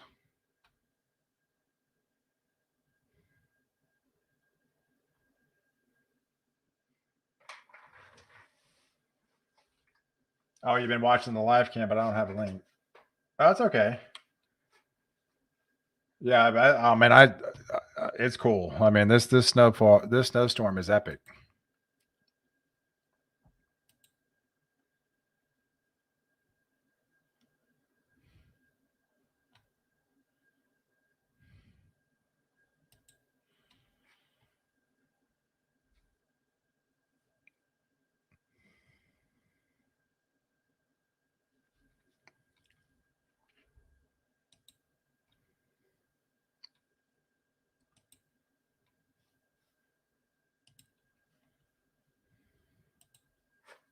Newport, Rhode Island today. Wow. I mean, you can't even see.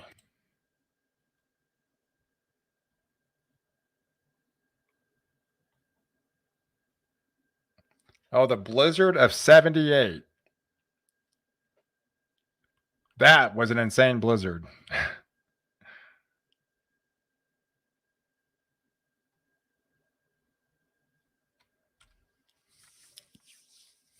Yeah, thousands of flights canceled across the Northeast, and ground travel is a no-go.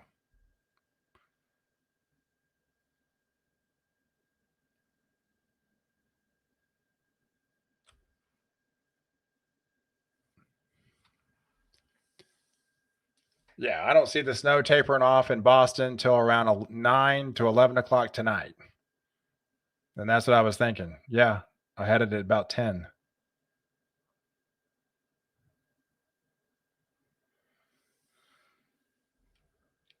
Yeah, storm chasers are all up that way. However, they need snowmobiles. That's true. I mean, most of them have regular cars. Yeah, most of them have those hiked up trucks. But still, 2 feet of snow, you really kind of need a snowmobile for that.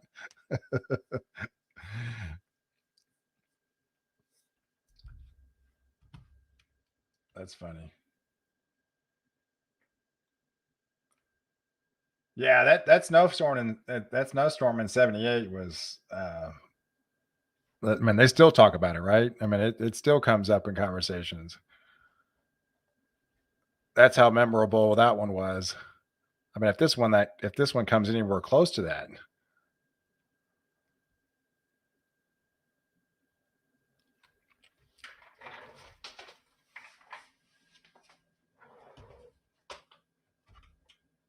that'll probably be way safer than chasing snowstorms.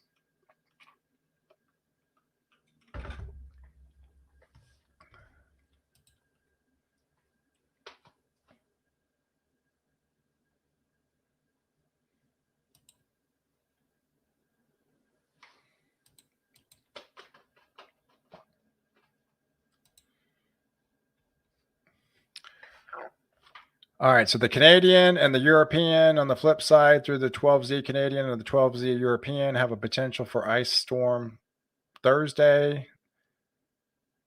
Plenty of time to watch.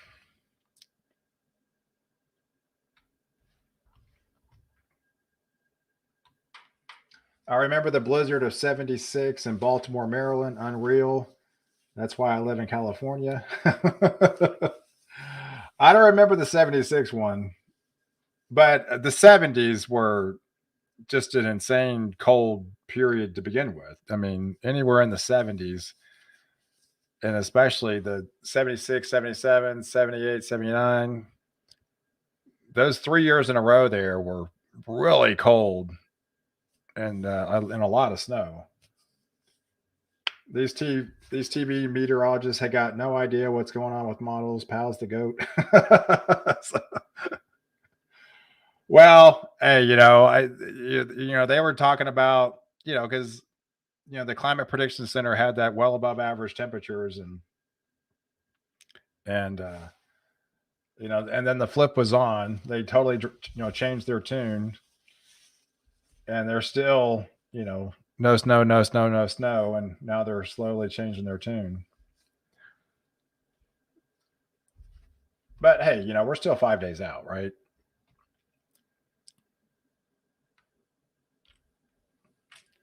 So I want to say thanks to the grand solar minimum.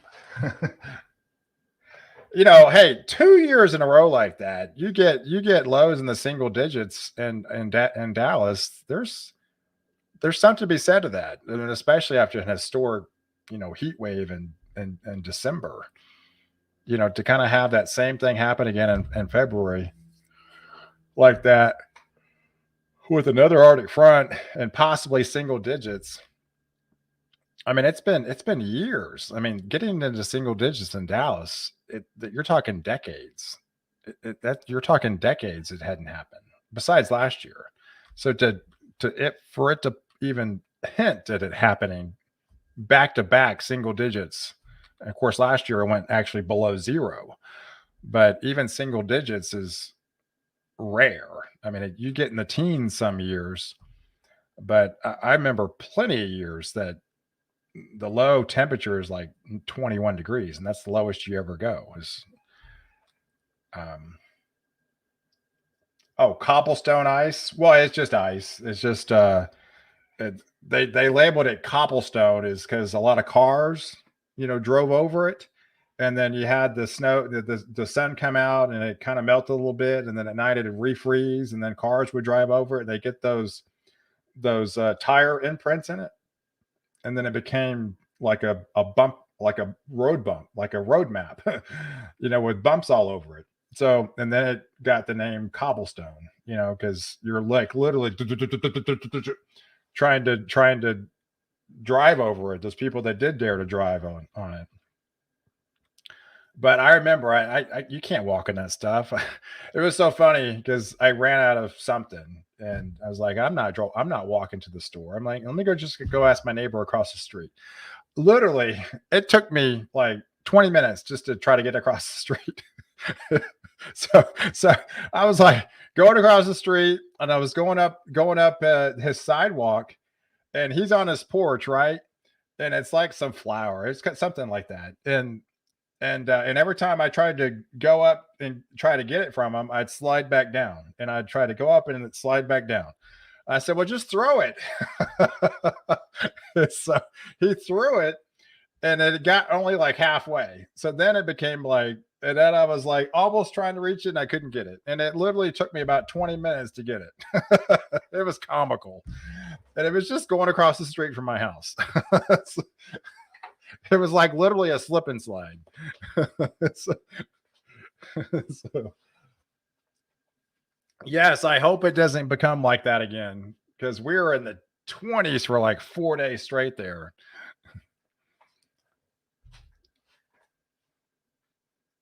with that ice on the ground and just not going anywhere.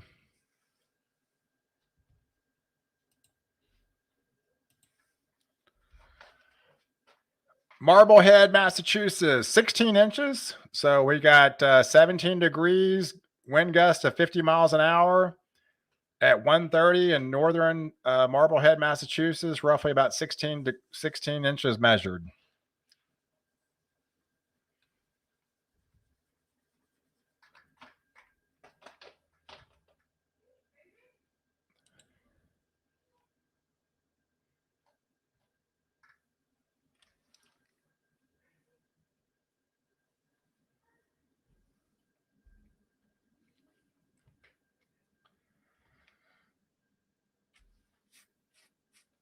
Yeah, there's definitely been a lot of volatile weather lately, to say the least. Are we seeing the end of the storm on the screen? Oh no, it's not the end. We're just on the Cape, radar right now. But uh, let's zoom up to Maine here, and because yeah, that storm is pushed further into Maine now. Yeah, earlier when we checked, it was just approaching Augusta, but now it's well into Maine. You got all the heavier snows into Bangor, and that's pushing up into New Hampshire now. New Hampshire's getting uh, kind of locked in with the more moderate snows pushing in. So yeah, you're going to be seeing some of those. This whole area right here is expected to get 18 to 22 inches, and then about 22 inches as you head towards Caribou. You start getting up here, then you're back into the 12-inch range, further north.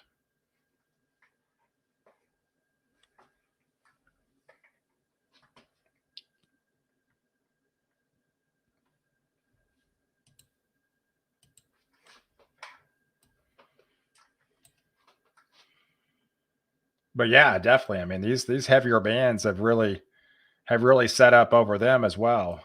So Cape Elizabeth into Portland. Oh yeah, these are places I've been to. Yeah, we took a trip up to Boston a couple years ago. We rented a car, and we did like 6 states in 10 days. Went all the way through Connecticut, went to through Massachusetts, came up and swung through New Hampshire, went to Mount Washington. I did that trip. I went to the top of Mount Washington. Of course, that was on my bucket list. And then we swung over to Maine, went to Arcadia Park, and then came back down. Yeah, that was fun times. That was a 10-day adventure.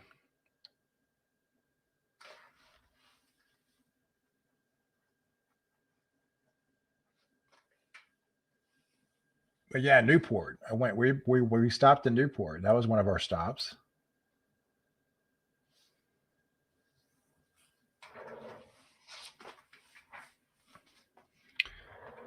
Yeah, we could have spent 3 days in our Acadia Park. I mean, we could have lived there. I mean, I was having a blast. But there's only so much you can see. You got to keep moving, and But it was definitely one of those trips that because we stayed at a different place every single night, so it took a lot of planning, to time out these spots and the drive time to and from, and just coordinating all the hotels and bed and breakfasts and stuff staying at. But it was definitely an adventure. I would love to do it again.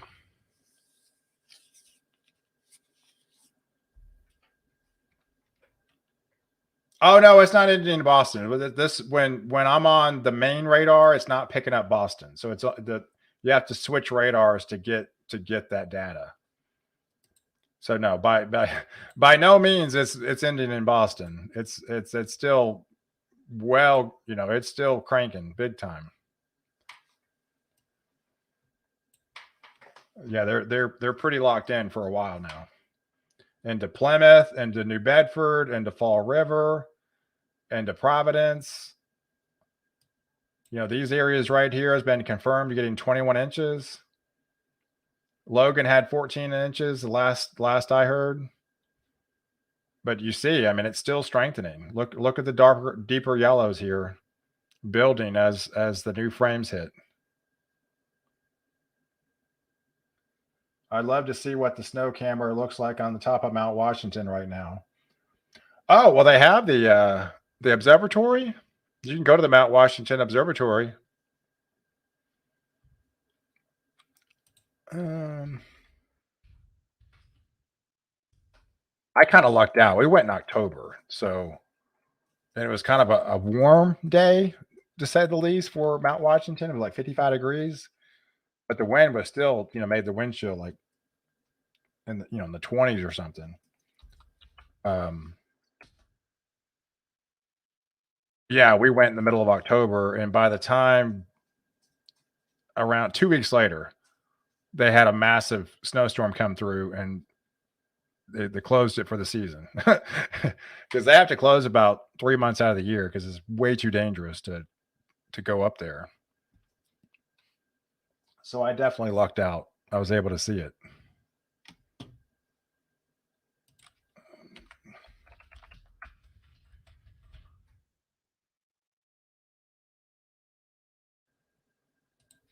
Yeah, I'm looking it up right now. All right, Mount Washington, current conditions. That was 3 hours ago. Let's see.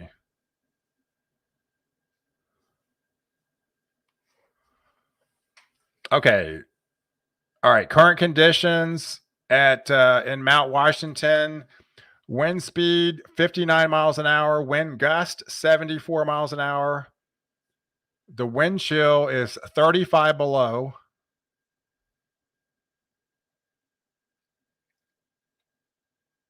And it's had about a half inch of snow in the last 24 hours. The low was -9 degrees. So yeah, it appears right now they have a wind gust of 74,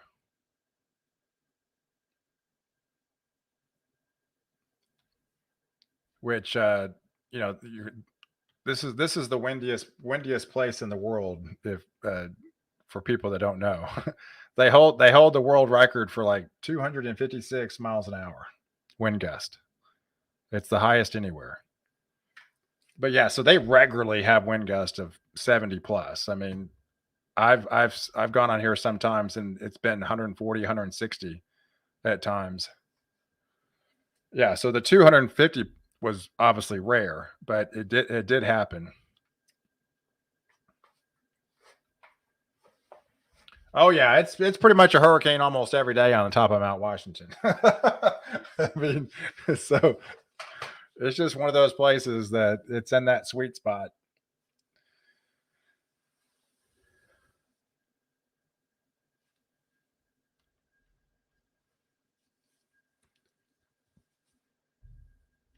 But yeah, I always go on there every once in a while and just check it out, especially in times like this when there's a storm nearby. Because if it's windy everywhere else, it's windy at the top.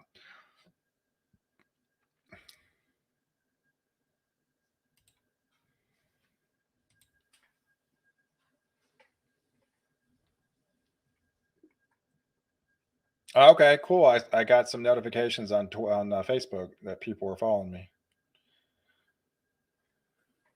Hey, Victoria. Hey, thanks so much.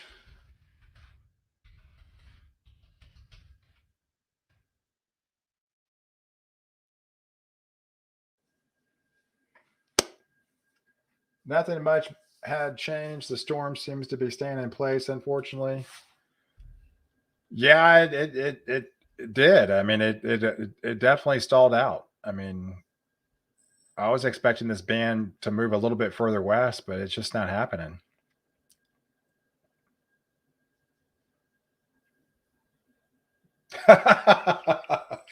The boyfriend didn't let you give you more. That's okay. I'll have a talk with him. I appreciate it. He's like, hey, wait a minute.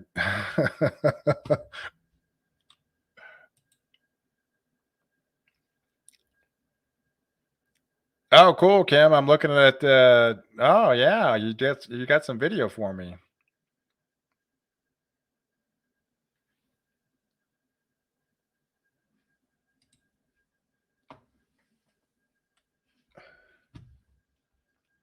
That is a lot of snow. I'm looking at pictures from Rhode Island here, and she posted some video for me.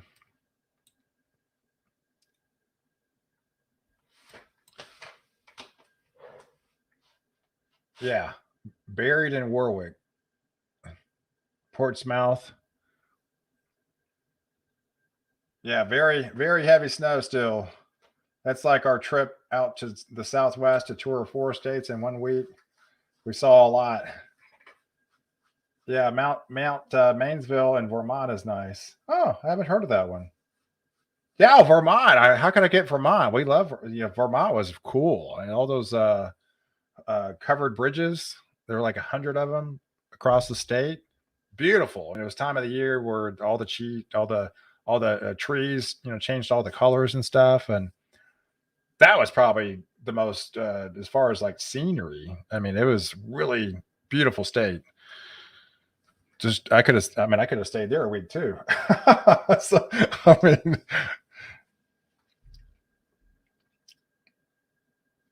hey, going out for 10 minutes, I'll be back. Hey, no worries, Daniel. Hey, that snowstorm's not going anywhere. I've never had problems with Crystal Beach or South Padre Island.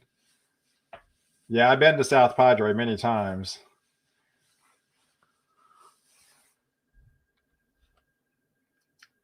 Hey, went to Mount Washington a few years ago and it was fogged in. Well, that's what it was. I thought I was going to get all these epic pictures of the top and have all this beautiful scenery. No, you couldn't even see anything because it was all foggy. So, but hey, I'm just glad I got to experience it.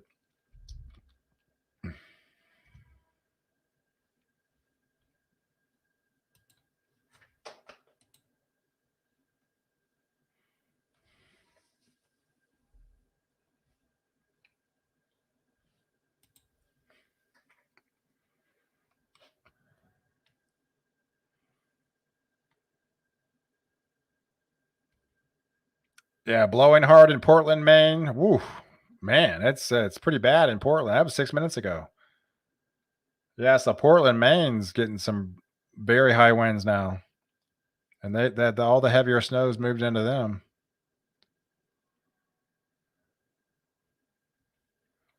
All right, this band approaching. Oh, that was 3 hours ago.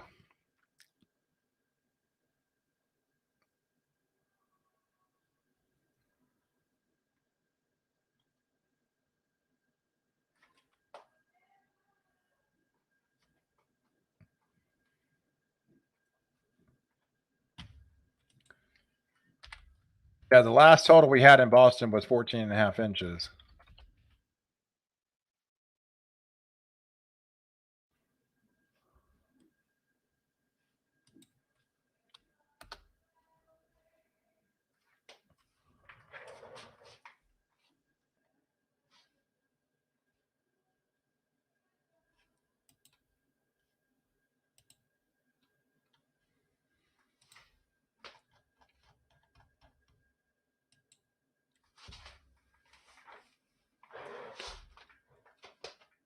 Hey, I appreciate you guys sending me all the pictures here. This is awesome.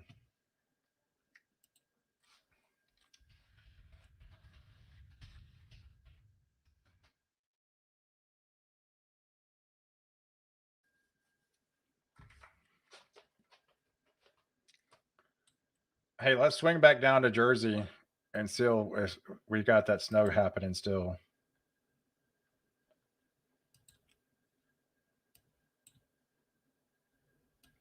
Yeah, so it's completely moved out of Atlantic City now. It's moved out of Stafford Township, Tom's River. So it's still hanging on into the northeastern parts, but for the most part, it's pretty much done, and in and around the northern Jersey area.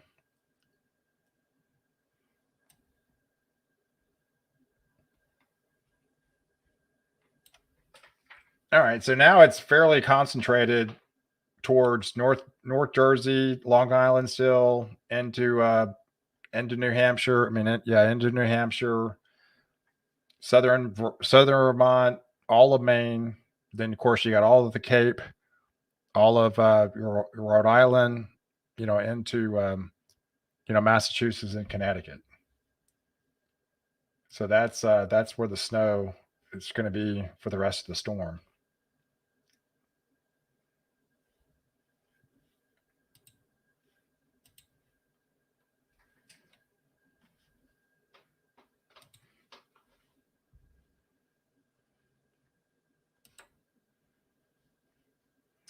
Yeah, big shout out to all the moderators.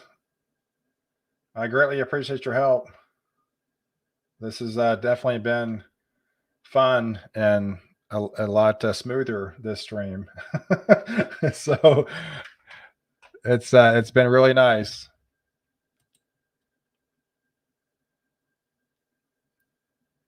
And we'll do more of these, and then I'll perfect it over time. This will get better, trust me. I'll have more kind of bells and whistles and tweaks and adds and additions, and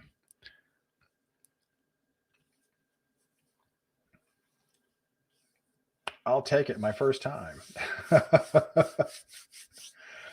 Hey, it's pretty cool. I mean, I never thought I would be starting to stream at 5 o'clock in the morning, but I was actually going to think about starting it earlier.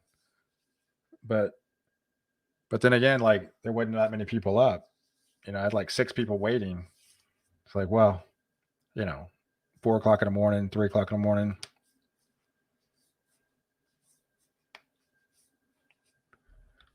But yeah, so the low.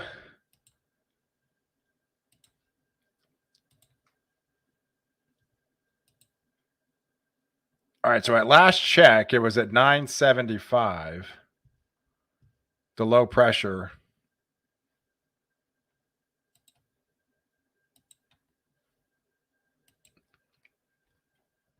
And we're pretty much there.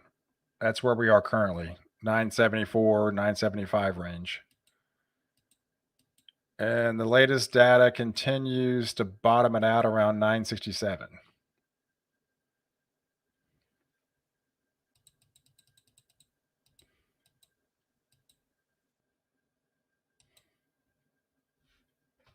Hey, it just popped in my head, and it seems to be about 8 inches, but wind is blowing it all around on top of the garage and can cover most. It looks most accurate location, believe it or not. Yeah, I want to go to Vermont. Hey, it's beautiful, Stormy. I would highly recommend.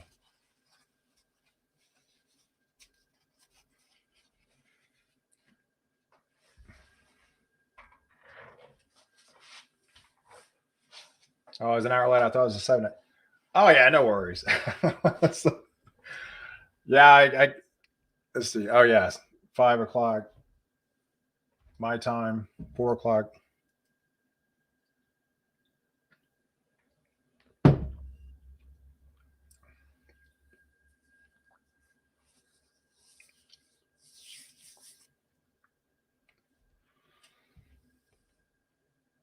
All right, so we're at 1:30 in the afternoon.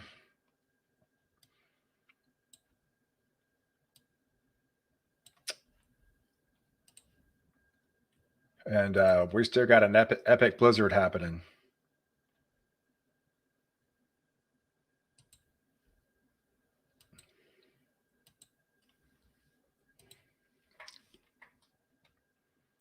Yeah, it's still cranking, and Plymouth up to Quincy and to Boston. Yeah, it even looks like we have a new band trying to move in with very heavy snow.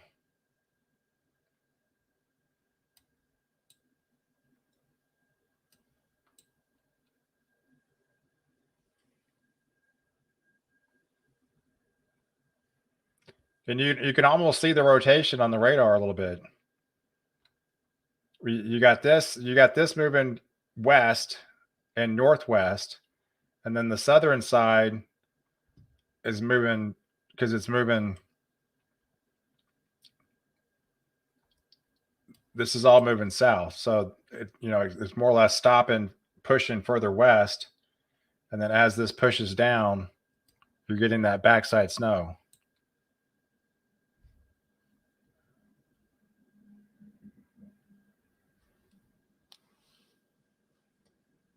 Yeah, heaviest band is apparently weakened over Marblehead, Massachusetts. Hey, Allison. Yeah, Jacksonville, Florida. Yeah, Jacksonville, they have a hard freeze watch tonight.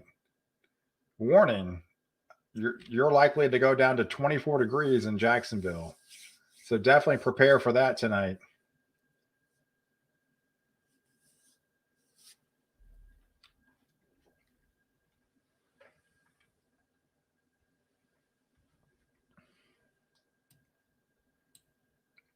Yeah, definitely more apparent for sure.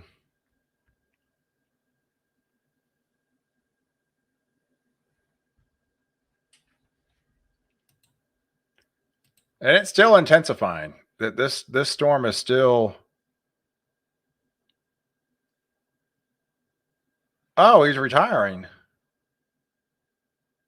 Ah, I'm just reading. Tom Brady just made an announcement. He's retiring. 22 years. Breaking news.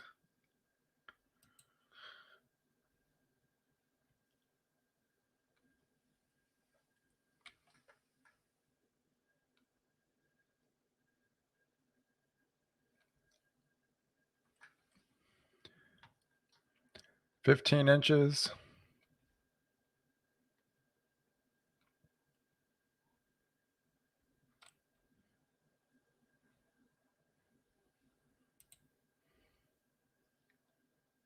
$23 inches. Where is that at? Here you go. Side of my house, front of my house, out in the open. But where does he live? I don't know where that's coming from. But he took 3 different locations. One on the side of his house, one in the front of the house, and one out in the open. And they all say around 23 inches. But he didn't show his location. Oh, he does now. Brockton, Massachusetts. Brockton, Massachusetts. As of 13 minutes ago, 23 inches of snow. Rabbit, you're back.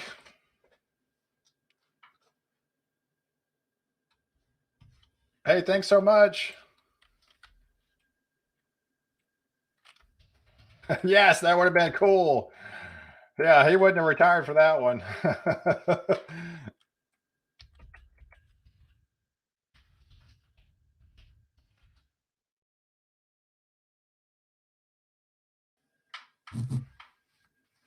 Well, I mean, they did lose. I mean, he got a Super Bowl. He's got nothing else to prove. 22 years is long enough in the NFL.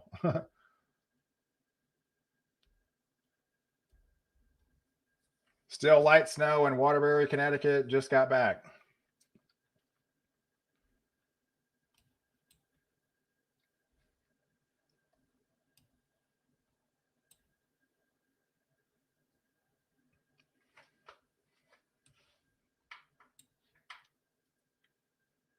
Okay, cool. 17 inches. All right. I have not heard that yet. I've been trying to look at an update. All right. So 17 inches in Boston.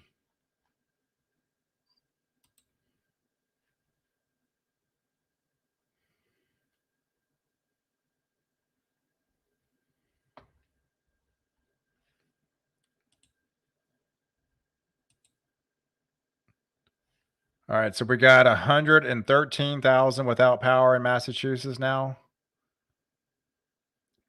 That's been in and around that same number for a good 4 or 5 hours now. I really think they could see 36 inches. Yeah, they got they stay in this band and it doesn't look like that band's going anywhere. And then if anything, you got more of those bands moving their way. Measured 18 inches in Marblehead, Massachusetts. They're still getting 2 inch per hour snowfall rates. Storm is winding up good for Maine. Yeah, it definitely is. Hey, pal, snowing like crazy. Yeah, I'm expecting about 20 inches for you, 22 inches.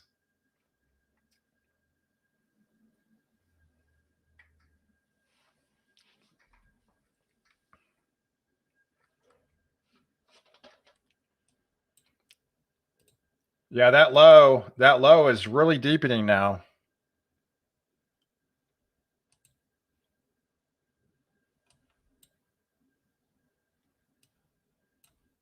Yeah, so we're starting to see some of the same yellows that are highlighted over Boston are into southern Maine here.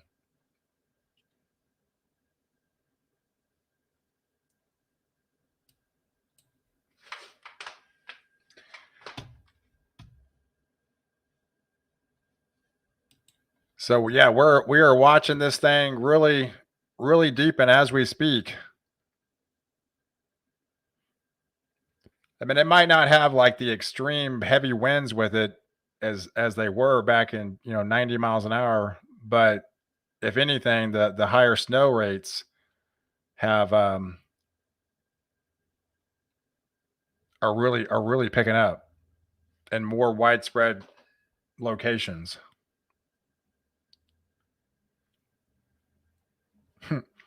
Where's my car in Connecticut?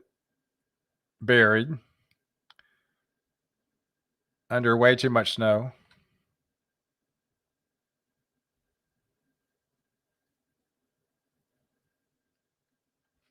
So 10.4 inches in Bridgeport. So Bridgeport, 10.4 inches, official observation station.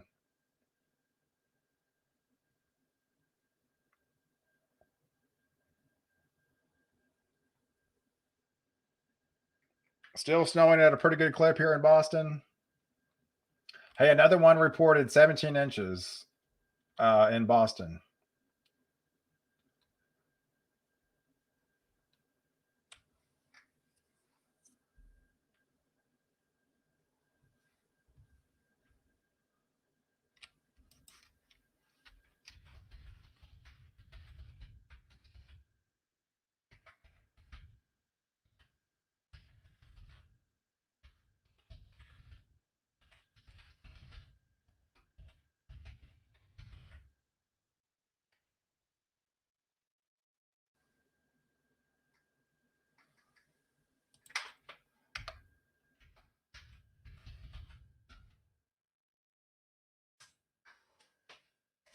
Yeah, definitely. Yeah, send me an email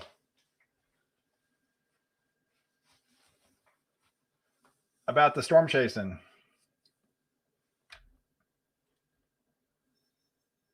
Hey, I think the drier snow helped me a lot with people not losing power because of it. If it was a wet snow, it would have been weighing down all the trees and power lines. Well, that is true. I mean, you got that white, powdery, fluffy snow. It's not gonna. It's not heavy. It's just. It's like ski resort type powder. So that is a point. That definitely helps.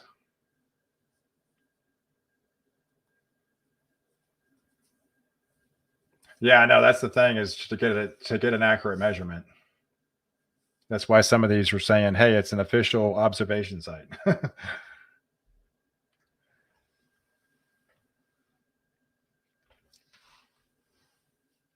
Oh, hey, Glitch, welcome back. Oh, the Kachera effect? That just basically means you get higher than 10-to-1 ratios. So when an atmosphere is, cold like this, it's going to support more of a drier powder. That way you'll have upwards to 15-to-1, 20-to-1. I mean, there's literally been snow rates as high as 40-to-1. Places into Vermont has experienced 40-to-1. I know Jim Cantori, he grew up in Vermont. He's talked about as high as maybe 50-to-1. If you can believe that. So yeah, I mean, when it's talking, that's why it gets difficult to predict snowfall totals sometimes. Because you got to factor in what the ratios are going to be. Then you got to factor in, where these heavier bands are going to set up.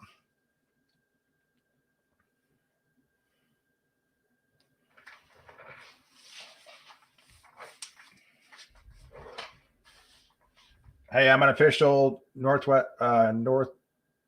NWS storm spotter. I'm so proud. Awesome. That's great to hear. My son is west of Portland, Maine. We'll call to see what they have. I have to do some.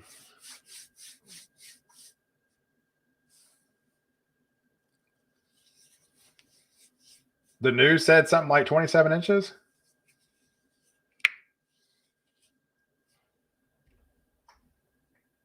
I was out driving the Jeep in it earlier this morning. Cars, no traction on the dry powder.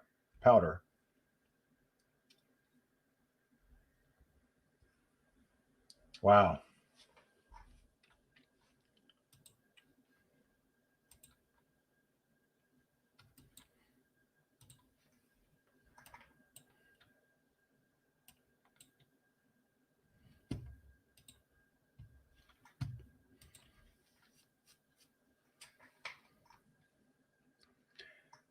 All right, Caribou Bane, nor'eastern continues to intensify this afternoon. Blizzard conditions are occurring down east with over a foot of snow already.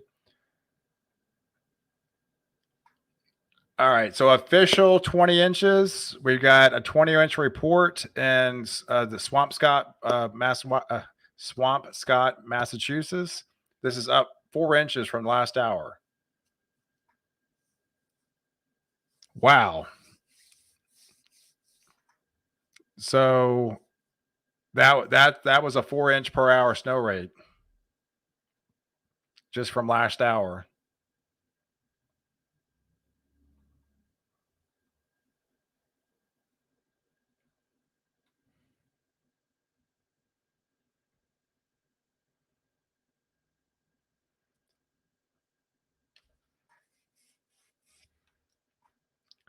$75-mile-per-hour wind gust.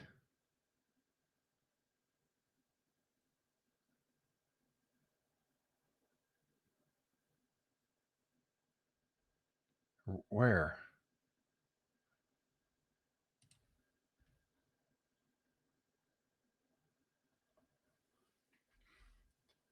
Can't tell exactly where that's at.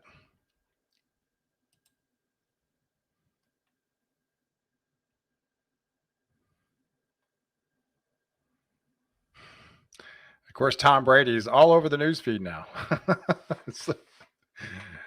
Now he's the highlight reel taking over the snowstorm.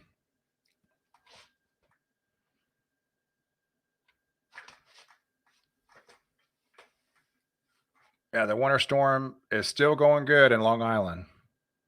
So I'm looking at some current video 17 minutes ago in Long Island, and it's still coming down pretty good.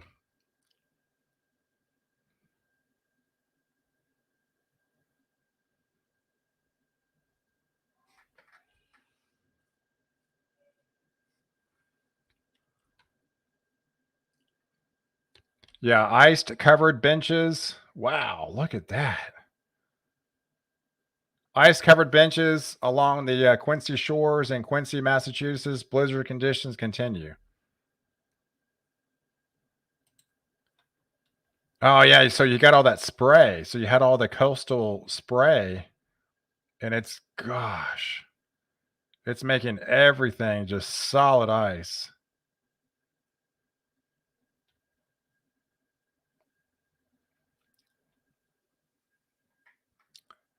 Yeah, I retweeted that picture. That's that's incredible. Because you had that wind pulling in the ocean water and then spraying it inland. So then, of course, it's all below freezing. So everything is just solid ice mageddon.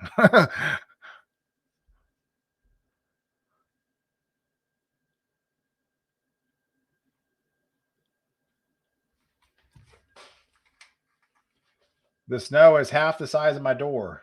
Wow. Is this the worst blizzard in Boston since '78? Well, I mean, not officially past it, but it could get there. If we're at 17 inches, and the worst one was um, 27.6. So it looks like about 10 inches away.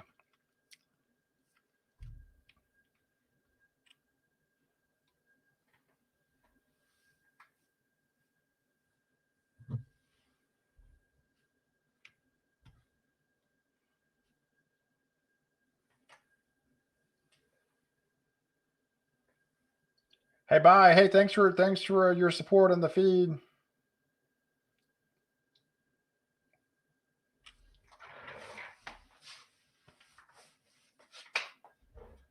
Hey, I'm still here. Hubby just got home, so I was after. Yeah, no worries. I'm watching a live feed in Boston. I can't even see the buildings. Yeah, I mean, it's crazy how locked in it is. How that band is it's locked in, and then that second band back here looks like it's building and moving that way too. As the storm is still intensifying. We have not hit peak intensity yet.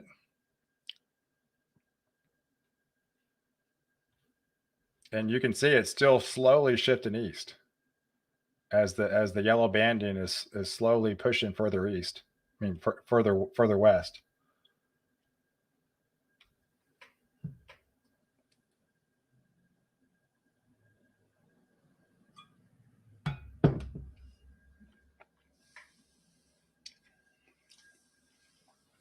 Oh, pretty good.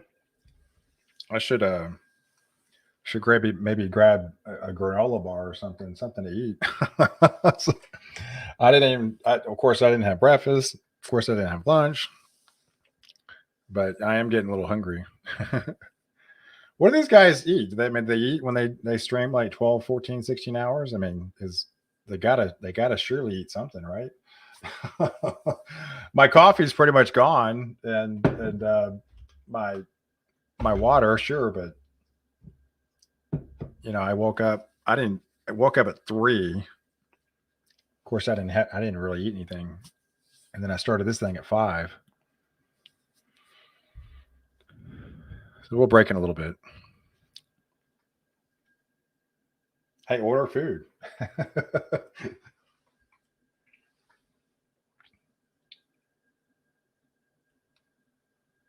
Bangor, Maine here. Can't see across the street right now. Oh, I bet. Let me switch it back up to Bangor here.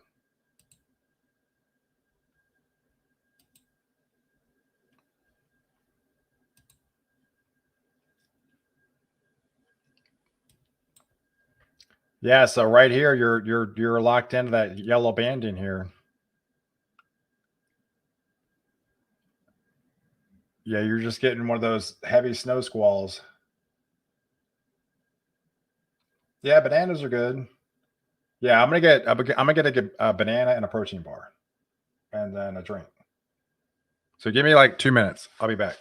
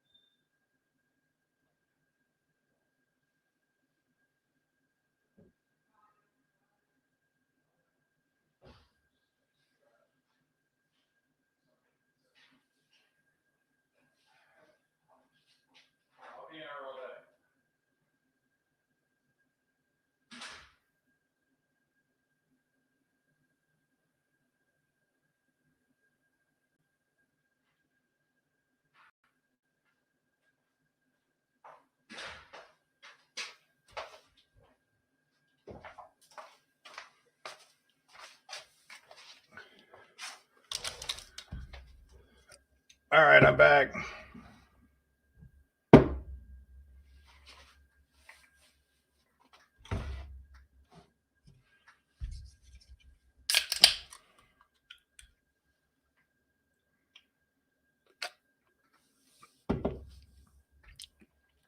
That was a good idea. Grab a banana. So I got 2 protein bars and a banana. And we just got some fresh ones last night.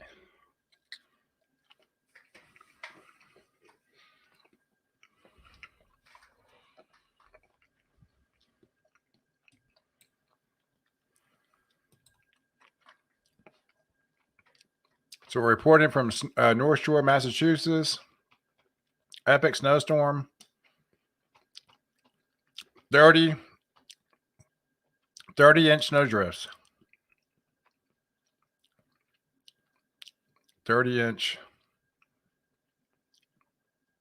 Okay. So, yeah, regular snow is 20. The drift is 30.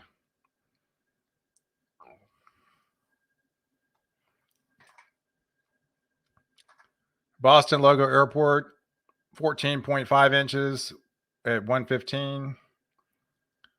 This currently ranks 27th largest snowstorm between February 4th.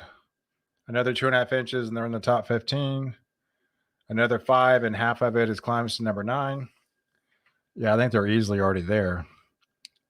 Total snowfall through 1 p.m., 16.1 inches. Okay, that looks like a Boston total. Yeah, 15. It's dropped to 15 degrees now in Boston.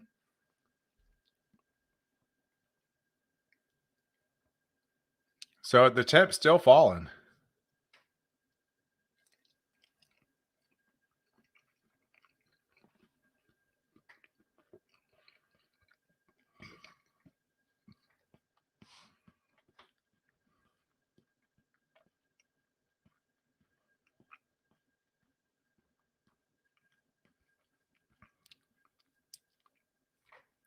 Really? I didn't even see that. That Arctic blast tomorrow in Florida is going to all reach all the way down to Jamaica?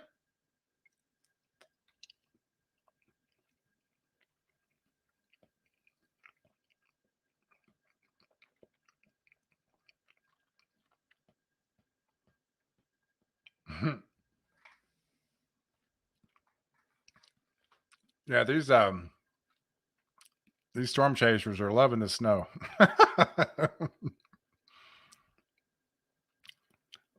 Just piling in.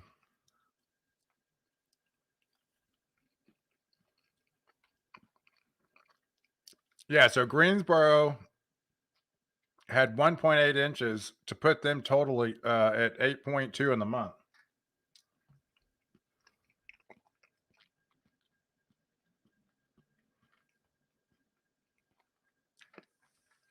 Well, for them, they average 8 inches for the entire winter. So they've already seen that in January and surpassed it.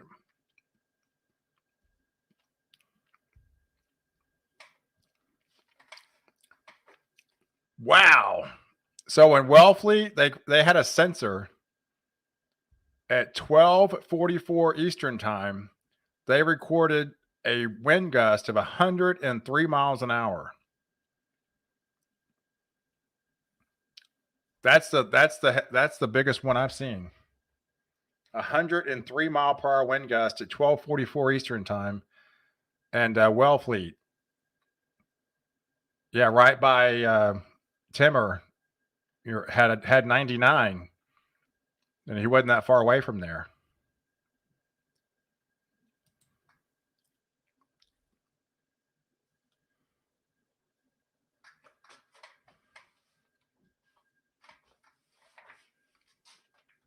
Yeah, that's definitely hurricane force winds. If not category 2.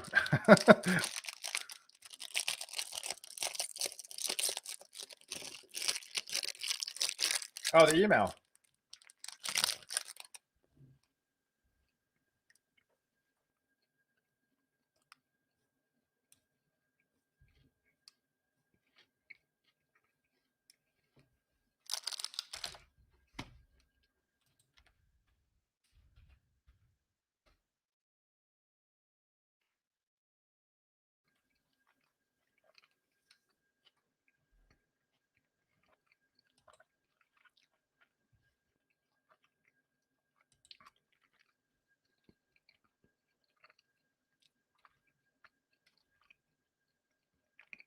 Richard.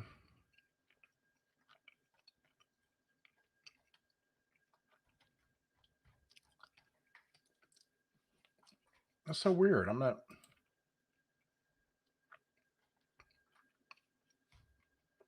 I'll have to check it later. It didn't seem like nothing's pulling in for today for some reason.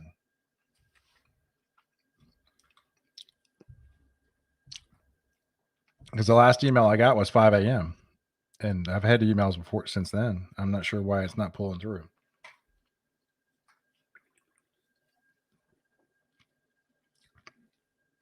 I'll definitely look at it later.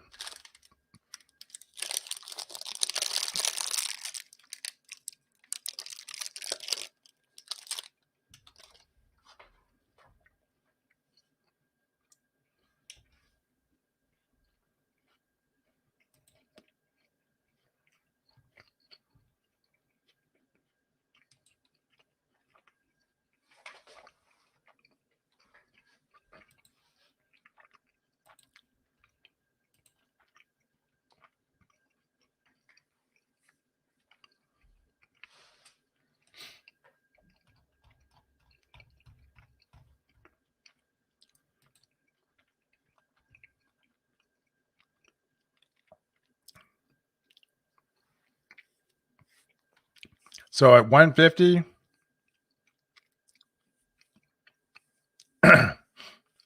21 inches on the National Weather Reports from the storm. 21 inches. And that's the highest confirmed total I've seen as well.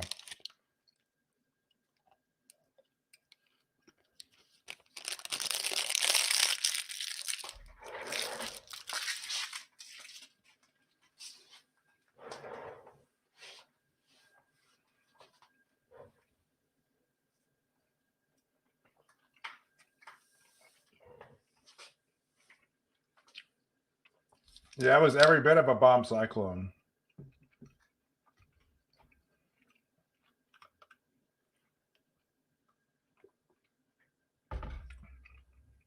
Thanks, Glitch.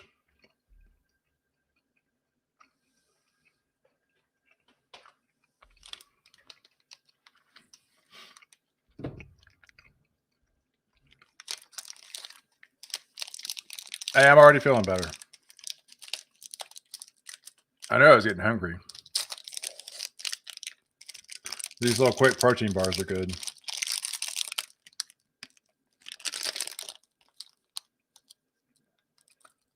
So I grabbed 2 of them.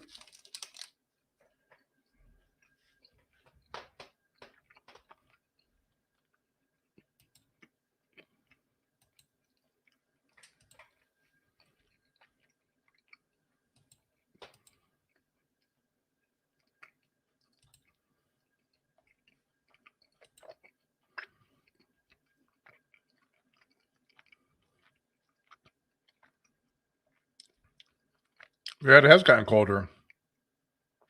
Yeah, I'm looking at the wind chills now in Boston at 4 below.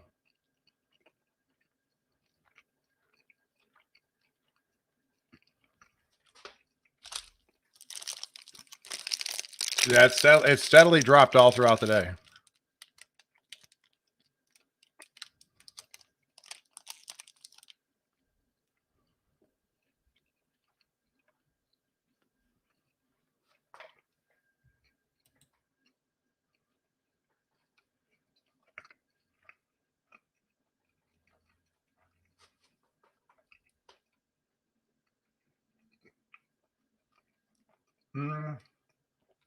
No, this was never an ice storm. Yeah, this was all snow.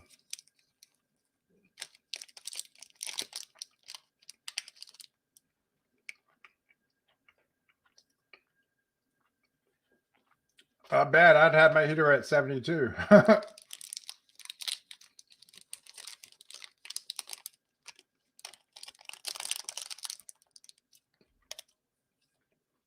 Yeah, it looks like we had the highest wind gusts in Wellfleet at 103.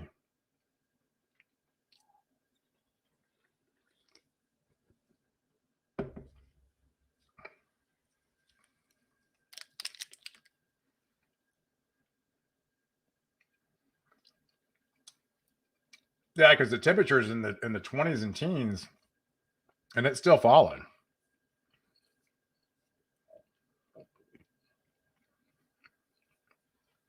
No, the ice storm is next week. You know, with that other Arctic blast is coming in.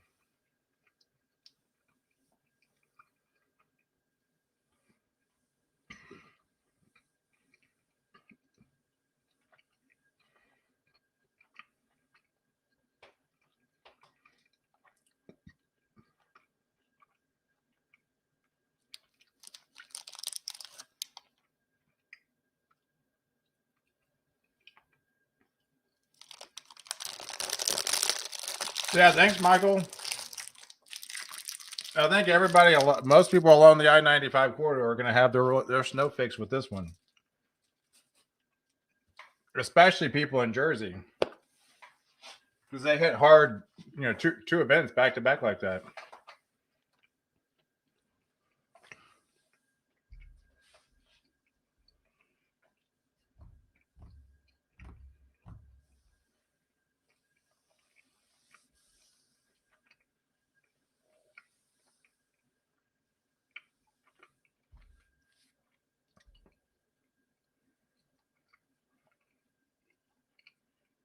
Australia. Oh, that's funny.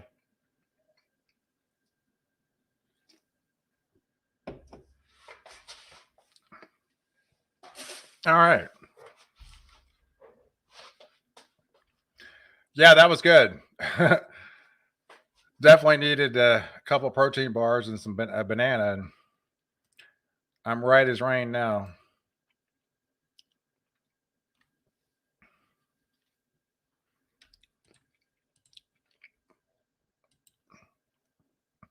But yeah, so we've got updated power outages, 113,000 in Massachusetts. We've got 200 in Connecticut, about 61 in Rhode Island. Now Maine is getting the power outages because it's heading up there. They're at 1,500 now. And getting back into New Hampshire, 6, and Vermont, 55. 327 in New Jersey, Pennsylvania, 529. And it's getting better in Florida. They're down to 2,000.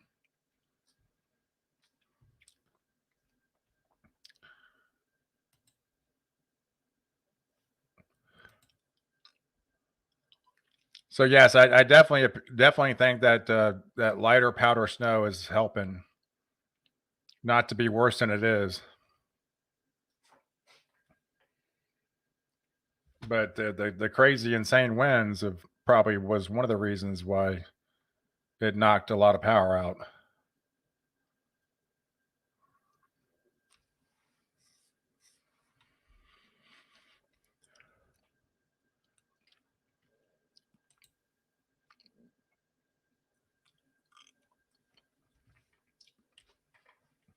Windy and blowing hard here. When I travel to Dallas, can I go and visit you? I mean, when are you ever coming to Dallas?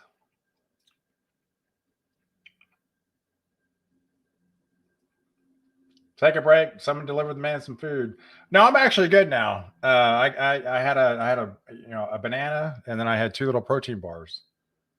So yeah, that I think that that's sustainable. I mean,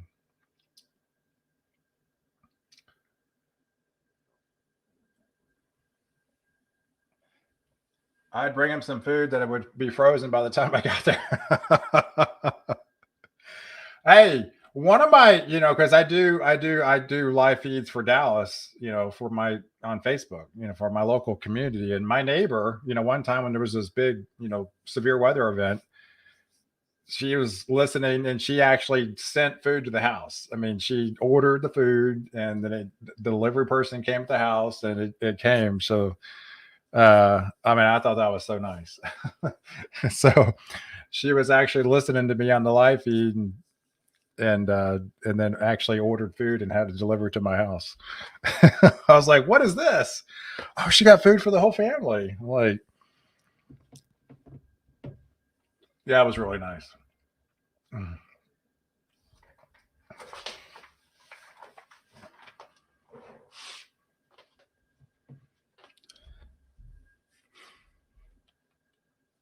Yeah, this is a good day. My wife's home and she's actually working.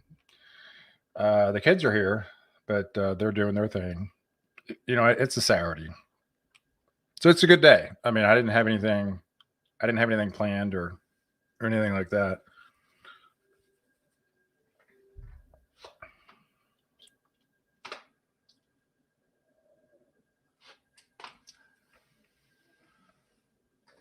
That would be more practical. Yeah, basically, she lives 2 blocks away. It was,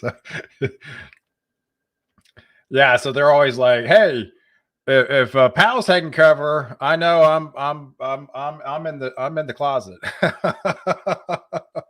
So he's like, "Yeah, if I know he's worried, then I'm definitely in the closet." This is when severe weather is happening. But we'll be talking about that before you know it, because last year we had a hailstorm at my house actually, and typically it's a little bit higher temperature when it hails, but it was 55 degrees outside. I mean, 55 degrees, and we had golf ball, and even ping pong size hail. I had some 2-inch hailstones, and it held my house for 9 minutes.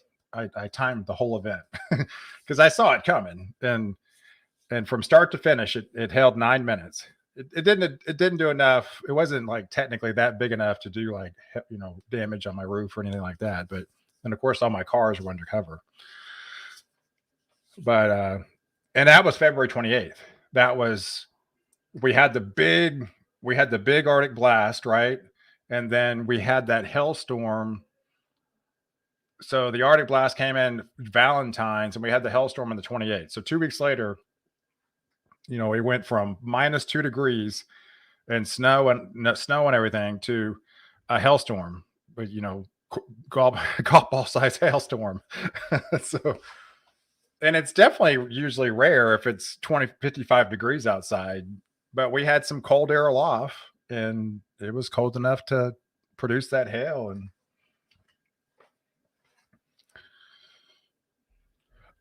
but it other than that, a lot of the hail missed us the rest of the season. That was our big event last year. It was actually on February 28th. Everything else was kind of away from the metroplex, more or less.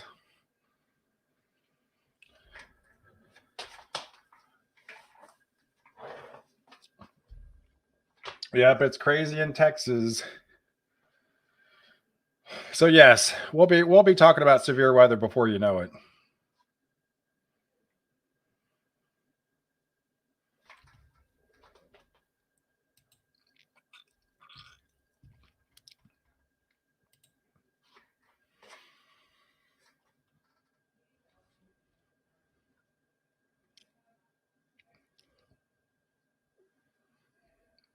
Today's historic snowstorm was a good example of how it can get.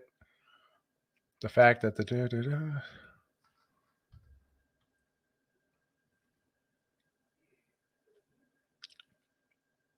yeah, most roads are almost impassable to pass on eastern Long Island. Multiple cars stranded. The big plows clear it, and the wind immediately covers the snow again.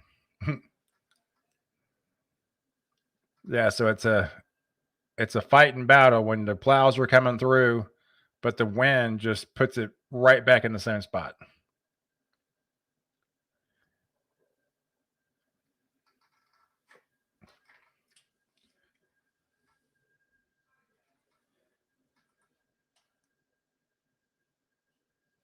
Yeah, we had hail 3 times here last year in Central Texas.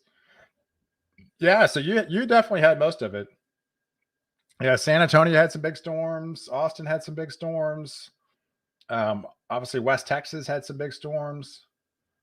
It kind of missed most of the Metroplex.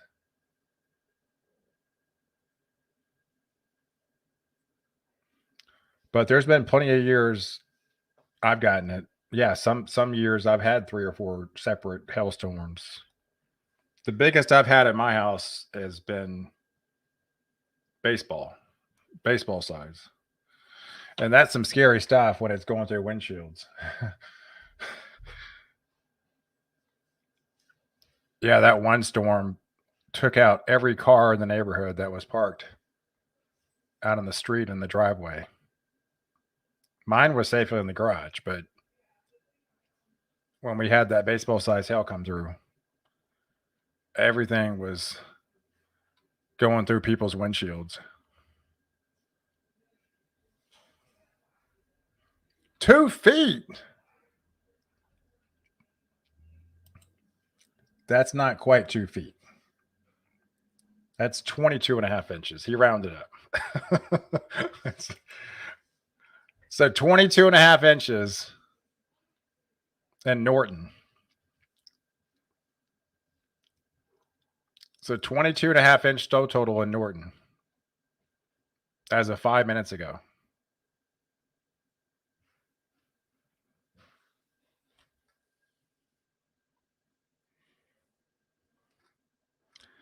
Boston whiteout. I can't believe she's out there walking her dog. Hey, they still got to get their exercise in.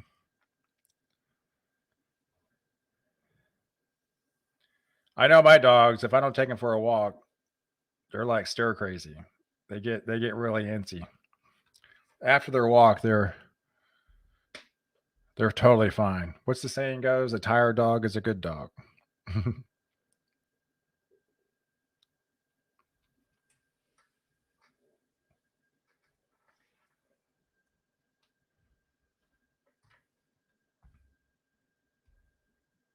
Yeah, hail dents the car up as well. Oh yeah. Yeah, those cars that were parked on the streets and outside they took a beating.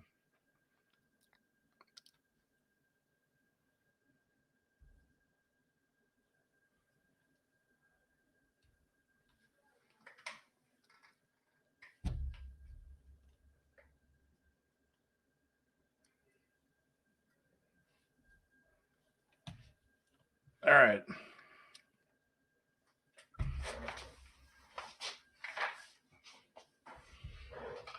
Yeah, still snowing till 8. Yeah, I would say at least, if not 9 or 10. I think the heavier stuff ends about 5 or 6. So you still have another 2 or 3 hours left of the heavy stuff.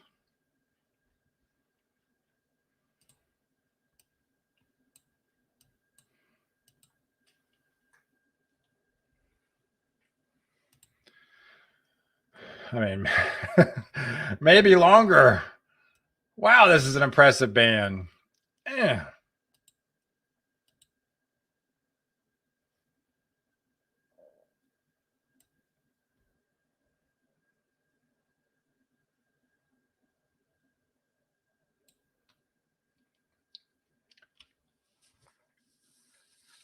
Let's see.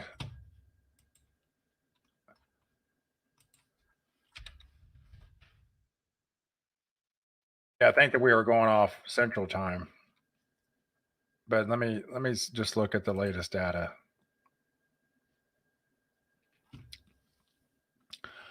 All right, so I'm looking at what the National Weather Service has. Yeah, it goes to 8. Goes through 8 o'clock. So if it's Eastern time, you're 3 there, so that's another 5 more hours.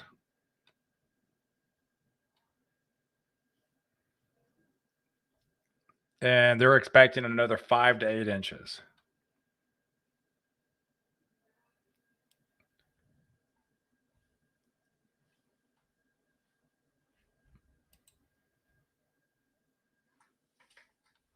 Yeah, look at that outlook tomorrow. Full sun, not a cloud in the sky.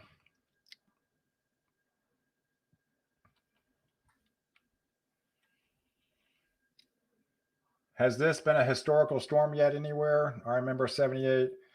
No, we're not at those totals yet. It really has to kind of wind down and finish.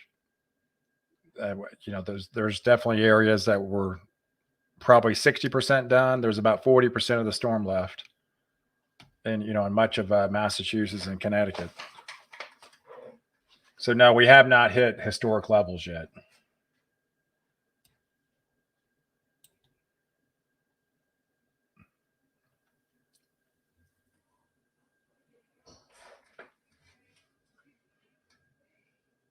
Gonna give eyes a break here. Thanks for your coverage.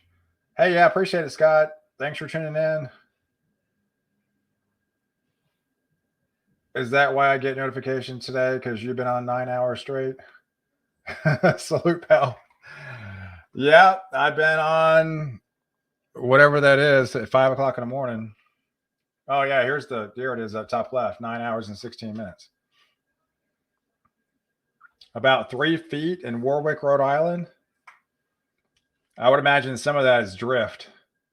But yeah, I mean, you're getting hit, cranked, I mean, in Rhode Island.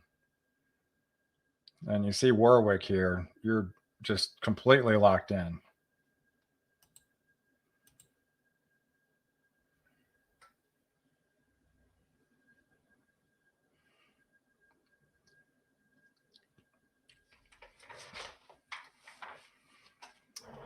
Yep. Pepperville, Massachusetts.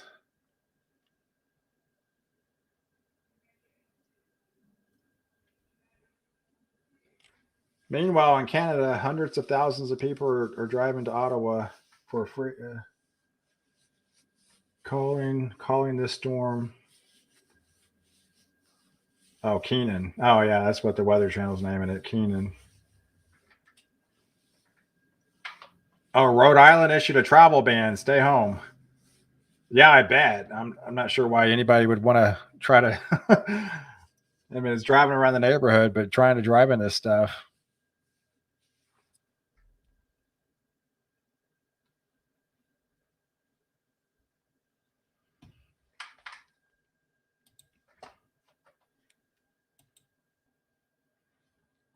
All right, so we're back up to 120,000 and without power in Massachusetts now.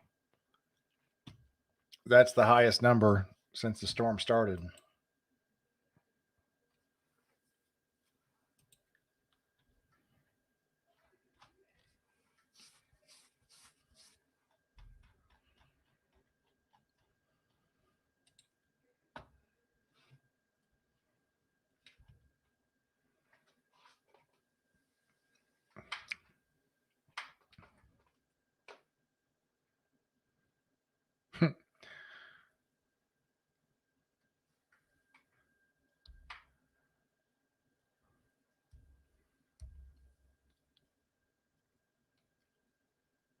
Oh, yeah, easily. Yeah, this is still cranking at 2 to 3 inches per hour for sure.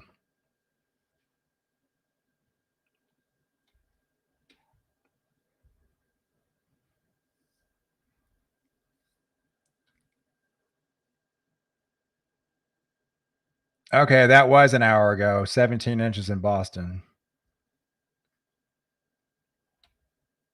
And that was an hour ago. Whoa. Watching this reporter in Gloucester, Massachusetts.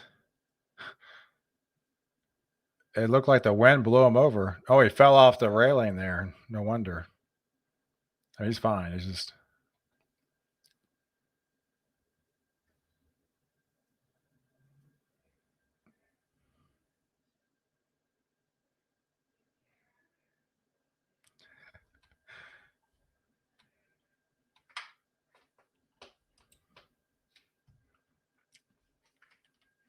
Hey, pal. It's still snowing and at least 2 inches per hour up here in Caribou area.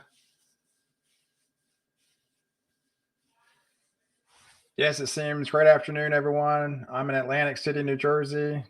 Hey, Stephanie. Thanks for watching. Yeah, we are watching the snow in Atlantic City earlier.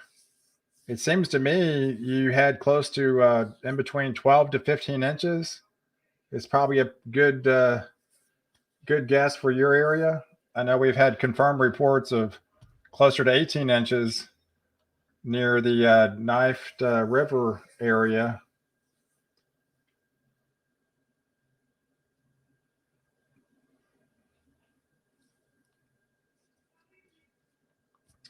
With blowing and drifting, it's hard to measure the snow. Yeah, yeah. That's why I'm taking these individual reports kind of with a grain of salt. I'm just kind of waiting for the National Weather Service or more of a observed spotter sticking a ruler in the ground in this type of atmosphere is I'm not exactly 100% buying the.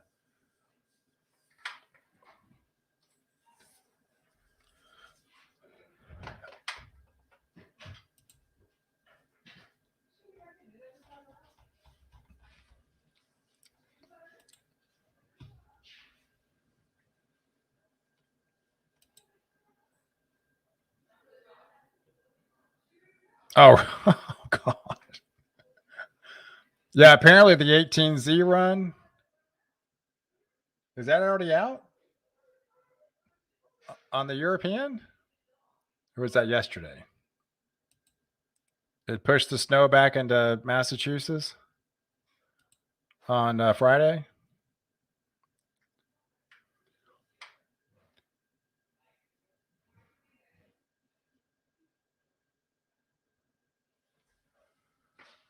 Wow, if they get another event on Friday.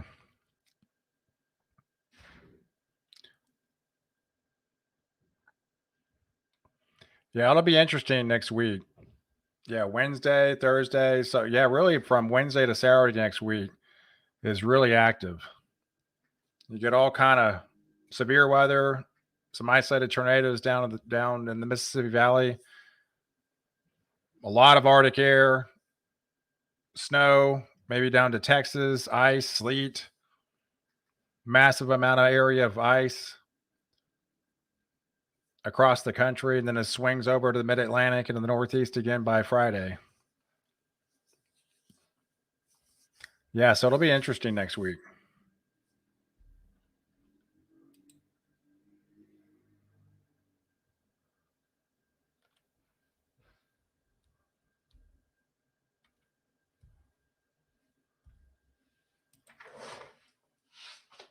Cambridge, Massachusetts. Storm totals are insane. Totals near 2 feet.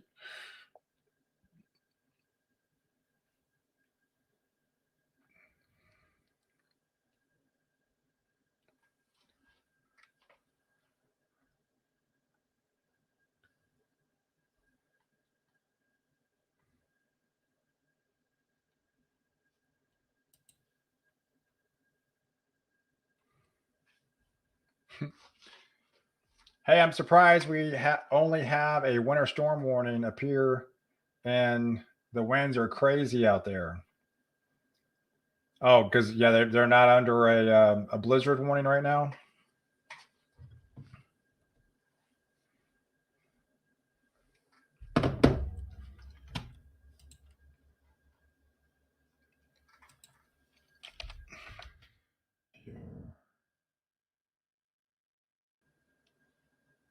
There it is.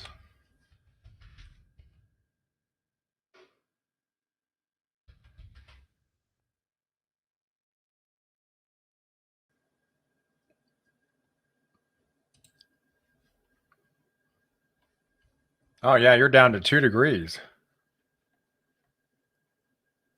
Yeah, they just have you currently under a winter storm warning. 6 to 12 inches. Wind gust as high as 35 miles an hour. Wind chills down to 25 below tonight.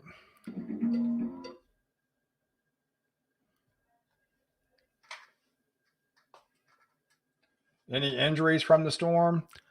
Not to my knowledge. I have not seen any injuries that I've seen. Any confirmation of that?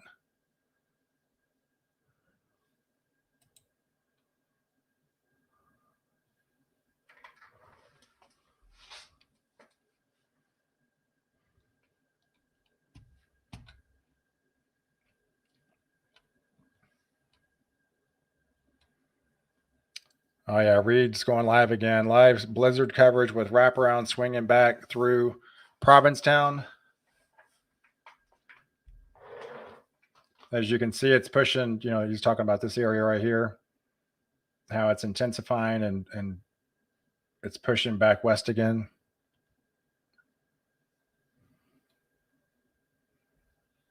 Rotating around. Hey, keep the snow coming, pal. Yeah, it's got plenty of snow for you.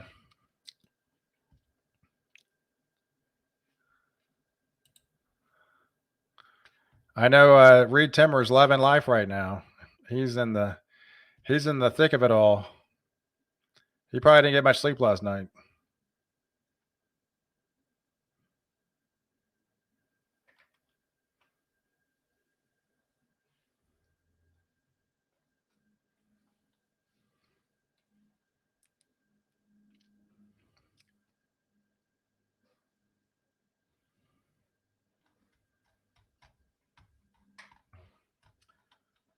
In the thick of it.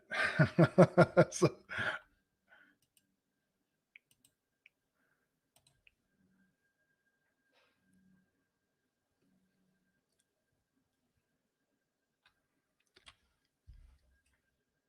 yeah, while the snow is garnering the greatest attention, the greatest amount of attention, rightfully so, the temperature is barely above 15 degrees and 35 to 50-mile-per-hour wind gusts are just as impressive across southern New England. Yeah, good luck measuring snowfall totals.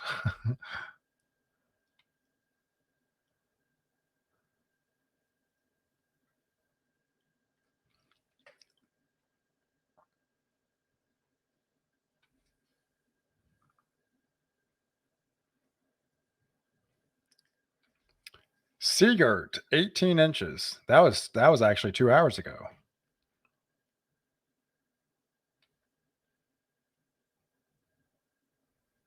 Okay, yeah, Atlanta. Here's the official report from Atlanta Airport because they did get some snow. They had 0.3 inches.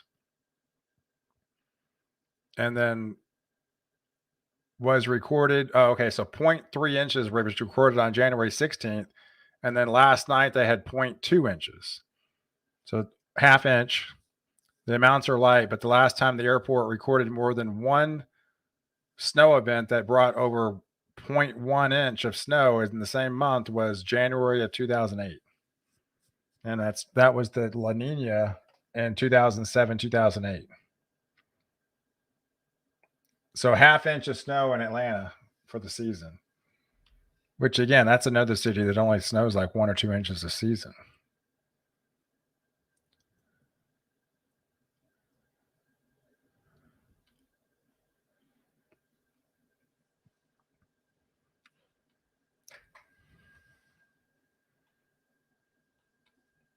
And I don't remember any model data saying it was going to snow in Atlanta. It never even it didn't bring the snow that far south.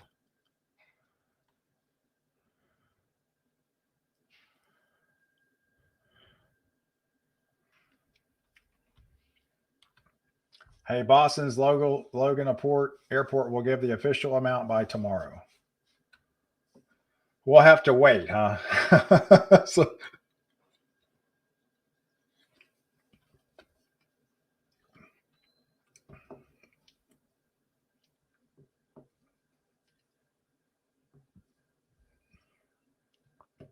a snow NATO? Yeah. Oh, like here, this one? I mean, they've had those snow NATOs before. It's happened. It's definitely happened, but it is definitely rare.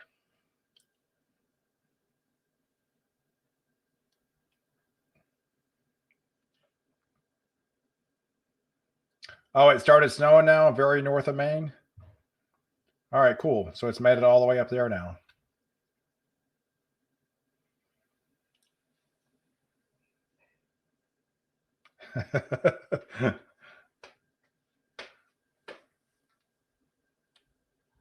Hello, Rod.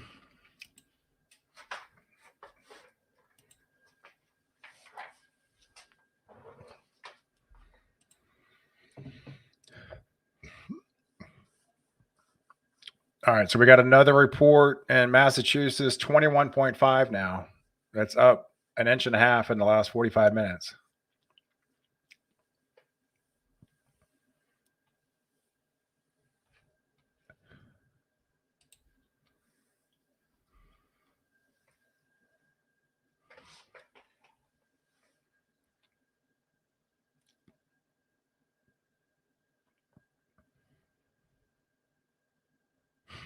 Yeah, car gets stuck on the road not once but twice. So he pulls him out and he's driving off and then gets stuck again.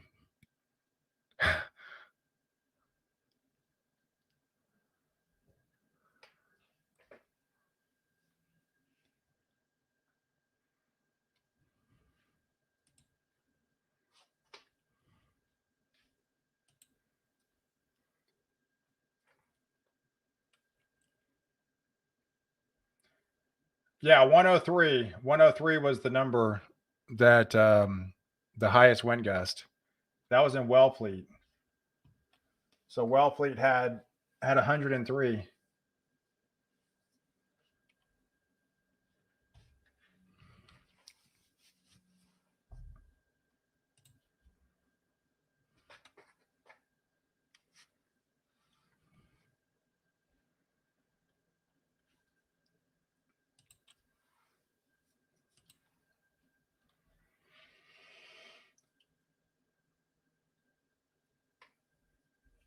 Your first birthday.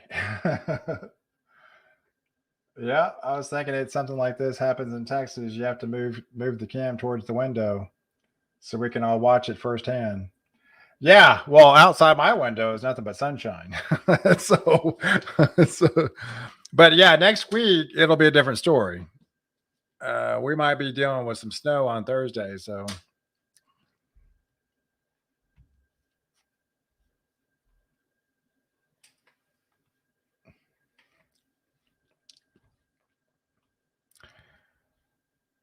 yeah, for sure. I'll be anxious and see what happens.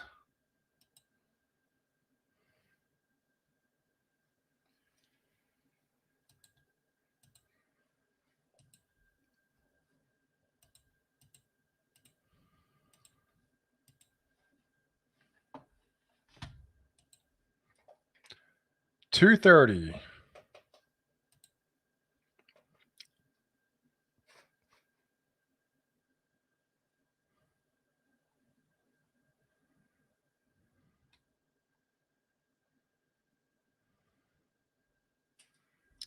119,000 without power. Yes. Oh, now it's 123. Oh, now New York. Now New York is getting 11,000. 11,000 people in New York without power, and down in Massachusetts 123,000. So the numbers are climbing now.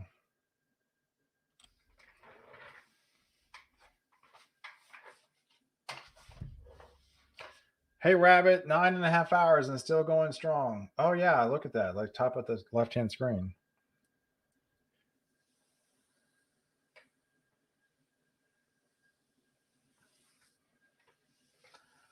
Hey Heather, yeah, I'm such a weather geek. Hey, that's cool. You do it for multiple weather stations. That is definitely dedication.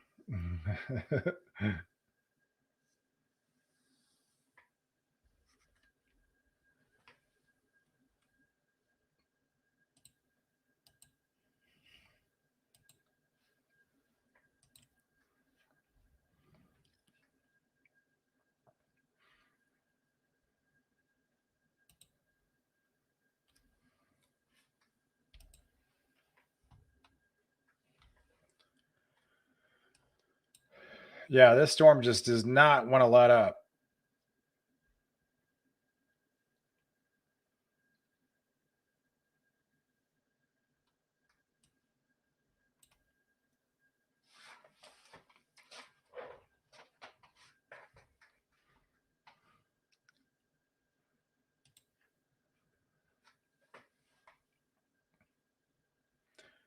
So let's head back up into Maine because this whole system is moving their way.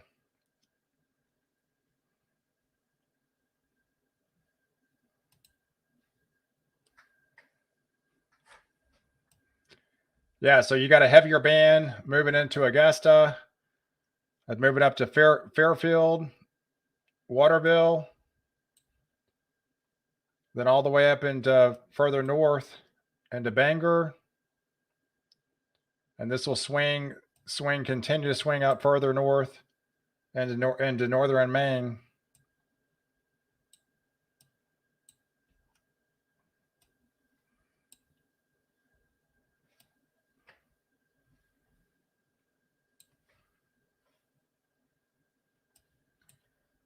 We swing over to Vermont.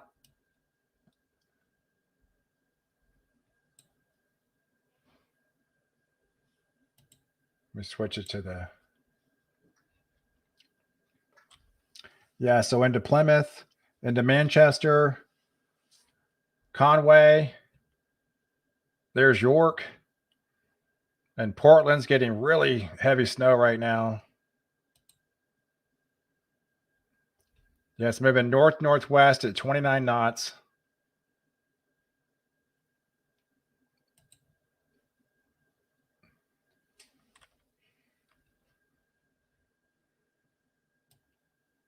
Yeah, you can see the heavier snow bands are really pounding the coast now.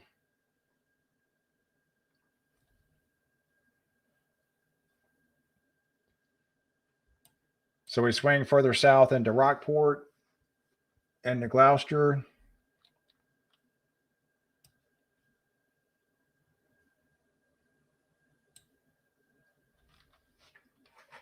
Oh, there's been reports of thundersnow, but yeah, not as many as I thought. There's definitely been thundersnow for sure. But people were hinting at 3 or 4 hours of like continuous thundersnow in spots. That has not happened. But we've had reports of thundersnow for sure.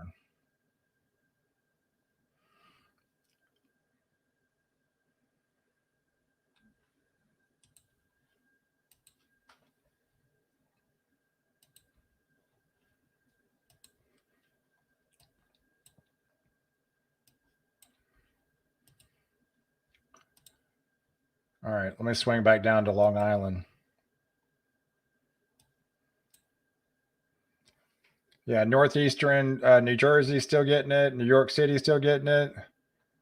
Long Beach and to Islip and to Riverhead, Brookhaven. It's still pretty entrenched into Long Island.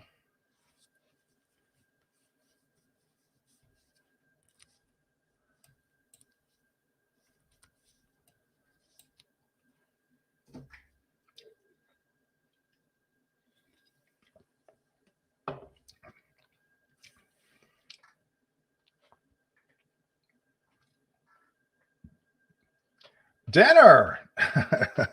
Is it already like dinner time? Yeah, you're just getting prepared for dinner. Marinating, getting things ready for dinner.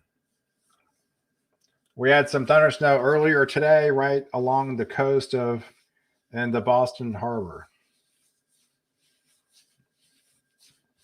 Yeah, so there were definitely plenty of reports of snow earlier. I mean, thunder snow earlier.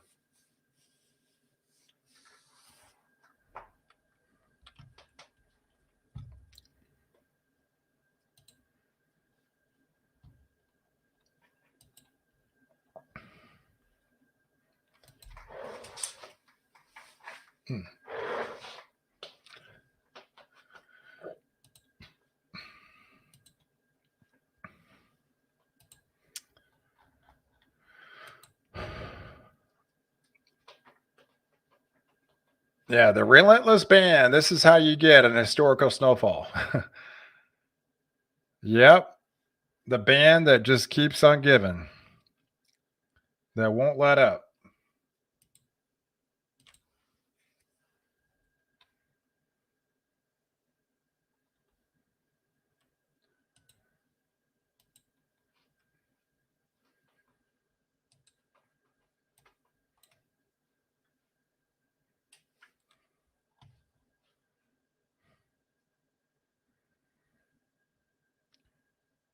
Having trouble getting back to the hotel. So they went and wow. That's funny.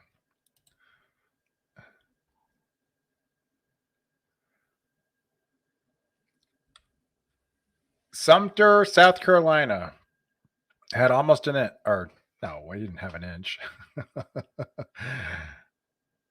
at least had some snow.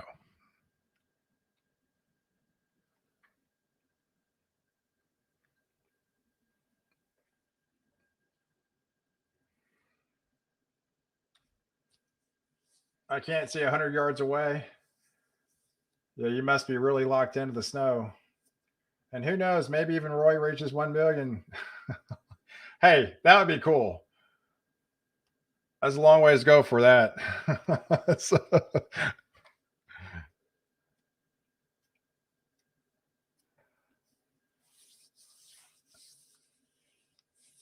yeah, so you're locked and loaded on that.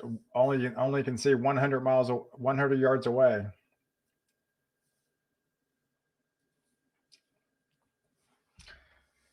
Haverhill, Massachusetts. Okay.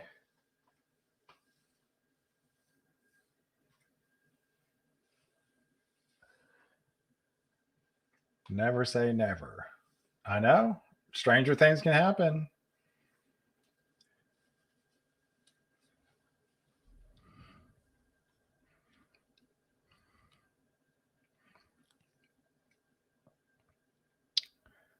Yeah. So the updated 7 a.m. forecast for Boston and Providence was 24 to 30 inches. That was the updated as of 7 a.m. Projections. And then back towards Plymouth, they were in the 18 to 24 range. And you got back into Springfield, they're more likely in the 12 to 18 range. And back towards Greenfield, were more in the 8 to 12 range. So that was their new, updated totals before it really started. Because I think the snow started about 8 o'clock in Boston.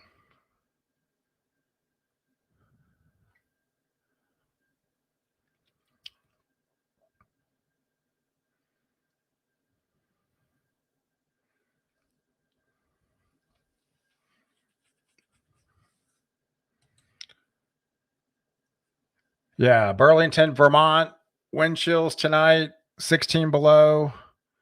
Manchester, 20 below. Chelsea, 21 below. Mount Pillier, 19 below. Yeah, these are all very cold wind chills tonight.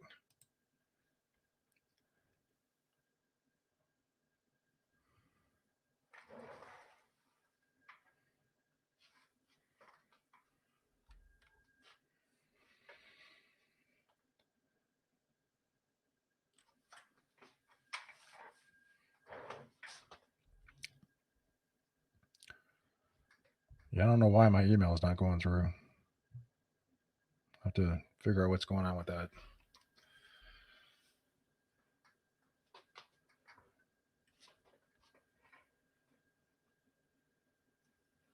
I want to see a good category 5. I survived, you go. Oh, that was what? 89? 89?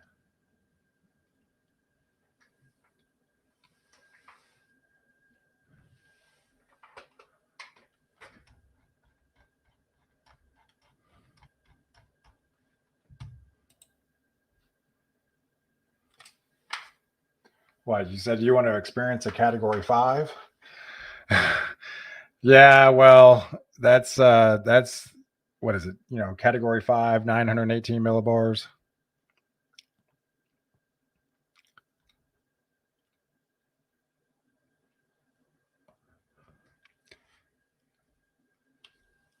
Data really starting to see high impact snow and ice event next week. Confidence increasing of 6+ inch snow swath with ice issues likely south of where all this sets up. The big question is where this will all set up. Trends the next few days will be the key.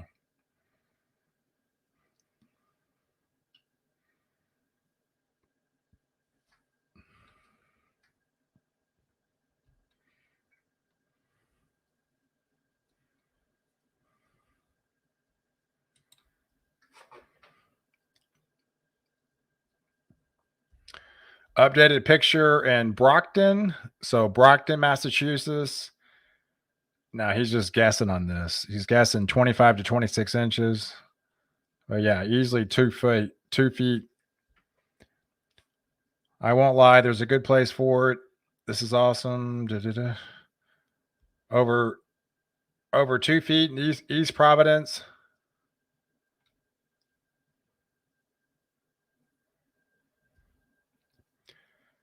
It's been relentless down here in Dartmouth for hours and hours.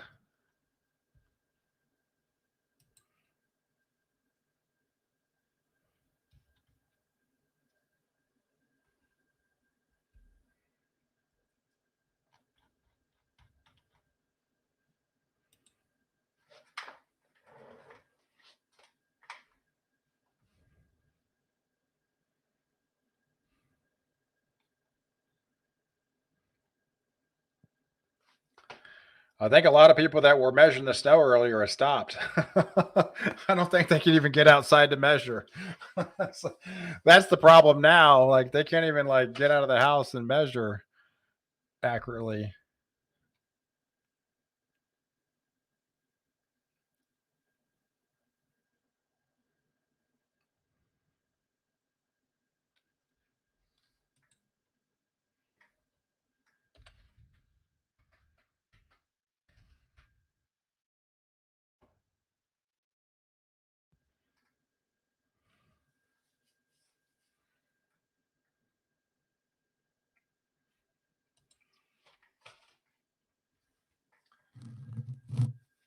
Hey pals, because you won't drink some water, drink. Yeah, I'm getting there.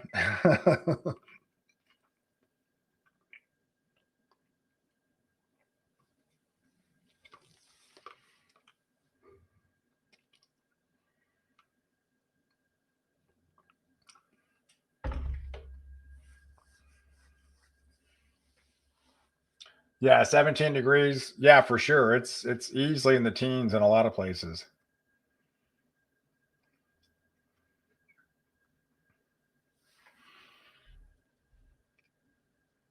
Yeah,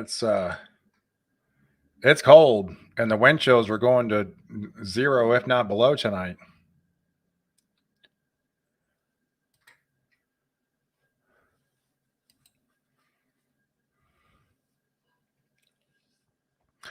It looks like some news sources are reporting 24 inches.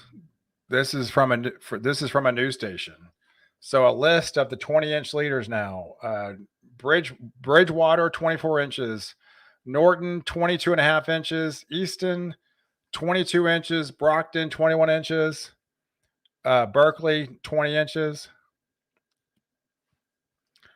Greg Postel, as of 1 minute ago, posted 2 feet and counting, and still coming down at a couple inches per hour, which is where.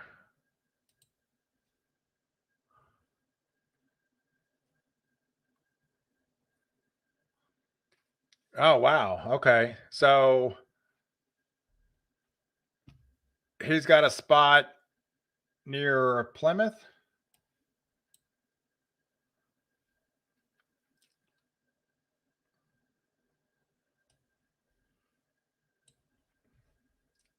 Switch this to blue because this is.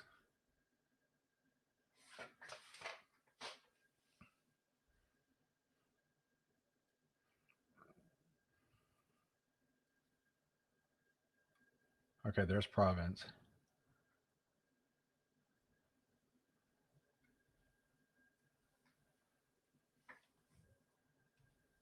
Yeah, so it appears it on here. So yeah, right here. This is in Bridgewater. Right here, 24 inches. So our first 2 foot spot right here, 24 inches as of 1 minute ago. And that's just south of Boston. Right here in Bridgewater. 2 feet. And it's still snowing 2 to 3 inches per hour.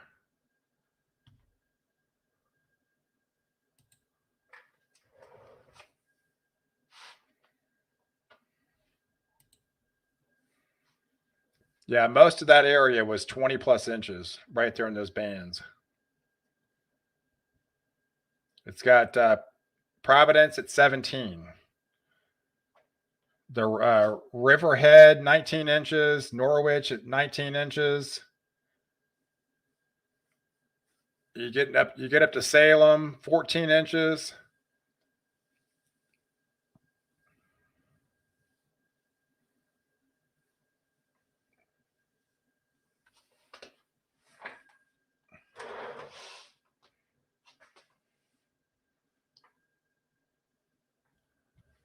Tiffany.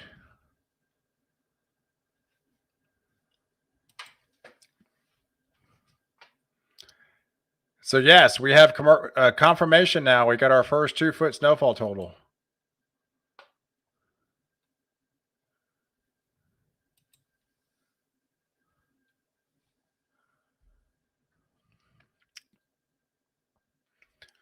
Another 2 to 3 shots of very cold air comes in over the next 2 to 3 weeks. Some storm signals to watch too, but I think it's finally lifts out in the cold pattern.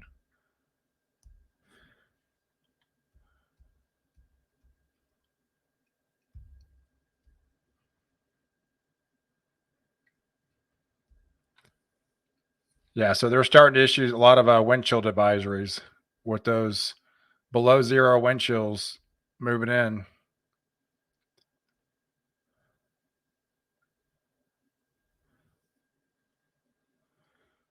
The snow is really piling up in Lakefield.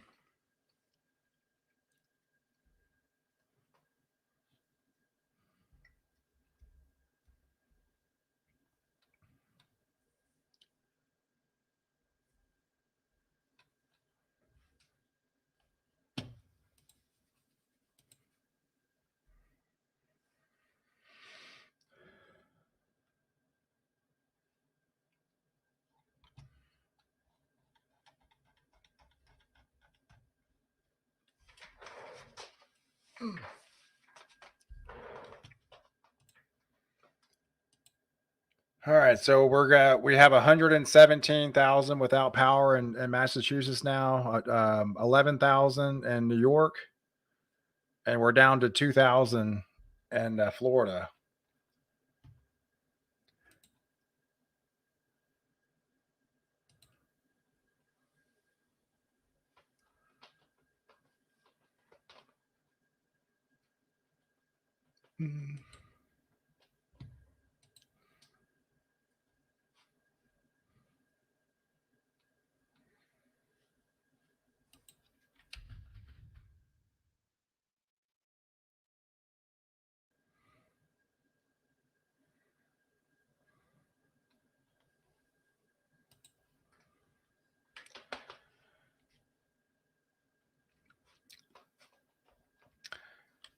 Yeah, so Reed Timber is moved back into Provincetown. He's swung up there now. He was in the Cape earlier, but now he's in that this heavy snow band that's still sitting, still sitting over Rhode Island.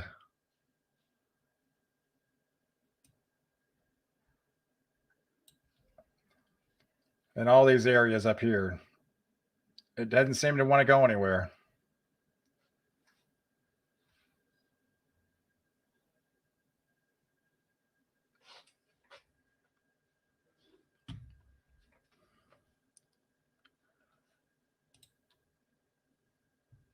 We're getting close to it's almost 4 on the East Coast.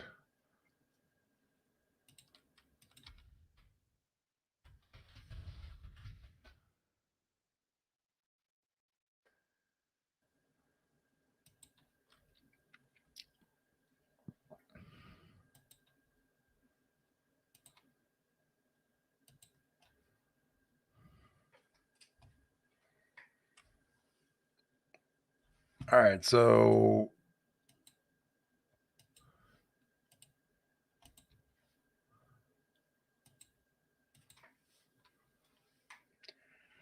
all right, so the current low is at 974.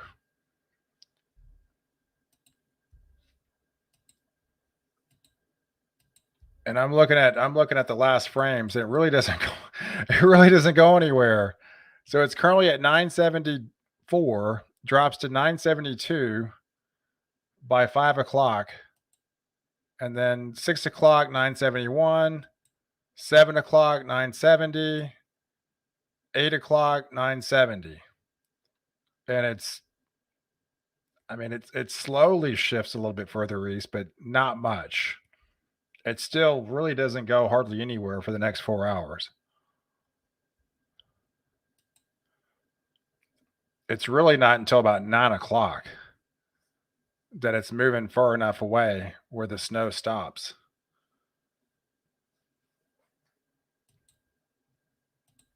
Then it heads right up into Nova Scotia with the heavier snow into Maine.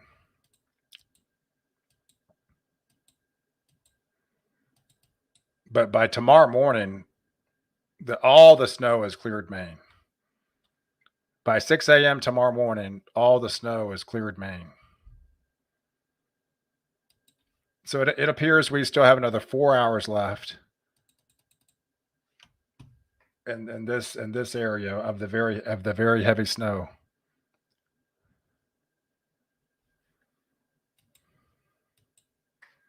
Wow. And then we already had a report of 24 inches.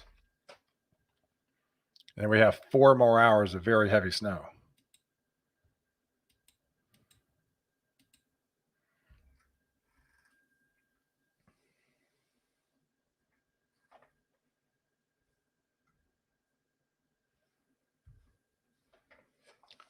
Yeah, so tomorrow we'll get the number.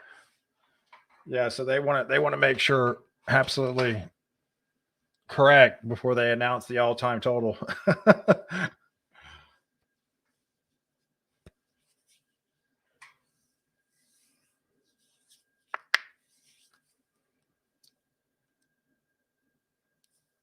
Yeah, so can you please show the total accumulation so far in Boston? Yeah, so the last estimate, George, was 17 inches. That was about an hour ago that we had confirmation in Boston at 17 inches. So that's where currently Boston stands.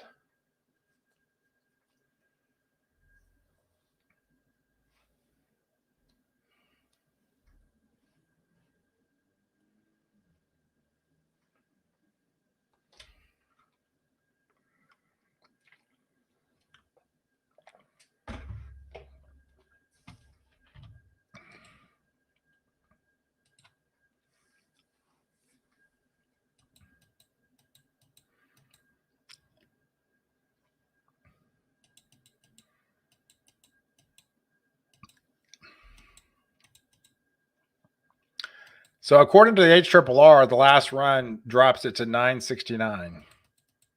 I don't see it going lower than that.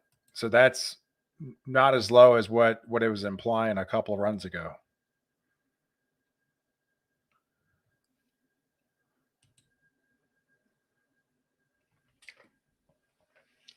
But even if it finishes at 969 and it started at about 1,003 millibars, that is still a 34 millibar drop.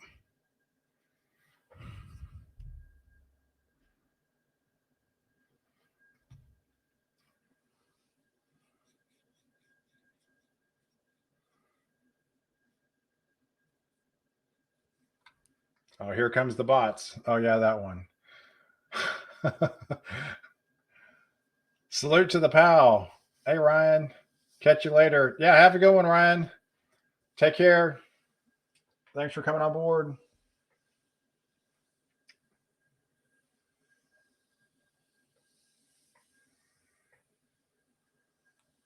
Yeah, so we're at 10 hours now.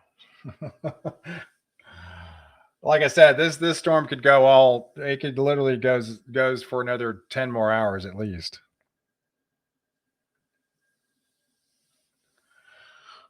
Mm.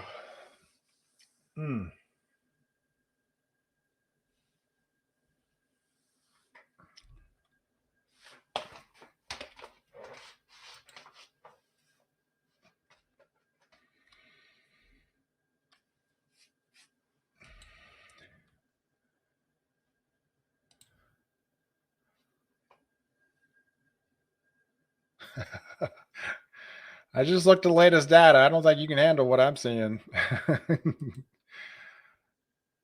Talking about the snow in Dallas.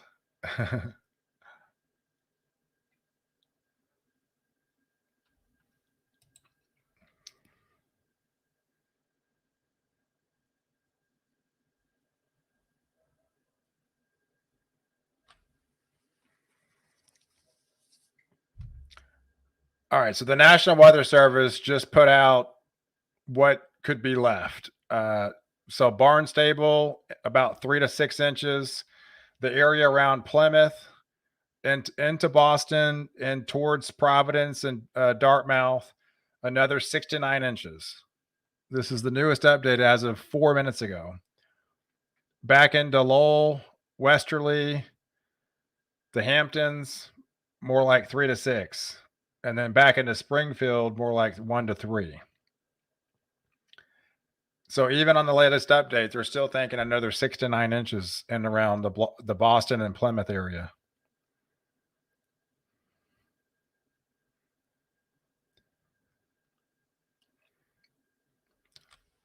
Yeah, the peak is waning. Another 2 hours left of heavy snow, and then another 2 to 3 hours of light to moderate snow before it moves out.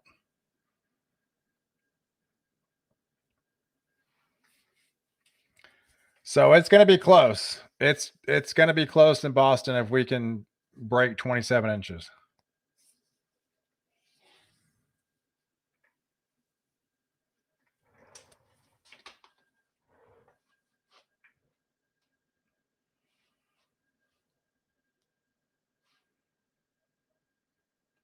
Hey, I like your demeanor so much more than another channel on YouTube. I had gone back and forth, but have you reported things sooner than the others? Other guy, you may not be showing any good info. Thank you. Hey, I appreciate you jumping on.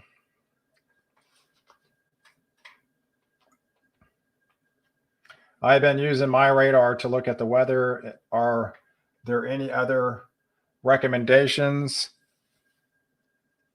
Well, you have a radar scope. You have radar Omega.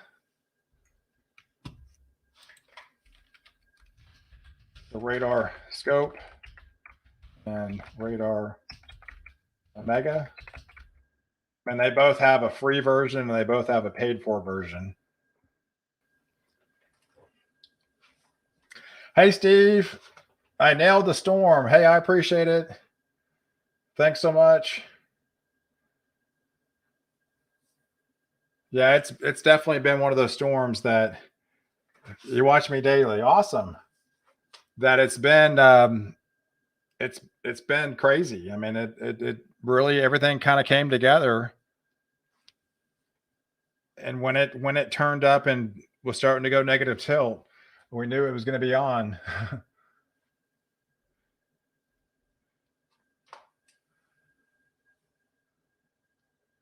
Hey, Matt. How's it going, buddy? Hey, since Brady retired, I can officially be the GOAT now, huh?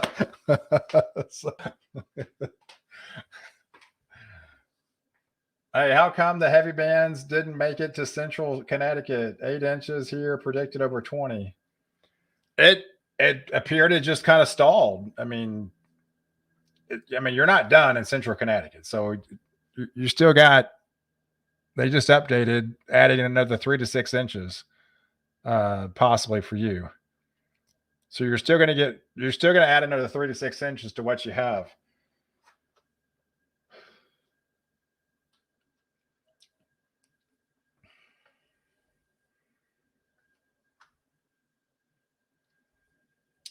Hey, just enjoying my foot of sunshine here in Jacksonville, Texas. Yes, absolutely. Enjoy the sunshine. Yeah, I don't know if you saw it earlier, Matt, but we might be getting some little snow and ice here in Texas by late Wednesday into Thursday. So next week could be really interesting, and could get pretty dicey by Thursday time frame. And it looks mainly to be an ice storm. with very cold air. Oh, how much longer for Maine? Oh, you got a while. The worst of it has not even hit Maine yet. Yeah, you're going into Maine through, like through midnight. So yeah, you got another 8 or 9 hours left to Maine.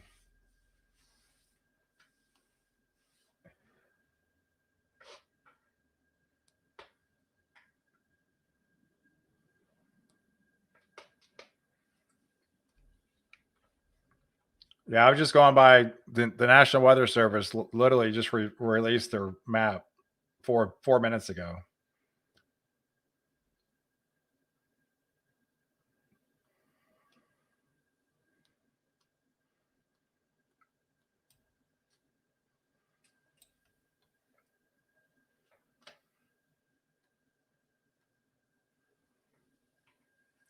Can you say why they always say predicting the amount of snow is difficult? It's not almost impossible.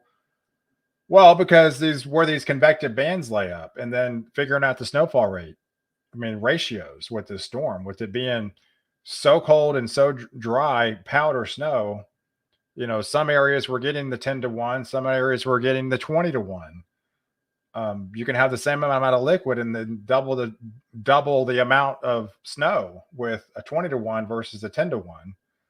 And setting up these bands, sometimes very difficult, where they're going to ultimately set up and position exactly where.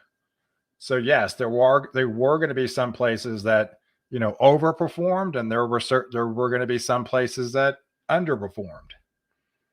That's the nature of the beast when you're talking about these big snow events like this.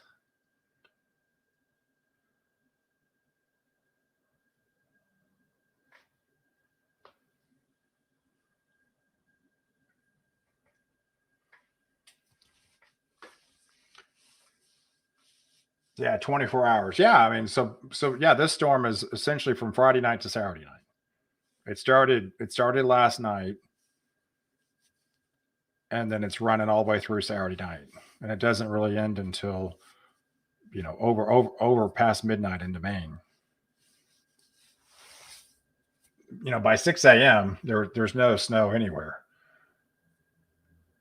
Hello, sir. Enjoy your commentaries. Off topic a bit, but I have a question. I live in snow-starved Richmond, Virginia, which is what is February looking like for us here? Well, I mean, next week we have another snow event coming up for the middle of the country, and it looks to head east by Friday. So, that snow could be in and around your area by Friday. 36 hours is my longest stream. Wow, really?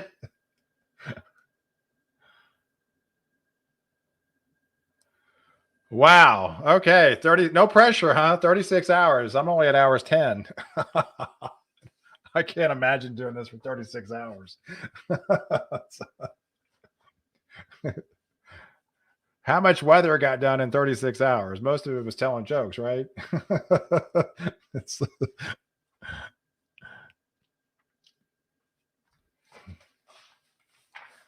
Yeah, my plants are enjoying the sunshine.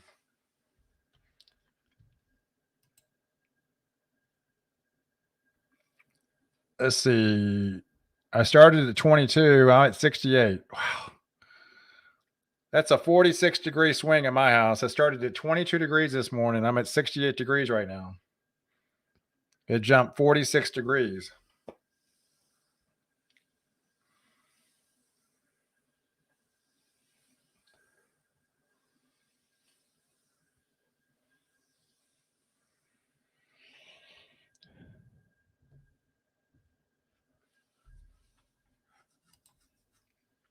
Mm.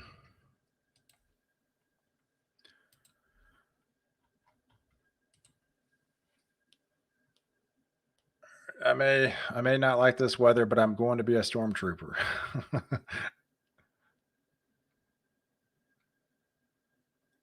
Whoa. Says while I was doing a Facebook Live, a young lady going a little too fast had an accident hitting the concrete curb. Yeah, she definitely was going way too fast.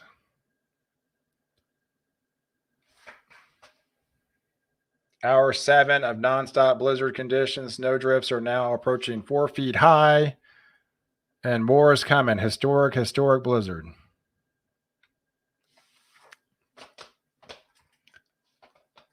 That was in that swamp, Scott, where he had 22 inches earlier. And it's snowing really good still. I mean, it's snowing. It's really snowing. I mean, obviously, you're looking at it. I mean, it's really coming down still.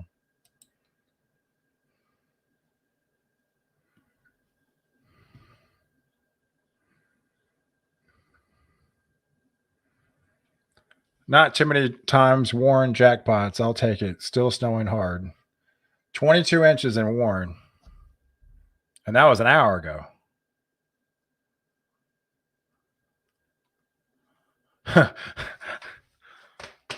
Trying to get the snowplows out, and he's got 5 feet drift in front of his garage. Can't even get the plows out.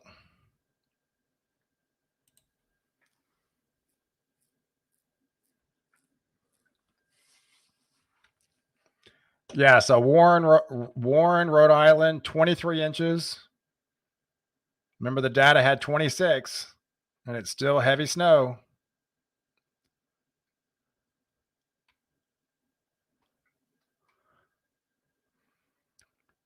Absolutely crushing snowfall rates, 2 to 4 inches per hour under a photogenic band of snow in southeastern New England. Some places will see a foot in 4 hours' time. Track the latest.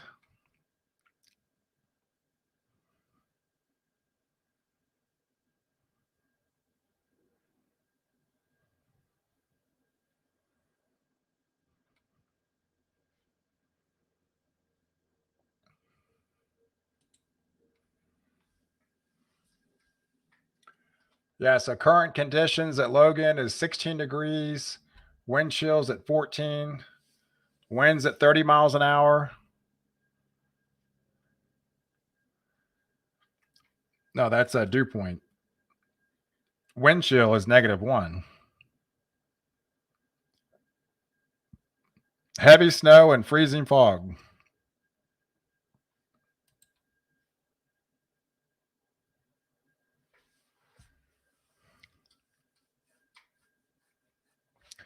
Still coming down like crazy in eastern Connecticut, an absolute crusher. Blizzard conditions have been recorded at Gorton, New London Airport for 8 straight hours. There you go. I mean, it was thinking, hey, we could have a triple blizzard and have 9 hours of continuous blizzard conditions, and we're up to 8 right now.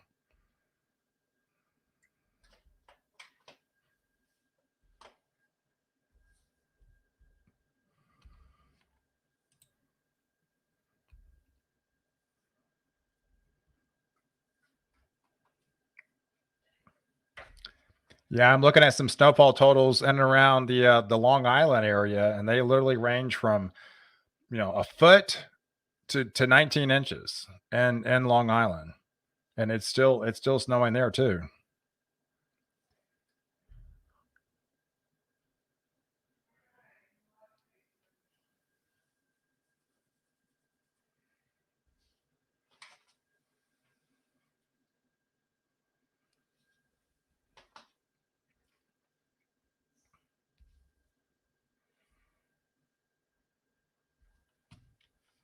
Oh, 9 degrees Celsius.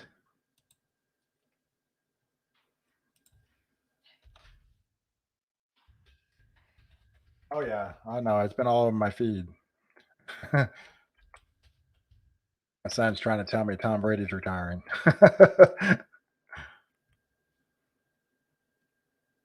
All right, so 9 Celsius, Daniel, is 48 degrees.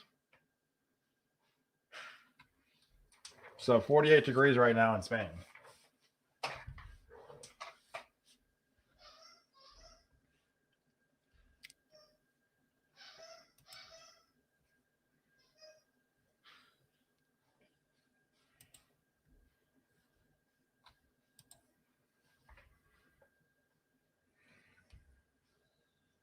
Oh, this is cool. There's a meteorologist in Dallas, Steve McCulley. Um, he has this thing called the stat method, which is really accurate. He just ran it. So for the first time this winter season, this even gives me more confirmation. First time this winter season, the stat method is calling for a significant ice and snow across much of North Texas. It will begin with an Arctic cold front that will move in from northwest to southeast during the day Wednesday, setting up for rain and then change into freezing rain, change into sleet, and then ultimately to snow. Though significant amounts of rain, ice, and snow cannot be forecasted this far in advance, it should be significant and will likely bring some hazardous travel conditions Wednesday night into the day on Thursday. The amount of snow that can accumulate in any given time or area will be determined by when the transitioning from the freezing rain and sleet over to snow occurs Wednesday night. Right now, it looks like the majority of the precipitation for DFW will be in the form of freezing rain and sleet, but the snow will also be possible as a winter storm winds down. Areas to the north and west, immediate DFW area will make the transition to snow much faster, and thus more significant snow amounts can be expected. Of course, faster anticipation transitions from ice to snow here in the heart of the Metroplex will increase the snow accumulations locally. So again, exact forecast for ice and snow this far out is not possible, but can lead to gross errors and false readings. But yeah, that's that first time the stat method has, and it's at one point it was like 20 out of 20 events he nailed, and it finally missed.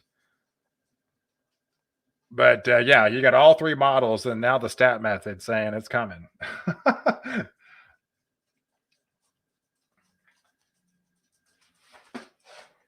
Sunny's back.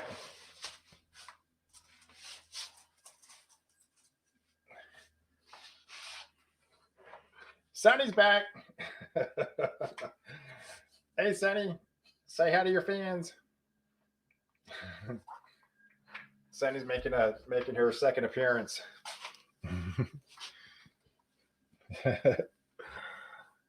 Oh, Betty. See, she didn't get her playtime this morning. I'm sure the kids have been playing with her, but I usually play with her first thing in the morning. Yeah, here's Miss Sunny.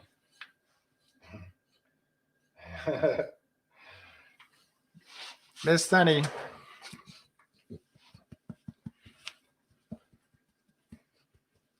Hey, there were really actually blizzard conditions out in Massachusetts.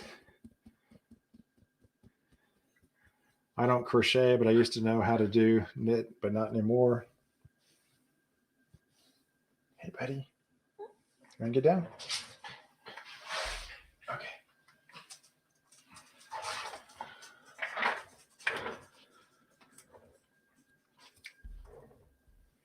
Hey, Ross. Oh, snow is over, and yeah, she's the PAL mascot. 14 inches. Okay. All right. So we got a total in New York City, 14 inches. And to my knowledge, the National Weather Service was like 10.8, I thought. And I never saw more than a foot. I certainly didn't see 14 inches.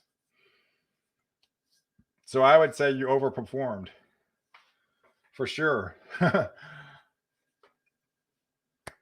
Thanks. Hey, I appreciate it. I appreciate the totals, Ross.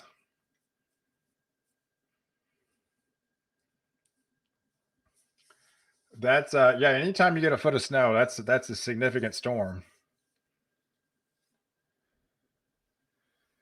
So you lived in Halliston, Massachusetts, and back in the 81 and got 24 inches overnight. Wow.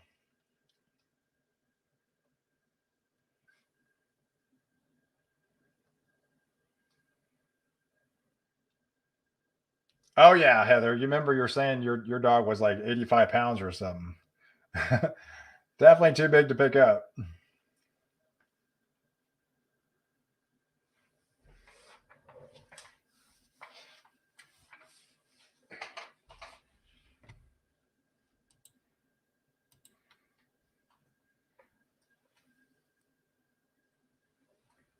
This is really interesting, a turn of events. This is kind of a dry slot here forming. This is some dry air moving in. That just kind of popped up. Yeah, that's going to eat away that band pretty quick. You see, it's really weakening it.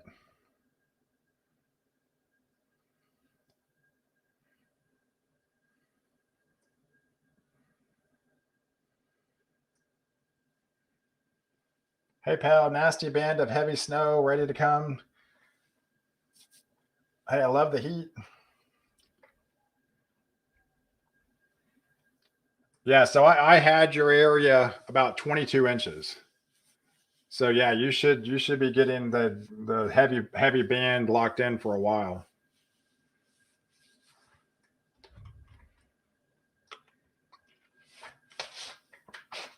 Here, I'll be back in a second.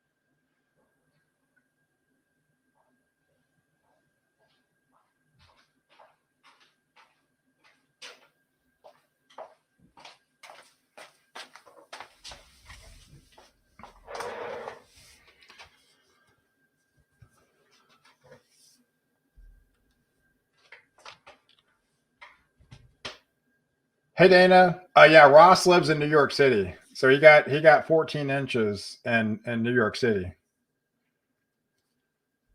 So yeah, that's a pretty impressive amount when they were in the more like the 10 to 12 range.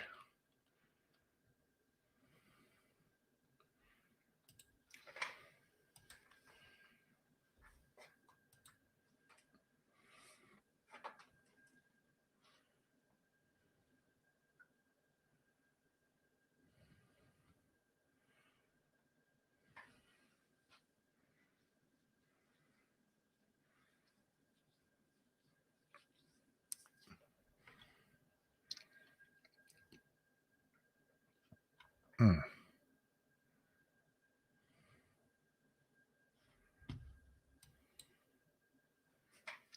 Yeah, that dry air has definitely been pronounced. It's really eating away of this very heavy band that's been set up over that same area for hours now. You see it moving in from the south side? That's definitely pronounced. It's definitely taking a huge chunk out of the heavy snow band.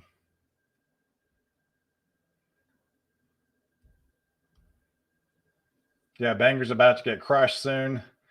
Yeah, now that heavier band has moved up to them.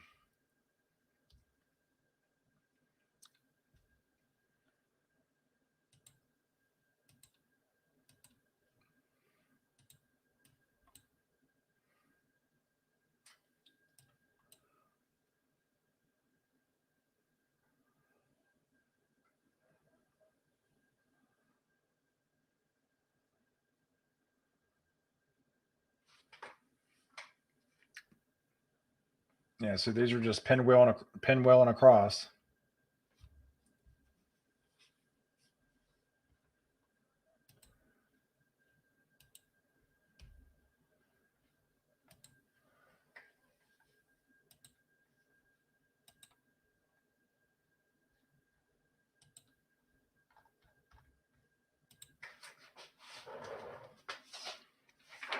Central Park today.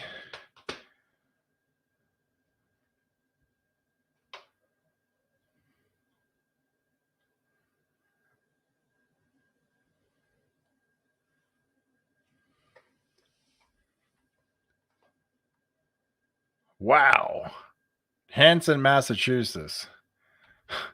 That's a lot of snow.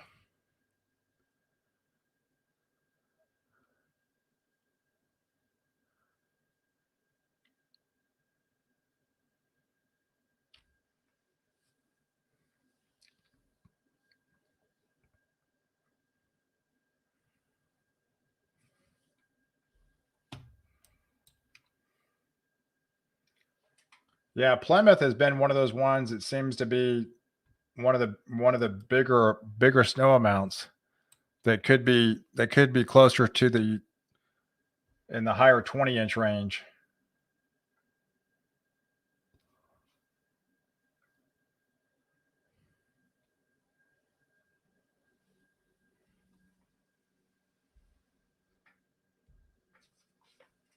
Hey, Paul. Yeah, I know. All that dry slot. I mean, this dry slot moved in from the south. I mean, this has been pretty evident over the last 30 or 45 minutes.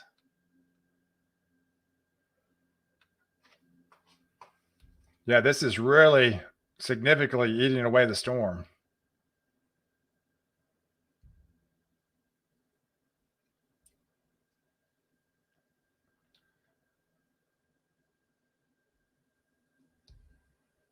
So it stopped snowing in Waterbury, Connecticut.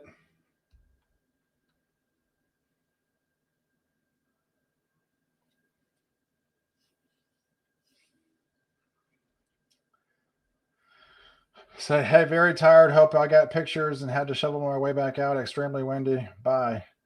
Hey, thanks, Clipper. Get some rest, man. It's been a long day for you.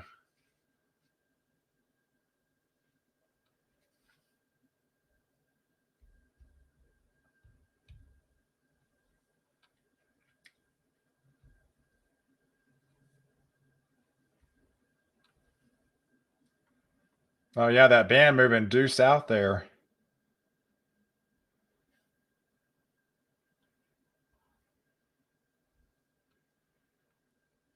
Yeah, this is why some of you are actually experiencing some sunshine right now in central Connecticut. This whole dark shaded area is all clear skies.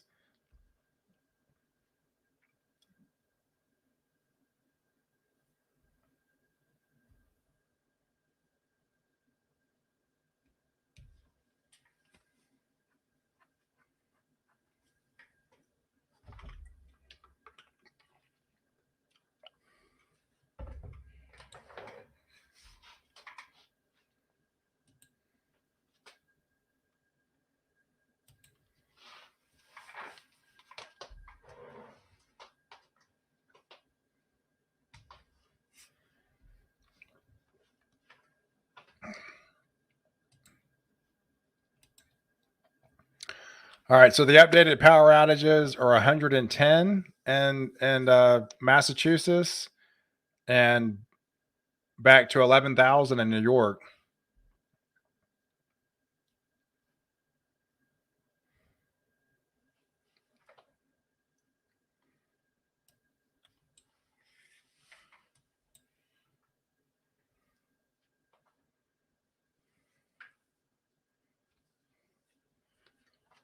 Yeah, and you can see this dry slot's moving further north too. This is really tearing apart the storm.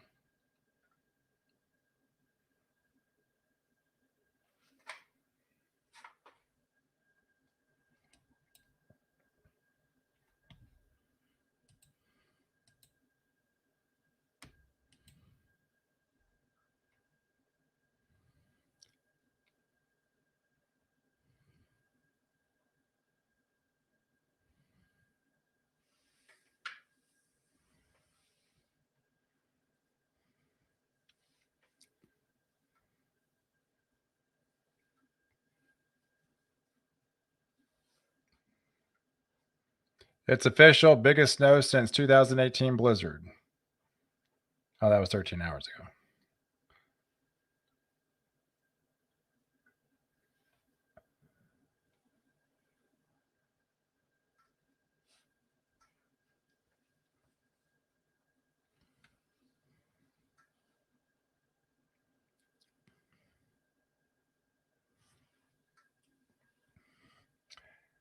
Yeah, so 19 inches and Gorton, Long Point. Yeah, that's the area that had the blizzard for 8 consecutive hours.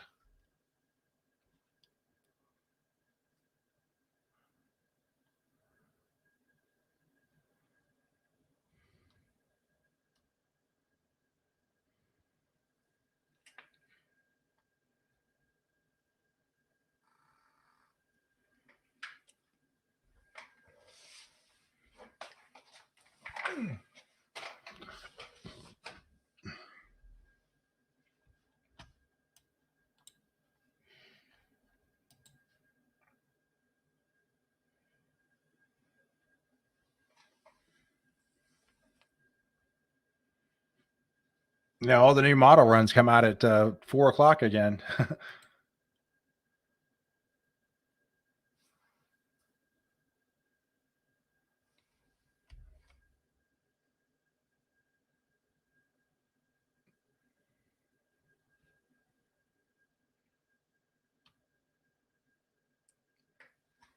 Wow.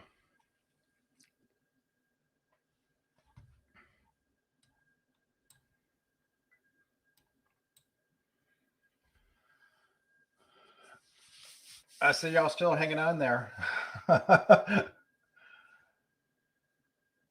Minnesota, Daniel, we had a blizzard here.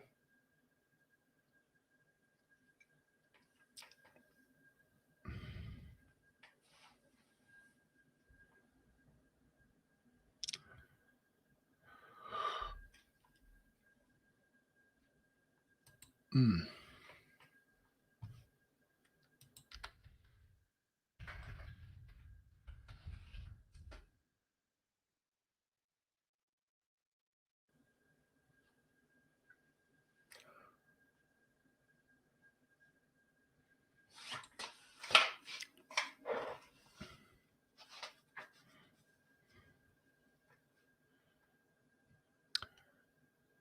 We have an intrusion of colder air mass. This is not a repeat of last February in duration of cold. We also are not going into the winter storms within 1 week.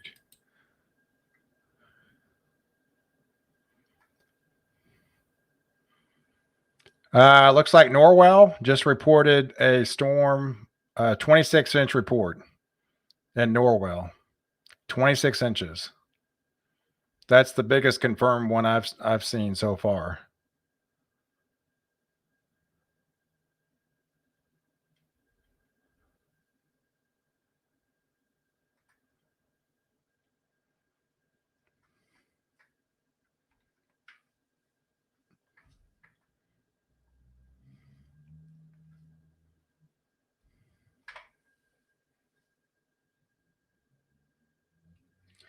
Summerfield. It's beautiful in Summerfield.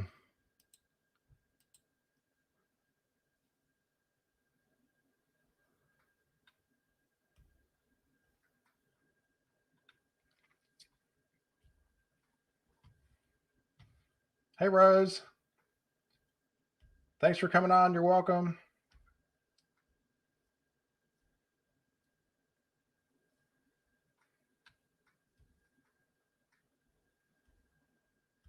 Hey, Jonathan.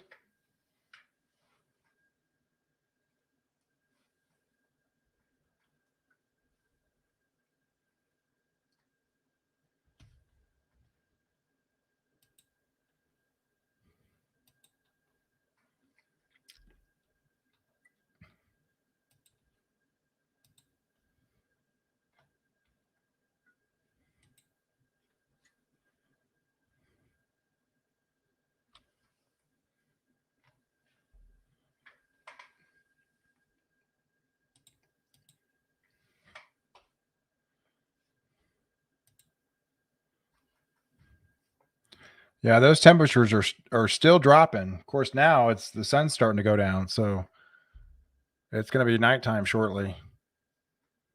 Yeah, I didn't realize it was 4:40 over there. So the sun sets in about 20 minutes.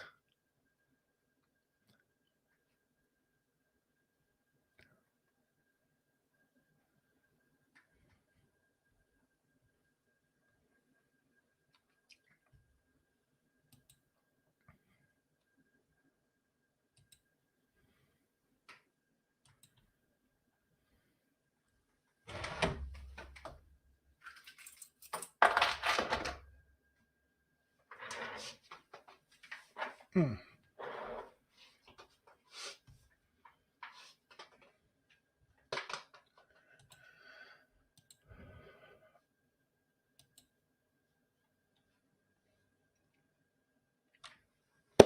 so the GFS doesn't update until 4. That doesn't go until 4 o'clock.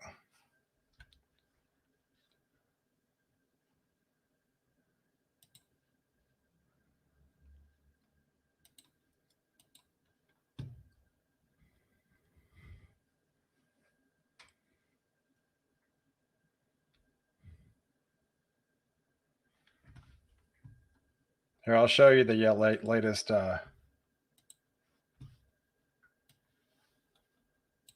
HRRR model.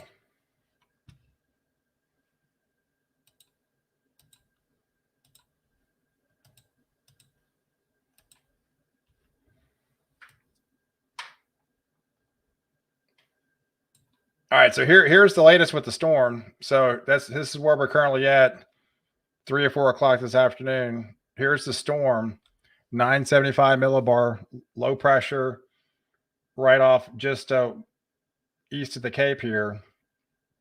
And if we roll through time, there's 4 o'clock. That's where we are currently, about 20 minutes from now. And it starts deepening down to a 973, but the storm slowly starts to pull away. So we've got the heavier blue bands going back into more or less southern Maine here. Pretty much all of Maine's inundated with snow, and getting back into New Hampshire here, back in Massachusetts, still in Rhode Island, still into portions of getting and portions of central Connecticut here. And then this will continue to move through and start lifting out. So as it does, it still continues to strengthen down to a 971 millibar as it continues to ride and head towards Nova Scotia. And that's about 7 o'clock tonight, down to a 970, as it's now the model seeing that dry air, right? It's starting to see that dry air moving in and kind of eating away the storm. And then as we continue to view, the dry air eventually just overall wins out by like 8 o'clock, where I think it really rapidly winds down in and around the Cape and Connecticut, much of Massachusetts. Much of that area will be snow free by then, by 8 or 9 o'clock, as it's more or less into the Maine area. And then this will continue down to a 969 millibar. So it continues to increase and at least lower pressure. And as it continues to ride up and goes through Nova Scotia, it winds down with snow. That's at midnight. So this is at midnight time frame for Maine. Much of Maine is still locked into the heavier snow. And of course, that's another 9 hours away. And it's not really until there's 3 o'clock in the morning. So even 3 o'clock in the morning, if you live northeastern Maine, you're still getting the heavier snows.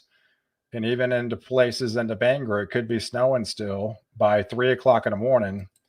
But it's really not until 4 or 5 that you can actually say, hey, it's not snowing in Maine anymore. And of course, by sunrise, it'll all be gone. So yeah, so it looks like that dry air is somewhat trying to win out, over time. And there's portions of it is already experiencing the clearing even right now. But yeah, this area that we've been highlighting looks to have snow for maybe a couple more hours, but then it quickly moves out and heads to Maine. And then Maine gets locked up into the heavier snow in places in New Hampshire. And that will swing out by eventually move away completely by 3 or 4 o'clock in the morning. So that appears to be the latest from these storms for what's happening.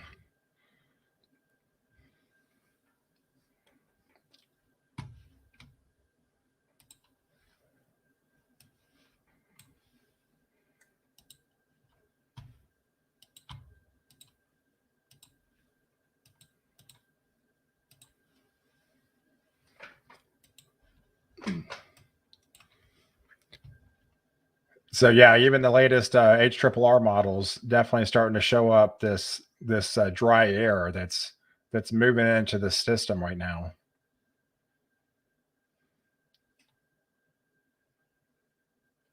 Yeah, temp steady at 16 degrees and wind chill of 3 below and still snowing in Boston.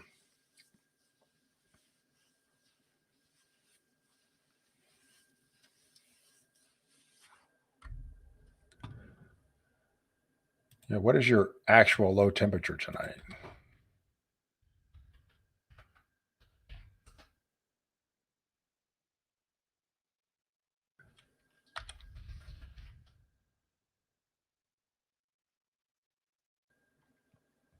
Eight. So it's got you down to 8 degrees. It still has Boston for another 3 to 5 inches before it completely moves out. High of only 26 tomorrow. So none of that's melting in Boston. And then it goes to 6 degrees.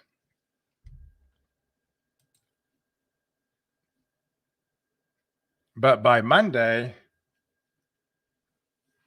you're pretty much at 31 degrees during the day, but back down to 12. Yeah, so most of it will not melt until really about Tuesday and Wednesday. Tuesday's high is 36, Wednesday's high is 41, and Thursday 45. Then you have that more possible freezing rain or snow moving back in on Friday. Hey, did you guys feel your house shake from the strongest winds where you are?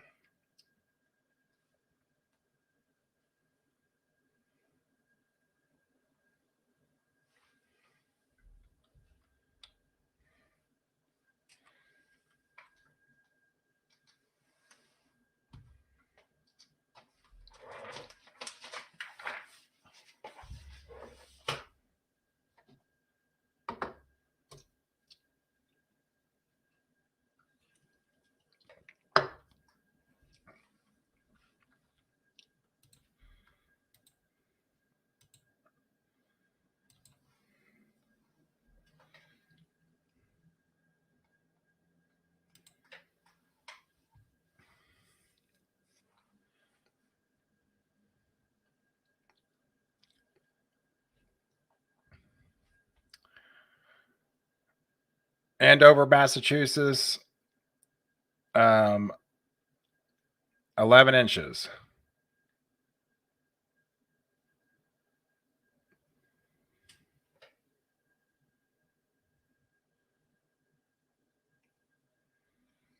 Yeah, so ultimately, it looks like it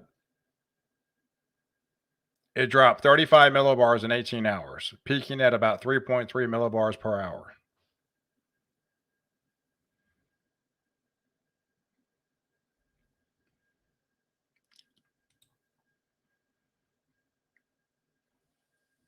Wow. So it's got 35 now as a low. The National Weather Service actually has 35-degree low in Miami tonight. Orlando's down to 30.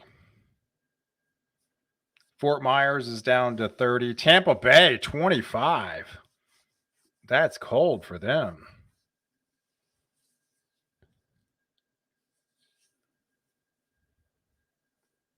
Wow, that's pretty impressive shot of cold air. You got about close to 85% of the state is going to be freezing.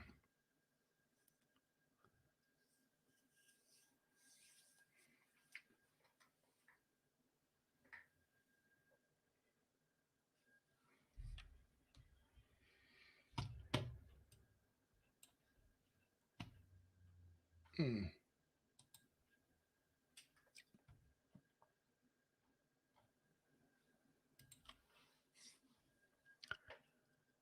Yeah, so this is 2 minutes up the road from me. Hard time believing they got 4 more inches than I did. Yeah, 21 inches in Bayville, New Jersey.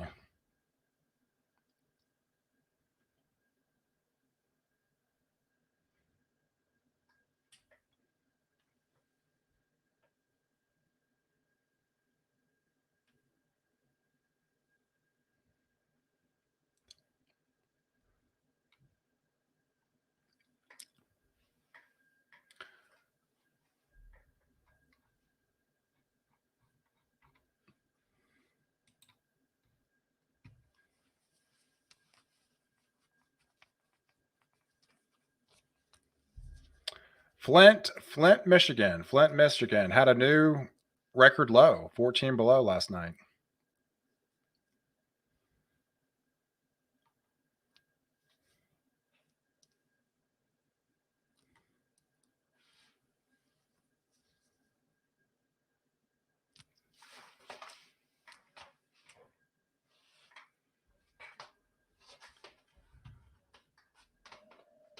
Yeah, it looks like it's letting up a bit.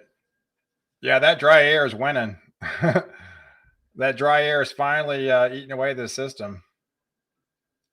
It's not nearly as impressive as it was.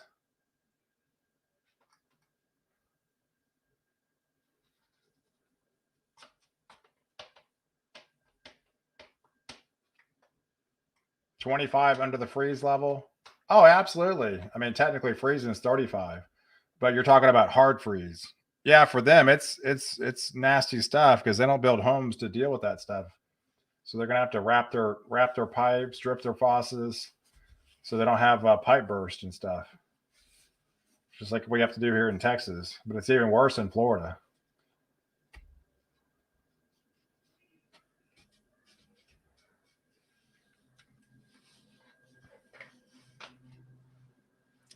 Yeah, really, anything 25 or less is considered a hard freeze.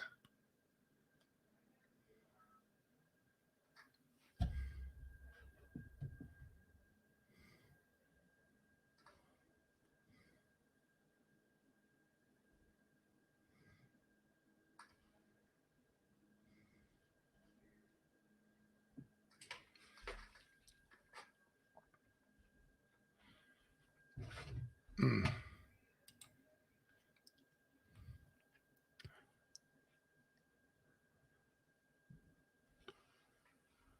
Yeah, 2 feet of snow and tidal flooding in the Suffolk County. Wow.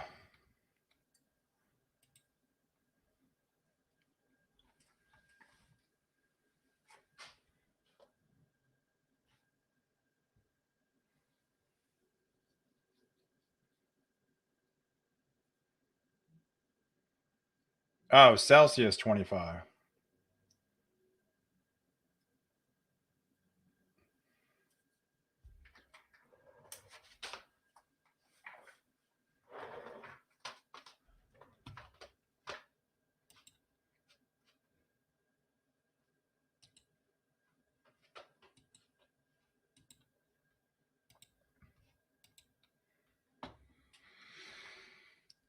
All right, so the storm is kind of winding down a little bit, or is definitely not nearly as intense as it used to be. That's for sure.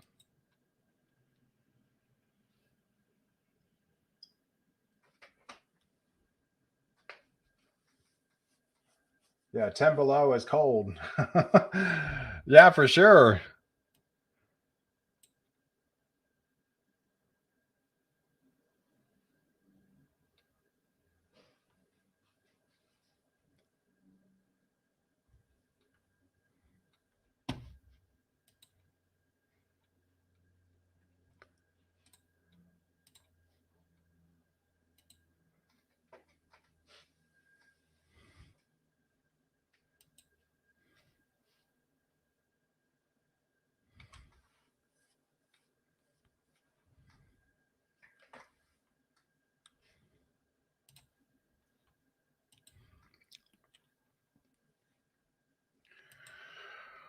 All right, so we're winding down here. Yeah, the storm's not nearly as intense as it was. It'll go into Maine till through midnight. Wow, 4 foot snow drifts in Gorton, Connecticut.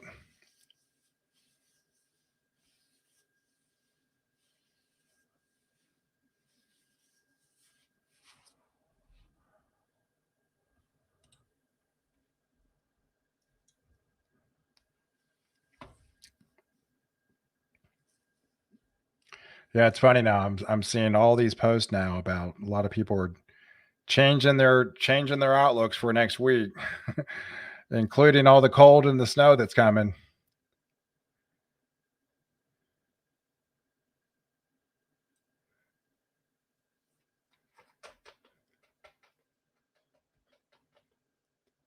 Yeah, but so far I've the highest total that I've seen confirmed is 26 inches and Norwell.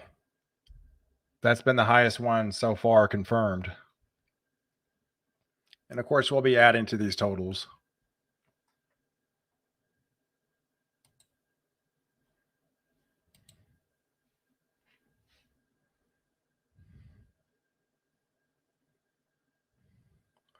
Oh, Storm Spotter in Boston, 10.4 inches in 5 hours. This is just a Storm Spotter, not an official total. 10.4 inches in the last 5 hours. Snow total 26 inches. The road is snow covered, currently 26 inches of snow on the ground with moderate to heavy snow still falling. This is still blizzard conditions.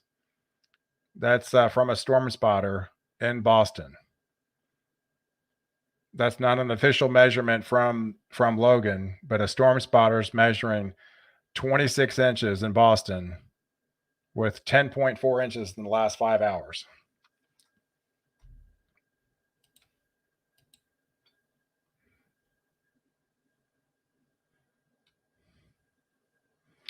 So if that is accurate, then we would be Boston would only be 1 inch away from breaking the record.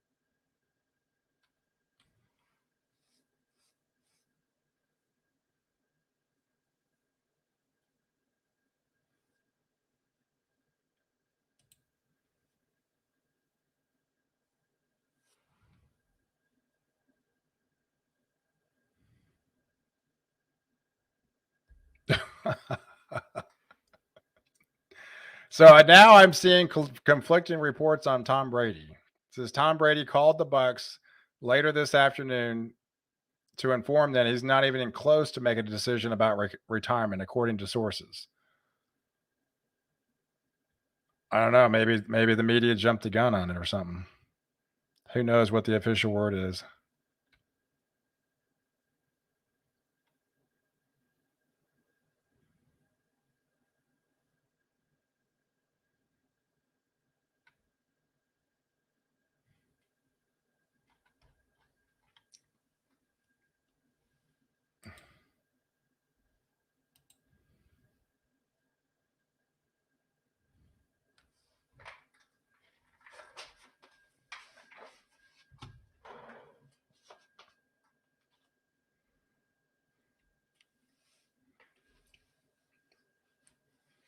Yeah. Meanwhile, on the backside of this band right here has gotten really intense.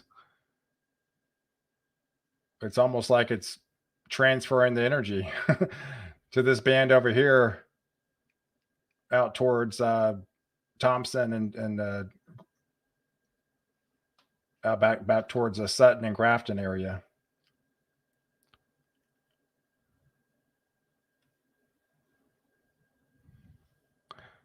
Best slope in town in Dorchester.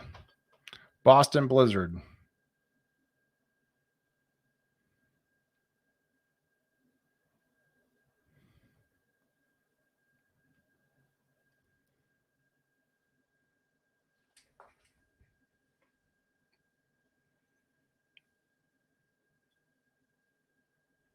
Mm.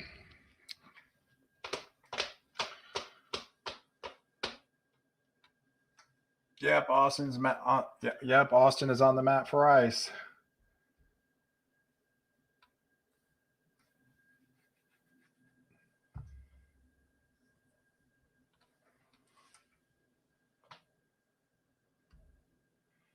Mm.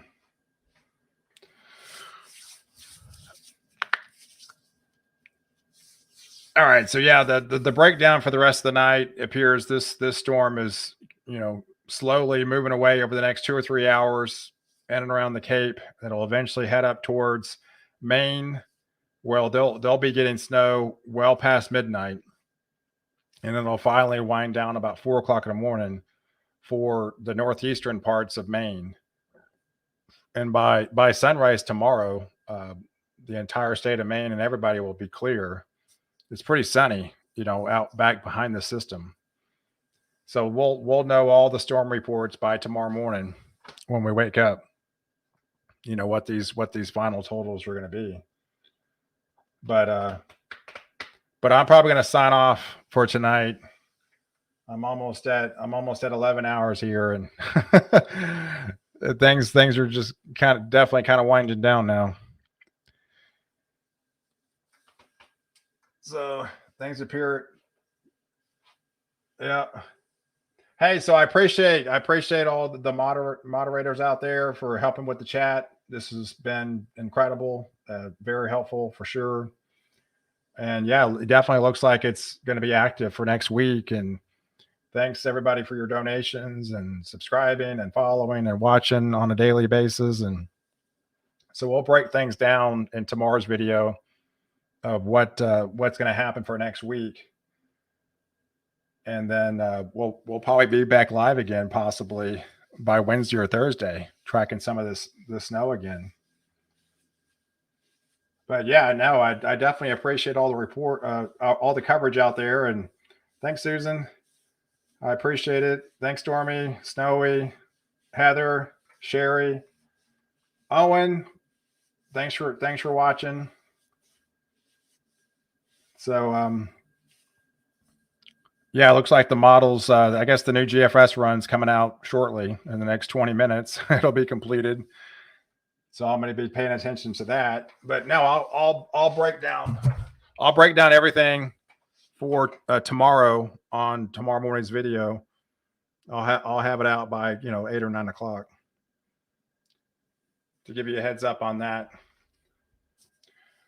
All right, guys. Hey, yeah, no, I appreciate all the support out there tonight, and thanks for all your help out there. And hey, enjoy the rest of your night. Enjoy your Saturday evening.